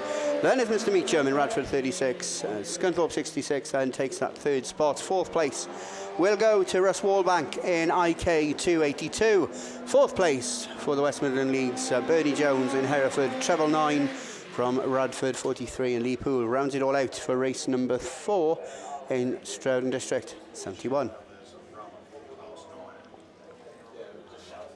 So we have the last race of Class 4 down there on the line. We've got 7 that should be down there. What have we got on the screen? We've got a 4-car lineup. Who's there? We've got Melton 58 on the outside of the 4-car lineup. That's Jamie Williams. Who else is there? Darren Grasby looks like. The Imp starts in grid number 4. Grid number 1 and 2 are the other occupied grids. And I reckon that's the Carlo 157 machine of Aaron McGrath coming from lane 2. And I think that might be the Wessex 94 machine of Warren Coles that starts in lane number 1. It's either that or Paul Birrell in IK 261. But we will soon see, because it looks like Bernie Jones in Hereford Treble 9 is the last car to make it off the circuit. Marshals are making their way back to their post on that track exit post. So once again, we are under starters orders. Red flags begin to move around. We are waiting for a yellow flag on marshal post number 3. Other than that, we are good to go. Indeed, we are. Yellow flag begins to spin. Yellow flag is raised. Bungee lifts. Away we go. Heat 3, race 5. Leave the line. And who's going to make the break once again? It's 220. That's going to lead their way past us for the first time. Jamie Williams goes with him in Melton 58. You're 1 and 2 already, half a circuit, half a length of the straight down on the Carlo 157 machine of Aaron McGrath, and at the tail end of the field then it is the Southern League representative, that's Warren Coles in Wessex 94. So already as they go through the grandstand turn for the first time, these 4 cars very well spread out. Yeah, and it's the former champ then, Darren Grasby in Evesham at 220. Needs another one. Didn't have the best day yesterday, but picked up a win this morning. So 110 points will be the order of the day if he stays where he is, and he's certainly doing all that he can to make sure that happens. A quarter of a straight ahead of Mountain 58, and that's going to be Jamie Williams in that second place slot. Aaron McGrath in CW 157 in joint 11th overnight, so again another one needs some points, but Grasby it is who's pretty much away and clear. So Wessex 94, then one that comes to grief, they pass the Wessex machine, but Grasby it is who's leading down the far side into the grandstand bend, nearly a straight ahead of the Mountain 58 and CW 157. Yeah, that's where the closest battle on the track lies, is for that second and third position. Jamie Williams just controlling the pace as they go through the grandstand turn. Adam McGrath is going to have to try and go around the outside. That's going to be no mean feat on their circuit. There's just sniffed a gap on the inside. Jamie Williams though gets the door firmly slammed in his face as they go on to the last lap. But going into the grandstand turn for the final time, it is your winner of the Nationals. The last time it was here, Darren Grasby in 2019, making it 2 heat wins out of 2, 110 points throughout the 3 rounds of qualifying. He did pick up a black flag yesterday, mind, but 110 points, I reckon we'll see him among the top 8 after 3 rounds of qualifying. Jamie Williams, is he going to hold on to that second? He is in Mountain 58, the East Midland League representation there. From the Southern Ireland Leagues, Aaron McGrath in Carlo 157, and the Wessex 94 machine of, I think it's Justin Coles in the Southern League machine. So they make their way now back to the pits, and we bring to a close the third and final round of qualifying of the Cotswold Coffee Company sponsored Class 4s. We're moving on to 6s. These are your class. Yeah, on to Class 6s. Hey Gareth, no red flags either. So we did all right that time, but let's not speak too soon. Look what happened this morning. We're saying nothing. Right, away we go then. Here we are. Class 6s. Fireman Extinguisher and Safety Services, your very kind sponsor. And we go with groups A, F, K and Q. And as we look down towards the line, a few gaps appearing, so all being well. James Armstrong should be there in Scarborough at 76, Nigel Dooley in CW 51, Jack Brown in Mallow 182, Andy Wood in Sturton 46, Andy Johnson in Scarborough 16, Todd Harwood in St Neots 263, Ben Gasby in Pennine 7, and Ryan Pallas in Scarborough 78. One of the top point scorers in Class 6 after 2 rounds of qualifying. So I think the marshals just moving tyres on the top part of the circuit. As I say, best of the bunch, that's going to be Ryan Pallas and the Todd Harwood, first and fourth respectively. So again, loads and loads of points still to play for as we get towards the sharp end of the meeting, and we crown a new champion. Champion in Class 6, of course, is Jordan Hampson, and Jordan goes in race 4. Trying to find him on He's in the race list. 4. In race 4. Thank you, Gary. No worries. Another winner that we haven't mentioned so far is Andy Johnson, and he's out in this one. He had a win and a third in his first 2 rounds of qualifying. He sits on 91 points after those 2 qualifying rounds. He'll be there trying to show Hannah the way to drive the car in Scarborough 16, and he'll be looking to book his place along the top 8 in this Fireman-sponsored men's Class 6 final, which will be happening a little bit later on. But yeah, once again, hefty lineup of entries in this one. And so the engines begin to rev the bungee lifts, and away we go. Yeah, away we go then, and it's the aforementioned man, Andy Johnson, rolling back the ears in Scarborough 16 as he just drift wide. Ryan Pallas up that inside, driving a tidy line. Scarborough 76-16. Then we go down to, I think that's James Armstrong in Scarborough 76, ahead of the Irish machine CW 15, and I think that might be Andy Wood in Sturton at 46, but round towards us they go for the end of lap 1. Ryan Pallas though, race leader. Absolutely, and it's a Scarborough 1-2, and it was a Scarborough 1, 2 and 3, but James Armstrong's just been undone by the Carlo 51 machine of Nigel Dooley as he goes through the top part of the circuit. Somebody, that's Andrew Wood in Stern 46, just kissed the Armco there on the apex of that top bend, and Todd Horwood unfortunately just not going anywhere out there in the slurry on that far straight after picking up a win in this morning's second round of qualifying. Yeah, but it's Ryan Palace in Scarborough 78 driving an absolute stormer in this one. Andy Johnson, Scarborough 16 from James Armstrong. Another one having a good run up to, he's equal 7th overnight. So again, maybe enough as CW 51 goes through. Andy Wood gets it all going again in Stern 46, but we switch back to the leader, and getting ever further away with 2 laps to go is Ryan Palace in Scarborough 78 from Andy Johnson in Scarborough 16. Armstrong still running in a good third in Scarborough 76. Then we go to the Irish machine of Nigel Dooley in CW 15, having his own battle with Andy Wood in Stern 46. Yeah, and just pulling off Todd Horwood in the St. Neots 63 machine, so he's back within the compound there in front of the grandstand. But looking to make it a Scarborough 1, 2 and 3, it is the Ryan Palace machine. Scarborough 78 then takes the win and maximum points from this third round of qualifying. Andy Johnson will take second in Scarborough number 16, making it a 1, 2 and 3 is the Scarborough 76 machine of James Armstrong. Fourth place will go to Andy Wood. Not sure if Andy's a lap down in Sturton 46, and the Carlo 51 machine of Nigel Dooley then at least on track rounds it all out in the Carlo 51 machine. Heat 3, race 2 are down there on the line, and in this one we've got pairs B, H, M and R. This race brings out Alex Hay in York 24, Lewis Clayton Spalding 5, Matt Schofield in Yates Sudbury 22, Tristan Daniels. Have we got a rerun? No? Could you give LM13 another shout out? Oh, yeah, absolutely, no problem at all. Jay Gallagher, Leewood 13, you're in a runoff. They're trying to get you to make your way down to the pit. So if you are within earshot, if you're out there in spectator land, make sure that you can get to your car ASAP. They're calling you to take part in a runoff for the Class 9 final. Right, Class 6's under starters orders. Away they go. Over to Tim. Yeah, here we go then. Heat 3, race 2, already away from the line.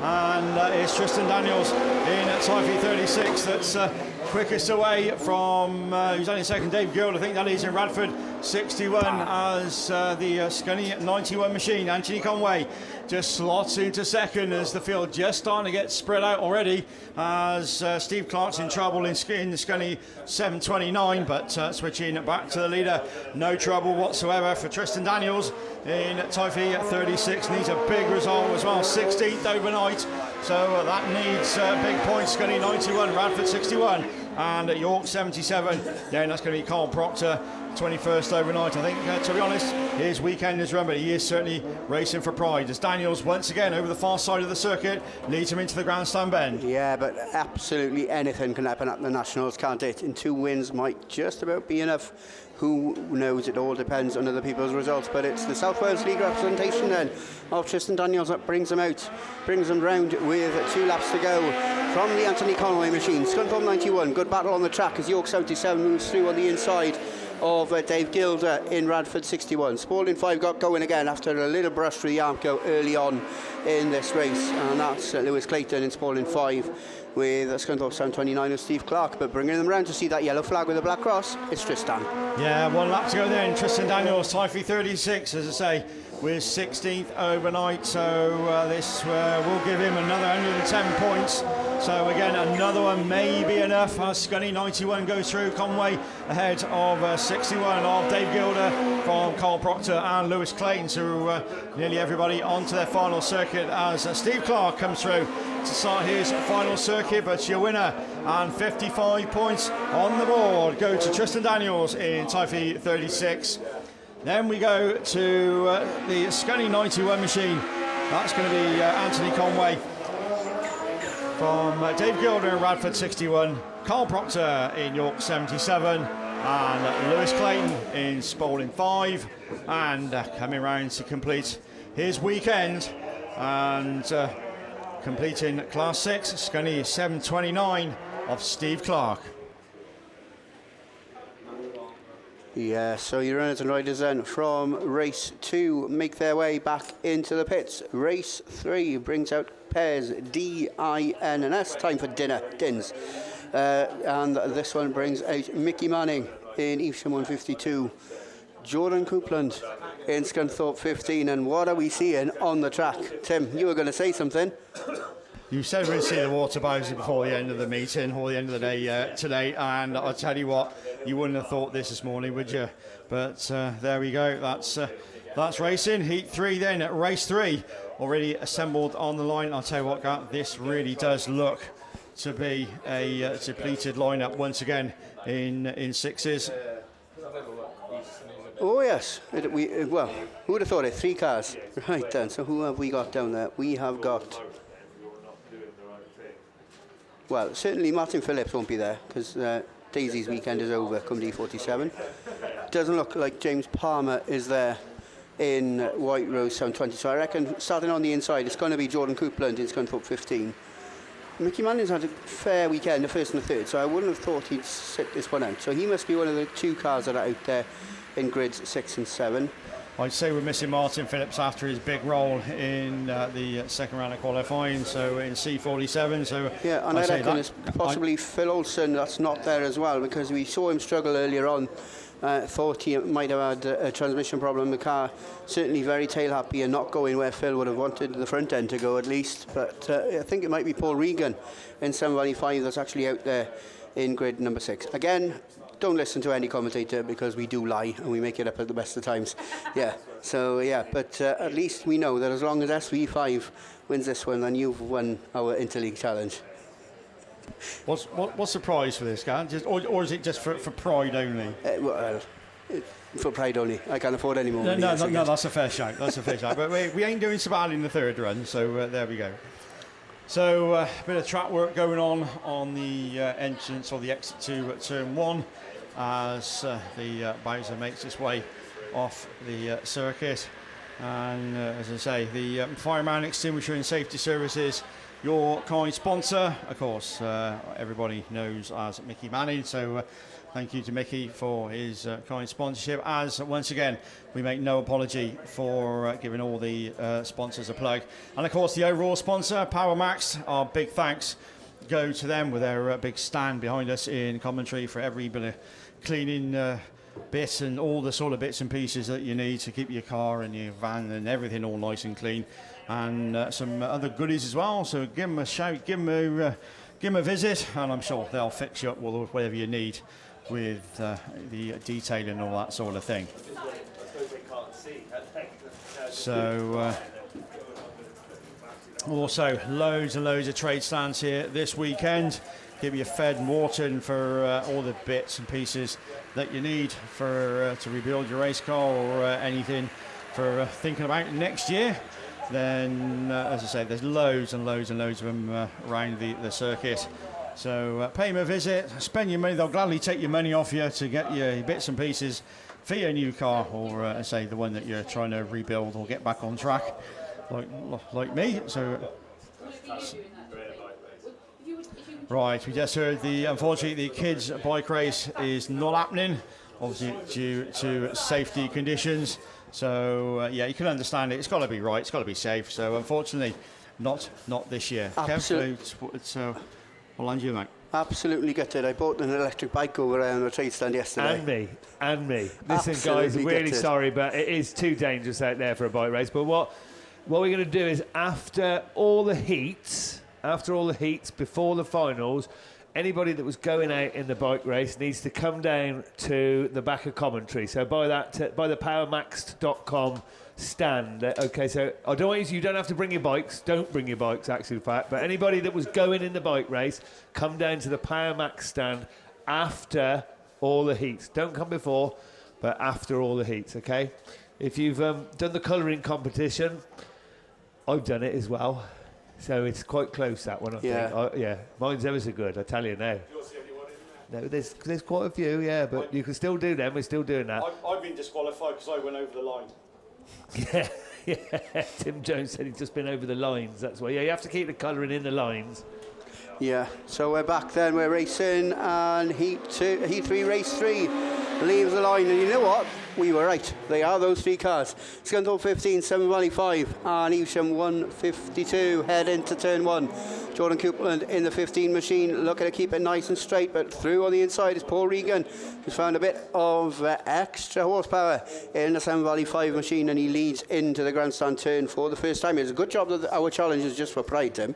Yeah, well, we can't afford nothing else, mate. That's the thing. But Paul Regan in Seven Valley 5, and he, of course, is another one that's just racing for pride. Even a win certainly won't get Paul into the final.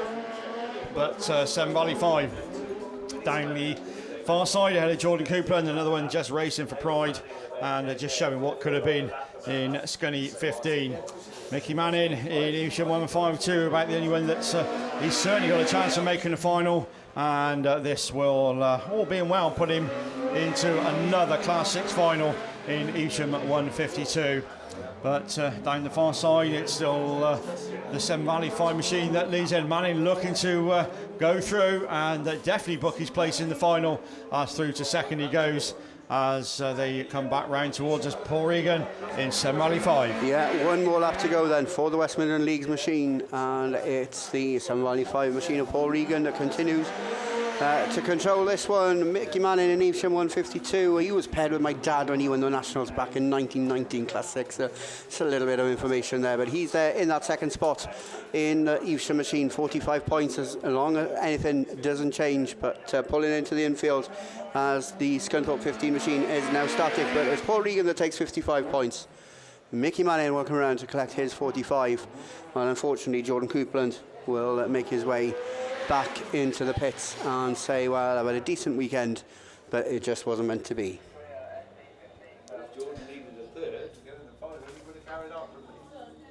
So that's Heat 3, Race 3 done and dusted. Another big tick across the Heat 3 page, and we move swiftly on once again to the Fireman Extinguisher and Safety Services sponsored men's Class 6s, Heat 3, Race 4, and Richard Jones, Matt Just, Neil Rees, Stephen Parsonage, Andy Russell, Martin Canning, and your champ then is Jordan Hampson.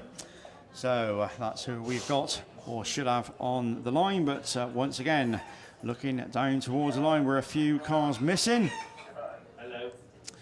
So certainly see Stephen Parsonage there is starting right towards the outside in North Wales 146. Richard Jones, the ever distinctive Alpha in Cumdy 279. Andy Russell will also be there. He starts next to Parsonage in 164. Neil Reed, another one that's a distinctive machine in the Typhy 211. But we'll pick up the rest as they leave the line, as we get moving. Class 6s are away from the line, and once again it's a lot of people's tip for the top. Andy Russell, IK 64, that leads into turn 1. Then Madmush, Richard Jones slotted into second into 79. Your champ then now running third, but coming under the challenge from Neil Reed as they go down the far side. And another people's tip for the top then, Stephen Parsonage in North Wales 146, as we lost Martin Canning in front of us in commentary. That's the end of lap 1. Yeah, absolutely. If you'd have come to the Map League qualifiers, you'd have seen that car flying, and Martin Canning just ending his weekend in a way that he wouldn't have wanted, just parked up towards this near side Armco. These 5 cars that are still running though are fairly well spread out, as Andy Russell makes his way into the grandstand turn for the second time. Oh, he's overcooked it, not quite enough. He's controlled it, and 64 puts the front end back, pointing in the right direction. Yeah, it's the 2 top point scorers in, Andy Russell and Richard Jones. Both had a win apiece, so it's a fight to the finish, but all being well, these two should be in the finals. Andy Russell once again brings the field back around towards us. IK 64 to see the yellow flag with a black cross. 1 lap to go. Absolutely, Russell flying all weekend. in the 64 machine. Richard Jones, though, is under a little bit of pressure this time from Jordan Hampson in Pennine 17. He's even under even more now as he makes his way across the top part of the circuit. He will be, of course, in the position that he can control the pace through the grandstand turn and slow it right down and make Jordan go right the way around the outside. But it's 64 that takes the win and adds 55 points to his all-important points tally. Richard Jones takes second in Cundee 279. Third place goes to Jordan Hampson in Pennine 17 from Stephen Parsonage in North Wales 146 and Neil Reid in TA 221. The last of the finishers from the South Wales League. He was 7th with 2 seconds and he's just added 21 points, 111. I don't think it's going to be enough to see him into the Class 6 final, but we'll wait and see because we got one more race to go before the results can be input into the computer, and then we'll see exactly who the top 8 are. Right then, so the last scheduled race of men's Class 6 of the weekend, bar the final, are down there on the line. This brings out Heat 3, Race 5, pairs C, E, P and L, and down there on the line we should have Joe O'Toole in IK 265, Ryan Graham in St Neots number 4. Don't think they're there. Jay Colgate certainly will be there though in the Solway Treble 2 machine. Darren Rees in TA95, I know he's a non-starter, so that leaves Tom Pipe in North Shropshire 5, Darren Thomas in Tywee 66 and Darren Bryan in Scarborough 41, certainly down there. They are the 4 cars. Once again, we've seen the Bowser on trying to clean that little bit of netting that is just put in front of the spectators to the right of us here. Didn't seem to do that much of a difference the first time around, but I think he's got a little bit more force on this time. But we'll see whether it's actually going to make a difference or not. And to be fair, it doesn't look like it's going to make too much difference, but if there's a way to get the Bowser from the other side and maybe push the water back into the track, then that might work, but who would want more water on the track? Yeah, so, excuse me. So, yeah, a bit of another depleted lineup for the Class 6s, but still a lot to play for as we look for track clearance very, very shortly as we get some finalists then and we can hopefully crown the Class 6 champion. But Bowser in the centre of the John Wilkin Raceway, and I think a tyre or two just to be adjusted on the top turn, and then we will be away with the Class 6s. Best of the bunch then, Jay Colgate, another top point scorer, one of your top scorers in Solway Treble 2, and Darren Bryan, your former champ in Scarborough 41, in 4th or joint 4th respectively. So 2 good runs from Jay and Darren, and hopefully they will be somewhere near in the final. Darren Thomas just outside in 13th, so again a bit of a win and a bit of a prayer, and you never know, he may be into the final. So the results yesterday morning certainly did shake a few things up with the weather, but here we go, we're away with race 5 then, and it is Colgate in Solway Treble 2, and Darren Bryan is going to the form books throughout Scarborough 41 from Tom Pipe in North Shropshire number 5, another one just outside in the 16th place, and at Typhy 66 of Darren Thomas in that 4th place slot. But once again, your former national champion and Darren Bryan brings them round with just ahead or just behind Colgate and Solway Treble 2, 41 North Shropshire 5 and Typhy 66. Yeah, absolutely. Probably the closest race we've had in this third round of qualifying. Just the 4 cars starting, but what is it? About 15 car lengths, possibly, if that, between them all. But it's Colgate that leads into the grandstand turn with a couple of laps to go. Darren Bryan still there, just getting a little bit sideways in the Scarborough 41 machine. Tom Pipe's going to visit his family if they're out there in the grandstand in North Shropshire 5. He might have just gone to give his fans a wave. And he's lost that 3rd position to Darren Thomas in TA66, who's through into that 3rd spot. And he's now trying to reel in the 2021 national champion Darren Bryan in Scarborough 41, but it's Jay Colgate that's bringing him around in Solway Treble 2. Yeah, just 1 lap to go then for Colgate to book his place in the final. Solway Treble 2 from Darren Bryan in Scarborough 41, Darren Thomas in Typhy 66. Certainly the first 2 should be into the final, and Tom Pipe goes through in North Shropshire number 5. But as we look towards the grandstand bend for the final time in Solway Treble 2. Your top point scorer then going through with 155 points. It's going to be a Colgate Solway Treble 2. Darren Bryan in Scarborough 41. Time for 66 of Darren Thomas. And last but by no means least, bringing Class 6s to a close until the final a little bit later on, Tom Pipe, North Shropshire 5. Absolutely good job there for third round of qualifying of the Fireman sponsored men's Class 6s. What do we got on the line? It looks like we're going open wheel special racing. It looks like it's just the two cars, so the Class 9 runoff down there on the line. I'll hand you straight over to the Class, Mr. Kevin Herdman. Yeah, thank you very much, Gareth. The 213 Performance Limited are sponsors for Class 9, and we've got a runoff between Matt Barnbrook in Scunny 45 and Jay Gallagher in Leewood 13. They both received 119 points. Whoa, so 117 just behind him, Chris Colgate, but one of these geezers is going to miss out. So just very quickly, if you didn't hear before, the bike race is cancelled. However, anybody that was going to go in it, if you after the heats, before finals, okay, so it gives you a chance to get ready and everything, because they will be working on the track. Do not bring your bikes down here. Just come down here with mum, dad, or whoever on your own, okay, to the Power Max coach, bus, lorry behind commentary, okay? So, but that's after the heats, before the finals. Anybody that was going in the bike race, don't bring your bikes, just walk down here, and I've got a little something for you. Right, let's go. This is important. This is big time. This is for a place in the national final. So out of the gate they come. Oh, 45 then, perhaps with his nose in front. Matt Barnbrook then, as Jay Gallagher just loses out around that top turn. However, with these conditions, all is not lost, because now Jay has to go round the outside. If he's going to want to take that win, he's got to take a few risks. And doesn't look like he's quite close enough to do so at the moment. So as it stands, Matt Barnbrook's going through, but anything can happen as they go over there on the far side in this runoff.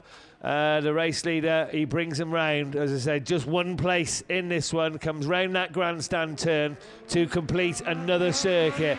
Jay Gallagher then perhaps made up a yard or two on that last lap, but at the moment it's not quite enough, and he doesn't look to be making an impression. However, there's another yard just made up on that lap as he goes over there on the far side, and there's another yard. So he is slowly reeling it in. He's going to have to take a risk, mind, because this time it's one to go. Oh, and he takes a risk. He gets up the inside. So 45 now on the outside. Don't take each other out, boys, as they lock wheels over there. It's desperate stuff to get into this Class 9 final. And Jay Gallagher, is he going to get his nose in front? Not quite at the moment. It's still 45. Gallagher, though, again with his nose in front. The checkered flag's held aloft. Who's going to get it? Barnbrook's going to try and get back up the inside, but it's Gallagher that takes it then. LM13, whoa, takes a checkered flag, and he's got a green flag, so he won on the track, but he didn't take that national finals place. I've got to say, whoa, oh, well, I'm not going to say anything because I only get into trouble. Good stuff from these two boys. They made it very, very exciting. And quite obviously, both of them are desperate to get into the 213 Performance Limited sponsored Class 9 final. So, unfortunate for Jay Gallagher. Great race. Well done, Matt Barnbrook. You've made that Class 9 final. So, superb stuff then from your men's Class 9's runoff. Say, commiserations to Jay Gallagher then, just unfortunately picking up that flag. But, you know, you've got to try, haven't you? You certainly got to give it your all, and he's certainly done that. But we're going to see Barnbrook then a little bit later on in your men's Class 9s, but you'll be thankful to him. We are going to ever so closer to finishing these heat number 3s. Your RC Race Fabs Class 8 then is the ones lined up there on the line. Heat 3, Race 1. Who's this going to bring out? Your defending champ then, Jack Gibbons. Unfortunately then, hasn't had the best of weekends this weekend, but it's going to be the final run of being your 2022 national champion. But Jack Julian then is going to join him in West Waterford, 358. He sits 11th overnight. So certainly all to play for. Lewis Jackson, Steve Mills, Neil Tivey, Connor Jones, Russ Shepherd and Shane Julian. Bungee lifts then, let's go with the Hughes men's class 8. Who's it going to be then? Millsy looks to be quick and so does Tivey. And so it's Millsy that leads, but Tivey's thrown it in wide and wowza, there's a line in your West Waterford 142. And Millsy still runs back there in second. Shepherd still running there in third this time around then. And say we look towards, is it going to be the North Wales machine back there in about fourth position? What we do know though, it's the West Waterford 142. Neil Tivey it is, come D10, runs there in second, it's Julian, then it's Shepherd, and then comes your LM17 of Jack Gibbons. Nottingham number 7 of Lewis Jackson's going to round it all out, but Neil Tivey then certainly going to need these 2 wins. Will that give him enough? Not quite sure it will, but he's certainly out there and flying the flag for the Irish. So yes, it is Neil Tivey. He can do nothing more, can he? As you say, he needs this win. I don't think 110 is going to do it. He's not done it in any other class, but he's still going out on a high. Steve Mills, though, is 10th going into this one. Could be enough. And that's Russ Shepherd further back in it. He needed to win this one as well. 6th and a 3rd. He won, I thought. He must have had a green. So it's not been a good weekend for Shepherd, but Tivey 1 lap to go. Mills second. The only one in with a shout, really. Who's further back? Jack Gibbons. He's going to surrender his title at the end of the checkered flag here. Jack Julian struggling. Was expecting a bit more from him, but he's not had a strong run here, going 11th into this, and he's going to fall out of it. Louis Jackson, the reserve, I'm sure he's enjoyed the ride. But here's the checker. Neil Tivey takes the win. Pleased with that, but I don't think it's going to be enough. Steve Mills will still have to wait and see. Russ Shepherd's out of it. Jack Gibbons, your championship reign is over. And Jack Julian, I think that's his weekend done in Class 8. And Louis Jackson completes it all. And will be another one to be a spectator for today's final. So there we go. Class 8. The track is back on pace, isn't it now? We can see that at the speed they were going. God, they've had some conditions to deal with, haven't they? Today or this weekend, but that was RC RaceFab sponsored race 1. Let's look at race 2. Wow, the points are all over the place here. The best player, well, there's only 3 of them as well, so we're missing a few. Tim Russell is that him down there? That's Owain Williams, isn't it, in Forest 95. We've got Dan McKenzie, Cambridge 44, and just as I said about the track coming good, the weather's come back. I think it's Danny Lawler and North Wales 141 down there. So only 3 cars. So we're missing Tim Russell. Not had a good weekend. 4th and a 7th, 25th in the table. Your chairman, 3rd and a 6th, Jordan Bloor. I'm starting to feel he might be just hoping this gets all over and done with. Because, I mean, again, every time we come on the mic as well, the weather comes good and then it changes again. Who else is missing? Sean Wright, exclusion in race 1, hasn't come back. And Mitch Wells, one of the favourites, didn't score in his second day. I thought he finished, but yeah, it's all over for him as well. Yeah, so say some big names really, isn't it? Just haven't had it their way all weekend, and say we certainly haven't had our way either, have we, with the weather? And so the yellow flags then look to fly on the 3-car race that we have. Hopefully they can put on a show then. Who's it going to be? Bungee lifts, and say Dan Mack then in the 44 is the one. Lawler's there, and Owain Williams then in your Forest 95. So there your 3, so certainly going to keep it interesting. And say Dan McKenzie, he's had 2 seconds, so he's certainly going to want to make it 1 better, but the 2 behind him then are locking horns as they come out of the FW Graphics Turn 2 sponsor, but they're into the Diggett grandstand pen. But we look then before your race leader, Cambridge 44 then. He's certainly pulling away from the Forest 95. He's broke the challenge from the Lawler in 141 then, but Dan Mack it is out of turn 2 for another time then. He's coming down the embankment over on the far side, but Forest 95, North Wales 141. But for another time then, the top three then just starting to pull away. So your RC Race Fabs, Heat 3, Race 2 then, Dan Max leading. And he is, and he needs these points to get the final. He's had 2 seconds so far, not had a win. Don't forget Dan, the 2017 champion, also won the Champion of Champions twice in 2017 and 2018. The only man to have actually got more National Champion of Champions titles than he has class titles. But with the end of this one, he's going to book himself into the Class 8 final and become a busy boy, because he's in both Class 7 and 8, and he's going to be in contention with both. But 1 lap to go first for Cambridge 44 into turn 1, the Holtby sponsored turn 1, of course. And Owain Williams has enjoyed, I'm sure, his nationals as well. He's going in 12th in this. I don't think a second will be enough, 109. But he certainly had a strong showing in the Forest 95 machine. He should be proud of his achievements. And Danny Lawler came in as a reserve, and he's got in. And not at the best of results, but at least he can finish with a podium in the heat. Dan Max, your winner. Owain Williams crosses the line second in Forest 95. Danny Lawler third. Oh, a bit close there. North Wales at 141. So there we go. That completes Race 2. RC Race Fab, your sponsor. We thank all our sponsors, of course, for absolutely everything, all the support they've done. We've sponsored everything apart from us in the commentary box and possibly every bit of dirt that's on the track, because that's not been sponsored itself, has it? But no, the sponsors, like, there's so many of them. They've from the beginning of the weekend, obviously the class sponsors, the overall sponsor, of course, which is Power Maxed, the Champion of Champions, which is sponsored by Shebden Plant Hire. But anyway, let's look to our next race. RC Race Fab is your sponsor here. Class 8s leave the line, and who's it going to be? Kenny Smith on the inside grid leads away into turn 1. Dex North goes up the inside. Oh, just a brush of wheels, but they survive for the time being. South Somerset 11 takes this. Callum Barker's there in 4th at the minute, looking up the inside of Carl Burns, who's got the drag down the straight. They go side by side for 3rd and 4th, but Burns shuts him off, and it's Dex North who leads, and Dex could be in the final here. A 1st and a 2nd, another win.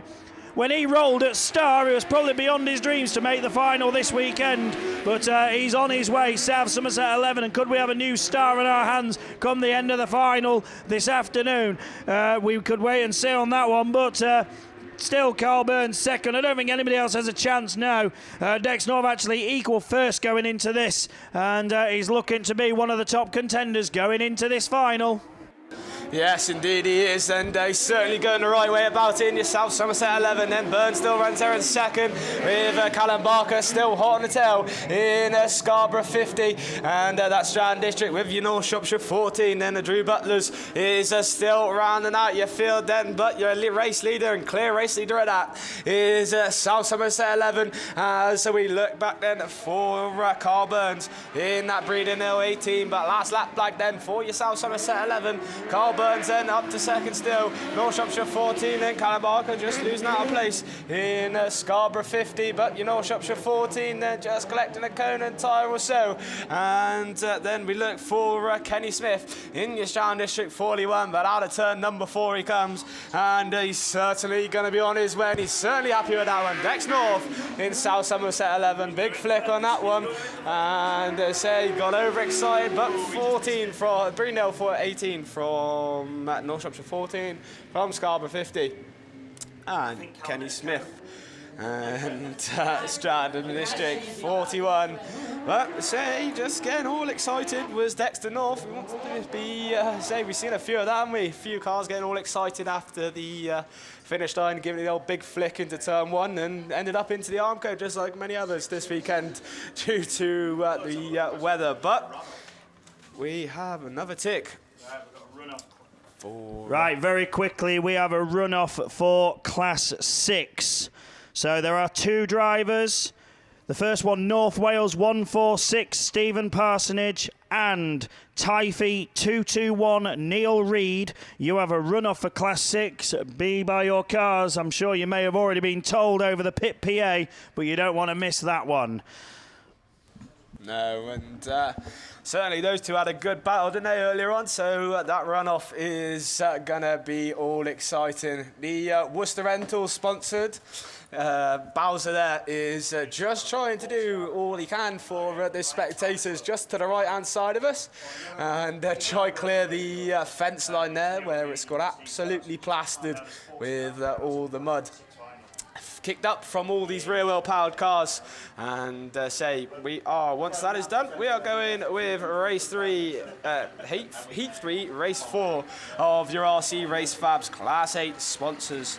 But who are we going to see in this one, you may ask? We are going to see one of your top point scorer, a joint top point scorer overall, and that is Ashley Robinson in Spalding 43. So he comes in on a win and a second. He is on 100 points on this one. Then we're going to go to joint 8th in, well, I would say overnight, but say we run the second heats earlier on, didn't we? So coming in then, joint 8th at the moment is Alex Hall on 81 points, so a second and a third for him. James Bow then, he's the other one coming in on joint 8th in Penheim number 9. So there your top 3 point scorers. Who's next really on the list? We're going to have to go down to Dan Rain, Scunny 31, a 5th and a 3rd. Will a win put him up there in around the just over the 100 mark or so, but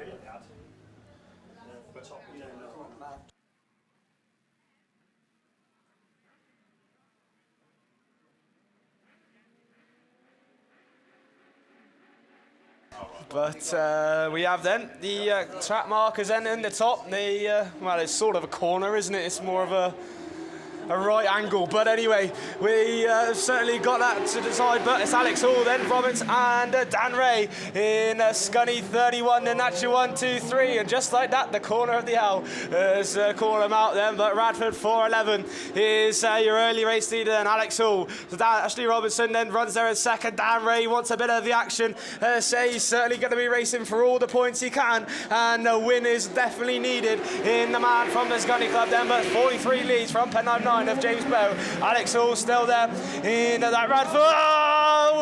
That Dan Ray just clipping the cones and tyres, pirouetting on the back, and manages to keep it all 4 wheels. But all the meanwhile, Ashley Robinson, who is your top point scorer here coming into this, is certainly out front and doing what he needs to do to book his place into the top end of your Class 8 final. And Solway 46 comes through. Alex Hall still runs there in 3rd, and Dan Ray in Scunny 31. It's all been exciting, isn't it? Hotting up close at the front. Jamie Little then is trying to prove a point, and he goes racing with your leader, Ash Robinson, obviously at the moment. And as said, Robinson then, first full year back in the class, running strong. First and a second, another win obviously will be there. Top 2 will be there. Probably top 3 as well, but he's looking strong, but under pressure from Jamie Little. Jamie not had the strongest weekend, but he's trying to end with a win. And Solway 46 doing what he can. Alex Hall sits there 3rd. And Alex, he's right on the cusp of it. He's 8th, so he needed better, but a 3rd may not be enough. Dash the line. Ash Robinson, a 3-time national champ in the unmodified classes, books his Class 8 final place. Stunning drive all weekend. Solway 46, Jamie Little, Dan Ray and Alex Hall, Ben Harper and James Bow completes it all. Great stuff there from the 8s, and that pace is quickening up, isn't it? So we'll try race 5 then. Heat 3, race 5. Wow, what a lineup we've got here. We have 4 drivers in this who are currently in the top 8 going into this one. Daz Mullen is currently joint top going into this on 100 points. Yorkshire Dales for 37. Dan Thomas needs to win and have a lot of hope on it in PhD 47. Adam Jones is 5th on a 1st and a 3rd. Stu Whitehouse equal 1st on a 2nd and a 3rd. Ash Howard 7th on a 4th and a 1st. And then we have Emily Gill, Matt Owen and Justin Thomas. So 4 of the drivers currently sitting in that top 8. There is 55 points to win. And obviously goes down 45, 36, 28, 21, 15, 10 and 6. Unless you finish 8th and get a green. Then you end up on 3, I think it is, they give you. Maybe 1, I don't know. Yeah, so maybe one. And obviously, if you get the dreaded black piece of cloth, then it's even worse. So we got this downtown. The tanker's just up there. We was all dreading seeing the tanker, weren't it? But apparently the sun came out and all you spectators were getting a bit warm.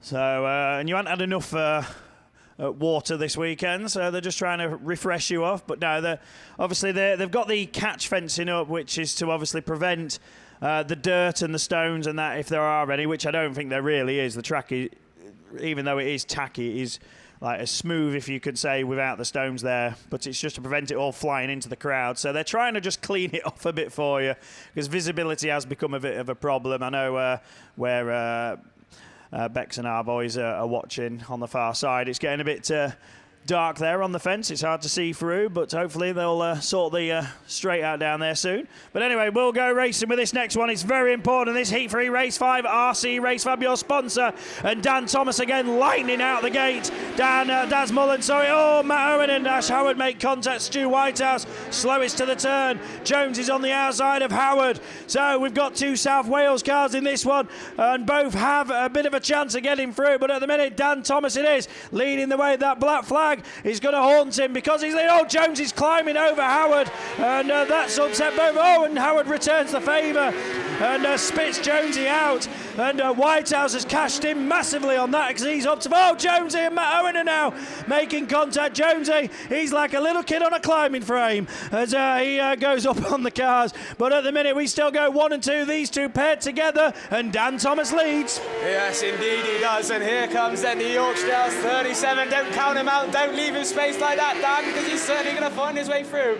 And Mullen still tries hard. Ash Howard then still runs back there in third, with Whitehouse back there in fourth. Old Jonesy's back there in about fifth position for the moment, but all eyes then on your leading two. Last lap flag to go. What's Mullen got in store in that Yorkshire's 37 then? But it's PhD 47 that leads the way. Mullen still trying with a little dab on the brakes. Out of turn 2 they go, but it's the pink machine then down on the flyer in PhD 47, 37 and 21. That's how you 1, 2, 3 run with Stu Whitehouse still, and Border County 69, but taking a checker flag then PhD 47 Dan Thomas. Then comes Mullen in 37, Ash Howard in PhD 21, Stu Whitehouse with a shake of the head, and Jonesy then very, very disappointed with that one. North Shropshire 40, Justin Thomas and Matt Owen in Cundy 115 will come through to round out your RC Race Fabs Class 8 sponsored. So, by the seams of it, we're not going to go over your budget waste management Class 10s. We've got a 4 runoff. We actually get 5 cars.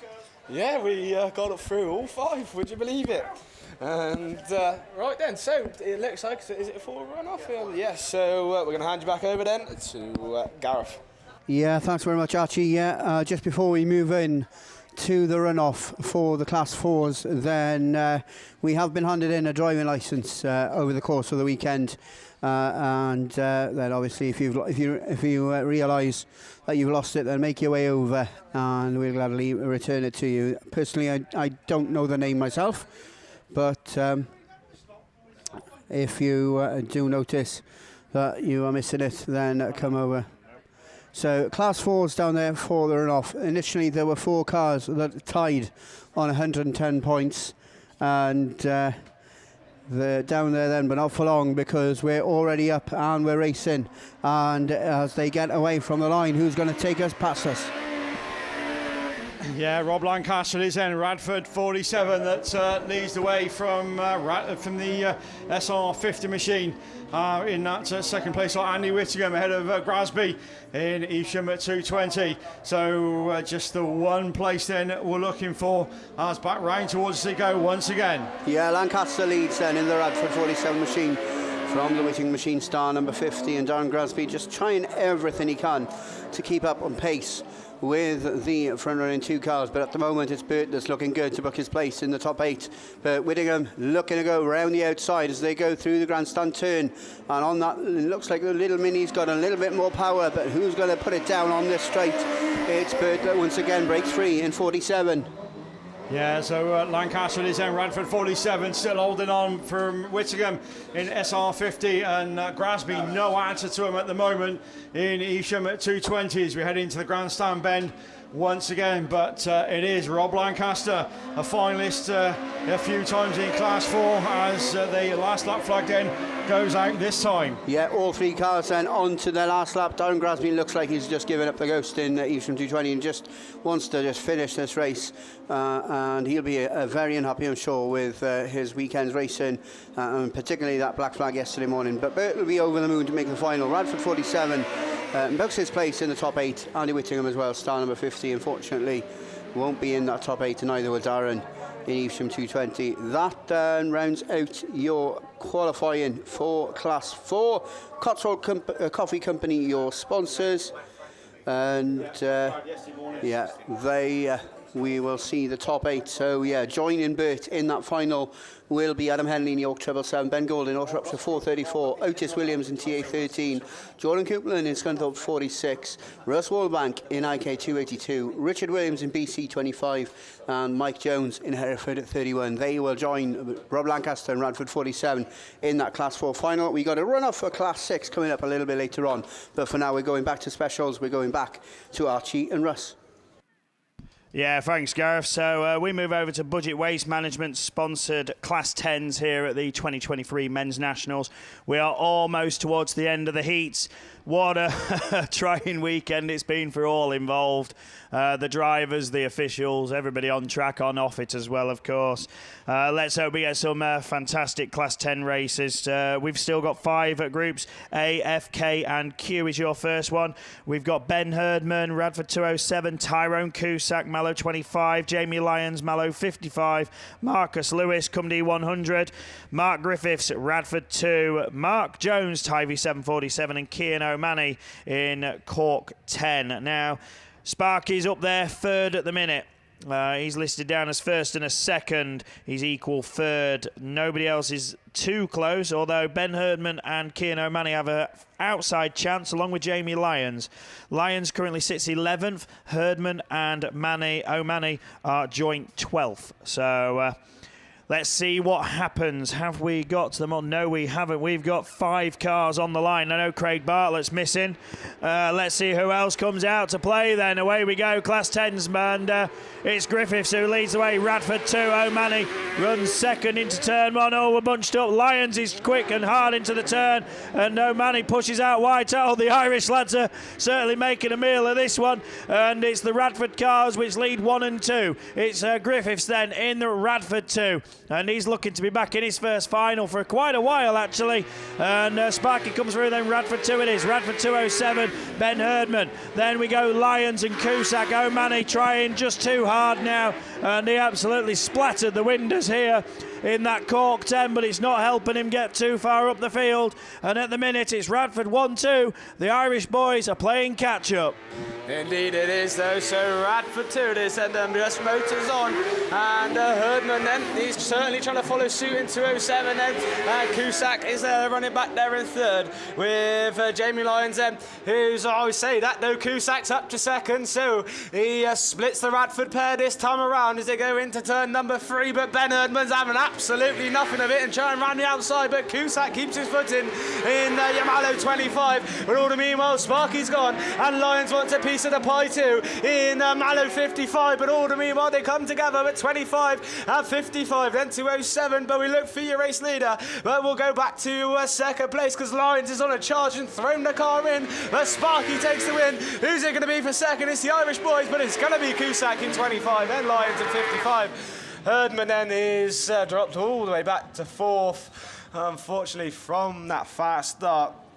And Kian O'Mahony then in Cork number 10 will be your non-finisher. So that will unfortunately bring his weekend to an end. But Budget Waste Management then, the first win of a Heat 3 goes to Mark Griffiths. You've got to say he's got to be one of the favourites looking forward towards the Class 10 final with the performance he's put on so far this weekend. But we've still got a few more to go. Let's find out who else will gonna join him. We're gonna go race number 2. And who's in this one? Andrew Hornshaw then, just like Sparky, joint third. And he was on a win in a second on 100 points. Who else is close to him? Really, there's no one apart from Dominic Wade and Vinnie Gibbons then on an outside chance. with, say, both on 57 points, so definitely going to need a win for those two. And who else we got there? Richard Morehouse is going to be there. Lewis Riley, James Poltimore, Vinnie Gibbons, Andrew Hornshaw, Phil Young, and Dominic Wade. There who we're looking for. So, say, there is one missing, if we can work that out, because we are meant to see Gareth Cooper, but he's not on there. He's already been crossed out, so that would leave us with 7, but we've got 6 down there, and no doubt Vinnie Gibbons is going to be quick out the blocks, but Phil Young, and certainly needs all the points he can, and Vinnie with a big push on them as he goes into turn 1, then Hornshaw's there in York 7, but it's Phil Young then that leads. Morehouse is in Scunny 101 back there in about 4th position for the moment, but it's 23 from 7 from 170, actually 1, 2, 3 with 101 right there in about 4th. Gibbons then losing a place or 2, but it's Phil Young, what's Hornshaw got in the bag in York number 7 with Scunny 101 still there with Lewis Riley then has just pushed on in the Scarborough car, but into turn 2 Morehouse is just half a spinner, gets it going thankfully though, but we'll stick with you leading 2 as Hornshaw closes the gap, a big blip on the throw, and certainly keeps it in sight.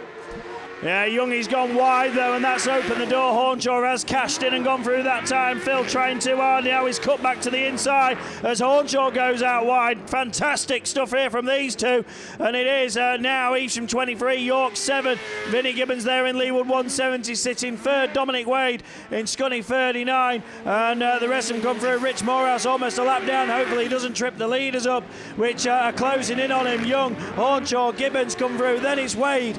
And one left to mention, just coming round a long way back and going to start his final lap, Lewis Riley in Scarborough 88. The back markers there, hopefully not in the way, because it's going to be checkered, and Phil Young wins it. Evesham 23, York 7, Andy Hornshaw 2nd, Vinnie Gibbons 3rd.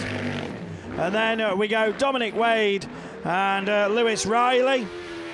At the end of that one, I think Hornshaw's going to be there, a win in 2 seconds. I don't think 100 points will be enough for Phil Young, but you never know. Stranger things have happened, and he could do no more than win that one. We went without James Poltimore and Gareth Cooper, sadly.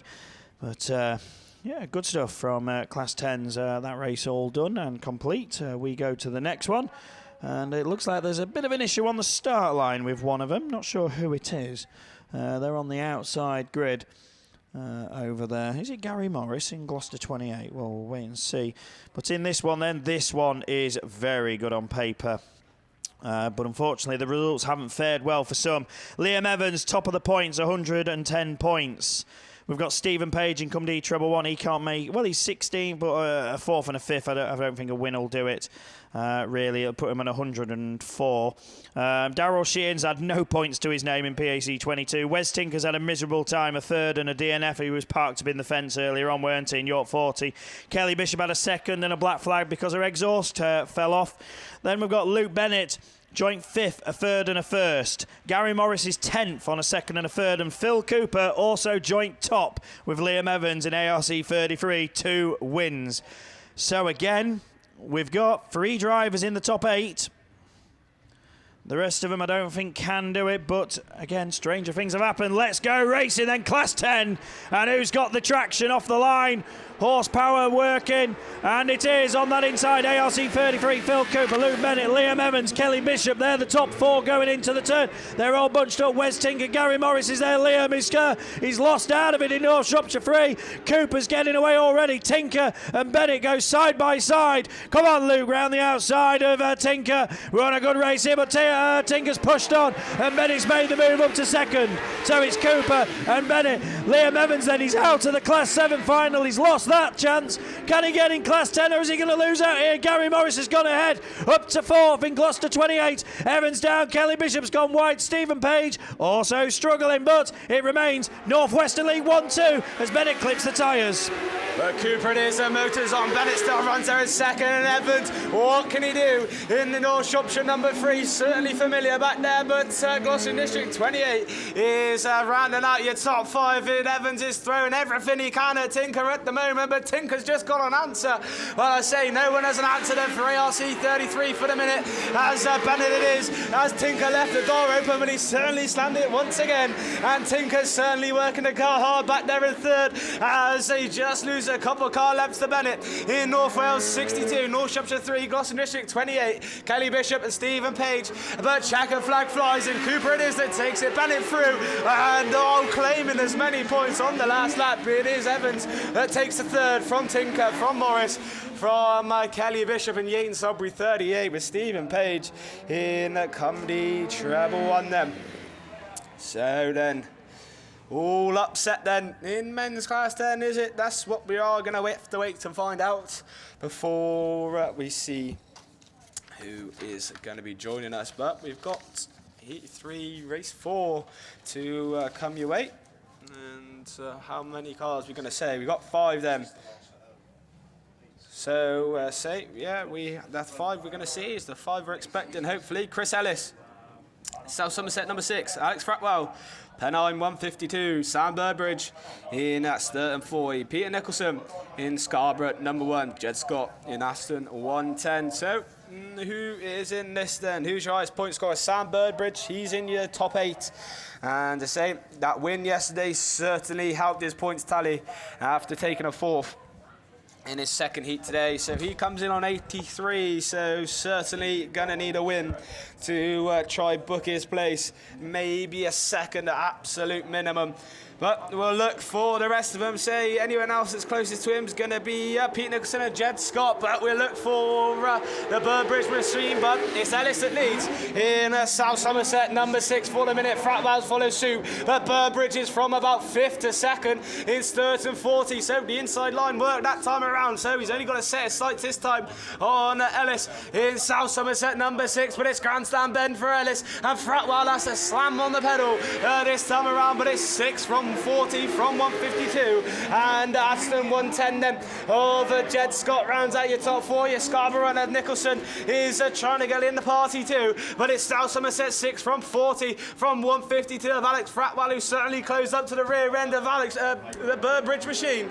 It's Chris Ellis then who continues to lead in that South Somerset 6, and Ellis not had a good weekend either. A black flag and a 4th, he's not going to make the final. Sam Burbridge 1st and a 4th, he's 8th, he needs this one, and 2nd maybe enough you'd like to think, but 1st will definitely put him there, and he's ahead, although he's made a mistake, and just over a lap to go. That's allowed Alex Fretwell to close in. Nobody else can make the final really, but it's all on Sam Burbridge. He's up to 2nd, well he's still 2nd, sorry, he's defending, but he's up the inside of Ellis for the lead, and Sturton 40 and South Somerset 6 go side by side, but Ellis then just manages to shut the door into the final turn. We're going to go, here's the checker flag. South Somerset 6 not going to be in the final, but wins this one. Sturton 40, Pennine 152, Scarborough number 1, and Athelston 110. Jed Stott is the one who completes it all. Then Heat 3, Race 4 of the Budget Waste Management sponsored Class 10s. Right, I think this is the last one, isn't it? Did you think we'd get Leah Rusk? No, to be honest, after how it went earlier on, we struggled a little bit, didn't we? We had a couple of races which took a while to get through. Yes. Again, this year being your first Nationals on the mic, you get used to this. Beginner's luck. You have this where you think a race is going to go and then it gets stopped, and then you get all excited for the rerun and then it gets stopped and it just keeps going on and on and on. Remember last year, Mickey? Lads, we had a Class 6 race last year, 2nd heat. All the 3rd heats were done, but we still had this 2nd heat of Class 6.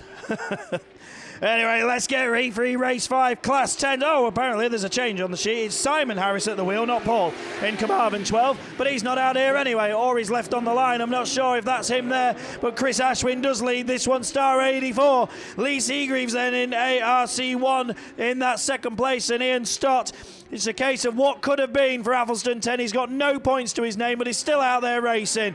But at the minute, it's Ashwin who leads, Star 84, Seagreaves in ARC1. And at the minute, we've got Seagreaves equal 5th, Ashwin 7th. So both those looking for the final. Stotty and Pascal have had a weekend to forget, really. They're not going to make the final, and Simon Harris could have. He was equal 8th going into this, but I think that's him left on the line. Yes, indeed, I do think it is, but we'll stick with you leading two because they're 1 point apart coming into this one. But Star 84, though, is the one that motors on at the moment. Seagraves, though, back there in second with Scotty and Pascal. They're your four, but Seagraves is certainly trying, isn't he? 1 lap to go. And Star 84 that leads from ARC number 1. What's he going to do? Looks up the inside. Seagraves has found a gap from somewhere and stuck the car straight in. And takes up the run in this time, but it's 1 from 84, from 10 from 250. That's how they run for the moment in time. But gonna take your checker flag then and your budget waste management class 10 race 5. And Seagraves it is from Star 84 of Chris Ashwin. Then it's going to be a race for Jed Scott, Hereford 250 of Mark Pascal. So down there on the line, I think before we can go to finals time a little bit later on, we have got a Class 6 runoff with the 2 cars that are down there. Simon Harris was unfortunately the one that was stranded down there in Carmarthen number 12. But to take you through the 6s then, I'll hand you over to Mr. Tim Jones.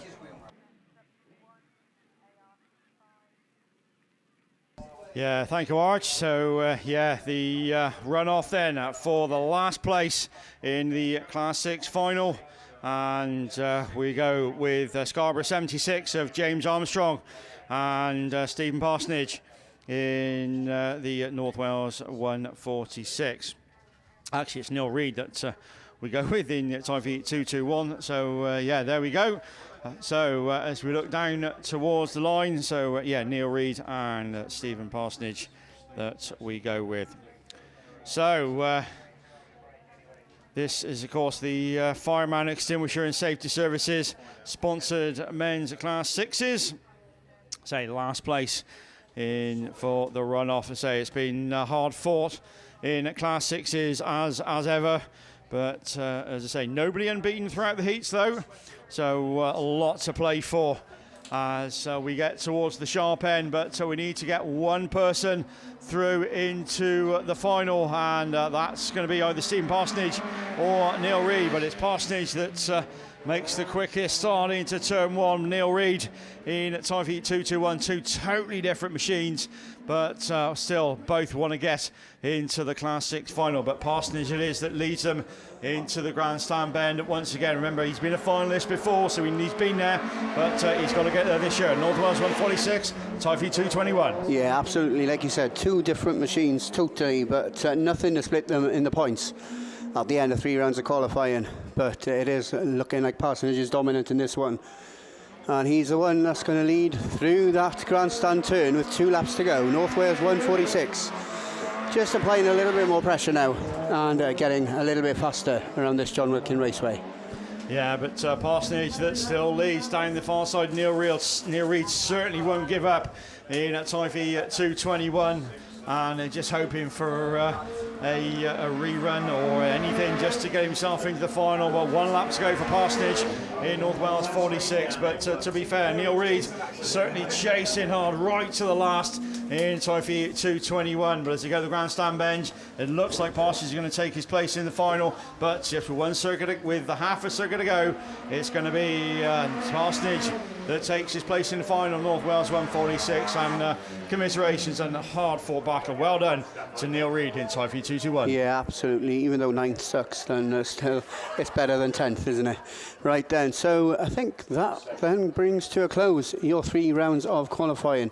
All the marshals look to be making their way off the circuit, so I'm not sure how long a break we're going to have.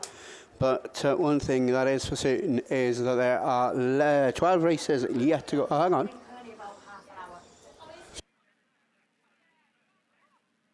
So we're hearing then unofficially, well, I don't know how official Hayley is, mind, that we're going to have about a 30-minute interval before we head into the finals. There are 12 races left to go, obviously the 11 class finals and the champion champs. And I think we're going to have a little bit of downtime, a little bit of an interval, and I'm not sure what we're going to waffle on for that 30-minute interval, but Mickey B's grabbed the mic, so I'll switch mine off. Oh, no, I was just going to say, Gareth, I'm sure that between me, you, Kevin, Mr. Lover, Paul Glover, we can definitely waffle that. We are professional wafflers. It's a wonder that we're not employed by Birdseye. I know there's been a few requests for me and you to rekindle our singing career. Is there? Yeah, there has Funnily been. enough, I haven't had one. Yeah, haven't you? Well, I have, you know, because obviously the voice of an angel, you know, you've been blessed. I've never really been. I've never been blessed actually. I've never been. Never been to christened. church. Never found a vicar strong enough to get me and like wash me hair. We were talking about that. Who was it? It was Tim Jones. He's currently suing Head and Shoulders because they've got a version called Wash and Go. Yeah. His hair's gone. Oh, boom! Out of here. It's wash and gone. so there's a lawsuit going on. Yeah. Okay. So I think what we wanted to try and do. It's just a quick shout out to the trade stands. I know that we've mentioned as many as we can through there, but we do have a list. Elite bars that have been keeping everyone watered, either over on the far side where the big screen is, or down on this side where our main sponsors of the meeting, Power Maxed, our position, Dodwell's Catering, obviously feeding the thousands that are down here. Mrs. B's Animal Feeds. A DM Race Engine, so Dan McKenzie there made it both in the Class 7s and also in the 8s, so what a cracking weekend for them thus far. Maybe there's discount on offer because he's in a good mood. Maybe there is, yeah. Just another shout out then, because Kev's gone, look, just look behind us here. Oh, what's this? He's like the Pied Piper, isn't he? Absolutely.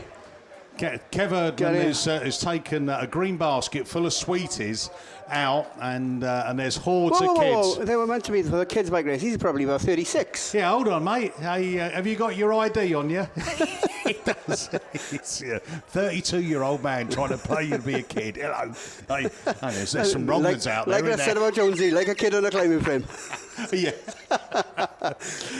Who else? We got R&M Motorsport panels. There'll be a few of them sold this weekend, won't there? There's been a bit of bish bash boshing, but somebody sold a lot of Armco this weekend as well. MJA Engineering. So I know about MJA because Callum's junior special had an MJA engineering. They did well in that as well. Wildcat Photography. So you're a bit of a photographer, aren't you? You like to get your lens out and not this weekend and click away. Yeah, Wildcat Photography there. And what do they do, like animals and stuff like that? But they just thought they'd come and do some snaps and motorsport. I have no idea, but with a name like that, it could go both ways, couldn't it? Nigel Morris Trading, they're down here as well. So I'm not sure what you're selling, Nigel, but hopefully it's legal and competitively priced. That's what we like. Beresford Chassis and Components here as well. They're just down to the right-hand side of commentary. If you're looking at the back of commentary, left if you're looking at us from across the field. The Electric Bike Supermarket. Now we had something on that, didn't we? Yeah, we had. Gareth, I think. What was the competition again? Yeah, they're holding a raffle up there. £40 a ticket, and the prize is to win an electric bike worth £6,500. So yeah, well, is it worth a punt? I'm not sure. Are they like motorbikes then, or are they classified as pedal bikes? Because if I work down in London, I don't know if anyone's been down recently, right? You can go and get one of these Lime bikes or Harvester kind of bike. They're all at it, aren't they? You go and click your phone on it and then you can ride round for however long you need to. Then these scooters, you can get on a scooter. They're dangerous, they are. They do about 40 mile an hour, whizzing through the traffic. Yeah, don't you just love how as soon as somebody's mentioned we've got half an hour to waffle for, everybody's gone except for Paul. It's Paul, me and you. This is it. Well, we're going to interview Paul in a minute, by the way. We worked out, by the way, that we had 5 generations in the commentary team. So ranging from Archie being 19, so that means that he's in the. Well, hold on, let's take my shoes and socks. Is that the? He was like a millennium baby. Me tongue and me teeth are falling out. So that. Paul, you were 50s? You were 50s? Yeah. Oh, yeah, I'm not going to say, no, I'm not in my 50s, no. I was born in 50s, yeah, 51. Yeah, you're 50s. I'm 67. Now, I try to work out whether or not, after England won the World Cup, whether or not it was an excitable house in the Barker household, because up pops me the year later. Hey! Back of the net. Hayley, when are you? 1990. Yeah. Right, okay. I'm trying to think what I was doing. Oh no, where I was. We made up all day. I was down in Chapeltown in Sheffield, dancing to Black Box, right on time, or whatever it was that was called, drinking alcohol. But JB, look at you with your homeless beard that you like to don. He was telling us about that, wasn't he? He was saying that. I said to him, "Is this like the new trend?" And he said, "No." Like he said, during the week he goes and like sits on a carpet and begs for money, right? And this is what it is. You're doing well, aren't you? I mean, that Aston Martin he's got on the drive, it's testament to that. What year were you, mate? 94. 94. Do you know what happened in 94? I said, this is my life story, right? It's like this is your life. I'm going to switch my mic off then. I'll be back now. I met Gilly in 94, so that is 29 years ago. Good grief. So yeah, wow, that's a step down time.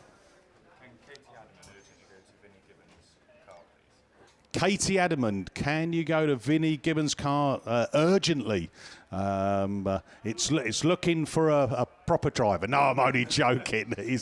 So Katie Adamond down to Vinnie Gibbons' car, please. Mickey, down at Ladies and Juniors later on this year, not far away now. I'll be commentating down there. Also, will our Brandon be commentating down there? Has there been a grandfather and grandson commentated before on the same team, do you think? I don't know. Well, all I know, I can tell you that he didn't commentate, but he was sat in Yorkshire Dale's commentary booth. So I was there up commentating, and I've got a little grandson, Charlie, who came up and he come and sat in there, and he had my binoculars looking out. The binoculars were the wrong way round, by the way. But yeah, that's as close as we've got. But no, I'm not sure, mate. I'm not aware of any. So it could be. Is it Norris McWhirter from the Guinness Book of Records? They'd be, down there presenting your prize. The first grandson and granddad commentary team down. Any nationals really, isn't it? Ladies and Juniors, down at Cambridge this year. About a month's time, isn't it? So not long to go. Bit of racing to go before then. We've got the third rounds of both the BAS and the UK. And just as we mentioned BAS and third rounds, Russ Thompson comes back in. And Russ, any updates on round 3 from you guys? It's going to be sunny. That's it. We'll be getting all the information on, obviously, pretty much after this weekend with the Nationals taking over everybody's life. That all information comes first, and it's easy to forget about all this stuff. But yeah, we'll get all the info on regarding Scunny's Baz in obviously the next few days, once we've all got washed and cleaned up. But yeah, it should be a good one. I think also looking in the programme, the cracking programme again, isn't it? It's brilliant. But there is confirmation of the 2024 men's nationals, and it is going to be at sunny Scunny. So next August, first weekend in August, we're heading over. Well, for me, it's over the Humber Bridge. About an hour from home, so that's not a bad one to drop down. And always a cracking venue, cracking hospitality, and good, close, fast racing up there as well. But before that, you've got, the BAS round. Have you done your UK round already this year? We did, yeah. It was the first round. It was a fantastic weekend, of course. The weather was a lot better back then, weren't it? But although we all had a real odd start to the year, didn't we? The weather we had some dry, red-hot weekends, like Easter was another scorcher, and then we had about 2 months of rain, didn't we? And it wiped off a lot of leagues. Some leagues have only done one meeting this year, like some clubs, because of and they were one-shot qualifying. Some leagues were very fortunate; they managed to get all their qualifying in. But yeah, some really suffered with the weather, and it's continued, hasn't it, into August. It has, and I was just looking at the qualifying and obviously the allocations this year. We've just been looking down on some of these finalist sheets and Class 6s, by the way. Scarborough, the Yorkshire League, had 5 entries, and 4 of them have managed to make it through into the final, which is a cracking result. I think we had. I'm not sure if we've read all the finalists out. I think 8s have just appeared. And Russ, do you want to take us through the runners and riders? Yeah, why not? The RC Race Fab sponsored Class 8s here at the 2023 Men's National Autograss Championships. Just looking behind before I know our overall sponsor for this event, Power Max. Go and check them out. Go say hello to them. What a stand they've got there. It's fantastic, isn't it? The setup that they've got. And obviously they've got their competition. I don't know when that's been done, if it has been done. But, yeah, I mean, you've got the chance to go to a touring car event. So fantastic to win. But anyway, let's look at now. This is what we're interested in. The Class 8 finalists. You needed 117 points to make it. Not the highest for Class 8, but it was enough today. Top of the shop with the points. Probably 2 drivers who weren't expecting to be top qualifiers, but they are. South Somerset 11, Dexter North on 2 wins and a second, 155 points. Along with Spalding 43, Ash Robinson. 2 wins and a second, and I think, Mickey, were you there at the time? Ash has suffered that big roll at the beginning of the year, and he's just fought back with that car magnificently, and he's probably, maybe was aiming to hopefully to be in the final, but yeah, he's certainly there, and he's a 3-time national champion, so why not? But Dex North is first, I think it's his first senior nationals, and he's straight in the finals, top qualifier, fantastic. Equal 3rd qualifier then, last year's runner-up, Darren Mullen, Yorkshire Dales 37, a first and 2 seconds, 145 points. He goes tied with the former champion from 2017, Dan McKenzie, in Cambridge 44, 2 seconds and a win. 5th qualifier, Stu Whitehouse is back in White Rose 5. I think a 2-time runner-up. Will he finally crack the big one? 2nd, a 1st and a 4th for White Rose 5. The 2009 champion, Steve Mills, the experience they're showing in the conditions once again. He goes through a 5th, a 1st and a 2nd, 121 points for Cumdee 10. 7th qualifier, he's back in the final. He was last year. Ash Howard is there, PhD 21, a 4th, a 1st and a 3rd, 119 points. And last but not least, your final qualifier for the RC Race Fab sponsored Class 8s, Alex Hall in Radford 411, a 2nd and 2 thirds. He goes through. He's the only one of the finalists not to have a win so far. That means nothing now because he's in that top 8. All you've got to do is get there, and now he's in chance of winning the biggest of them all. So, Dex North, Ash Robinson, Darren Mullen, Dan McKenzie, Stu Whitehouse, Steve Mills, Ash Howard, Alex Hall are your Class 8 national finalists. 3 of those have stood on the top step before. What a feeling it must be to be in the final. I mean, some guys here, it's their first time they've made the final. I was close, I'll admit. I was 9th once, the unlucky 9th, back in 2013.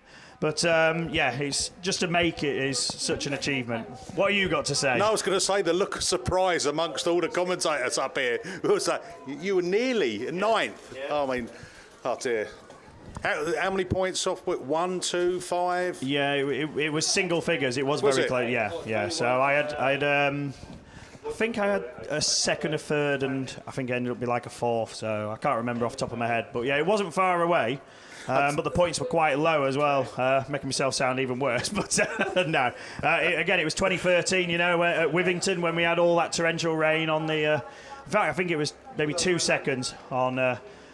yes, the Stroud, the Wiltshire League run one at Wivington. So 2013, we had that terrible weather, didn't we, on the Sunday? I mean, it was a proper mud bath that the finals were running. And yeah, it was the closest I ever got. I think when you look at some of the finals and the points, we've generally seen about 128, haven't we? That has been what you needed to get into that 8th place to get into the final. But then some of the permutation in the racing we've seen with the 8s and how it's mixed up with the weather, and someone's had a win and then they've had a 7th and all of that. It really mixed up. And when you said to me that 117 points to get yourself into the class 8, that is probably one of the lower points tally to get you through into a final, but they've all earned their place for us, that's for sure. Yeah, definitely. I think Kev is normally the one who says you need to aim for around 120 points if you want to make it. But yeah, there are occasions where, like when the weather plays havoc, I mean, we've all said how many names we would have picked to be in the final struggled yesterday with the conditions and the weather. We've seen it again today. It's just the luck of the draw, isn't it? Sometimes it goes in your favour, sometimes it doesn't. But hopefully those who are out of luck this year will come back again and have another crack at it. Yeah, and as you know, it was Callum's first year, 18, qualifying through into the Class 8 Nationals. Finished top half, I would say, and we're chuffed with that, really. He had a real challenging, well, Russ, you commentated on it, he's the second heat, it was just like a who's who around him, really. But it's all experience, and it will just make him more ambitious as he goes forward. But it's been a great weekend for him. Yeah, good. That's what it's all about. So I spoke to some people on Friday, and I sort of like say, do you ever set yourself a realistic target? Obviously, everybody wants to be in the final and everybody wants to win, but I actually get some people say, if I can finish in the top half, that's happy for me. I'm good with that. So top 20 in the country, effectively, with qualifying, and that it's still a fantastic achievement. There's a lot of people down here obviously didn't do the second or the third heats after a bad first run. That's obviously played into it, but yeah, I think for you and Callum, you should be pleased with that first Nationals top half. Yeah, well, and there's some good names obviously who didn't quite do as well this weekend. Well, and again, there's a number of people that haven't actually made it to the Nationals this year. You know, some big names. You know, we know that you look at. I think Ant Ross is one that's been flying this year in that Sturton 77. But you know, it's a real tough league to come out of that. And if you just have that a bad run, that can be the difference between getting here. So actually getting to the Nationals, fair play to everyone. Yeah, definitely. But anyway, we've got this downtime. I don't know what activities are going to be happening during this break, and I believe we are going to be talking about the best turned out cars, which should have been shown on yesterday morning, but obviously with the weather and the conditions it wasn't really suitable to do, but I think that's going to be happening at some point. Fortunately the bike race got cancelled due to the weather conditions. Obviously the crew out there need to work on the track during this break, so we can't really have the youngsters on the bicycles going round when we've got heavy machinery like this going round the circuit. But we've still got Class 10 finalists left to announce. I think that's the only class we've got yet to do. So hopefully once we get those, we will announce it in due course. Just one shout out I've come through. Barry Leach. Barry, mate, I hope you're all right.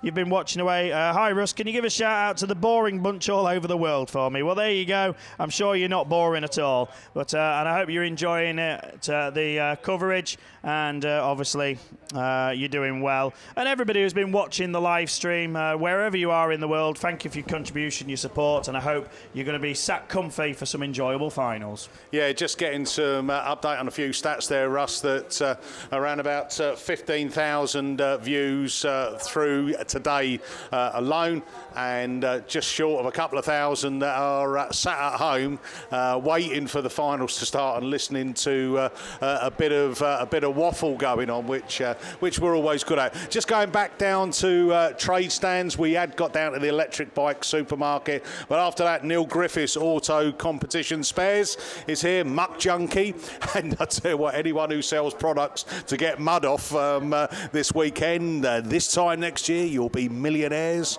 Vision Plus, so Lynn Cooper is down, so any of your racing gear and goggles. I bet plenty of roll-offs have been sold over this weekend.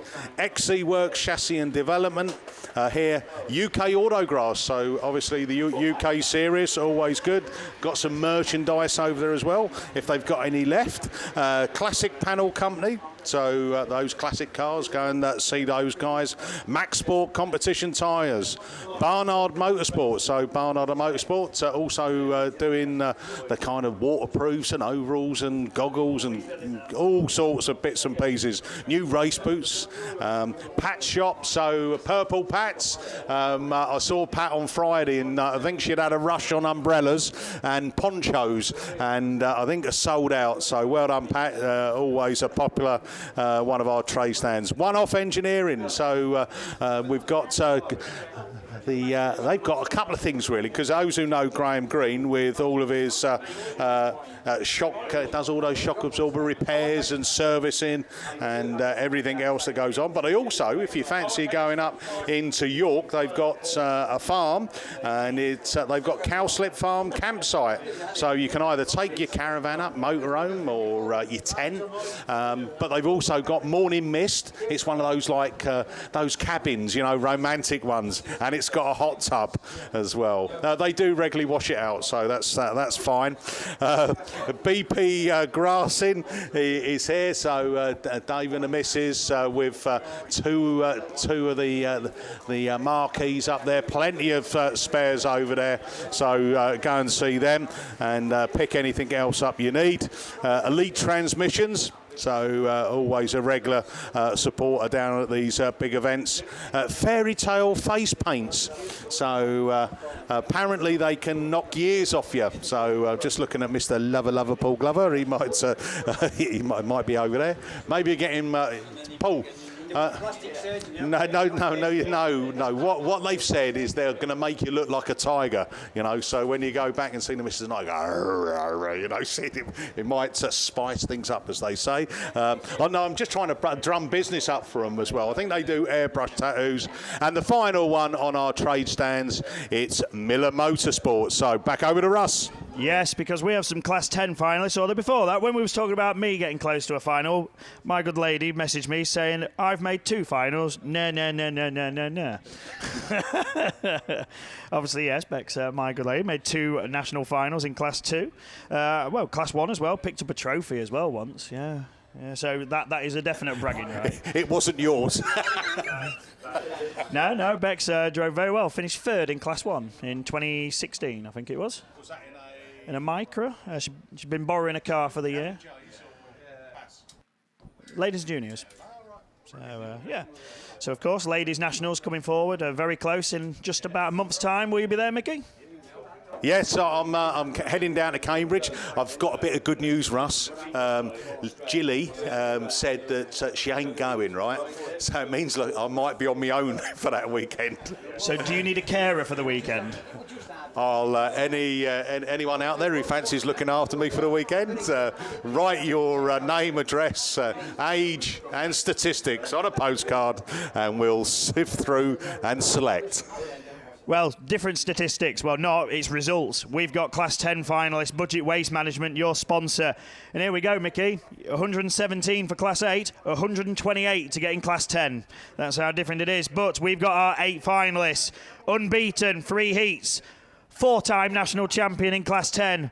10-time men's national champion and 11-time champion overall. Will it be 12? Well, he's in 2 finals now. Phil Cooper, ARC 33. Unusual number, but there he is. Doesn't matter. He's top of the points. 3 wins out of 3. The 2003 Class 10 national champion and a 5-time champion overall, Mark Griffiths. Radford 2 is back in the final. The 4-time Class 10 national champion, ARC1, Lee Seagreaves is there. He's on 146 points. He's tied with the outgoing Class 7 national champion, but he's still got the champion of champions to defend later on in North Shropshire 120. But the 2013 Class 10 national champion as well, don't forget, Liam Evans is there in North Shropshire 3, also 146 points. Then we have the 3-time Class 8 national champion and 2-time Class 9 national champion, plus a 4-time Champ of Champs winner, Andy Hornshaw. York 7 is there, 145 points. Then we have 3 drivers who could be the champion. They've not done it yet, but Luke Bennett is there in North Wales 62. A third, a first and a second means 136 points for him. Chris Ashwin is in. He's been flying this year in the UK Championships, but he's in the biggest final of all in Star 84. A trio of seconds, consistency. So will he go one better in the final? He's on 135. And last but not least, he's had to work hard this weekend. Sam Burbage in Sturton 40 is in the final. A first, a fourth and a second. Technically, though, he had 2 wins because he had to do his first heat twice and he won it both times.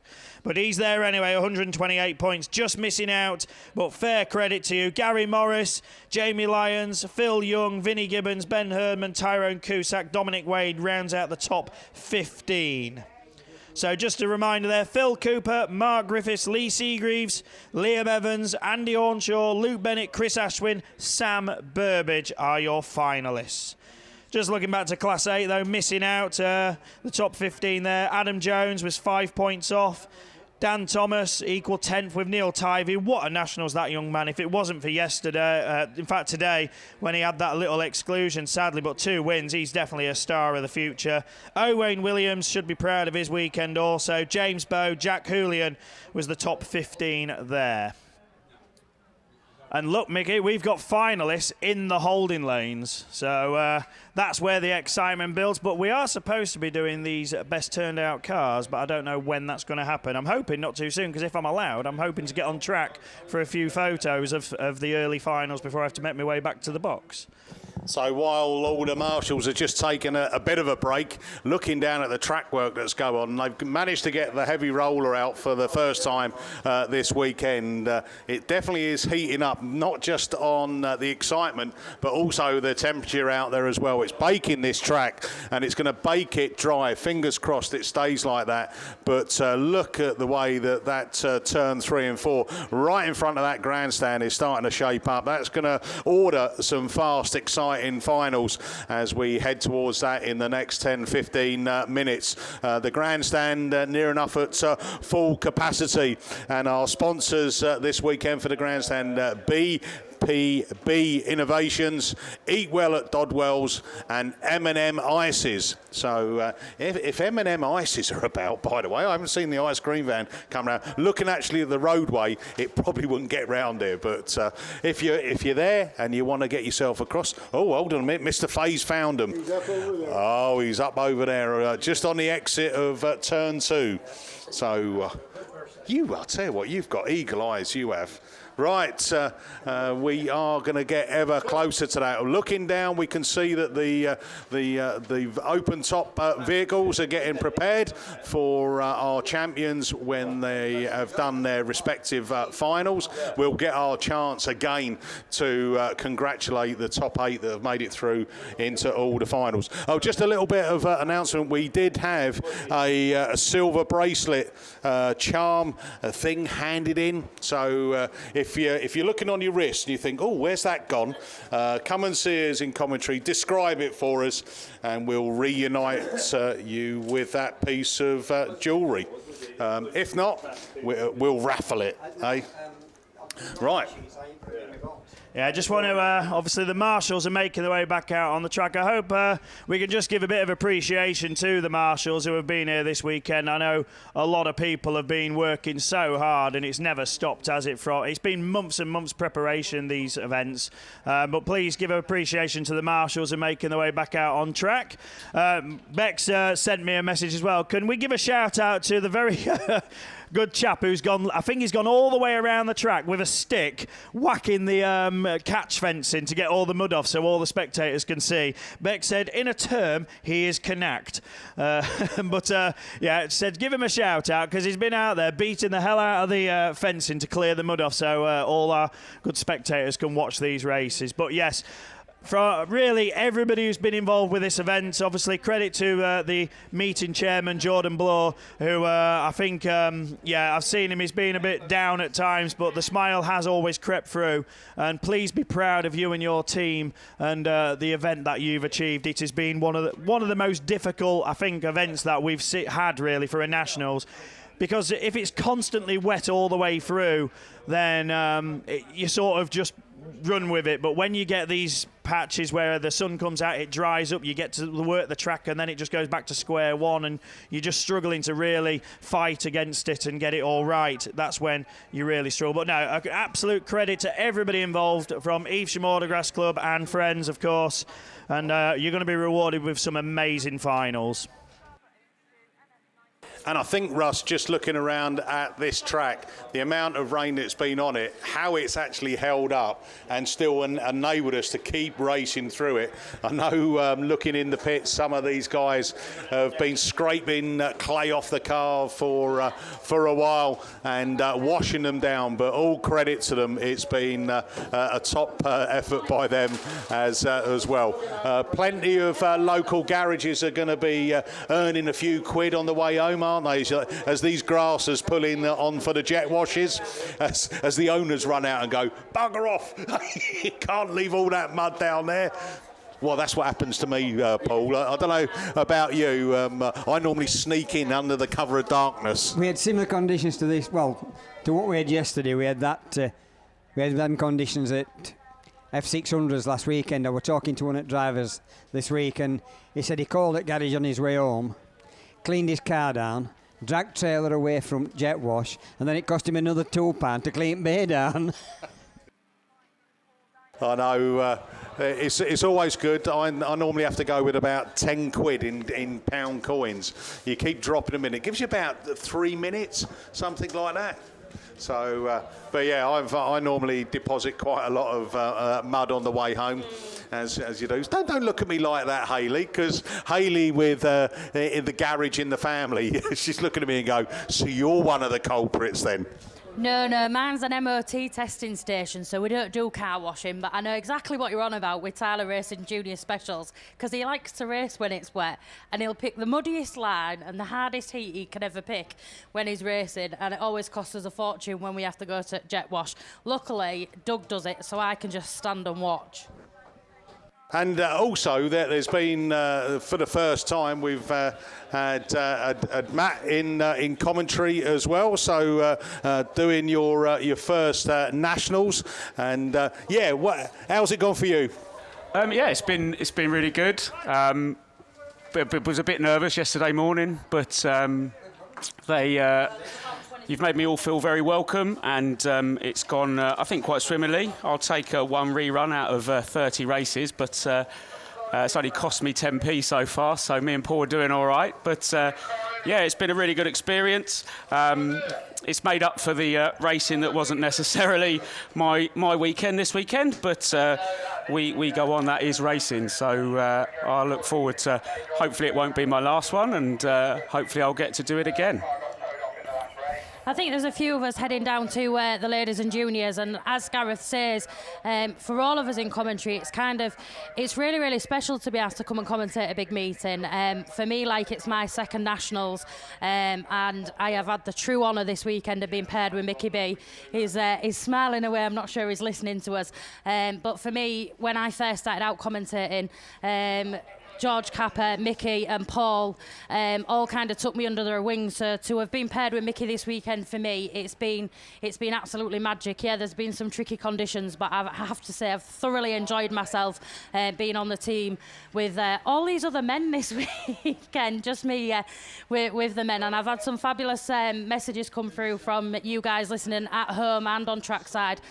So thank you for that as well, because that's always really, really appreciated. Sometimes it's hard going being in a commentary box, as these guys will often tell you, but to be back at a nationals and looked after the way we've been looked after this weekend and everything as well, with just a massive thanks to the Evesham Club for having us as well.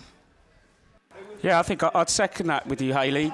Steve, Sally have been absolutely superb. The team, the background staff, the lap scorers keeping us updated with who's got the right positions. I know that was a tough challenge yesterday, but it makes our job a lot easier. We just call it as we see it. They have to actually call it as it is. So, but again, I'll just second what Hayley said. Well, the experience that I've been privileged to work with this weekend, and I say I haven't been commentating long as it says in the programme, so this is a great honour. And again, so I'd like to thank the Evesham Club. And I say I'll be down at the ladies and juniors. It's like London buses. You get invited to one and then you get the next one. So hopefully I might get a few more invitations in the future. But it's been good, and to work with you, Paul, has been an honour, and your experience, and you were telling me yesterday your involvement with Autograss and how long you've been doing it. And I say I'm a whippersnapper to you. Yeah, I think I've been in Autograss for like 40 years. I've been commentating 30. I started about the same time as the great Mr. George Capper. And I think we're going to have to stop waffling, because I think we're going to have the presentation of the Best Turned Out Saloon, Best Turned Out Special, which I think Mr. Erdman's going to do, because he's just sat down in front of the microphone. I'll just borrow that pen a minute. So just this last little bit of work, and then we'll be under with the Best Turned Out Saloon and Special, and I think then we'll be straight onto the Class 1s. So I don't think we'll have much chance to introduce the Class 1s. Shall we go through and introduce the Class 1s before they... because I think the drivers are coming on the truck, aren't they? I think because... Oh, no, they are coming out. So I think we'll let Kevin do that with the best prepared, and then we can try and go through the Class 1s.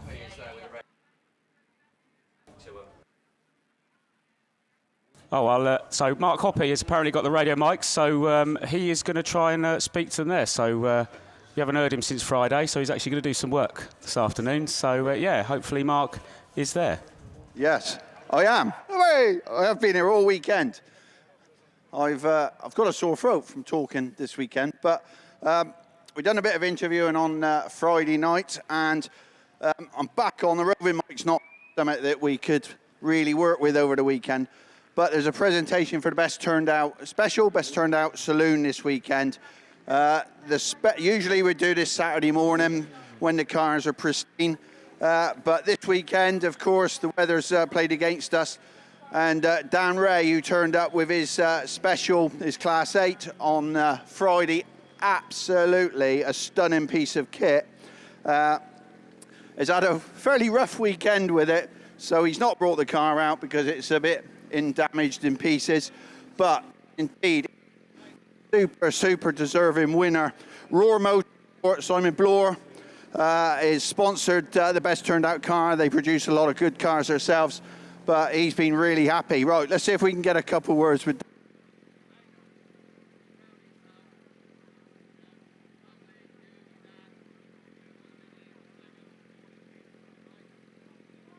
Good, to be fair. Bit disappointed with the last run. If I had ended up winning, that would have been last qualifier into the finals. So ripped the exhaust off and whatnot, but we'll get it ready for BAST now. So a good weekend overall. And how many hours have gone into getting to the car to the standard you brought it here on Friday? 2 solid weeks, no sleep, but yeah, it's worth it in the end. Good. And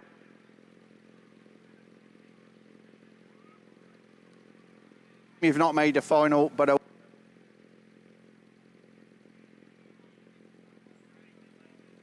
right, and the mini pickup Class 5 in front of us of Dan Lodge.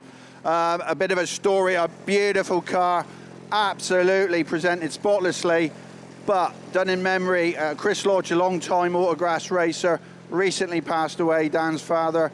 The car's been painted in his old colours. There's some memorial to him on the car. So an emotional weekend for Dan, but a fantastic job to produce the car. Well done. Whether we're going to hear anything with the car running, I don't know.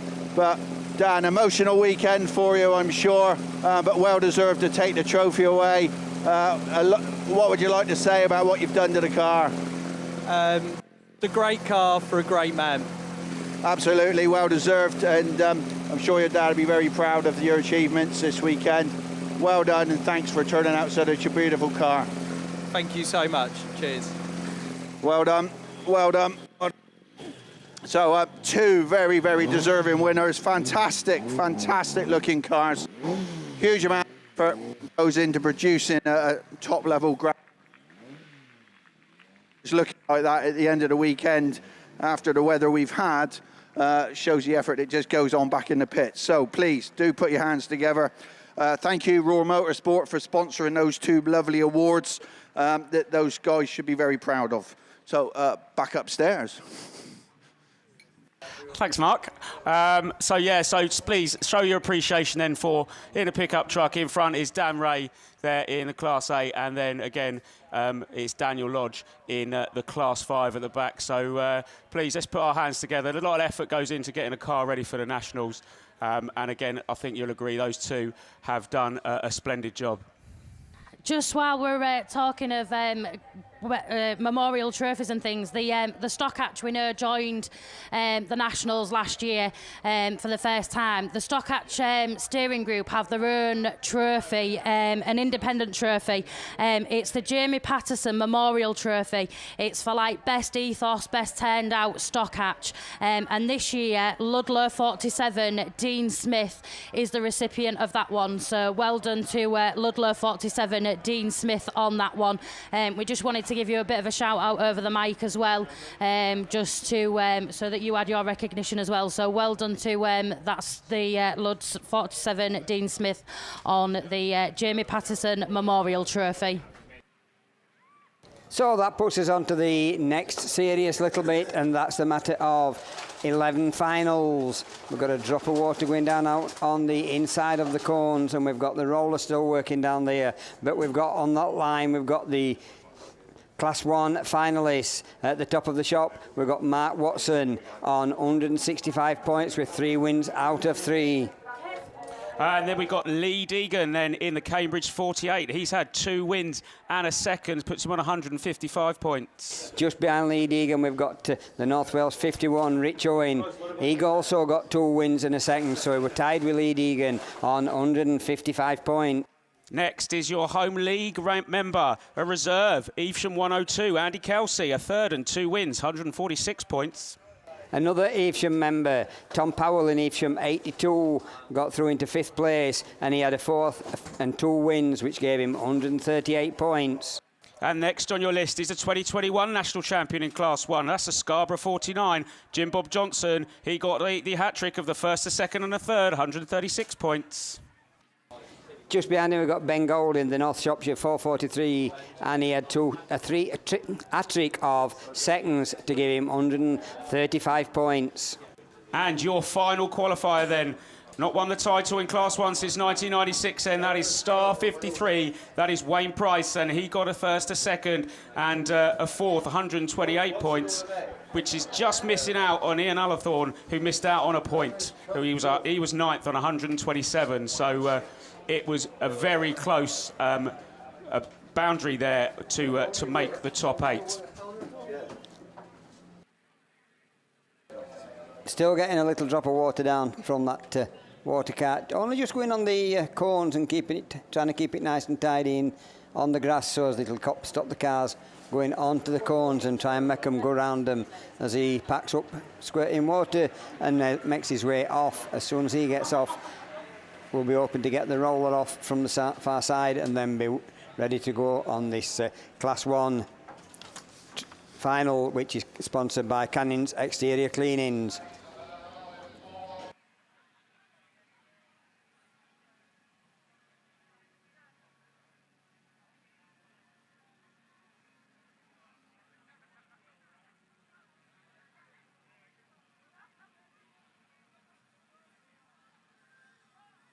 So then it looks like the machinery is leaving the track then.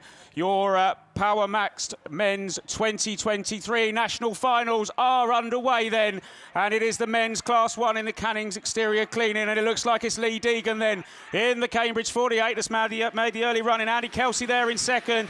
Then we got Mark Watson in the inside there, along with Rich Owen, as they're side by side, as the Bengal goes up the inside at the back there in the North Shropshire 43. But it is the East Anglia man that is stretching his legs already as they go round the grandstand turn for the first time. time. Cambridge 48 from Evesham 102. York 1. There's a bit of coming together as they go on to their second lap. So it's the Cambridge 48 from the Evesham 102. York 1, SR 53. That's Wayne Price in that one that's in that fourth position.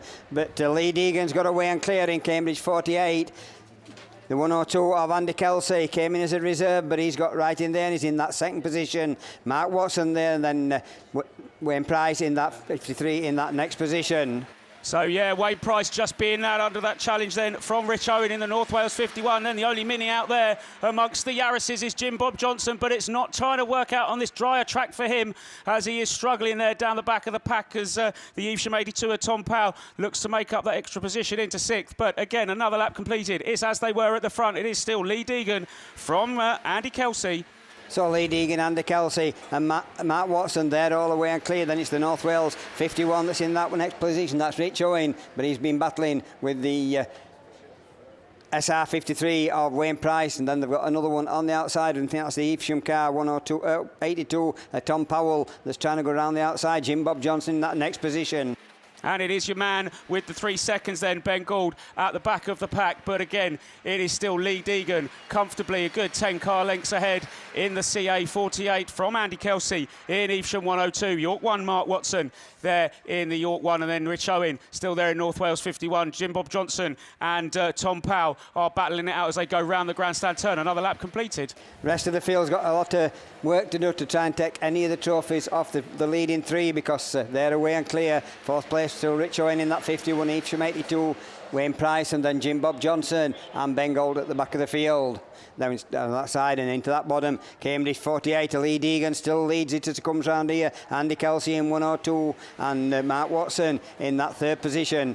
And I think, barring any incidents, and I think your top three is probably going to stay as they are, but I don't want to put the commentator's curse on it, as I can see the last lap flag being made ready as Lee Deegan enters the grandstand turn for the penultimate time then. So CA 48 will see that yellow flag with the black cross as he's on to his last circuit. So starting the last lap, it's Cambridge 48 and Evesham 102 in that second position. Mark Watson still there in that third in the York 1. Then it's North Wales 51, Evesham 82, North Shropshire 443, SR 53 and Jim Bob Johnson, Scarborough 49. All the work to do the field at the back of the field, but the checkered flags at the ready, and your first national champion of the weekend is going to go to the Cambridge 48 of Lee Deegan. Second place goes to the Andy Kelsey in that Evesham 102. Then it's the York 102. Third, are we going to get a change for this fourth place? And it's Evesham 82 that just gets it, and that's Tom Powell that gets the final trophy position. And that completes the first final of the weekend. Class 1s, sponsored by Canning's Exterior Cleaning Services. Yeah, so put your hands together then for your champion then. As he comes round, he's made his way to the back of the group there then. So Lee Deegan, CA Cambridge 48 there. The East Anglian League got their first winner of the weekend. And I think that's all Class 1s completed with no reruns all weekend. Correct. How we've done that, I just do not know. But that's barring, that is on track. There is still time in the complaints tent to get it changed. But hopefully, Class 1s have gone through all the way with no reruns. Correct, and we'll hand you over to the Class 3 commentators then. And that is Steve and Jason.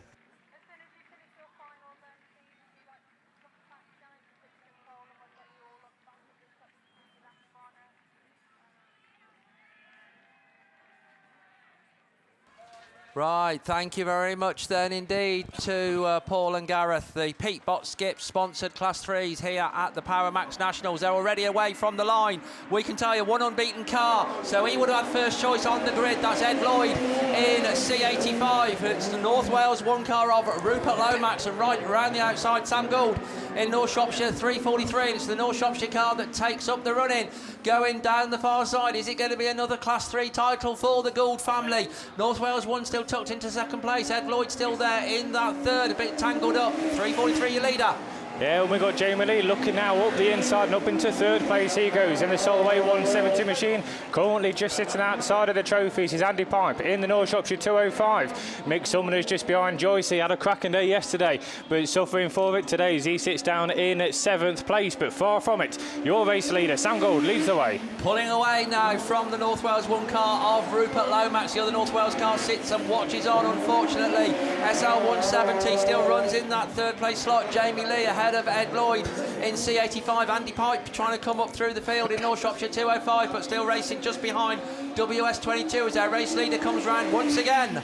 And Rupert Lomax a long way back now. A straight advantage that Gould's got now. Closing in on him though is Jamie Lee in the Solway 170 machine. Keep an eye on Joyce though. He's working as well the order. He was 6th or 7th last time round, and now he's coming up the inside of Ed Lloyd. Your undefeated man so far this weekend sees Joyce up the inside and Pipe around the outside. But your race leader comes back round. And if anything, I think the lead is increasing. It's over the length of the home straight now. The battle really is for 2nd place. Rupert Lomax in North Wales 1 against Jamie Lee in Solway 170. These two, of course, know each other really well, and the Solway car gets the better on that top bend and goes through into that 2nd place. But here comes your race leader already. Sam Good it is that continues on his merry way. The battle still on for 2nd place. Jamie Lee will look at his mirrors and see it full of orange. It's North Wales number 1. Rupert Lomax sitting there in 3rd place.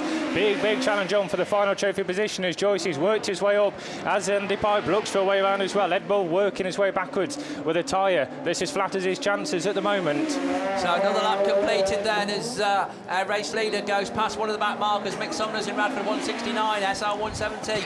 Jamie Lee still runs 2nd, North Wales 1. Closest battle now for this 4th place. Adrian Joyce on a charge up through the field in WS22, racing ahead of Andy Pipe in North Shropshire 205. Here comes our race leader. With one more lap to go then, Sam Good leads them on to its 2nd place man. A long way back now, it's Jamie Lee in the Solway 170. Rupert Lomax, then Joyce is down there in 4th place in the Wessex number 2. Andy Pipe trying to just nudge into the trophies, but while that's happening, the double checkers are raised. Dominant to the end. Class 3 national champion Sam Gold it is that takes it in the North Shropshire 343. 2nd place will come round and it will be Solway 170. Could all change behind there as Lomax holds on for 3rd from Adrian Joyce in Wessex 22. Andy Pipe in North Shropshire 205. Ed Bull working his way backwards with that tyre issue in the Cumdee 85. It sees him to the back of the field, and we lost Lee Almond early on in the North Wales 27. So we go. 2 national champions crowned. Sam Gold it is in the North Shropshire 343 that takes your Class 3 national championship title.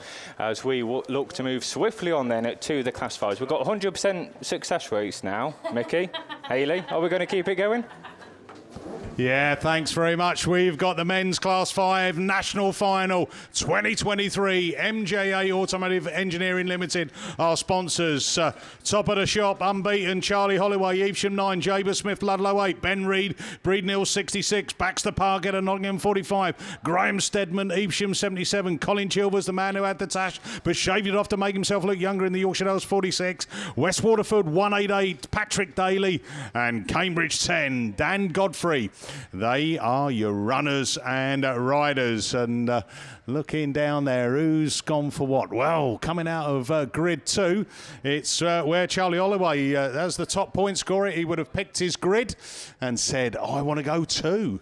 Now, with this track drying out, by the way, looking as you're coming up into turn 1, it's already starting to blacken up and polish. So that's what it would have done if it had been hot and sunny all weekend. It's only just starting to do it now, which means it's a sign that we're in good shape for this Class 5 final. Well done to the boys on Class 1, Matt and Mr. Lover Paul Glover, who have gone through all of the men's Class 1s without any red flags this weekend. I think that must be a first, by the way. I know someone will be checking the stats and the record book, but what a way to start your first commentating duties on a national match. That's you've shown everyone the way forward now.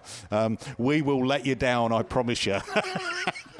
again, a big thank you for all of our sponsors, and a big thank you to all you spectators out there that have braved the weather yesterday. Look at that. Let's all have a big cheer out there. Everyone from the grandstand all the way round, all the league clubs, cheer on your own personal champions. Whether or not they win, lose or draw, I'm sure they've made you proud. Again, a big thank you to all of our sponsors and trade stands that have been either feeding us, watering us, or making sure that we've been kept dry with merchandise. As I say, I've mentioned Pat Shops a few times, but she has had a run on umbrellas and ponchos, and she was telling me, she said, Mickey, I've made that much money this weekend, I'm going to Benidorm for 2 weeks. So she might bump into Paul. So here we go. We're just waiting for that car to be recovered off the top end of the track. And once that's pulled back into the pits, these guys that are sat on that line have been waiting a while to get out there and get their stuff done. It's just building up a bit of the tension there. Jaber Smith, Ludlow 8, former champion. Can he do it again? 155 points, 2 wins and a second. That's what's got him to that second place. As we say, Charlie had 3 wins. Ben Reid, 2 wins and a third. Baxter Pargetter, a win and 2 seconds. Graham Steadman, he's done the Ted Rogers, 3-2-1.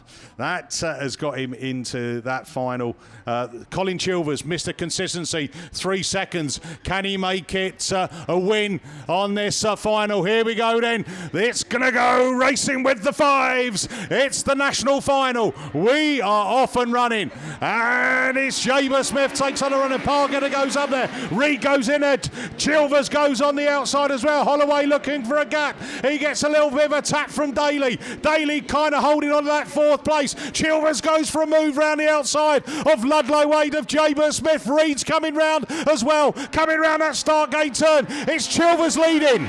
From Breeden Hill 66 then, Ludlow 8, Evesham number 9, Nottingham 45, Baxter Pargeter now looking for a way through up there. That West Waterford, a 188 of Patrick Daly in that 7th place spot. From the Evesham 77 of Graham Steadman, but back up and at the front then, your race leader's already heading up around that start line 10.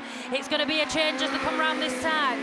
And it's with the Breeden Hill 66 that takes up the raid. Reed then from Chilvers, from Jaber Smith. Jaber Smith running the 3rd place. Holloway up into the trophy position in 4th. Baxter Pargetter a little bit further back as well. And Steadman work to do bottom of the back, but still it is that Reed machine leading.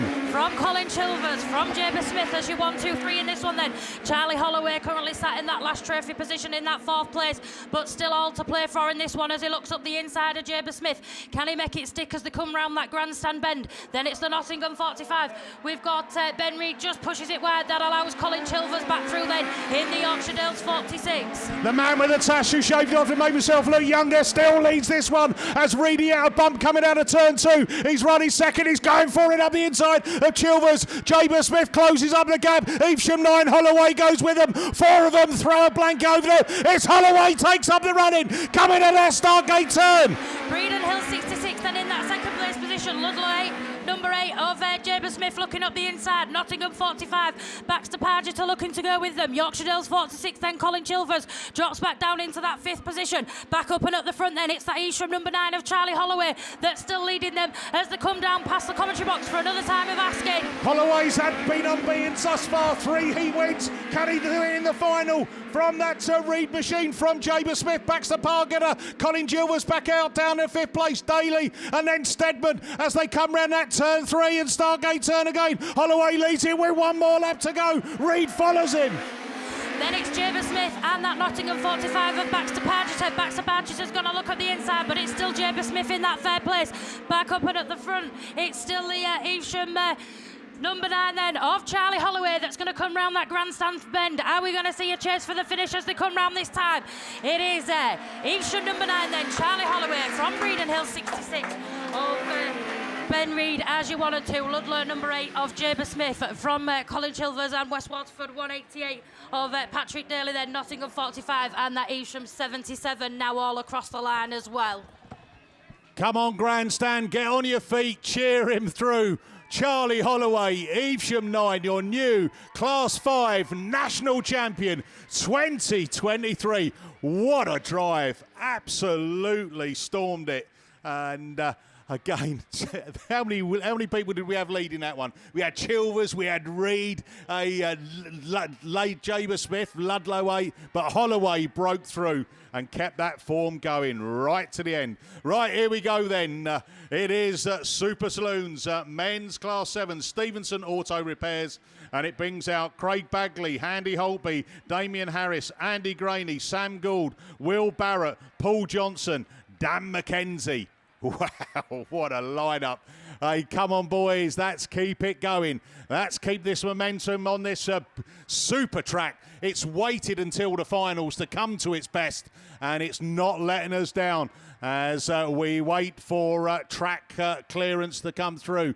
We're maybe getting some finalists coming out on one of the tracks. Just listening over on the radio. Might just have a little break in racing. We're waiting to find out. Looking on the trucks. Can't see anyone on the back as yet.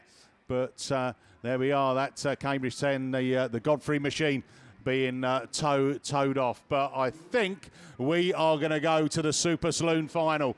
Godfrey pulled into the middle. Here we go. The yellow flag lifts to the sky. Bungee lifts. Let's go racing. Super Saloon final. Here we go. Bagley. It's Holtby takes it into turn one. Throws it in. Bagley looks for the cut back up the inside as well. Gouldy goes with it. Johnson's in that fourth place as they come round that outside machine. Graney looking for the outside line. Round the outside. Can he pull round into that third place? But Holtby leads it. Bagley's coming back at him. Graney's moving it on there as well. Sam Gold then in that fourth place from the Radford 140, Cambridge 221, Yorkshire Dales 22, and that Star 16, but back up and at the front, it's Andy Holtby in that Scunny 61 then. Craig Bagley coming under pressure from Andrew Graney as they come round that grandstand bend. Craig seems to have the legs there as they come round that start line, but it's still Holtby from Bagley. Can Holtby make it 7 Class 7 National Championship titles? Bagley's going to push him hard. Graney running third. Harris is then moved up in the Radford 140 into that fourth place. Gouldy fifth. Then we go down into the final place as that Star 16 needs work to do, but it's Holtby with a wheelie. From Craig Bagley as you 1 and 2, now heading round Holtby and SW Graphics sponsored turn 2. Andrew Graney then in that Pennine number 8 from the Radford 140 of Damien Harris. Then it's the North Shropshire 34 of Sam Gould from the Cambridge 221, but back up and eyes front. Andy Holtby it is then that comes round for another time of asking. Bagley wheelies in, coming up to turn one, chasing Holtby from that Andy Graney machine. Goldie's moved up into that fourth place there. Harris, and then Mackenzie's on the charge as well. Johnson's out of this one, as is that Star 16, Will Barrett. But round the start gate turn, it's another lap under his belt. Andy Holtby leads it from Bagley. From Andrew Graney then in that Pennine number 8, Goldie then in the North Shropshire 34 from the Radford 140 of Damien Harris, and then that Cambridge 221 of Dan McKenzie, but back up and at the front. Holtby's going to catch this back marker as he comes around that start line 10. Scunthorpe 61 it is then. Andy Holtby from that Cumdee number 2 of Craig Bagley as they both head up into that turn 1. There we go, Gouldy running fourth, then it's Harris, then it's Mackenzie, then there's a bit of a gap before we go down to Johnson, and then that Barrett machine. But look at him flying round. He's got one more lap to go on this one. Andy Holtby, Scunthorpe 61, Bagley's coming round, chasing round in Cumdee 2, and then Barrett. Oh, we've got spin outs. It's Harris and Gouldy gone wrong. Cambridge 221 then comes up into that fourth place, but back up and at the front. Your Class 7 leaders leading around that grandstand 10. Put your hands together because we're going to have another champion. Scunny 61, Andy Holtby is then that's going to take the win. Craig Bagley in that Cumdee number 2 takes second from the Pennine number 8 of Andrew Graney as you 1, 2, 3. Then it's the Cambridge 221 of Dan McKenzie, grabbing a breath myself. Then the Radford 140, North Shropshire 34 coming across. Yorkshire Dales 22 now across that finish line as well. And then coming round that start line 10, Star 16, Will Barrett comes round to complete the lineup on that one this time. So Andy Holtby it is then in that Scunthorpe 61. Well done, Andy Holtby. These conditions perfect for his driving skills. Scunthorpe 61, 7 times. The Len Goodman, 7. National Championships in the Super Saloons. What a drive, and well done to all those 8 finalists. It was brilliant. Right, up on the line, we're going Class 9s. And oh, hold on a minute. There's something coming over on the radio. Oh, maybe not. So let's hand it over to the Silver Foxes.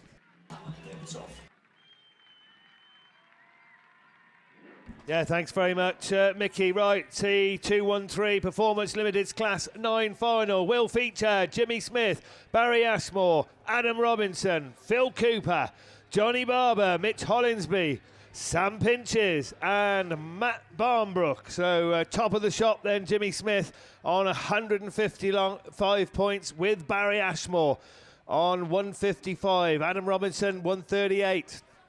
Phil Cooper at 131. Johnny Barber, Mitch Hollinsby 126. Sam Pinches 121. And after the run-up, Matt Barnbrook goes through on the 119 points. So the Class 9s, they're down there. They've worked hard, so hard for this all weekend. And they're down there ready to do battle in this 213 Performance Limited Class 9 final. Not quite sure. I'm looking around the track to see what we're waiting for.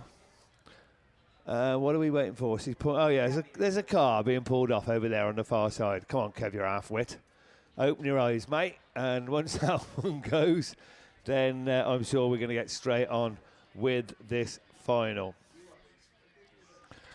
So I've got to say what an amazing job the Evesham Club have done. Credit where credit's due. It has been awesome. There ain't many clubs in the country that could put on a show like this, and certainly under these such difficult conditions. So well done to everybody at Evesham Autograss Club. You've been amazing. Right, Class 9s, 213 Performance Limited, the sponsors here at the Power Max 2023 National Finals. Red flags still fluttering because we've got marshals over there on the top corner now, just waiting for those to get back into position.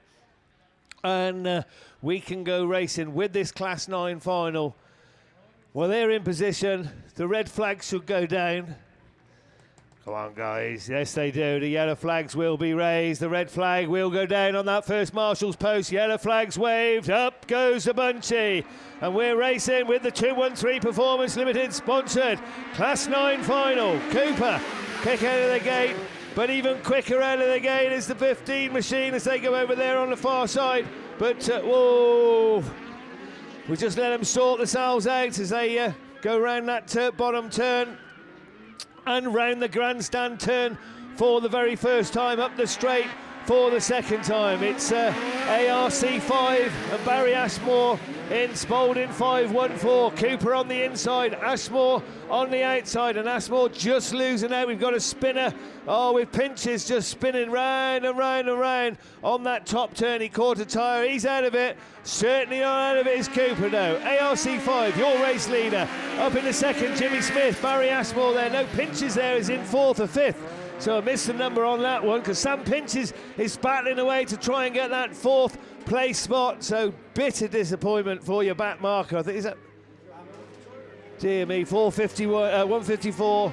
Though up into third as ARC5 motors on. Jimmy Smith, Barry Ashmore, Sam Pinches. That's the 1, 2, 3 and 4 as Jimmy Smith now moves up into that second space, relegating Barry, and Sam Pinches is about to devour him as well. So to Sam, probably the unluckiest man in Class 9 Autograss, racing hard in a third place trophy at the moment. And while all that goes on, multiple champion Phil Cooper in ARC just motors on as if he's out for a Sunday afternoon drive. The battle is now for second spot as Sam Pinches consolidates his third position. He's going to attack Jimmy Smith for second as they come round the grandstand turn.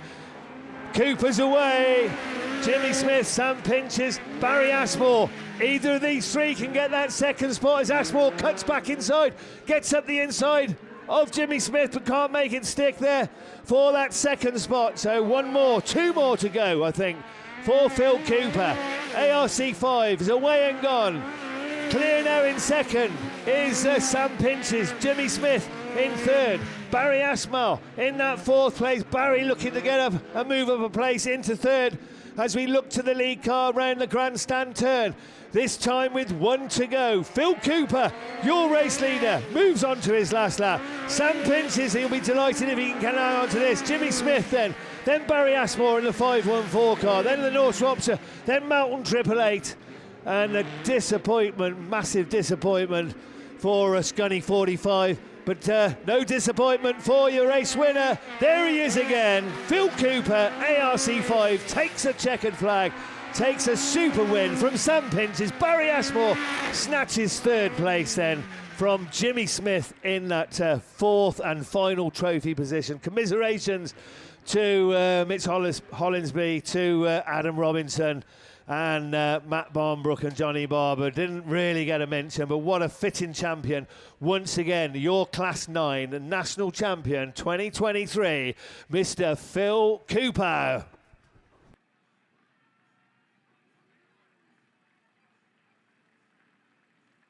Yeah, just some news coming in, ladies and gentlemen. Class 5 final is going to be rerun with Breeden Hill 66, Ben Reed excluded. Hot off the press. Yeah, thanks, Mickey. So we move on to the MJF HGV Engineering men's sponsored stock hatch. So that brings out then your top of the shop for 2 first and a second then. Solway 91, Jack Schaefer. In next one we've got is, I'm not going to mean right, Yorkshire Dales 33, Phil Peake, and he's on 146 points. Yeah, then next up, Tony Watson in the York 281. He's had 2 wins and a 4th. Then we've got the Cambridge 96 of Daniel Ferguson on 138 points. Russ Victory's up next then in the Athelston 7, 128 points with a 1st, a 2nd and a 4th. Also on 128 points is Michael Aiken in North Shropshire, 92. Also on 128 points is Casey Wing in the Scarborough 82. And your final qualifier, also on 128 points, is Tony Staples in York, 178. And again, Nick Taylor missing out by 1 point from the final. He was on 127, so again, big scoring here from the stock hatches. Looking around the field, we've got starting to get yellow flags. Don't think we'll be long before we're racing with this MJF HGV Engineering sponsored men's stock hatch. Bungees open with a Wayne Racing. Who's going to be the first ones to show as they come up here? It's the Athelston 7 of Russ Victory that takes them away with the Cambridge 96 of Daniel Ferguson, chasing him into that corner. Then we've got the Solway 91 of Jack Schaefer in that 3rd position. Jack's moved up into 2nd place, but Russ Victory still got that lead position in that Athelston 7 as they take it round that bottom corner towards that start. Oh, a little bit of swapping of paintwork, and A7 gets turned around on that one. So that puts the Solway 91 in the lead position. And the red flags come out on that one. So, yeah, we have been gloating in the commentary box, I'm not going to lie. So, yeah, we'll wait to hear confirmation on that one. But, yeah, so I won't say anything. And it looks like we could be on to men's Class 2 as the stock hatches go back to the pits. Well, me and Paul will have to wait around a little bit longer. So I think that's over to Mr. Ian Fay to take you through the men's Class 2 final.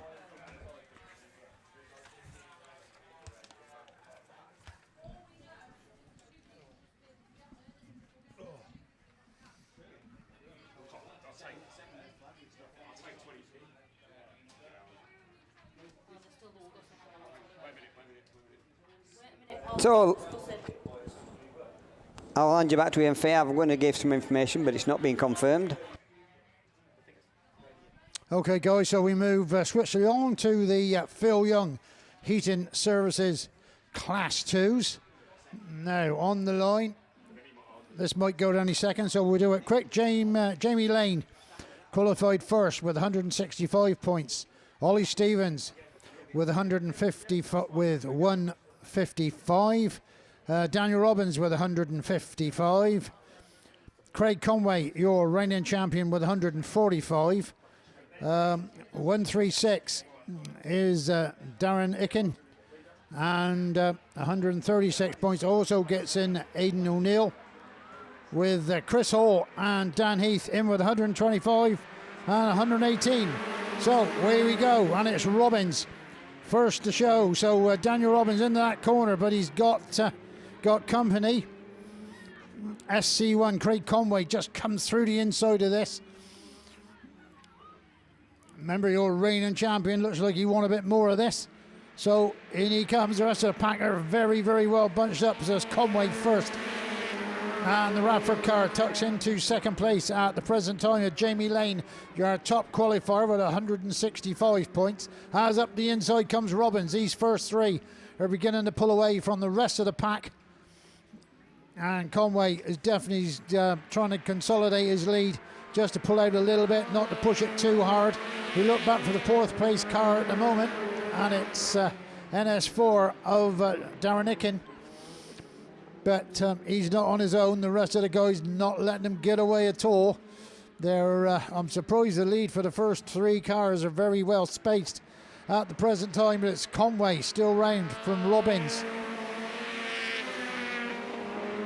Yeah, from Lane, so that's your first four. The others two haven't altered at the present time.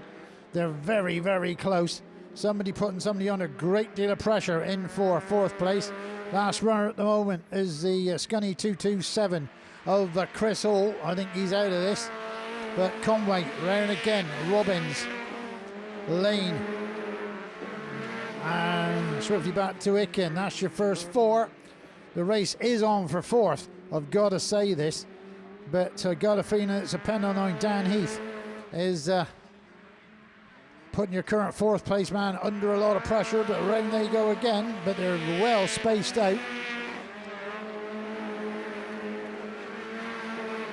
So Ludlow 15 still pushing on, and no problem at all with Aidan O'Neill, MA20 30 also in the mix, but they're not making much gain on the front cars. I expect he can't wait for that last lap flag to come out, to be absolutely truthful. But he's getting closer, closer and closer to it. Now the yellow flag with the black cross appears. Don't worry about this one through. He's down Chris Hall is actually down a lap, but Conway comes on round. He's got 440 yards to go. Already on his last lap. Robbins should make that second place. Radford 941 and the NS4 of Darren Icken. That should be your 1, 2, 3 as they come round, and it is going to be Conway taking your first position. Robbins is going to be second, Lane fourth, and then Icken is your fifth place car. Wow. Class 2s went through without a hitch. Good driving. Heidi's going to mark him. So a green flag there for Ollie Stevens, but Ollie wasn't in the top floor, so it makes precious little difference to that, to be honest. And that ends me. I just want to thank the Evesham Club for inviting me to commentate here this weekend. I thought my commentating in the Nationals days were over, so thank you very much for that, guys.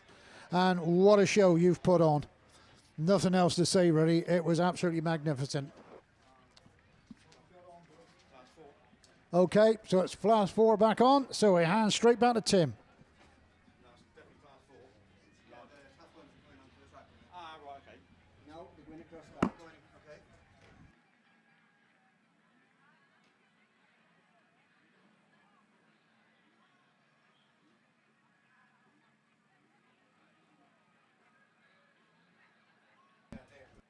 So class 4 finalists then on to the line, but before we get on with the Cotswold Coffee sponsored men's class 4 final, we have got a presentation. So I think this is class 1. Over to Paul. Yeah, so it's the class 1 finalist that's coming down, and I'm going to guess that there's 2 trucks. So on the front truck we should have your 2023 national champion Lee Deegan in Cambridge 48.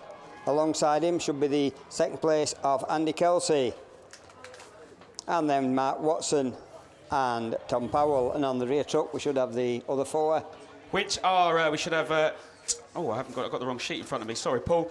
We should have Rich Owen there in the North Wales 51. Then we should have Jim Bob Johnson in the Scarborough 49. Ben Gould should be there as well, along with Wayne Price. So let's show your appreciation for those drivers. That's not an easy task to get into a Class 1 final. Winners again. Yeah, so there we are then. So your national champion. Oh, they're Class 3s. They're not Class 1s. So don't have the Class 3s in front of me, so apologies for that. So we'll find those.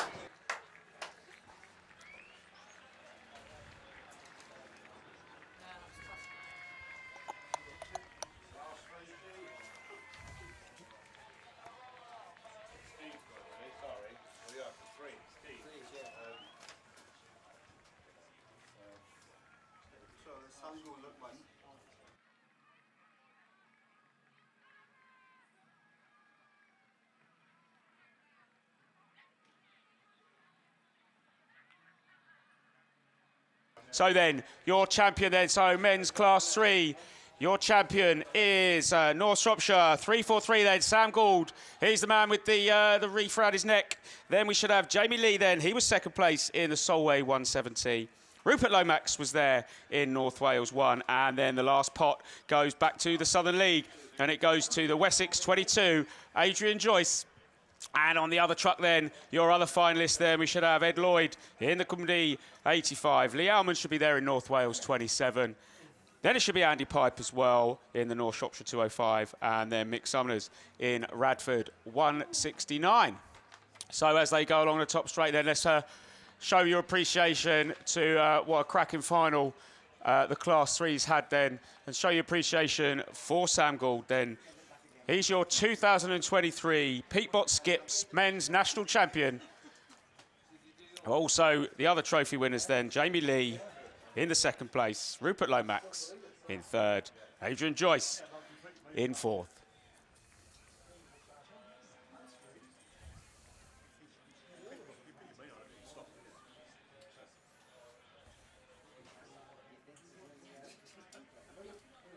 So then, keep putting those hands together. Conditions weren't easy yesterday, but yeah, still your champions. So your Class 3 Pete Bot Skip Hires Men's Class 3 National Champion 2023, Sam Gould in the North Shropshire 343.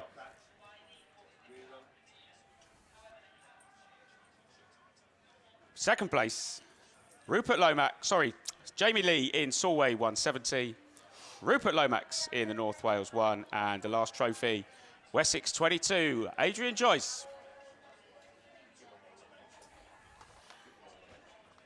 And also on the back truck then, we still have Ed Lloyd there in Cumdy 85. Lee Almond, North Wales 27. Andy Pipe, North Shropshire 205. And Mick Summers, Radford 169. So they're all your finalists and your trophy winners on the front truck. So as you can see, there's some checker flags down the back straight there, being ready to be waved to your champions there of men's Class 3. Sam Gould then, 2023 men's Class 3 national champion.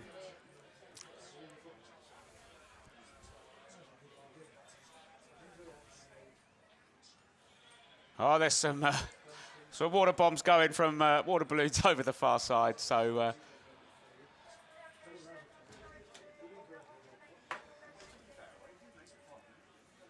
So one last time then, your men's 2023 Class 3 champion, Sam Gould in North Shropshire 343. Second place, Jamie Lee in Solway 170. Rupert Lomax in North Wales 1.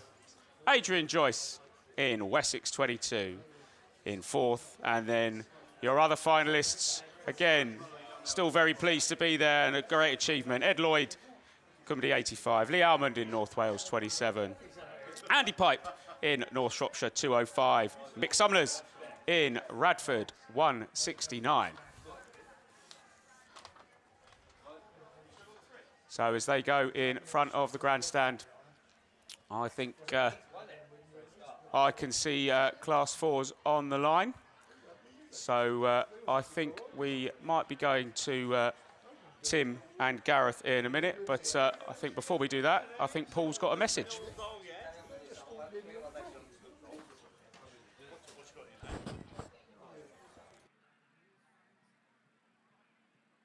So I can see I think the Class 3 lads have they can't get it through for the roller, they're just moving the roller, and then the Class 3 lads will come across the centre of the front of the grandstand.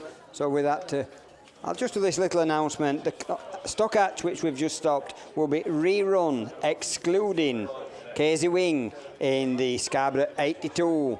He'll be excluded on a black flag for contact.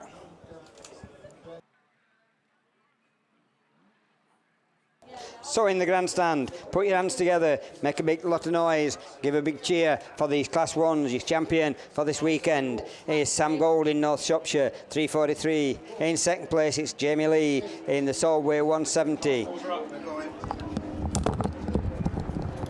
Yeah, thanks, Paul. We're away, we're racing, so we know next time as soon as they're off the track, we're up and racing. Class 4 final then gets away from the line. Jordan Coupland, the first winner show in Scunthorpe 46. He exits turn 1 and turn 2 and leads the way down that far straight, but he's pressurised because Ben Gould's right on his boot lid in North Shropshire 434. Adam Henley slots into third in York treble 7, but it's CGTRO's Scunthorpe machine that brings him towards us. Yeah, gone in reserve, but he's still there then, leading the Class 4 final. Oh, contact, Henley's across the tyres with the Goldie machine then running second in 434. Mikey Jones updates 31 up to third and all red flags. Yeah, so your Class 4s make their way off the line. Make their way back to the pits. A little bit of contact there on the way into turn 1 for the second time between Mike Jones in Hereford 31 and Adam Henley in York treble 7. So we'll await any information on that one. But for now, we're going to leave the Cotswold Coffee Company sponsored men's Class 4s as they make their way back into the pits. But we're going to up the CCs ever so slightly. We're going to go into unlimited capacity front drive machines. We're going Class 6. And down there on the line in grid number 1, we've got the Solway treble 2 machine of Jay Colgate. He's there. A car just being pulled into grid 2 is the Scarborough 78 machine of Ryan Pallas. Then in that third slot in the grid number 3 is Andy Russell in IK 64. Looking at the screen, who else have we got? Looking towards the outside, we've got Andy Johnson in Scarborough 16, Darren Bryan in Scarborough 41, Mickey Manning in Evesham 152, James Armstrong in Scarborough 76, and the winner of the runoff, Stephen Parsonage in North Wales 146. So we begin to have yellow flags. Marshals make their way back to their posts, and as soon as the bungee lifts, leave it to Tim to take you through the first lap of this Fireman-sponsored men's Class 6 final. Yeah, here we go then. Class 6 is 3 men, top of the shop, Andy Russell, Ryan Pallas and Jay Colgate. Andy Johnson not far off either, Darren Bryan, Mickey Manning, James Armstrong and Stephen Parsonage. Away we go, and it's Russell who's quickest away. IK 64 with Pallas. Colgate gets it sideways, contact down the field with Mickey Manning and Andy Russell, but down we go then, but it's IK 64 that leads away. Manning gets going in 152, but he's got some serious chasing to do as we go back round to complete the first lap. Andy Russell, IK 64. Absolutely flying in this Class 6 final. Stephen Parsonage is there in that second position, but he's left the door open. Darren Bryan with his front end looking through for a gap on that inside line in Scarborough 41. Has to make do with a third at the moment. Good battle on the track for fourth between Jay Colgate in Solway treble 2 and the Scarborough 76 machine, but it's back to the front and it's back to Russell. Andy Russell is then just starting to get away from a Parsonage in 146. Colgate fending off the challenge of Ryan Pallas and another former champion of Darren Bryan in Scarborough 41, James Armstrong and Mickey Manning in Evesham 152, with Andy Johnson torn around the outside, once again hoping for a rerun, but Russell it is though that's again edging himself away. IK 64, North Wales 164 from the Solway treble 2, Darren Bryan, Ryan Pallas and James Armstrong with Mickey Manning still at the back of the field. Yeah, absolutely good battle this time for that second position between the North Walian Stephen Parsonage in North Wales 146, Jay Colgate on the outside in Solway treble 2. I wonder how many commentators have made a connection between Jay Colgate and Tuth Pace, but he's there in that second spot in the Solway treble 2 machine. But oh, there's a green flag going out to someone. It's Darren Bryan in the Scarborough 41 machine that picks up the green, so he's currently on the track.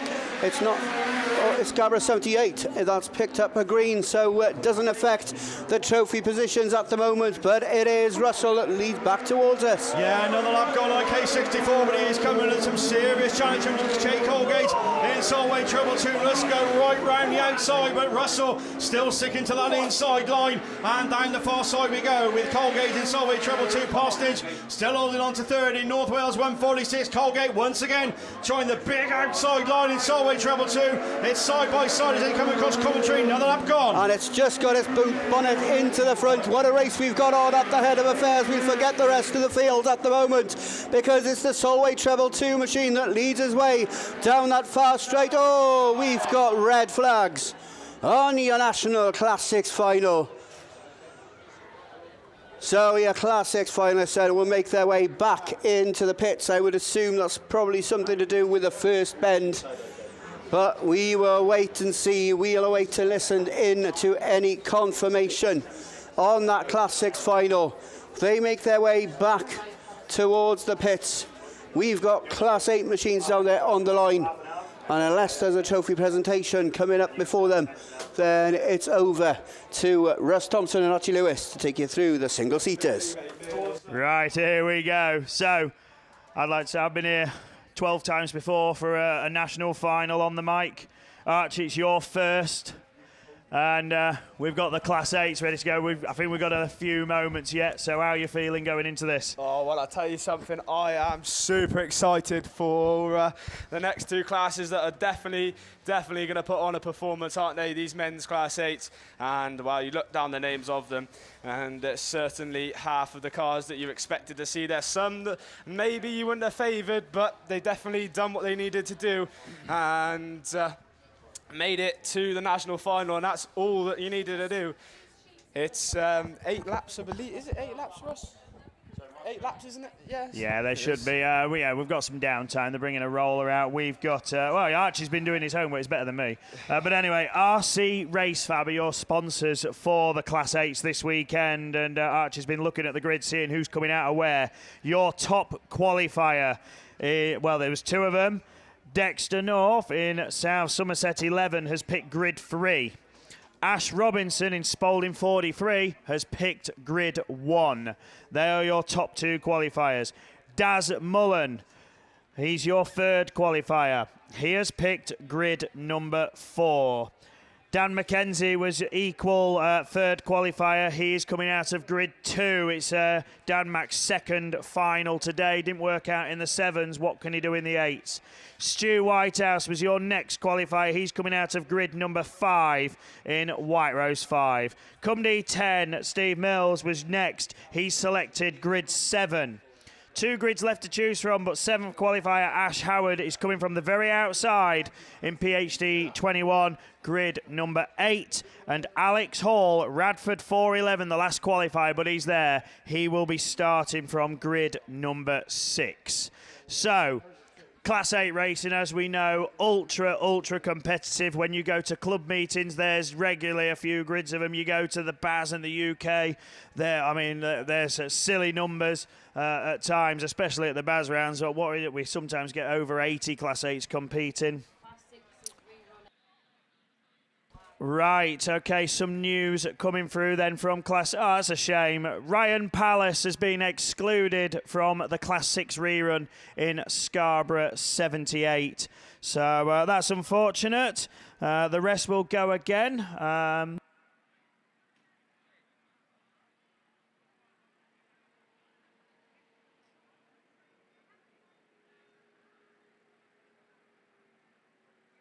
Right, okay, so we'll not go any further than that because we're not fully 100% sure on something, so, but that's what we've been told. Yeah, you know, it gets tense, some of these finals, and unfortunately it doesn't go the way for some. And we'll see what happens. But we've got this downtime, so yeah, 8s and 10s will be coming soon, and then the reruns will follow. But track work going on at the moment. So while you got this, don't forget, get another refreshment, get yourself set up. Anything you want to add to this Class 8 final? We can't obviously give out who we think's going to win because we need to support them all, but unless you've got a favourite out there. Well, I'd say a favourite, but you see the cars and what they've done so far. You've certainly got a tip, haven't you, coming into the weekend?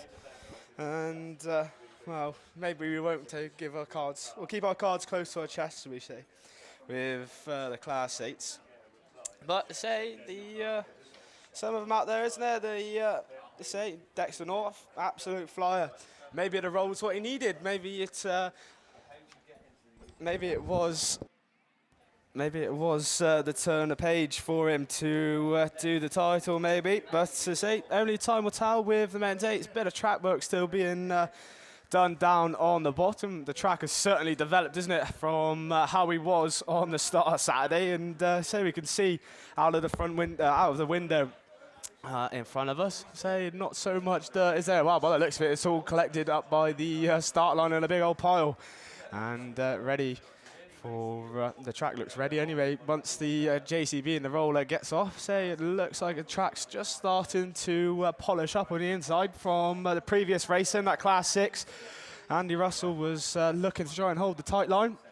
And I say the Solway machine just found that outside line, didn't he? Just off the polish, and it seemed to wind it up and certainly carried the speed like you need to. And okay, so we just had a key handed in. It is for a Toyota, just a singular key. So say if you are missing a key, we have it down in commentary. So say RC Race Fabs is your men's 8s, and say if it's ever tense now for your drivers, it's certainly going to be now, isn't it? Whilst you're sat down there on the line, ready, strapped in, they're all psyched up, and then they bring out the track crew. So, say, will this throw some of them off, or are they in their zone? Only, say, we will certainly see. So, I wonder what the guys are thinking sat down there in the Class 8s. I mean, sat on the line in any race, and then obviously you got this delay and downtime, you get a bit nervous. I mean, they've all got the cars up to temperature. They're sat waiting to go for the race, and then all of a sudden they're told there's downtime and they've got to switch off. So cars cool down, and obviously your concentration then takes a dip, because now you I don't know whether you're relaxed, do you sit there tense, what do you do? I don't know. I don't think many of us have been in that position before, have we? So, up here anyway. But no, I mean, it's got to be new. I mean, I was talking to the marshals out there. We got Abby Juggins and Michelle Barrett on post 1, and I was talking about a wave there, hello. But we was just talking about like when you have that downtime, like when the trophy truck comes out with the lap of honour, and then you're told to sit there and wait, and like you're all psyched up, ready to go, and then you've just got this delay. Oh, there we go, we're zooming in on them now. Look, again, credit to the marshalling team. Yes. The calls that get made don't suit everybody, but I think they've done a sterling job overall with what they're doing. Well, the trucks are down there, Mickey, but I don't know if there's anybody going on them. There are some people down there. Kev's nearby, so do we reckon it could be 9s?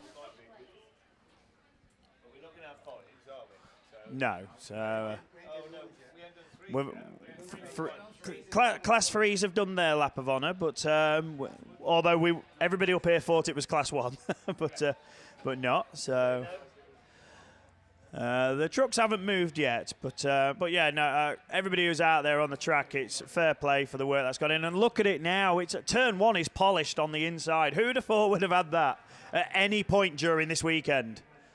Really, who thought that the track would be polishing up for the finals? We're not believing Ian's forecast.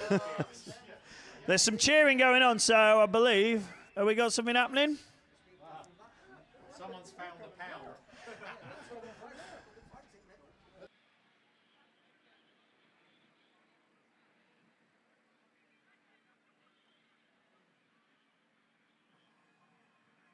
So we're just trying to look down. Well, machinery's heading off, so we might be going racing. I don't know. Or whether we're still waiting on marshals to get back into correct position. So who do we think, if we are going racing, do we build it up yet, or will it be a false build? I don't know. I don't want to Right, engines are running, so we are going to go racing in a moment. The RC RaceFab sponsored Class 8s at the 2023 Men's National Autograss Championships.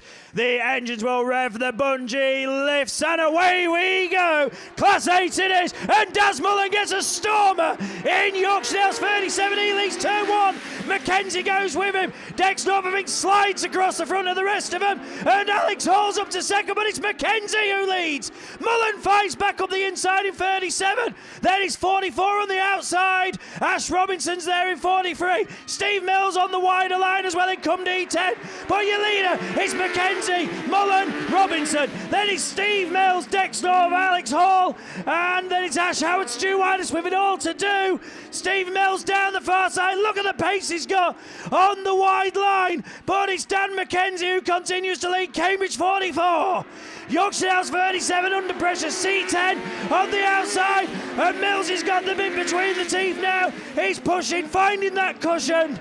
And down the back straight we go. Then Mackenzie has the distance, but Mills is on a charge. He's using that outside line and it's working. Can Mullen fight back from second at the moment? It's now big wheelie from Dex North. Another lap down. Mackenzie it is. He's completely clear at the minute.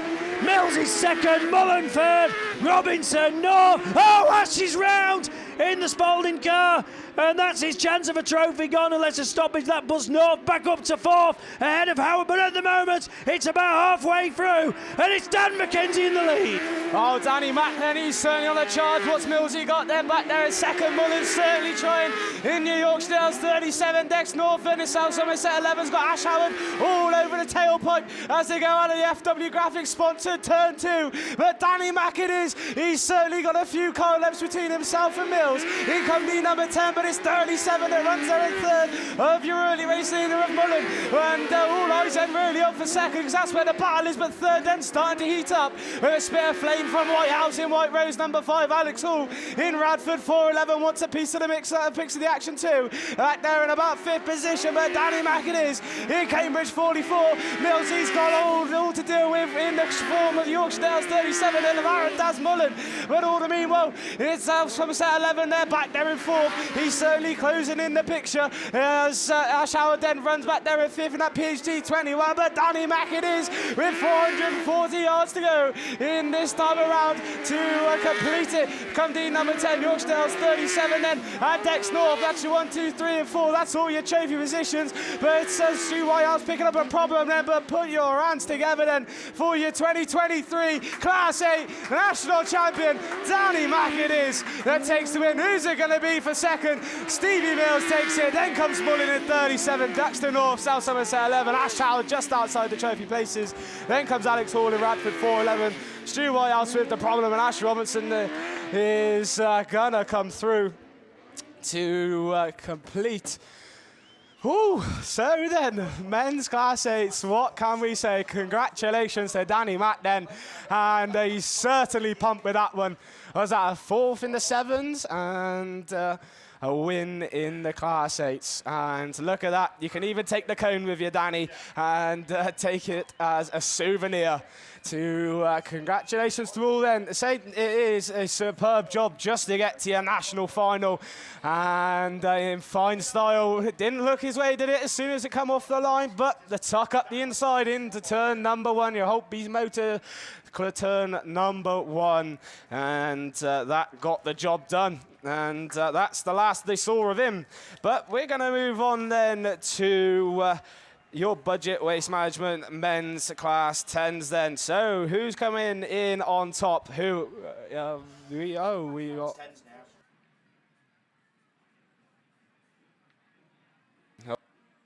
Also then, before we get you all built up then for your men's Class 10s, we are gonna go.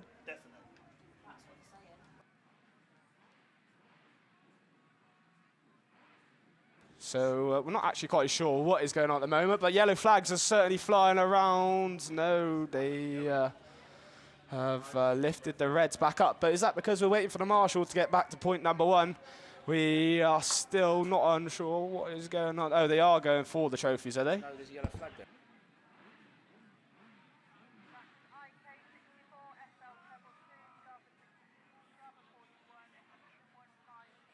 So, say we are just still awaiting confirmation. And so we can see people on the truck, but we can't actually tell you if they're going to come out and see us or what we're going to do, because we're going yellow, we're going red. Certainly need to try and make our mind up. We want to get going or get a decision.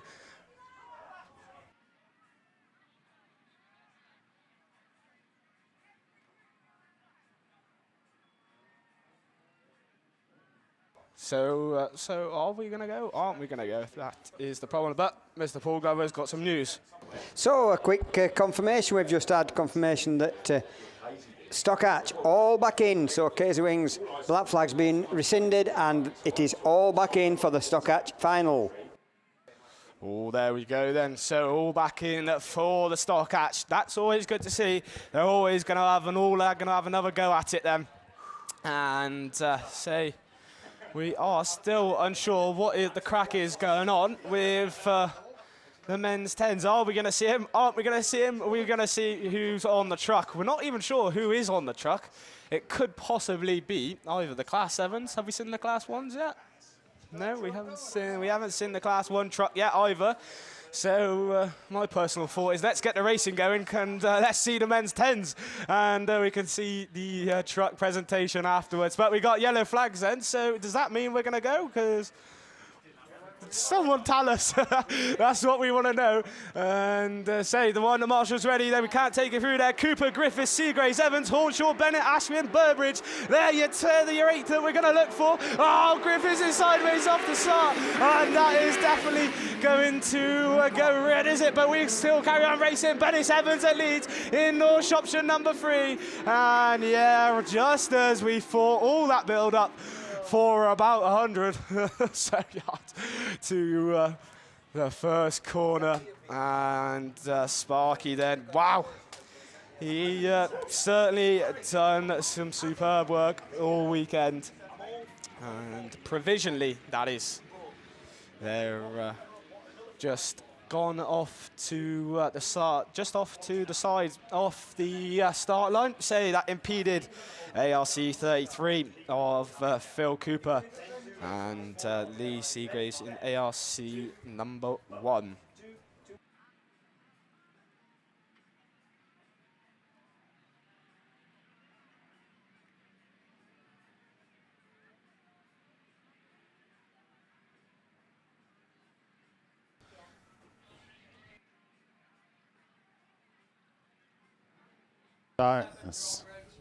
So we've got our Class 7 winners are making their way up past everyone now. Give them a big round of applause. What an effort they put in this weekend. Your new Class 7 national champion. He's done it 7 times. Andy Holby, Scunthorpe 61. Well done, Andy. Craig Bagley, Cumdy 2, second place. Third was Andy Graney in that Pennine 8. Dan McKenzie, Cambridge 221. We've just seen him win the Class 8 final. Also, Damien Harris, Sam Gould, Will Barrett, Paul Johnson. Big round of applause, fellas. That's it. Well done, Danny boy. Fantastic. Well done, Andy Olby. 7-time national champion in the 7s. Brilliant stuff. Well done, lads. It is Andy Olby, Craig Bagley, Andy Graney, Dan McKenzie. There's your 1, 2, 3, 4. Then followed by Sam Gould, Will Barrett, Paul Johnson, Damien Harris. Throw water at them.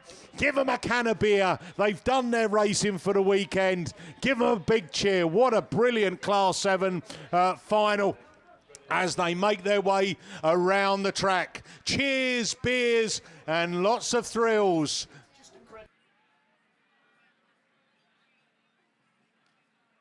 Right, hold on a minute. Russ Thompson, the hive of all knowledge. Well done, Paul Johnson. You're on the back of the truck. The last time you qualified for a national final, a nationals, was 30 years ago. Eh?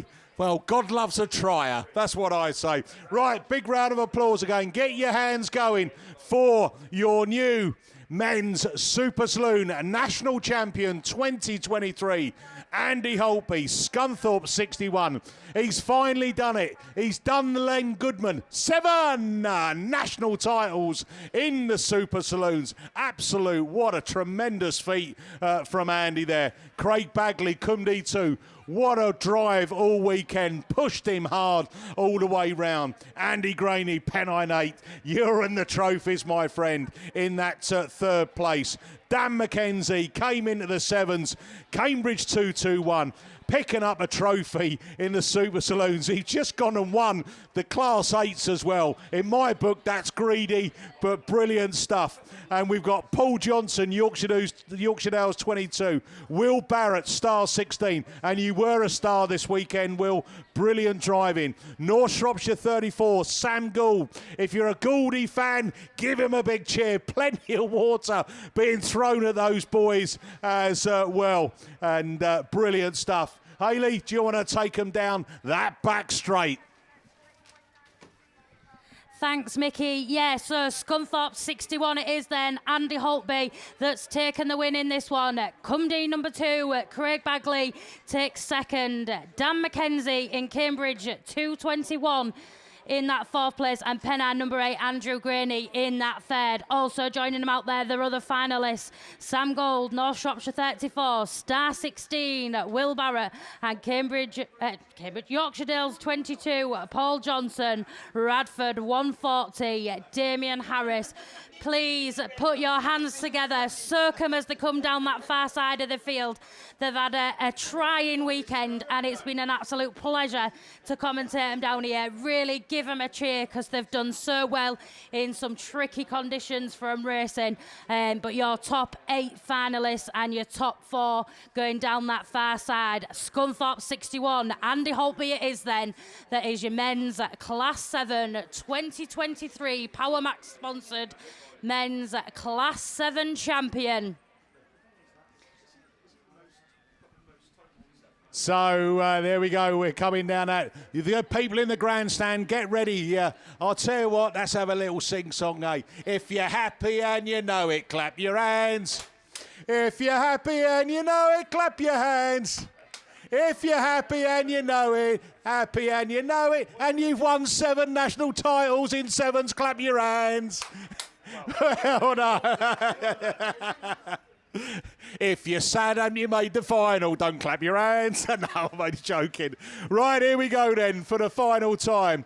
Hands together, big round of applause, cheers and all those accolades through to Scunthorpe 61, Andy Holtby, 7 national titles in the Super Saloons.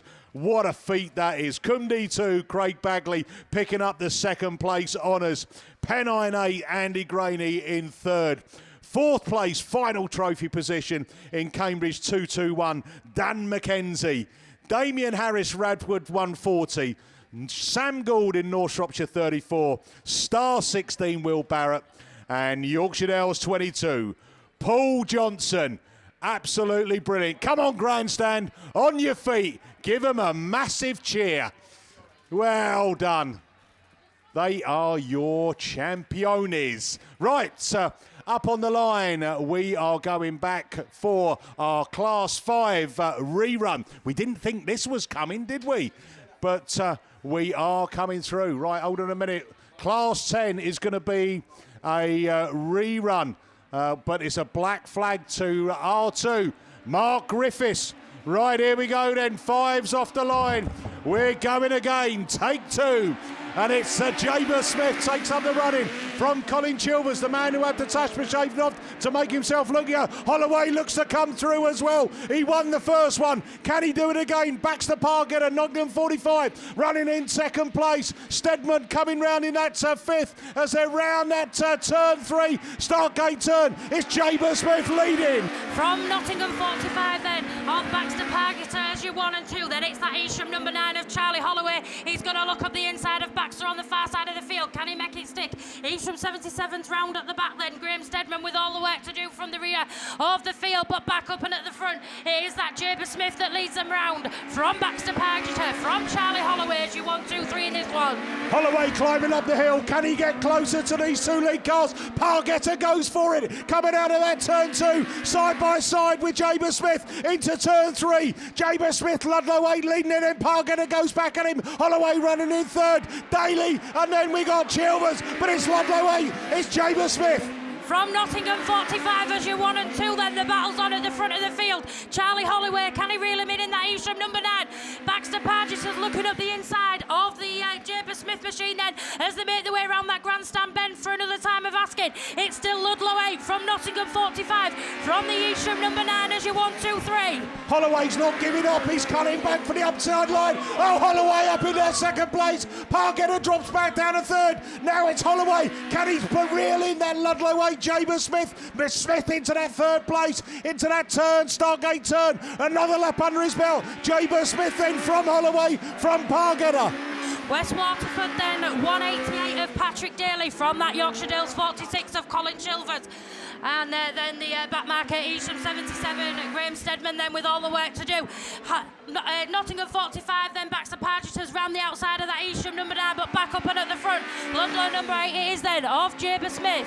Jaber Smith then takes him up the hill for another time of asking. Pargeter back into that second place, Holloway in third. Here comes Daly in the West Waterford machine. All right on the back tail then, and Holloway, he's going for the outside line, down into that turn 3. As they bring it round, it's still Ludlow 8. Jaber Smith leading it from Pargeter.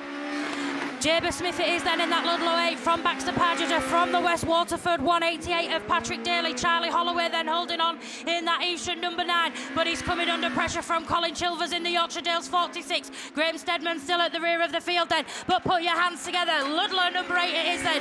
Jaber Smith that takes the win from Nottingham 45, Baxter Pargeter. West Waterford 188, Patrick Daly. From that Evesham number 9 of Charlie Holloway, and Yorkshire Dales 46 of Colin Chilvers. Evesham 77 then, Graham Steadman come round to complete the lineup on that men's Class 5 rerun, sponsored this weekend by the MJA Automotive Engineering Limited.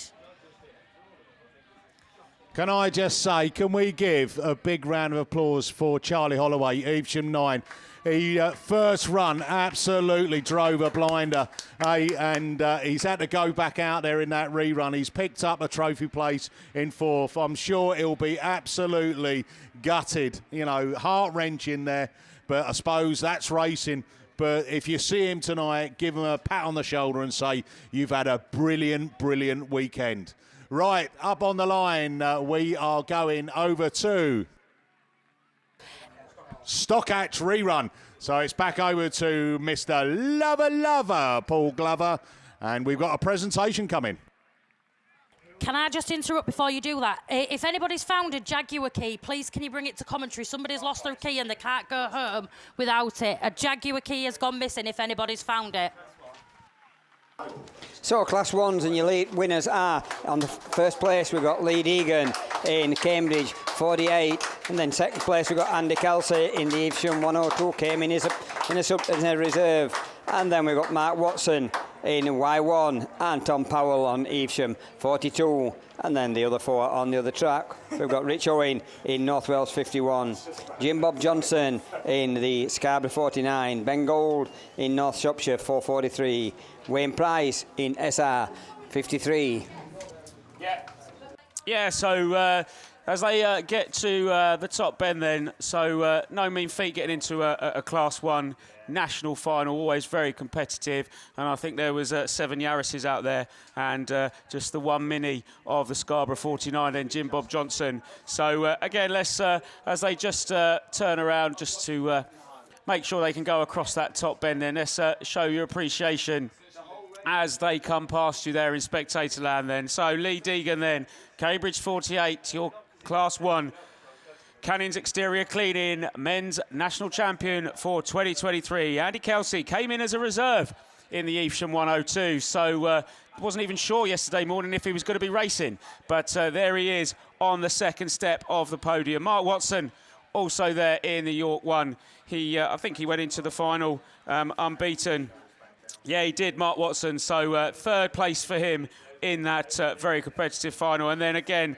another Evesham member on the podium with a trophy, and that is Evesham 82, Tom Powell. So there you're 4 in the front pickup, and then as the other 4 come past you as well, for Rich Owen in North Wales 51, Jim Bob Johnson in Scarborough 49, Ben Gould in the North Shropshire 443, and Wayne Price, also your last finalist in Star 53.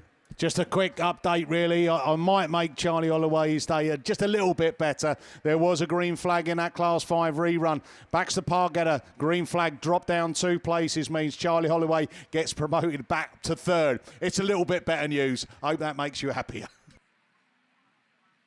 So put your hands together down that far side. That's coming past you is Tom Powell that drove Evesham 82 and got 4th place. And then just in front of him, Mark Watson in Y1 that got 3rd. And then in Evesham 102, Andy Kelsey that got 2nd place. But your 2023 Class 1 national champion driving Cambridge 48 is Lee Deegan.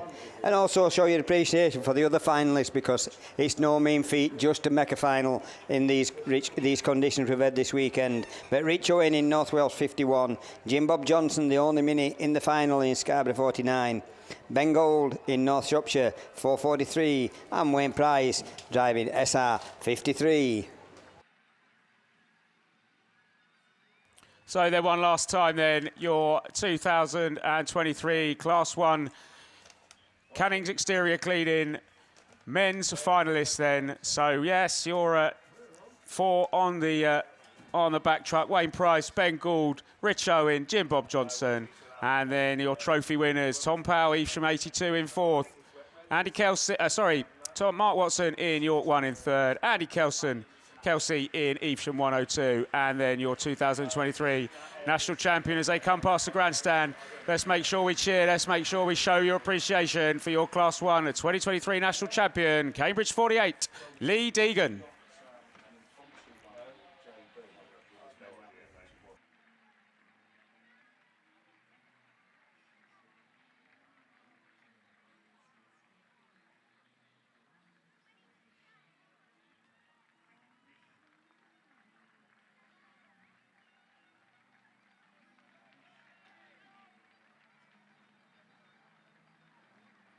So it looks like we're going racing with the stock rerun of the stock hatch.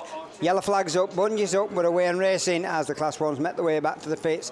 And it's Atherstone 7 again, a rush victory that leads them. Cambridge 96 in that 2nd position, that's Daniel Ferguson. Daniel Ferguson gets that inside line. On the inside of him, it's the Solway 91 of Jack Schaefer. So Jack Schaefer and Rush Victory drops back to 3rd position just in front of him. Oh, and we've got one that goes end over end, so we'll have medics on track, and we'll stop that one and try again with them a little bit later on. So yeah, it looks like that is Michael Aiken then, I think, in the North Shropshire 92 that's taken a tumble. So just as the medics get to them, I think that's only the 2nd rollover of the weekend, I think. Yeah, me and Paul were doing well. We knew the finals wouldn't go as clean as the heats, but the Google pin definitely fell out of that one as it took a tumble. So North Shropshire 92 then, Michael Aiken. I don't think, obviously, he'll take any further part in the weekend, but I think that's Class 4s on the line. I don't know, we've got a presentation, but I don't know whether... No, so I don't know whether... Hand over to you, Gareth, and you might have some information on some Class 4s.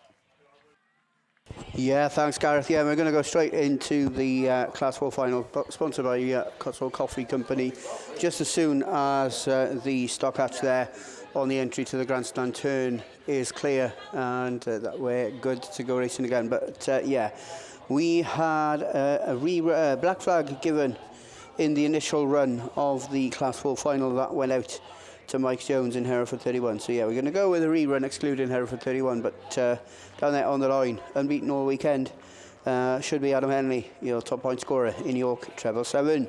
A win in 2 seconds, 145 points. He's Ben Gould from the Shropshire League in as your second qualifier. Otis Williams in the TA13 machine, a win and 2/3, 127 points, your third qualifier into that Class 4 final. Jordan Coupland in Scunthorpe 46, he's had a really good weekend, hasn't he? And 2 seconds and a third, 126 points, sees the CGTRO League representative into that Class 4 final ahead of Russ Wallbank in IK 282, your fifth qualifier. Richard Williams in BC 25 on 118 points, and your final qualifier after that runoff is Rob Lancaster in Radford 47.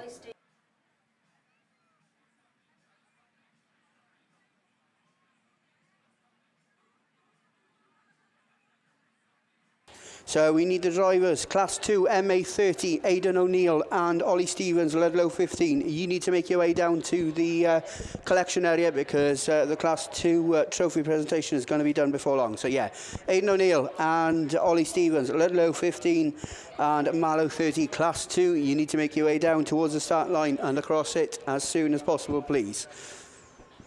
So it looks like the medics are making their way off the circuit, so I'm pretty sure they'll be fairly happy with the driver of NS92 there.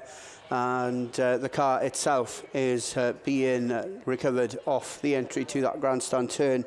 And yeah, we're going to go very, very shortly with the Class 4 final. Henley's there on the inside line in York treble 7. Ben Gould sits alongside him in North Shropshire 434. Otis Williams in TA13 starts in grid number 3. Next to him is the other Mini. It's the CGTRO League machine of Jordan Coupland, Scunthorpe 46. Then it's the Clubman front end. That's familiar. That's the Russ Wallbank machine. Invicta Kent 282 starts in lane 5. And next to Richard Williams in BC 25, who starts in lane 6. Lane 7 is where Mike Jones came out of in the initial run in Hereford 31, but this time he's not there. It's an empty grid following a black flag. And the winner of the runoff, a 3-way tie for 1 place. That was Bert. It was Rob Lancaster in Radford 47. So that's your lineup for this Class 4 final. Cotswold Coffee Company, your sponsors of men's Class 4s. Marshall's making their way slowly back to their posts on this top end. And the tyre has been put back in place on the entry to the grandstand turn, and just a little bit of a scrape where the oil would have come out of the stock hatch there on the entry to the turn as well. We're going to stop waffling because I think we might have another presentation before we go on to this Class 4 final, and we could be having Class 5 or Class 2, and we'll assume following that shout out that it's going to be Class 2. So to talk you through the winners and well, the top 8 over the weekend of Class 2, I'll hand you straight over to Mr. Ian Fay.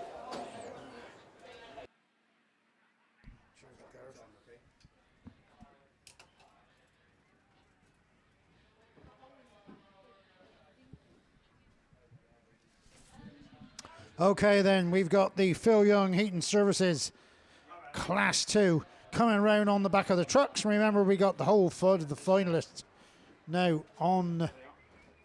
Let's just see. Just double check it.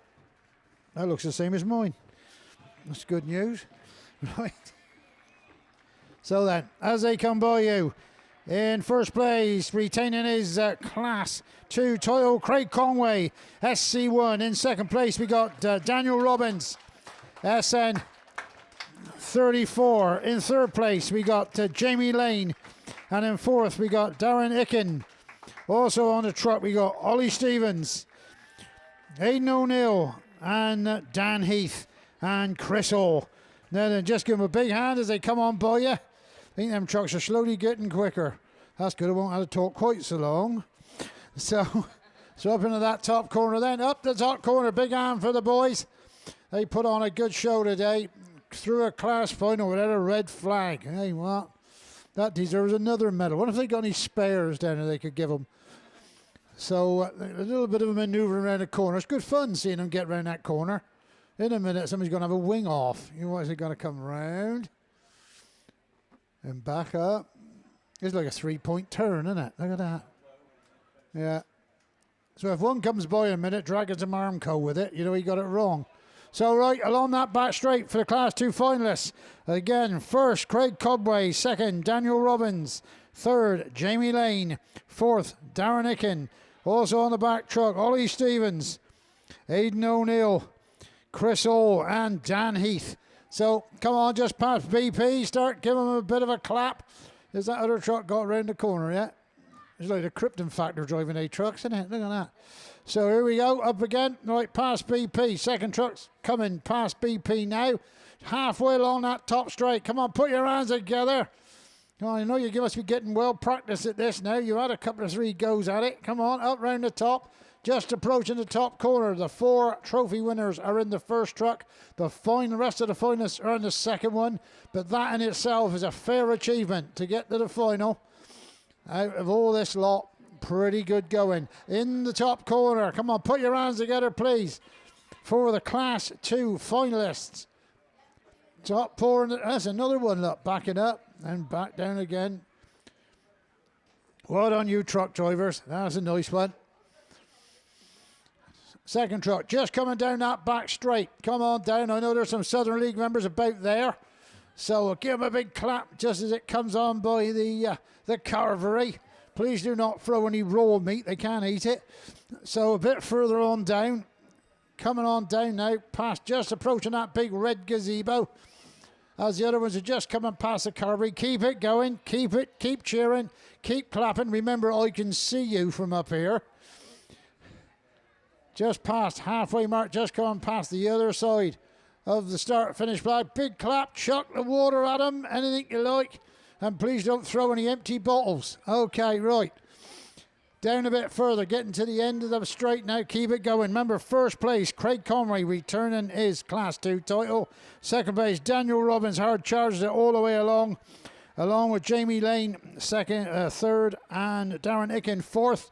On the back of the truck, you got Ollie Stevens, Andy O'Neill, Chris Hall, and Dan Heath. So come on, nearly at the bottom now. Right, you're getting ready, are you? In the stand, guys. A little bit of slow up. Yeah, that's what we like. Joviality. Keep it coming. Down into that bottom corner. Keep clapping as you're going round.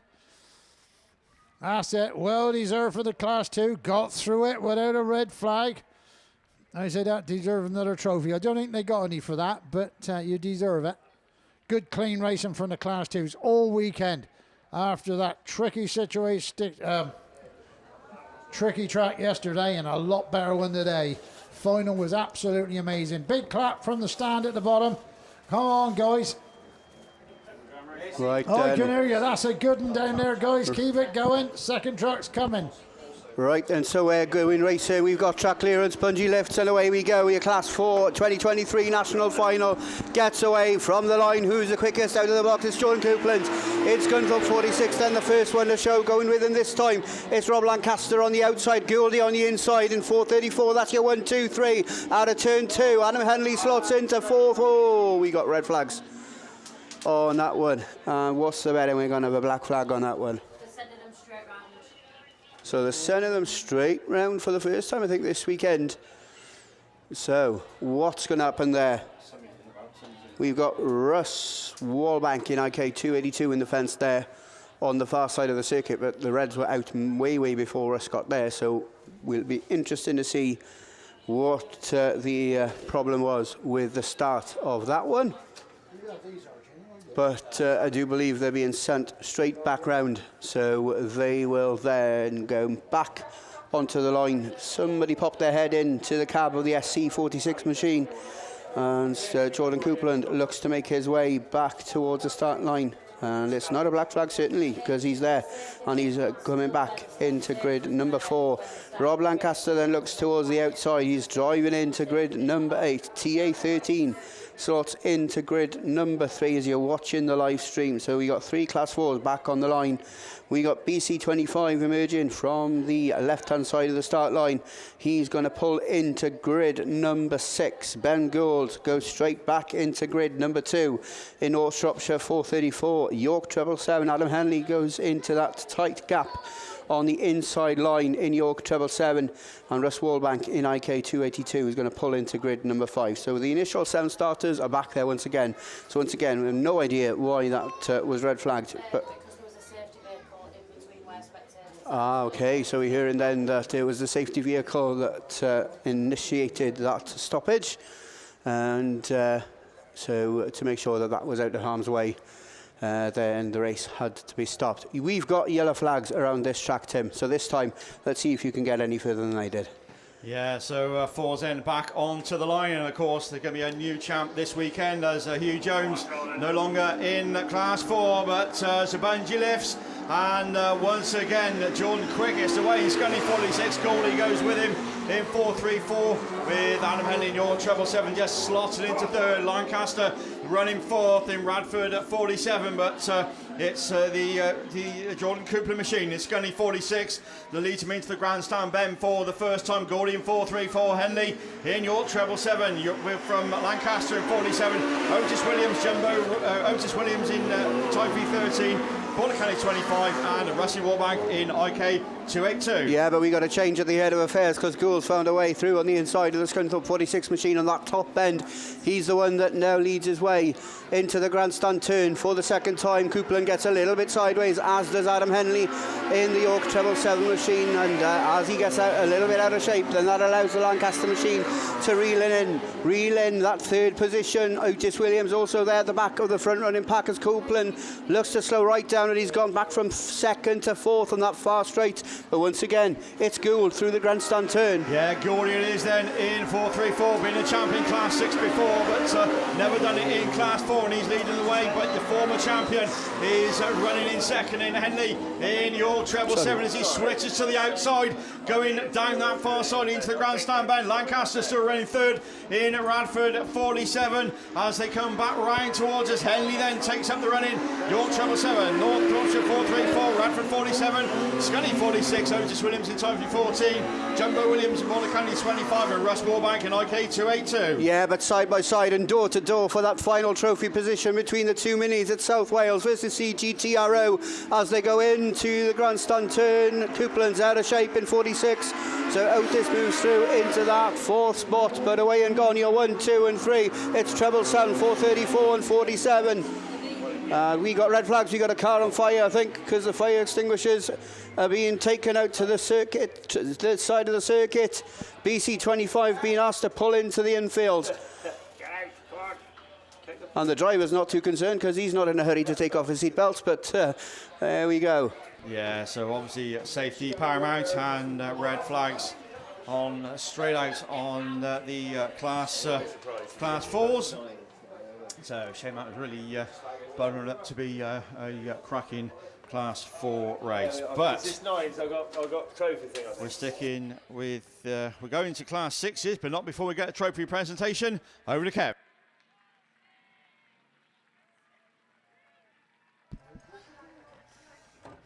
Yeah, here we go then, guys. It's a Class 8 trophy presentation. So over to Archie. Yeah, thank you very much then. So then, your new champ then of your 2023 then Class 8 then, Dan McKenzie is taking the win. Second then, from the company club, from my home club, then Steve Mills is gonna take some silverware home then in Cumdy number 10. He comes in a second. Third then, Darren Mullen in the Yorkshire Dales 37. He comes in to take third. And taking the last show positions, Dexter North in South Somerset 11. Fifth then, White Rose number 5, Stu Whitehouse. And number 6 coming in sixth then. And then Ash Howard's also in there, Alex Hall in Radford 411, and Ashley Robinson in Spalding 43. So do put your hands together then as they go up there. These Class 8 boys, certainly a class of absolute battle, and a class of absolute talent throughout the country, and We've had the fastest 40 drivers then of throughout the country, and just to make it to the top 8 in Class 8 is an achievement in itself. But congratulations then to Dan McKenzie, your 2023 RC Race Fabs Class 8 National Champ. Yeah, I'll just echo, obviously, that, Archie. What a race. What pace as well. I mean, all the classes have endured these conditions. 8 suffered quite a bit with their conditions, but they got as almost a perfect track as possible for the final. And Dan Mack back on top. Obviously, having more Champ titles than class titles was something he wanted to put right, and he's equalled that now, adding to the championship he won in 2017 when it was held at Cumdee Car Club, of course, at the Ovals. But then adding the Champs title that year, he's back in the big race here again. And could he add to that? Because I think the track will be a bit quicker for the 8s than it was in 2019 when he was defending that title. But yeah, hands together once again for your Class 8 finalists. Those who missed out this year, Ash Robinson, stunning year he's had so far in Class 8. Obviously, front-wheel drive man at heart, but he's taken to the 8 so well. It's his second stab at it. Look at that, they're getting soaked down the far side. Just spun out though, did Ash, and that cost him. Stu Whitehouse, he's been developing that car. He wasn't happy with it at all at the beginning of the year, the White Rose 5, the BMW engine, but it came good this weekend. Sadly, didn't quite get him into the trophies this weekend, but I'm sure he's pleased with the progress he's making with that car. Ash Howard was in the final last year, a trophy winner. Sadly not to be this time in PhD 21, but I'm sure still pleased with his weekend's work. And Alex Hall, Radford 411, great to see him in the big final, but missing out on a pot this year. The trophy winners, Dex North, then what a weekend for that man. I'm sure Gareth was there at Star. He'll have seen Dex go upside down first hand. It was quite a big tumble, and to come back from that with a car, top qualifier and 4th, should be very, very proud. 3rd place, not quite there again for Dasmull, and it will come one day, but 3rd this year, following on from 2nd last year. Steve Mills back in the trophies, and what an attempt he put in to try and win this one, but 2nd on this occasion. But your champion for 2023, Cambridge 44, Dan McKenzie. We will see him in the Champs race, I am pretty sure of that. And now he could be a favourite to add to it. And they're going through the grandstand, so show your appreciation and give your applause once more. And then we will go with unlimited CC front-wheel drives, because Class 6 machinery is on the line, and it's over to Gareth and Tim. Yeah, thanks very much, Russ. Yellow flags now beginning to wave around this John Wilkin Raceway. Bungee lift, away we go. And who's going to make the break?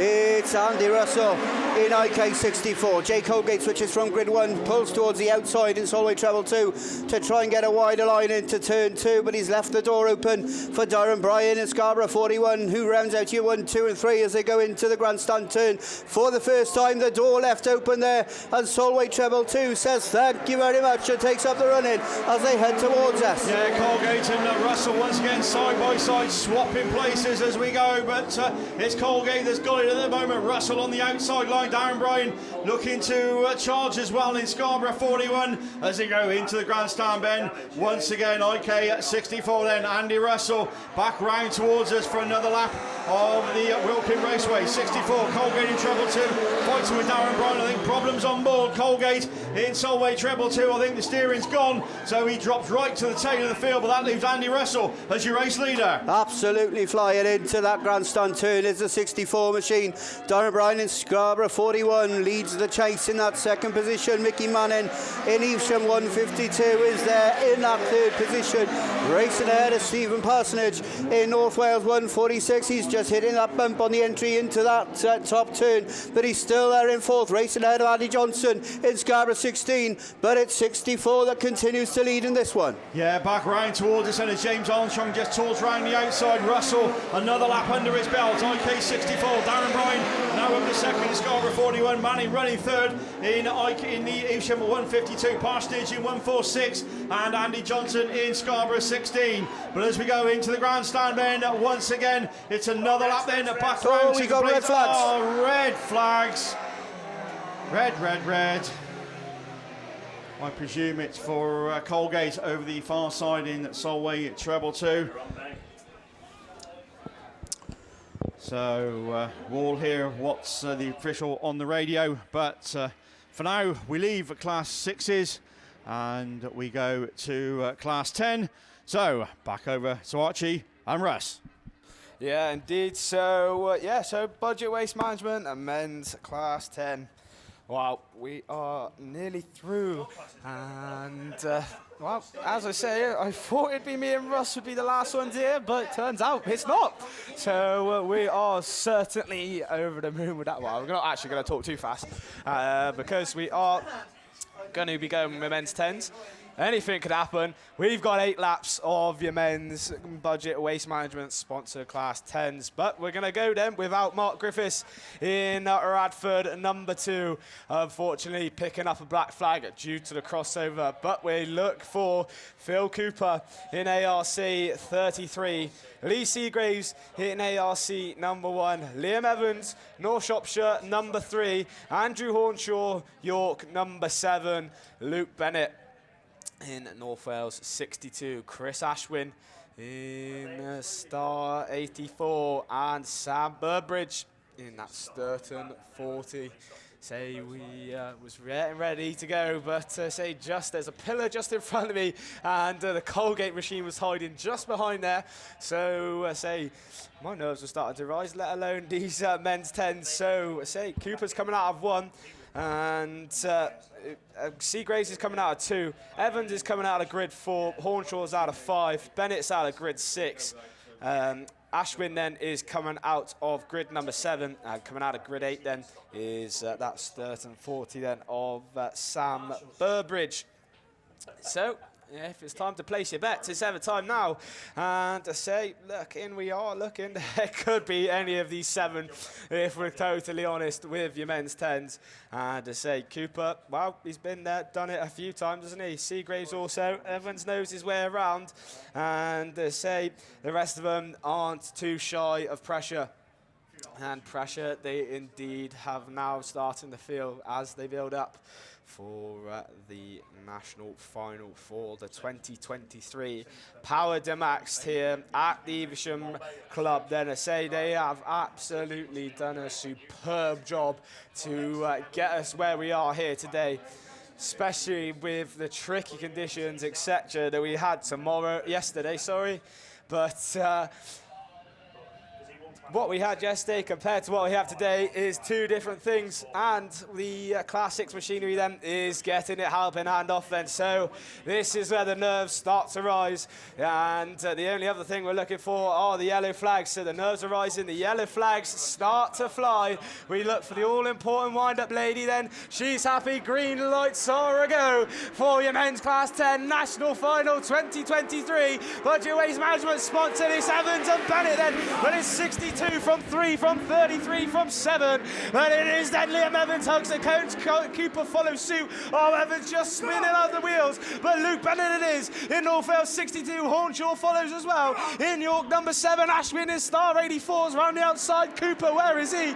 He's buried in ARC 33, but it's 62 from 7, from 84. And Seagraves in the ARC number 1 trying to find the line. And Evans then just spinning up the tyres. You can see the smoke coming off the back of those tyres, not finding the grip, and Cooper slams on the brakes out of turn 2. But up front then it's Luke Bennett in North Wales 62. Andrew Hornshaw's there in York number 7. Ashwin as well in Star 84, ARC number 1, and then comes North Shropshire number 3. So Evans is switching up this time, and maybe a lap or so too late, but he's picking up the wheel once again.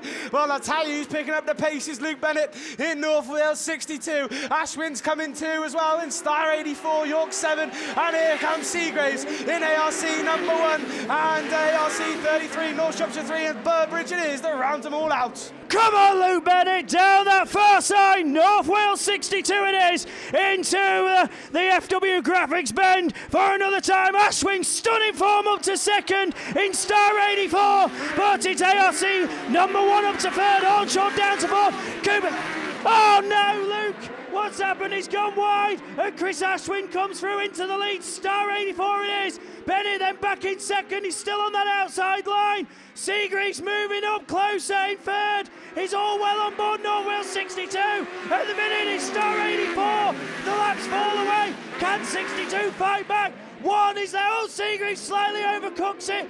York 7 it is in fourth. Cooper out. The trophy's in 33. Looks up the inside of York 7. But at the moment, oh, Ashwin's pushed on, and Bennett comes back at him. Not quite this time. 84-62. 84's out wide, 62 on the inside, and Bennett's looking through. Ashwin fights off one more time. The last lap flag's being made ready, but Bennett, can he do anything? He's looking for a way through. Up the inside, is it? Not this time. Ashwin, it is. One to go. 84-62. 1, 33, 7, 3, and 40. Lou Bennett up the inside once more. I don't think the traction's there. Seagreaves looking for second now at the late stages, but into the final turn it is for the final time. Who's it going to be? It's going to be SR84 Chris Ashwin, your national champion. Lou Bennett, Lee Seagreaves, Bill Cooper, Andy Ornshaw, Liam Evans, and Sam Burbidge. Oh, Chris Ashwin, then, your 2023 Class 10 national champion. Oh, wow. Crashwin did not crash, but he certainly did win. Lou Bennett, I was cheering you on, mate. Second after leading. One mistake, and that's all it was. But, mate, your time will come. And already we've got the next class coming out. It's Class 5. Mickey Bay or Haley. Thanks, Rush. Yeah, we'll give you a chance to get your breath back there. So put your hands together for your Class 5 national champion. Ludlow number 8, Jaber Smith it is then. Second went to the West Waterford 188 of Patrick Daly. Third, Evesham number 9, Charlie Holloway. And then that Nottingham 45, Baxter Pargeter, dropped down to that 4th place after that green flag. Also out there in that final then was the Yorkshire Dales 46, Colin Chilvers. And that Evesham 77, Graham Steadman. The other two making the final this weekend. Cambridge 10, Dan Godfrey. And that Breeden Hill 66 of Ben Reid. So put your hands together for your Class 5 national winners and national finalists as they make their way round the Holtby-sponsored 10-1 on the top side of the track and into the FW Graphics sponsored 10-2 down the far side of the field from commentary. Your new Class 5 national champion, Ludlow number 8 it is, Jaber Smith. Both trucks now making their way up down that turn 1 and that turn 2. Make lots of noise as they make their way around, heading up down the far side of the field then. Jaber Smith, Patrick Daly, Charlie Holloway, Baxter Pargeter, Colin Chilvers, Graham Steadman, Ben Reid and Dan Godfrey, your Class 5 national finalists.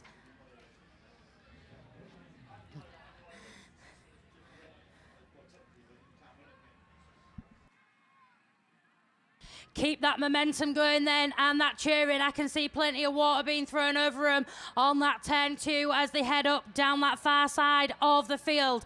MJA Automotive Engineering Limited sponsored men's Class 5. Jaber Smith then in that Ludlow number 8, your new Class 5 national champion.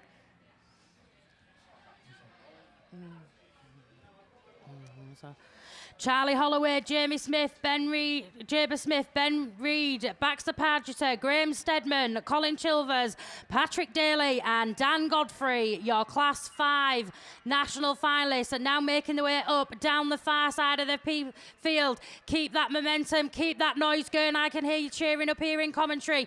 Well done to all our Class 5 finalists as they now make their way up into that turn 3 and up towards that grandstand. Get yourself on your feet in that grandstand, ready to give these guys a really big cheer as they come back round.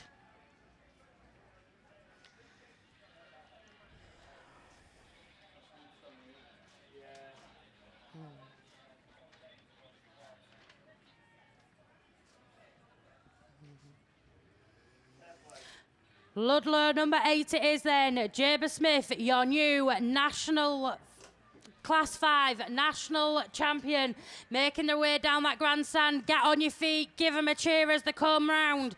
All of your finalists have done absolutely fantastic, but Jaber Smith it is in that Ludlow 8 that is your new Class 5 national champion. Second then, West Waterford 188, Patrick Daly. Evesham number 9, Charlie Holloway, and Nottingham 45, Baxter Pargeter, your top 4 finishers.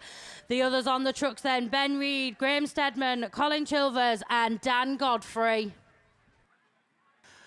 Thanks, Hayley. So, we go again with the men's stock hatch. And we're already off, so I think, Paul, you were going to take us through the first lap? Okay, I'll take us through the first lap then. And it's that man, Russ Victory again then, in the Athelston 7 from the Cambridge 96 then, of Dan Ferguson. That's your 1-2. Solway 91 then, Jack Schaefer there in third. Well, York 178, Tony Staples. And we seem to have lost Phil Peake as well. So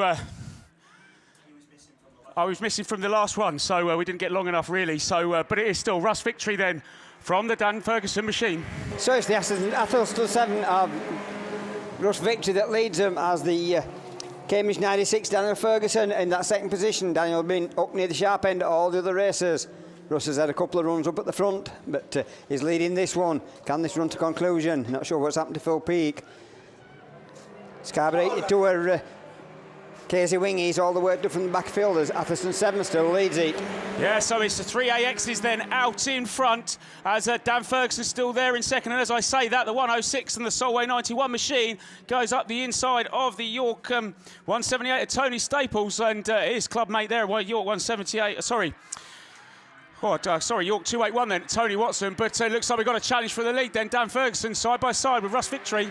So Dan Ferguson side by side, Russ Victory on the inside in Athelston 7, but Athelston 7 still just hangs on to that inside position as Dan Ferguson in Cambridge 96. Not far behind him is the Solway 91 of Jack Schaefer as they come down the end. These two make a mistake. Jack's going to be on him, but it's the Athelston 7 that gets the lead as they come round that grandstand corner as Jack Schaefer looks up on the inside in the Solway 91. But it is again another East Anglian member in front. Cambridge again. They've had 2 champions today. Are they going to make it 3 with Dan Ferguson in the Cambridge 96? It's all racing as well. On for that second place as Jack Schaefer is up the inside of Russ Victory in Athelston 7. And then Casey Wing is looking to make his way into that final trophy position. So it's Cambridge 96, Athelston 7, Solway 91, York 178, Scarborough 82 and York 281 as Casey Wing looks to move up and snatch that 4th position trophy. But it is the Cambridge 96 of Daniel Ferguson that takes him round that grandstand corner with Athelston 7 Russ Victory still there in that second position, but he's now got another one coming around the outside of him, the Solway 91. Yes, and another lap completed then in the MJF HGV Engineering sponsored men's stock hatch final for 2023. Dan Ferguson now got about 3 car lengths lead then in the Cambridge 96 from that Russ Victory in Athelston 7, and then Jack Schaefer in the Solway 91. Kenzie Wing now has made sure that he has made that pot a little bit his for conclusion, and they're on to that last lap then. So Dan Ferguson's has gone bang. So I think the engine's blown with 1 circuit to go, but is he going to keep it going? Or is it a tyre? I think it's a tyre rubbing on the wing. So 1 more corner to go then. There's drama into the last bend as they go past the grandstand. Who's it going to be? Dan Ferguson's got out wide. Russ is up the inside. Who's it going to be? It's a dash to the line. Cambridge 96 takes the win. Russ Victory takes second. Jack Schaefer takes third. Casey Wing takes 4th. 5th is the Yorkshire 178 of Tony Staples. And then last but not least on the road, Yorkshire 281 then of Tony Watson. So there's your champion then. Cambridge 96, Dan Ferguson. I think the engine's just held out enough to complete those 7 laps. But there it is then, Cambridge's 3rd national champion today, following on from Lee Deegan in Class 1, Dan McKenzie in Class 8, and now they have another champion in a stock hatch, and that is the Cambridge 96 then of Dan Ferguson. And I think we've got men's Class 9 coming up to do their lap of honour. OK, then we got the men's Class 9 coming round. So a big hand all the finalists on the front. The first 4 on the first one. The last 4 on the second truck. So we should have down there Phil Cooper, ARC 5. Second place, Sam Pinchins, Radford 35. Third place, Barry Ashmore, SP 154. Fourth place, Jimmy Smith in Ludlow 80. Back on the back truck, Adam Robinson, Johnny Barber, Mitch Hollinsby and Matt Barnbrook. Here we go. So we're up to the top already, to the tricky corner. They'll have a little bit of to you, to me up there. So that'll be good. They're coming along. Right, they're already on their way. Yeah. So we get up there at the top. Coming up by BP Grasson. Big hand for that one. So here they go, up into that top corner. And they're coming along the top one. Second truck's just about to get free and gone for that one. Away they go. Up to the top. Second truck's approaching BP Grasson. As you come past Dave and the guys up at BP. Big hand for there, up through there. Get them wet, get the horns out. Give them a beer. Bacardi and Coke maybe, whatever grabs you. So up into the top, anything to go down well after that final for the men's class 9. Remember, Performance 1213, Performance Limited are our sponsors for the men's 9. And round the corner you go. Plenty of water over them, plenty of water. Here we go, down that back one, past the big glue, past the big blue gazebo, and then past the carvery. As they go past there, another one's just round the corner, halfway down that back straight, approaching that big red gazebo. Come on, put your hands together, guys. A big cheer for your Class 9 finalists. First 4 in the first truck, ones that it didn't have completely all the brake in the second truck as they go down the bottom, just going past the other side of start and finish. Just coming up to the fish and chip stand on the other side. And the second truck's just coming past that red gazebo. Remember, on there again, you got Phil Cooper, ARC 5, first place. Sam Pinchins, Radford 35, second place. Third place, Barry Ashmore, SP 154.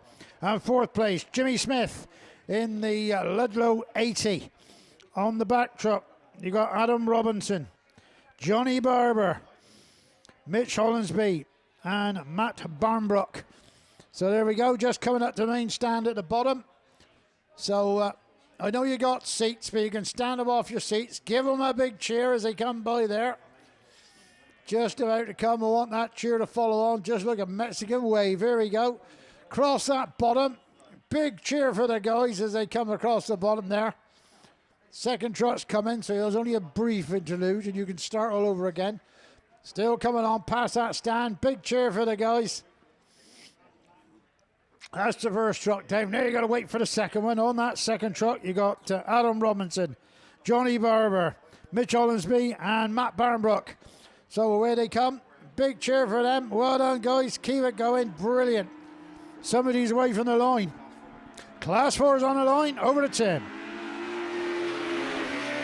Yes, thank you, Ian. So, okay, another go. Men's Class 4 then. Away from the line, we're going without Richard Williams in Border Counties 25 and 2 people on a green flag. I think Otis Williams is one of them. And who's the other one, Gareth? It's Jordan Copeland in Scunthorpe 46, but he's a non-starter in this one. But it is Gould then, but he's left the door open. It's side by side at the end of the first circuit and a quarter. But it's Troublesome that just about takes up the run in, leaving the door open this time. Ben Gould looking through on the inside in 434.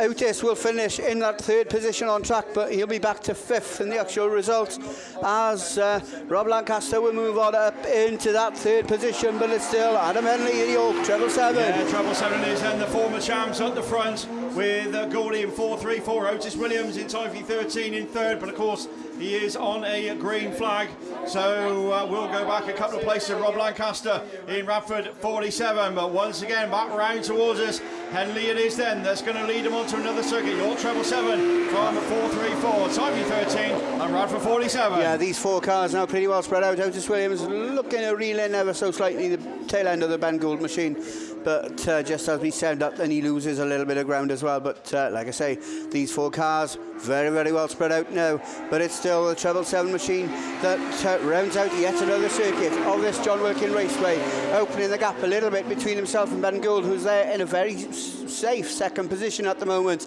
Otis back in third in TA13, and Rob Lancaster back in fourth in 47. Yeah, once again, Henley brings him round the grandstand bend once again to complete another circuit, another lap under his belt. York treble 7, 434, Tivy 13, and Rob Lancaster in Radford 47. So the field just starts to get spread out, but Henley extending his lead down the far side. As I said, the former Class 4 champion looking to add another title to his collection as they lead on to another lap. Absolutely, 2 laps to go, I reckon, for this Class 4 final. Your defending champion, Hugh Jones, will be very happy to see one of his closest rivals in the class over the last 5 or 10 years. He'll be happy to see Adam taking the win, and that looks like how it's going to be, because this time round he'll see that yellow flag with a black cross, and Henley moves on to his final circuit. Ben Gould still there in 434 in that second position, Otis in third, and Rob in fourth. The 4 cars then on to their final circuit. Yeah, so into the grandstand bend then for the final time, and barring any mechanical problems, the checkered flag is being waved, and it's another title, and your champion then, York treble 7, Adam Henley. Gawley finishes second in 434. Otis Williams finishes a good third on track, but of course we'll go back a couple of places, and last of the finishers then, Rob Lancaster, Radford 47. Yeah, in the end it had a little bit of a sombre feeling, didn't it? With the 4 cars very well spread out from the first lap, really. So yeah, I might have been wrong when I said that it'll be the most exciting final of the weekend. I reckon that goes hands down to the Class 10 final. We got that to come, mate. We still got the Class 6 finalists to come your way, and this time we are going without I think Jay Colgate in Solway treble 2, but before we do, and we got another presentation. Yeah, looks like we have, and we can't make out the drivers on the Jeeps until they get close to enough, but it's the stock hatch finalists on the tail end. So quickly over to Mr. Paul Glover. So the stock hatch finalists coming through, not got the confirmed results, so I'm not going to even attempt them. But we've got on them 2 trucks, we've got Russ Victory in Atherstone 7, we've got Phil Peake in the Yorkshire Dales 33, we've got Casey Wing in Scarborough 82, Jack Schaefer in Solway 91, Michael Aiken in North Shropshire 92, Daniel Ferguson in Cambridge 96, Tony Staples in York 178, and Tony Watson in York 281. I know the winner on the track, but I've not got the confirmed results, so I don't like to read them out without having the confirmed results. But as they negotiate that tricky corner around there and get past the ambulance station to go up the far side.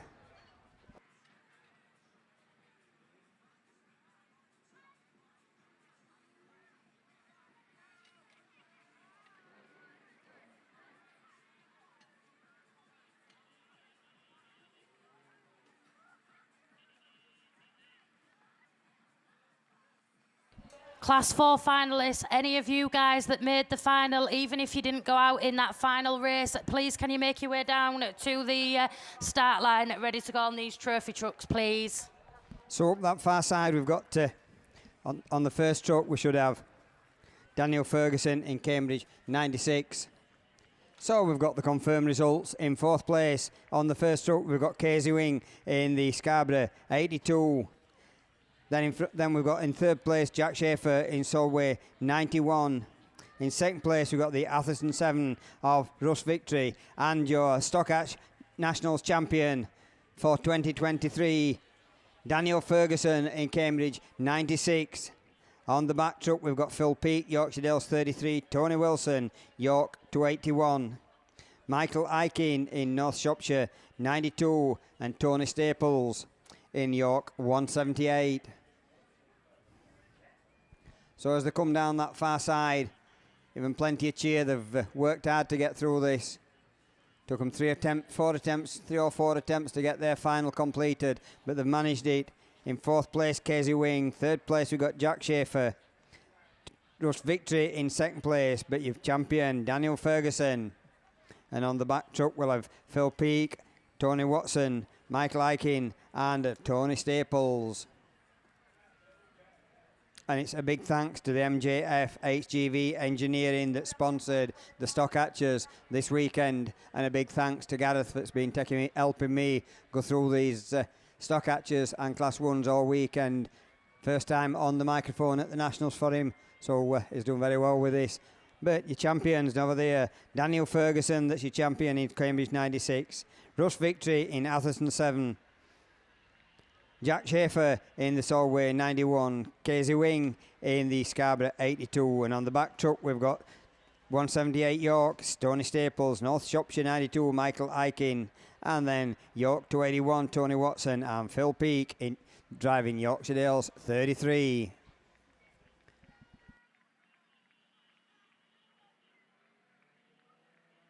So looking down at the line, the last race of the day, surprisingly, is going to be Class 6s. So it's over Tim and Gareth that's going to take you through that. Yeah, not what's most surprisingly, there is actually Class 6 on the line, or whether it's me and Tim that are going to take you through the last race of the weekend.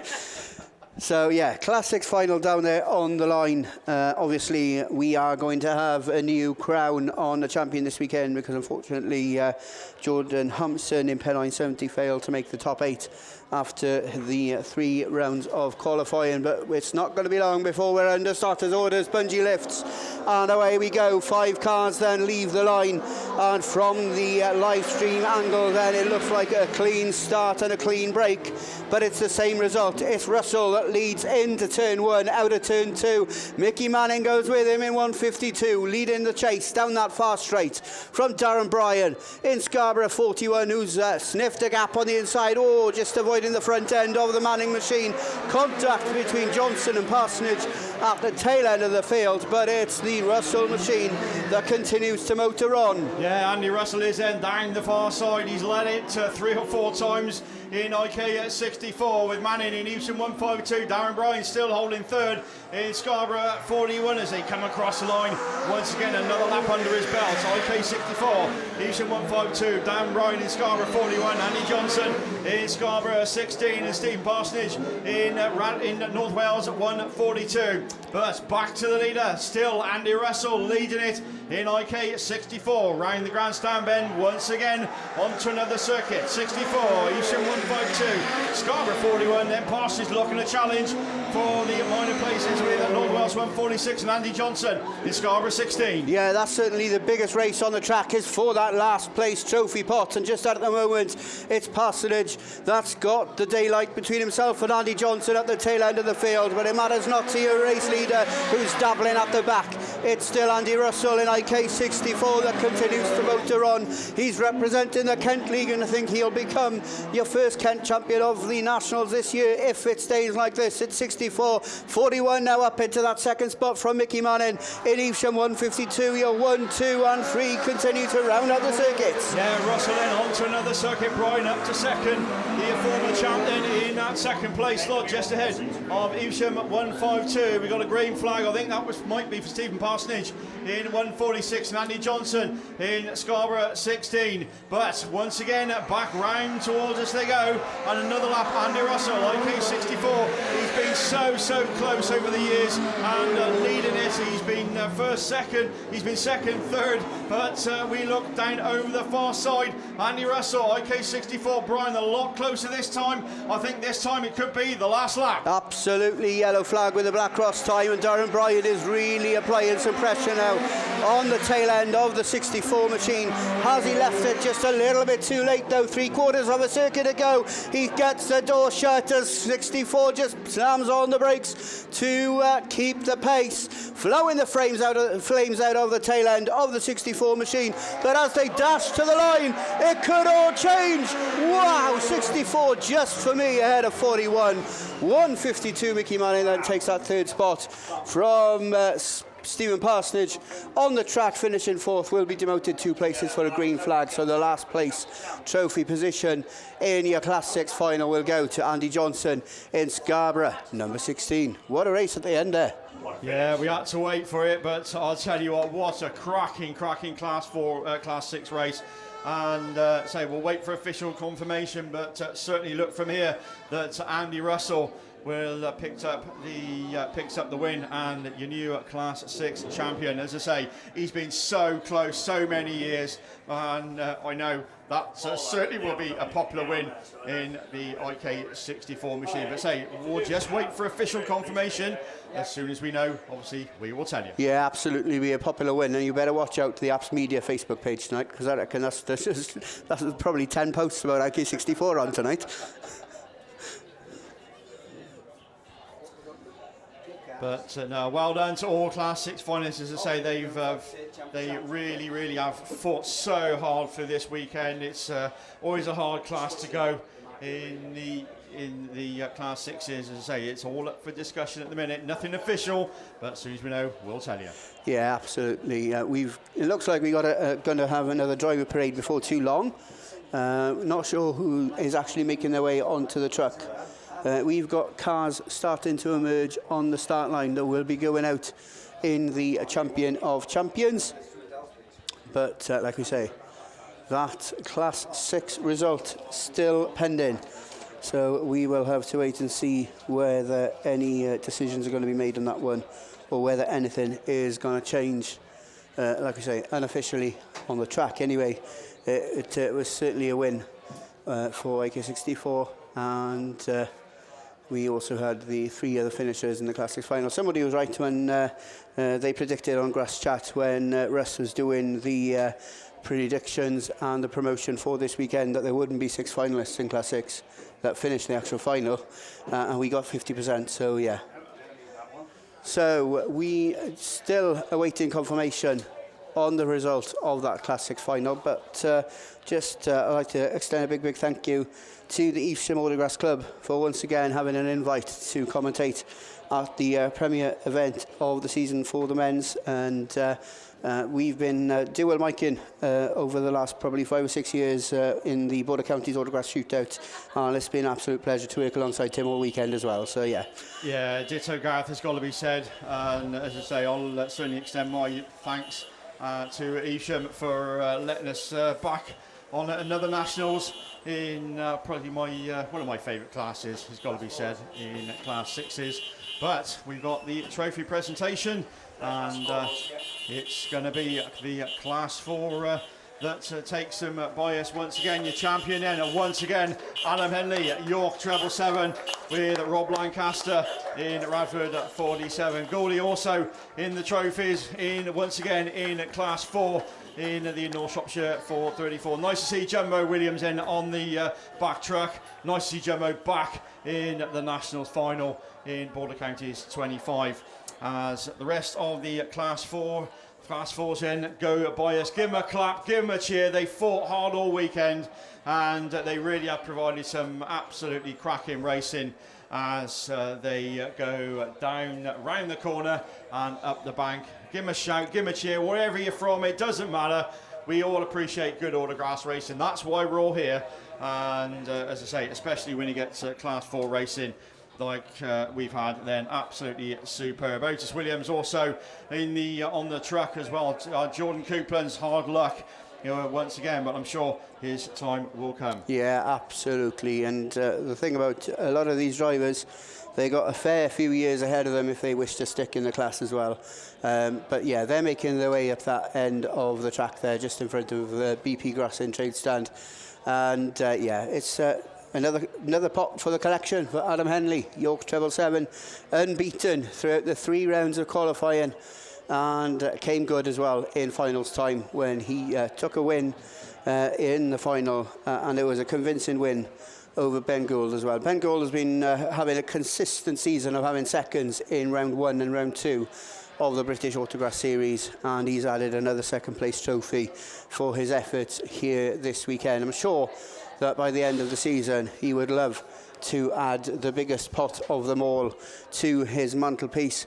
But yeah, at the moment, he should be ever so pleased with taking home a runner-up trophy, because at the men's nationals, that is by no means a mean feat. Otis Williams in TA13, also a finalist, finishing 5th in the result after picking up a green flag. Jordan Coupland decided not to go out after picking up a green flag in the Scunthorpe 46 machine, but certainly there, Rob Lancaster in Radford 47, who is up into that. I think he moves up into 3rd following the Otis Williams green flag.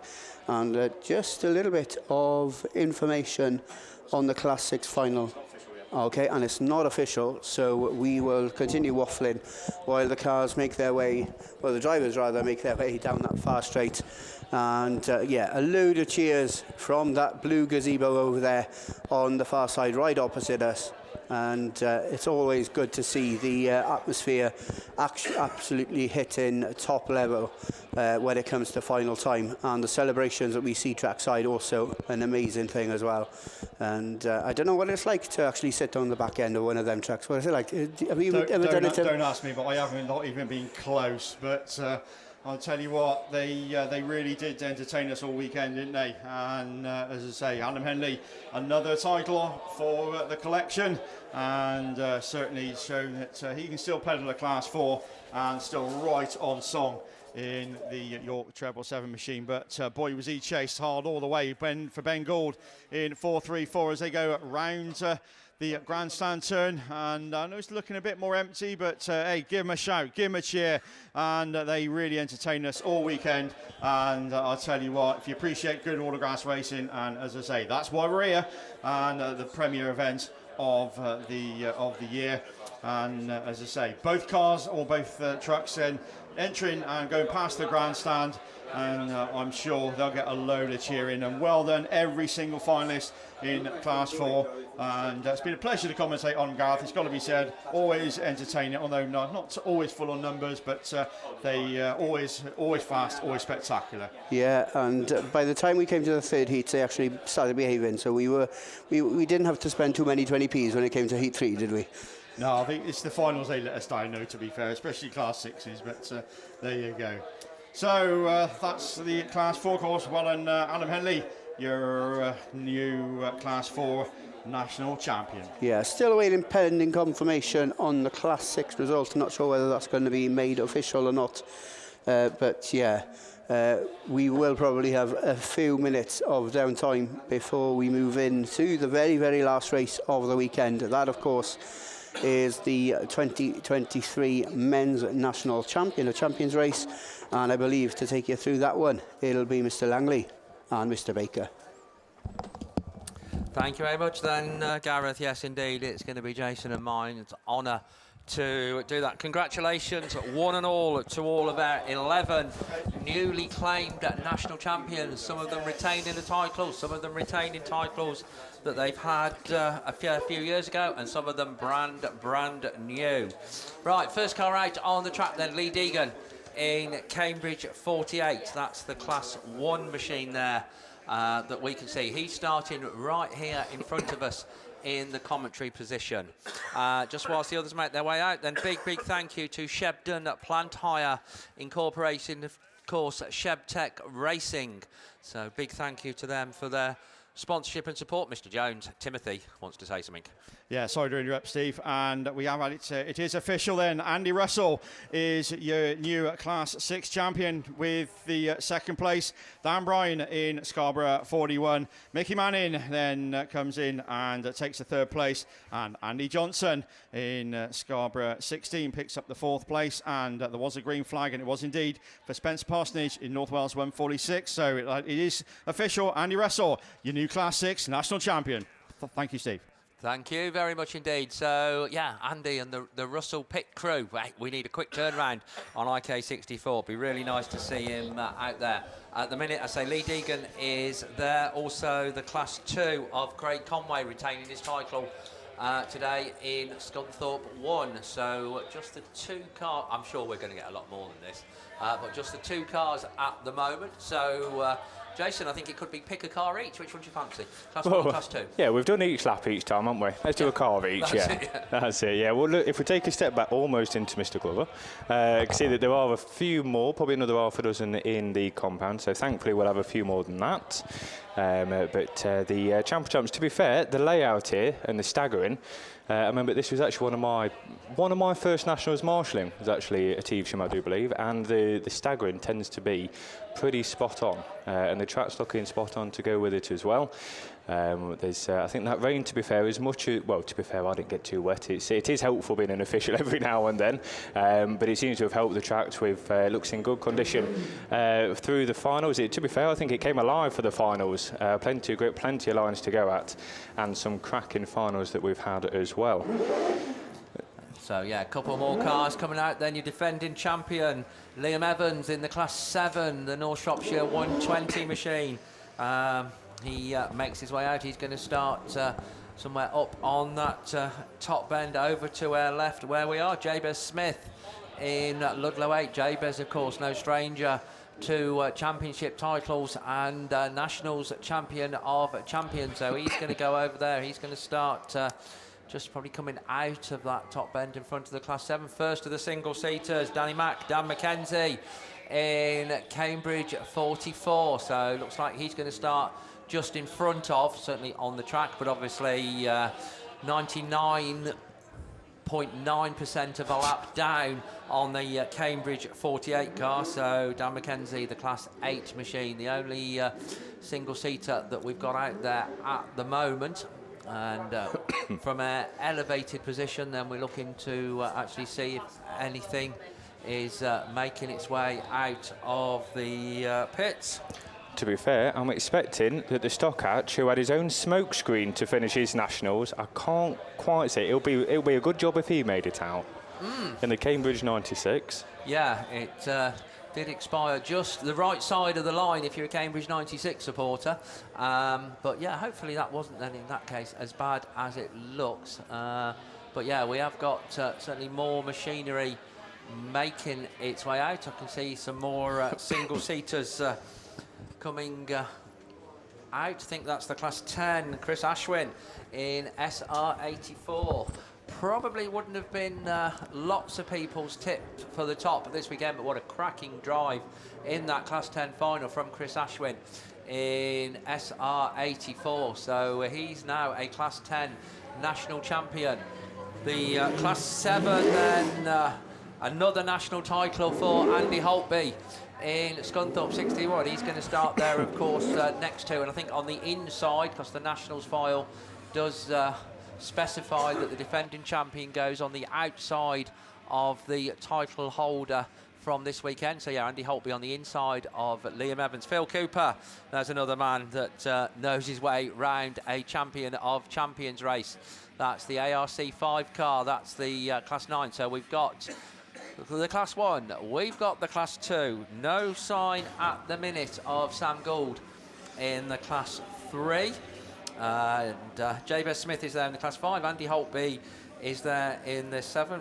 No sign of the Stockhatch. I'll tell you what, there is a sign on that one, Steve. I've just watched him driving through the compound. Cambridge 96, Daniel Ferguson, so hopefully he'll be back out. So no smoke?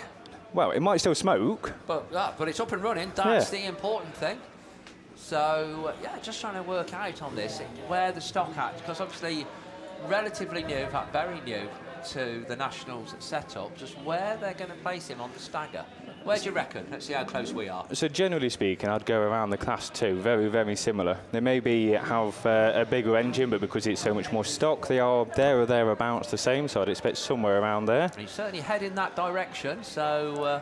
And I reckon at a quick glance, you'll know more than me, Steve, because you've got far more knowledge, but I think he's only one, I believe, of the 2 national champions here this weekend that haven't won a national title before. I think, yeah, I would absolutely agree with that, to be fair. So, yeah, lots of names, as I say, not necessarily regaining, but, yeah, going back onto trophies. So, absolutely, yeah, I think you're spot on with that one.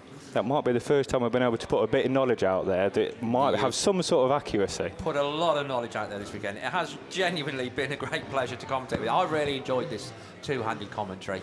So, yeah, thank you very much for that. So, yeah, they've put him a bit further back, and people out there know a lot more than we do.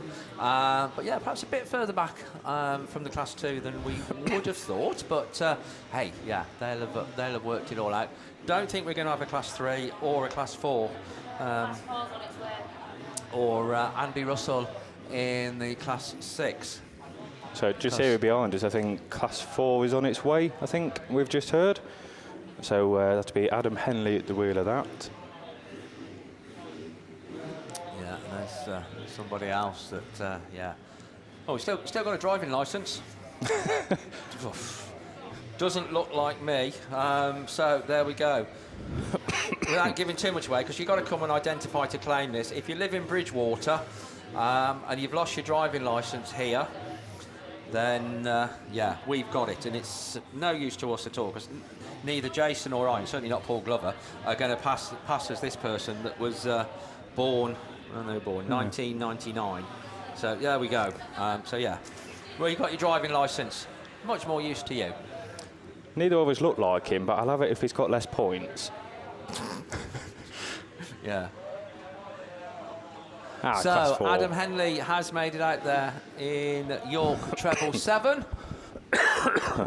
So we've moved the stock hatch forward. So there we go. Yeah, Adam Henley in York treble 7 is there. Right, we think that's all we're going to get. Yeah. So the secret then for the Shebden Plant Hire and Shebtech Racing sponsored Champion of Champions here at the Power Max Men's Nationals is keep your eye on Lee Deegan in Cambridge at 48. He is the one that they've all got to catch as the stagger unravels. SC1 will be leading the charge. Cambridge 96. First of the modifieds, Adam Henley in York treble 7. Then comes the Class 5 of the 2 Class 7s. Andy Holtby gets the better of it of the single-seaters. The first one to show is Phil Cooper from Danny Mack from Chris Ashwin. Here comes CA48. He's got a couple of laps where we'll be expecting it to lead this one from Craig Conway in the Scunthorpe number 1. Henley's there as well, a previous champion of champions. The stock has no smoke this time in the Cambridge 96, but he's got an extra 2 laps to make it work for him this time. James Smith is just behind as well as the pack slowly start to close up. Your Class 1 is still your race leader. Definitely that gap is getting smaller from Craig Conway, and also the gap back to Craig is getting an awful lot smaller. James Smith already passed the stock hatch, so Ludlow 8 is the next one through. Liam Evans, the first of the super modifieds as well in NS 120, pulled away now from Holtby. We've got a new race leader. I can't pinpoint which one it is though, because the 4 and the 2 go side by side. Conway switches back up the inside, regains that lead. Adam Henley on the charge though, back up the inside he goes. Not quite so. The door gets closed shut as Craig Conway looks to hold on to the lead for as long as he can. The Class 1 bouncing along behind in third, but your current race leader still Conway that leads. So he's not going to give this lead up easily. Under strong challenge from Henley, Lee Deegan, possibly his races run. James Smith in Ludlow 8. Then comes the North Shropshire 120, a defending champion of Liam Evans from Andy Holtby. The stock hatch putting up a valiant effort. Phil Cooper trying to get it in amongst the saloons, and the ARC 5 being tracked by Dan McKenzie in Cambridge treble 4. Here comes your race leader though. It's still Henley that leads, but still hot on his tail. He's the Class 2 of Craig Conway. James Smith is there as well. He defending champion of champions, trying to work his way through the pack. Your Class 7 national champion just behind Deegan, falling on the way beside now. Cooper takes back, as does Dan McKenzie as they work their way through. Henley opens up that lead. So he's the only one though to have found a way past Craig Conway in the Scunthorpe 1. Liam Evans in 120 though, you would expect he's going to reel him in. Lee Deegan pulls off. Valiant effort, so does the stock hatch, and so does I think Chris Ashwin as Adam Henley comes round. And once again, York treble 7 still leads the Champ of Champs. And as we reach the halfway point, let the chaos assume as they all start closing up. Henley leads from Conway, but Evans is on the hunt now as Smith is there. The specials are making an impact now as Phil Cooper is through. Dan McKenzie follows suit. Holtby is now working his way backwards, but they're all within one corner of each other. A quarter of a lap separates, but your race leader is still Henley. So SC1, then Liam Evans can't find a way past Craig Conway, and it is stopping him, reeling in Adam Henley as they go down the far side. James Smith Danny McKenzie now the first of the single-seaters, looking to challenge the Ludlow 8 machine, but our race leader, he's only got a lap to go. This gap looks a good one. York treble 7. He's leading, but now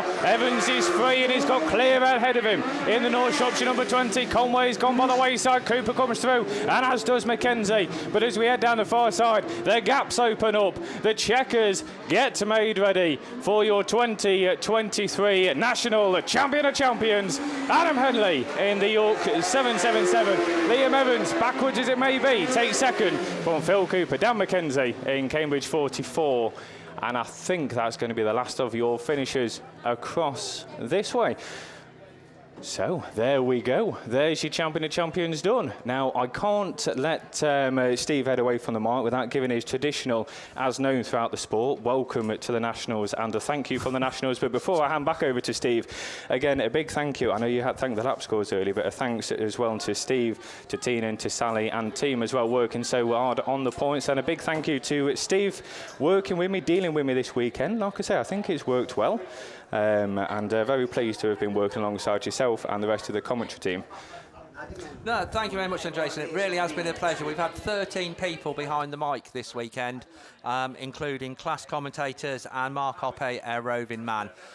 Big thank you to everybody concerned with putting on this Power Maxed Men's National Championships here at the John Wilkin Raceway. Anything that could be thrown, I think, at us over the last 3 days has been.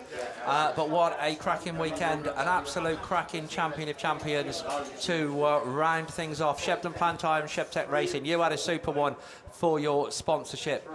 Don't go diving off yet, folks. There's only going to be a queue to get out the gate. You know that, I know that. There is, over by the fair area and the bar area, there is an Arctic trailer that is waiting for you to stand in front and show your support to all of these trophy winners. We will be doing fairly soon, obviously we've just got to get sorted out, and over there a trophy presentation. You will have the opportunity to go and show your support and cheer and make as much noise as you possibly can for all of the trophy winners. So please do that. But on behalf of everybody here then at Evesham Autograss Club and the governing body, the National Autograss Sports Association, if you're diving off now, please drive carefully. We thank you very much indeed for your support this weekend. We look forward, if we don't see you again, at seeing you in 4 weeks' time at the venue of Cambridge Autograss Club for the equivalent event for the ladies and juniors, the national championships of air sport for that. But in the meantime, whatever you're up to, please take care. But from me, Steve Langley, on behalf of Evesham Autograss Club, thank you very much. We hope you've enjoyed your weekend, and it's a very good night.